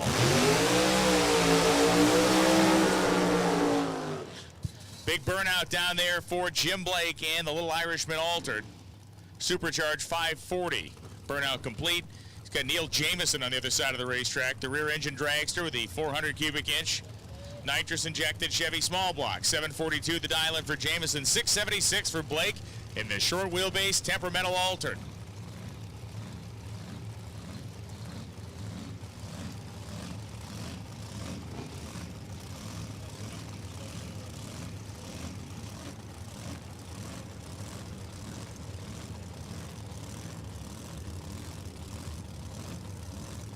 The car has been on fire this week. It's been apart today. They, after the first round of qualifying, had to pull that, what I'm being told is a brand new 1271 blower off the top of it, work on the guts of the engine to get it right. The second qualifying session, he went 1278 at 200, and he has dialed the car even quicker than that at 1276.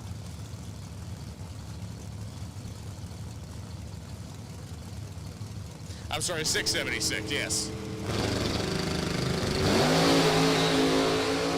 Neil Jamison missed the tree by 0.02 of a second, so Jim Blake goes 669 at 205 miles an hour to get the job done at the top end of the racetrack. Jamison missed the tree again, 002. Jamison runs 741.4 on a 742 dial after the 002 red light start, so Jim Blake moves on to round 2. Paul Neal, Gary Kobe, 731 dial in for Kobe. Neal dialed 662 on the left-hand side of the racetrack. Has that naturally aspirated Harold Martin 632 behind his head, and it is making plenty of gusto.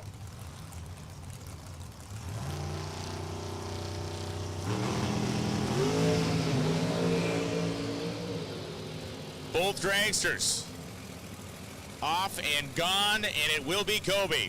728, 7th on a 731 dial in.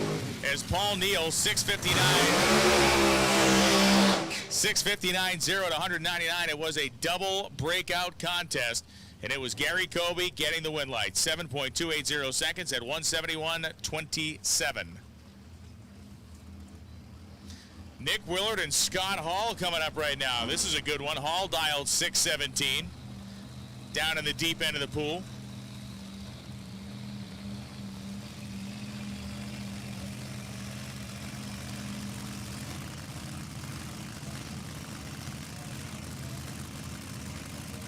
And Nick Willard dialed 685.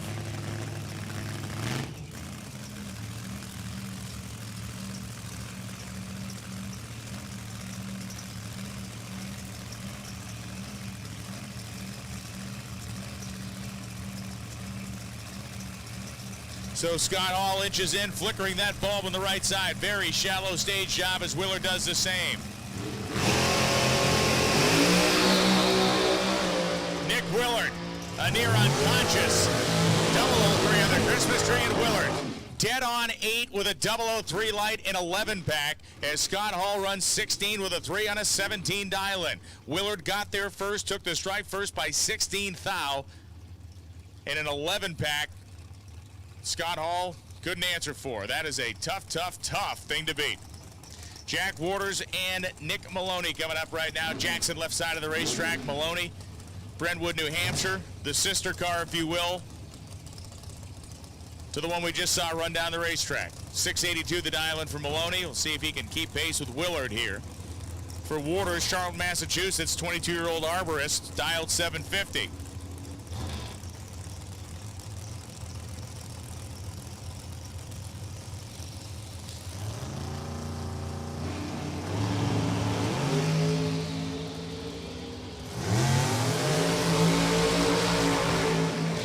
Maloney getting fancy up there and taking a win light. 683.9, 682 dialed, 19 reaction time. Nick Maloney handling his business as Jackson Waters runs one over, goes 751.7 on a 750 dial-in, had a 36 light. Under most circumstances, that will probably get you a round win. Unfortunately, Nick Maloney is not most circumstances. Kyle Coltrera and Ken Moses coming now. We have asked for and we have seen and still need maybe a couple of our Vortex Superchargers top sportsman entries. Vortex Superchargers top sportsman, please. Kenny Moses, Kyle Coltrera. 705 dial in for Coltrera as the sun's getting just nearly under the treetops here in New England Dragway. Kenny Moses dialed 656 on the left-hand side of the racetrack. Golden afternoon of drag racing here at New England Dragway. One category left to run once we lock down top dragster.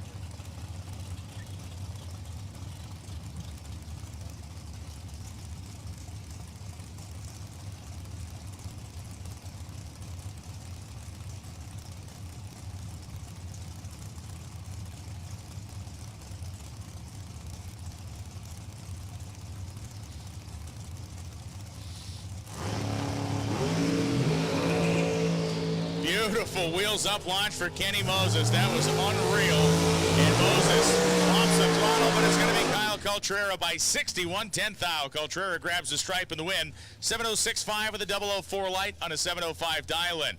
Moses 6:53.7, but couldn't get there first anyway, as Coltrera does his job better and gets himself a win light.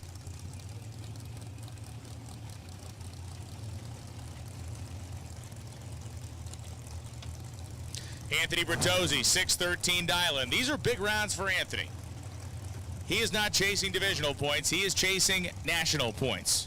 He is leading the national points. This is a national event. Sean Fournier dialed 686 right side. Bertozzi, 613. We saw Mike Coughlin dialed all the way down at 610, so Bertozzi kind of following that logic. Very, very deep in terms of the dial. Here we go.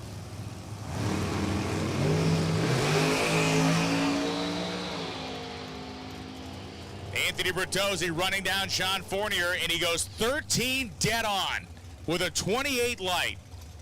Good gravy. Anthony Bertozzi, a man on a mission. Sean Fournier, 685.5 on a 686 dial-in, broke out by 5 thou, had a 006 light. He threw the sink at Bertozzi on the starting line, but talk about having complete confidence in your tune-up. Bertozzi did scrub speed at the top end. He was normally running that car in the mid-220s. He crossed the stripe at 210, so he was doing some Baryshnikov-like work on the brake pedal down there, but he get the win light, dead on, 613. Vince Mussolino and Lauren Coltrera coming up right now. 720 dial-in for Coltrera right side. Mussolino, 670 dial-in left side.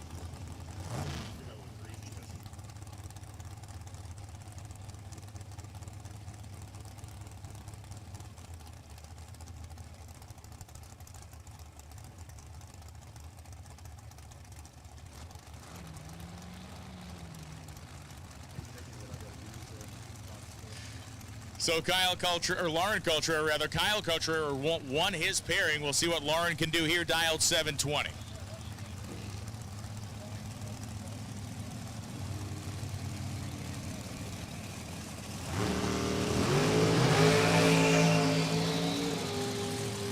Vince Mussolino wants to rain on Lauren Coltrera's parade in the first round, and he will successfully do just that. 674 to 179 miles an hour as Mussolino's 004 reaction time was his big key point there. Coltrera was 39 on the tree, goes 722.3 at 183.87.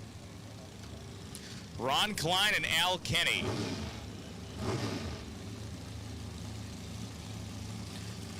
Al Kenny backing his way up, another of our quick dragsters here, dialed at a 618.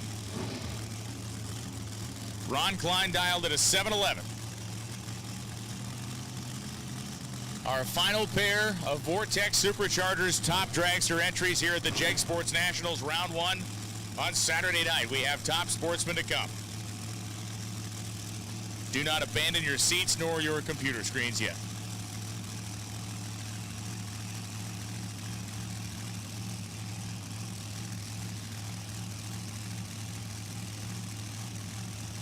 Kenny trying to find it. It's right there, and he gets it. He's in.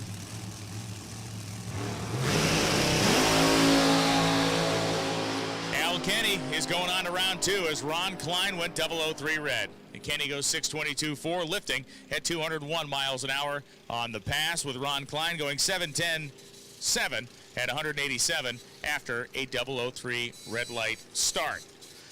So that is round 1 in the books for Vortex Superchargers Top Dragster. That means we have one class yet to run, and that will be Bill Carter's opportunity here as we have Vortex Superchargers Top Sportsman to close out the night. Important note, Super Street competitors, you are the first class out in the morning. So Super Street, we will be calling you to the lanes basically right after 9 a.m. We'll give you an opportunity to get warmed up a little bit. We'll get you into the lanes. But Super Street, you are hitting leadoff tomorrow. Not Stock. Super Street. Stock will follow them. Right, but Super Street, you're going first. That's right. All right, Mr. Loans. We're going to finish off this evening right now with the Vortex Superchargers Top Sportsman category.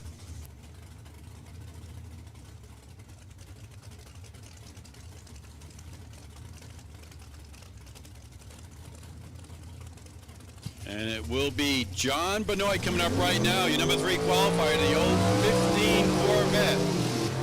Out of Montpelier, Vermont, going to take on Dave Testa's 63 split window Corvette. He's out of Seekonk, Massachusetts.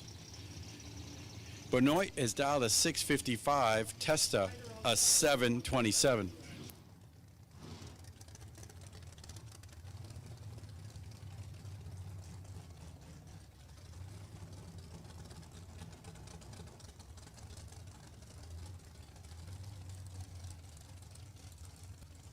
Right.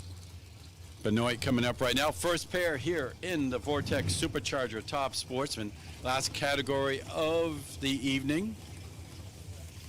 Benoit purging the nitrous there as he'll get ready.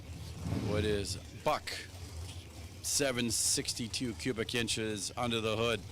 Taking on Testa. We've got a mere 615 cubes of Chevrolet power. He's down to 727 to Benoit's 655.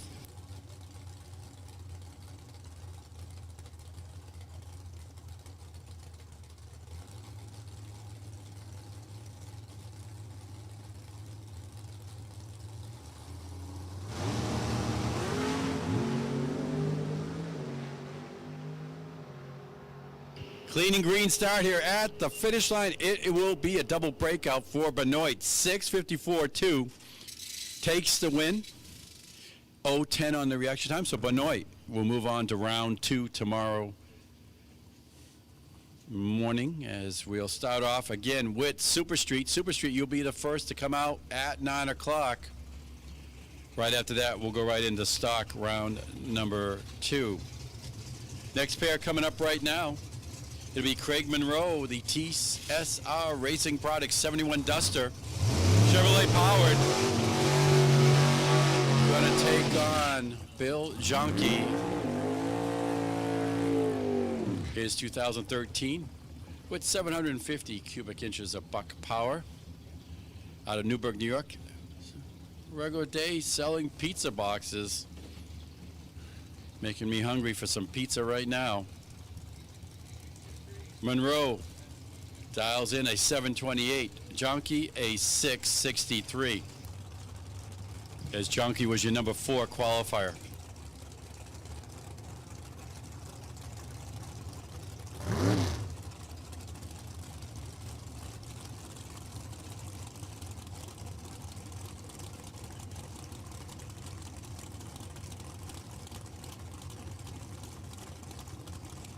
Okay, everything's all set. Turn the bottles on. Here we go. First round of the Vortex Superchargers Top Sportsman here. Jonke purging the nitrous after the bottle was turned on there.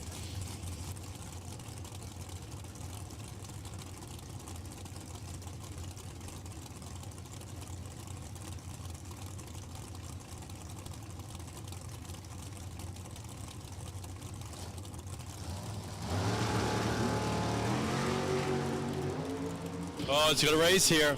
Will the Camaro catch the Duster at the stripe? It will be the Duster taking the win. 728 with a 5. 009 reaction time. Take that. 14,000 package there. Jonke had a 029 reaction time and had to catch the Duster. The Duster with a 14 package will go on to round number 2 here in Top Sportsman. Frank Volpe comes up right now. The Volpe Racing 2018 Mustang. The big old Ford power plant, 622 cubes out of Poughkeepsie, New York. Going to take on Rich LaChapelle in his 94 Beretta. The mechanic out of Marlborough, Mass. Style of 756. Volpe has dialed a 698. He qualified number 10 at a 699.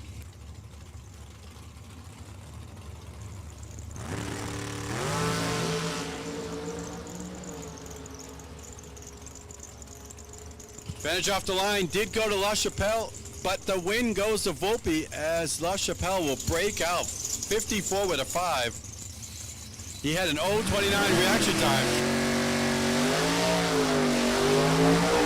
to Volpe's ace 078, but it will be a breakout run for LaChapelle. Volpe on to the second round. Here comes Larry Willett. He was your runner-up yesterday in the D1 event here at New England Dragway.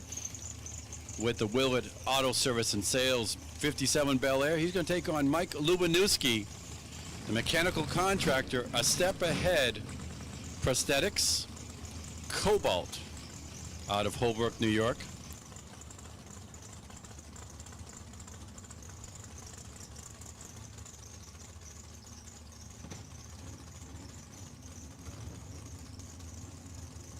Lubanowski was your number one qualifier. Qualified at a 624, has dialed in a 622.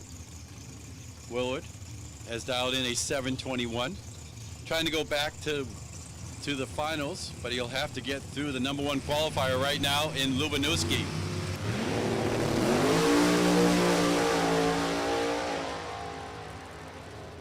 Better Light did go to Willard, and the win goes to Willard. 22 on a 21 with an 0:14 reaction time.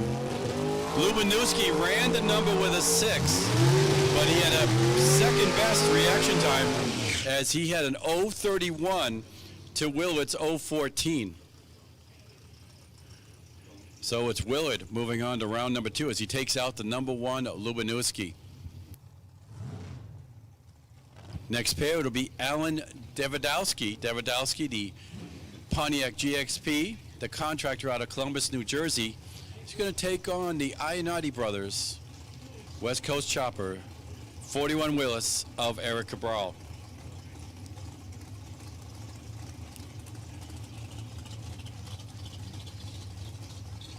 Cabral was your number 22 qualifier, has dialed in at a 737. Davidowski dials in at a 688.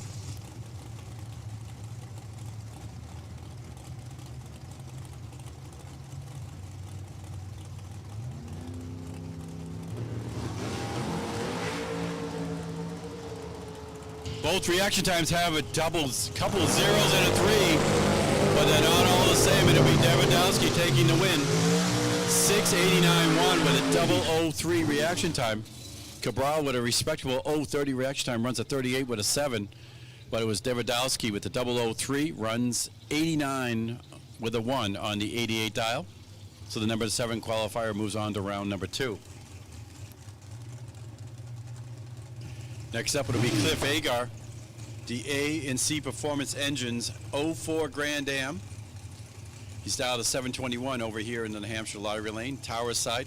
Going to take on the winner from yesterday's D1 divisional race. Winner, Jeff Brooks, the Kaiser compressor Henry J. 51 Henry J out of Fredericksburg, Virginia.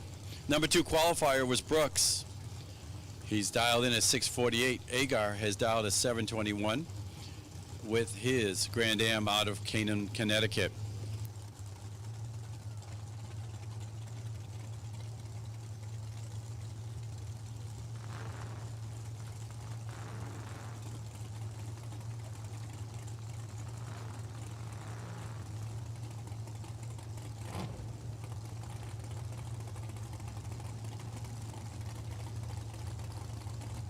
Both are sitting there. Who's going to fully stage? There we go. There goes Brooks. Agar follows him in.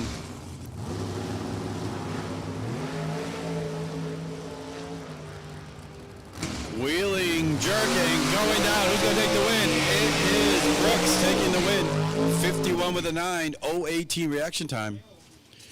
It will be Brooks and the Kaiser Henry J moving on to round number 2.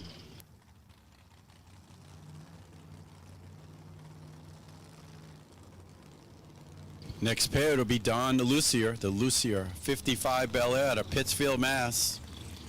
He's going to take on Ronnie Proctor here, the Proctor Enterprise 09 Cobra Mustang out of Harpers Ferry, West Virginia. Number 5 qualifier at a 673. He qualified at a 676, has dialed in a 673. Lucier qualified number 20 at a 731 and has thrown a 21. Knows the air has got a whole lot better here.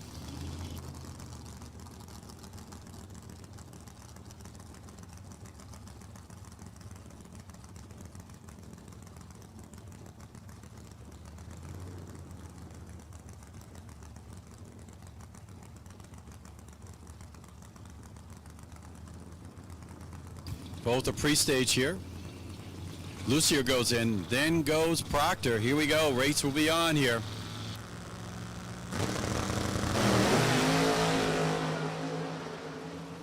Slight advantage off the line did go to Lucier, but Proctor has caught him, and he will take the win. 677. Lucier could not run the number. 77 with a 9 for Proctor on the 73 with an 050 reaction time. Lucier did leave early first with the 33 reaction time, but could only muster a 52 as he got a little loose out there past the 330-foot mark. Next up, it'll be Dan Christopher, a couple locals here, taking on Wayne Horton, the Suggs Racing Camaro out of Smithfield, Rhode Island, owned by Louis Suggs, taking on Dan Christopher, the 09 Cobalt, T&T Motorsports, the owner of Southern New Hampshire Undercar. 709 the dial for Christopher, 758 for Horton and his Camaro.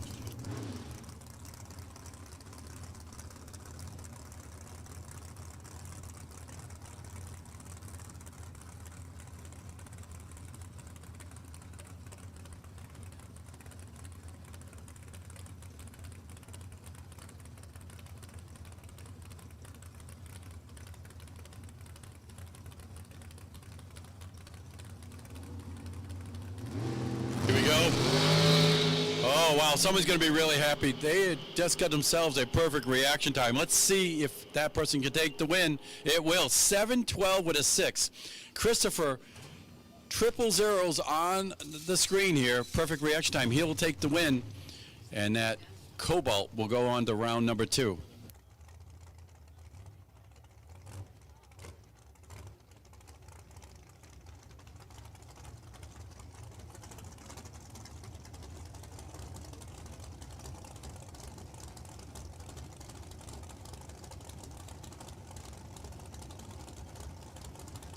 Horton broke out there by 4 thousandths. Horton got there first by 75 10,000ths, but it was 75 10,000ths too quick. And so it's Christopher on the next round. Dave Miller comes up right now, taking on Brian Bell, the T&T Motorsports 68 Camaro out of East Hampstead, New Hampshire, I should say. He's going to take on Dave Miller, the Miller Motorsports S10 out of Canterbury, Connecticut, the auto body shop owner. He's dialed a 691. He qualified number 8. He's put a 691 on the board. Bell qualified number 23. He has put a 745 on the board.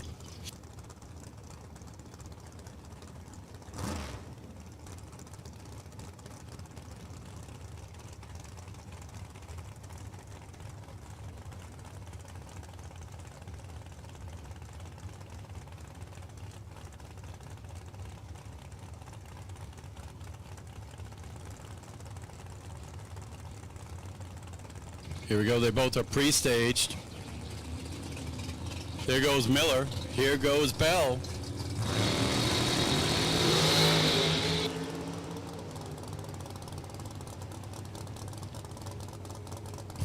At the stripe, it will be Bell, 746 with an 015 reaction time. Miller runs the 94 on the 91, but the advantage off the line with the Bell, 015 to an 080.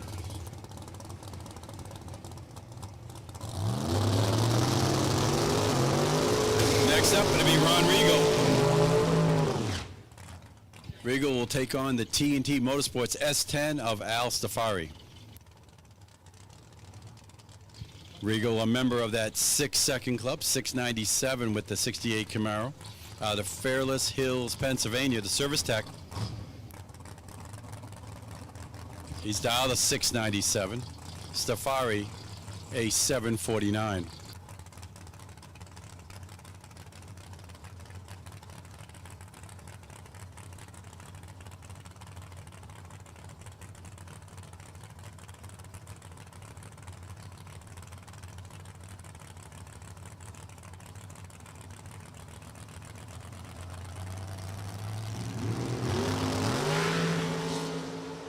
Oh, only 3,000 separate them on the reaction times here. At the stripe, it will be Stafari taking the win. A breakout run for Regal. Stafari runs a 51 with a 7, 020 on the reaction time. Regal on 023 runs a 95 with an 8. So it will be Stafari and the S10 moving on to round number 2. Battle of the 63 split window Corvettes here, as it'll be Brandon Miller the 17-year-old student out of Canterbury, Connecticut, taking on Mike Sullivan, the engine builder, the Molding Machine 63 Corvette out of Peabody, Mass. Miller's out of 751. Sullivan a 704. Purple paint scheme there for Sullivan with the flame job. Black paint scheme with the flame job for Miller in the O'Reilly Auto Lane. Both running Chevrolet power, 632 cubes for Miller, 624 for Sullivan.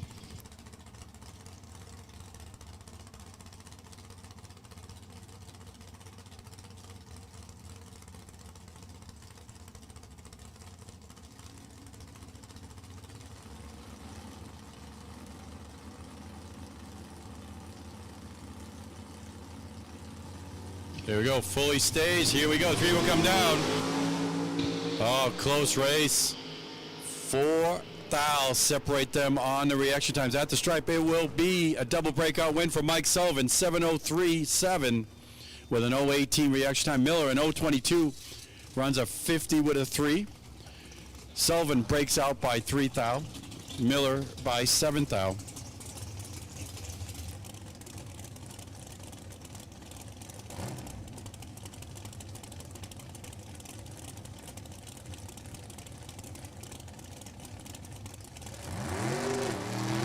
It'll be Hong Lee Jr. coming up right now.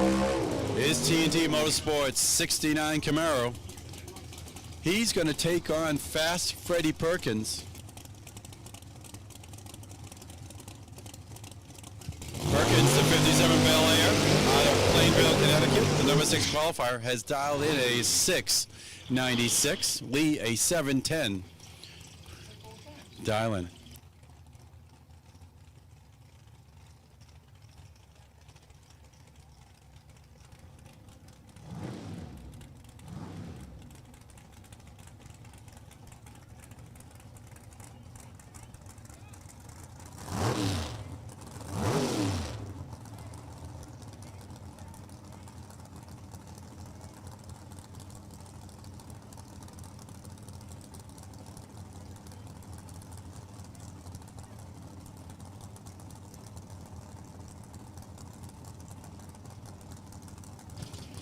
Perkins, 686 to dial, taking on Hong Lee Jr. with his dial-in of 710.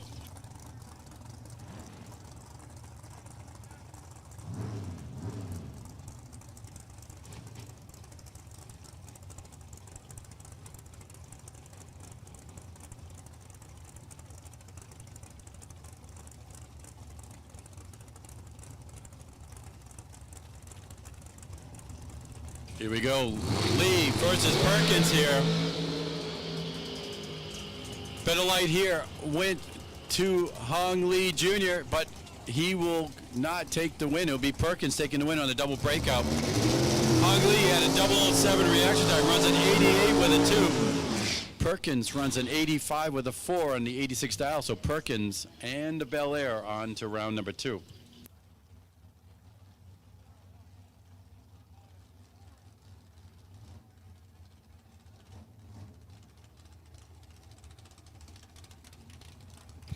Next pair, it will be Ben Schlafman to take on Nick Maloney.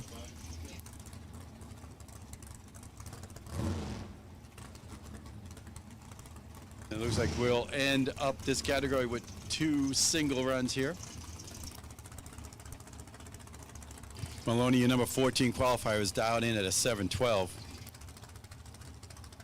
Schlafman and his Grand Am has dialed in at a 790. He was your number 29 qualifier.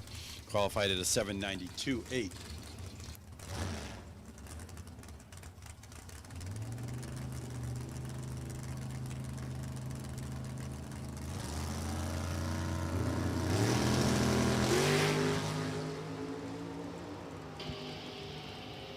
Finish off the line, went to the Grand Am of Schlafman. Oh, but it will be Maloney taking the win. A breakout run by 6 thou for Ben Schlafman. And it will be Maloney running 13 with a 4. Better Light did go to Schlafman with an 019 to the 033 of Maloney.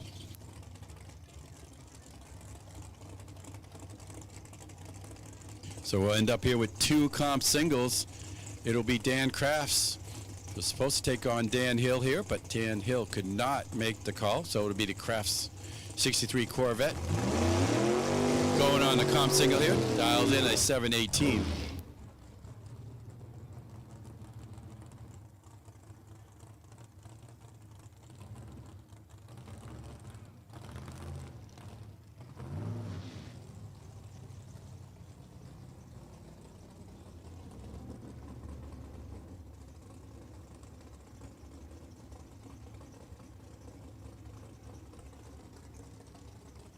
Okay, take the temperature of the tires there. We'll roll him forward. Got the comp single here.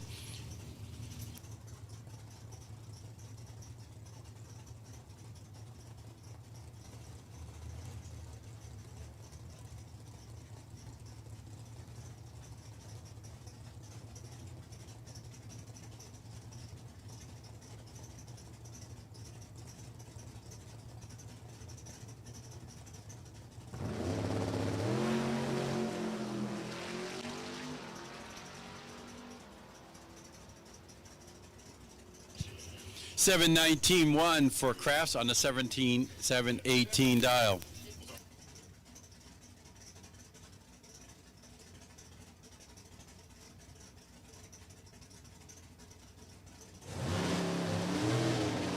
All right, last run of the evening here. It'll be a bye run here for Stephen Palmer. His competitor, Brian Conray, could not make the call, so Palmer with the S10 will get the comp single here.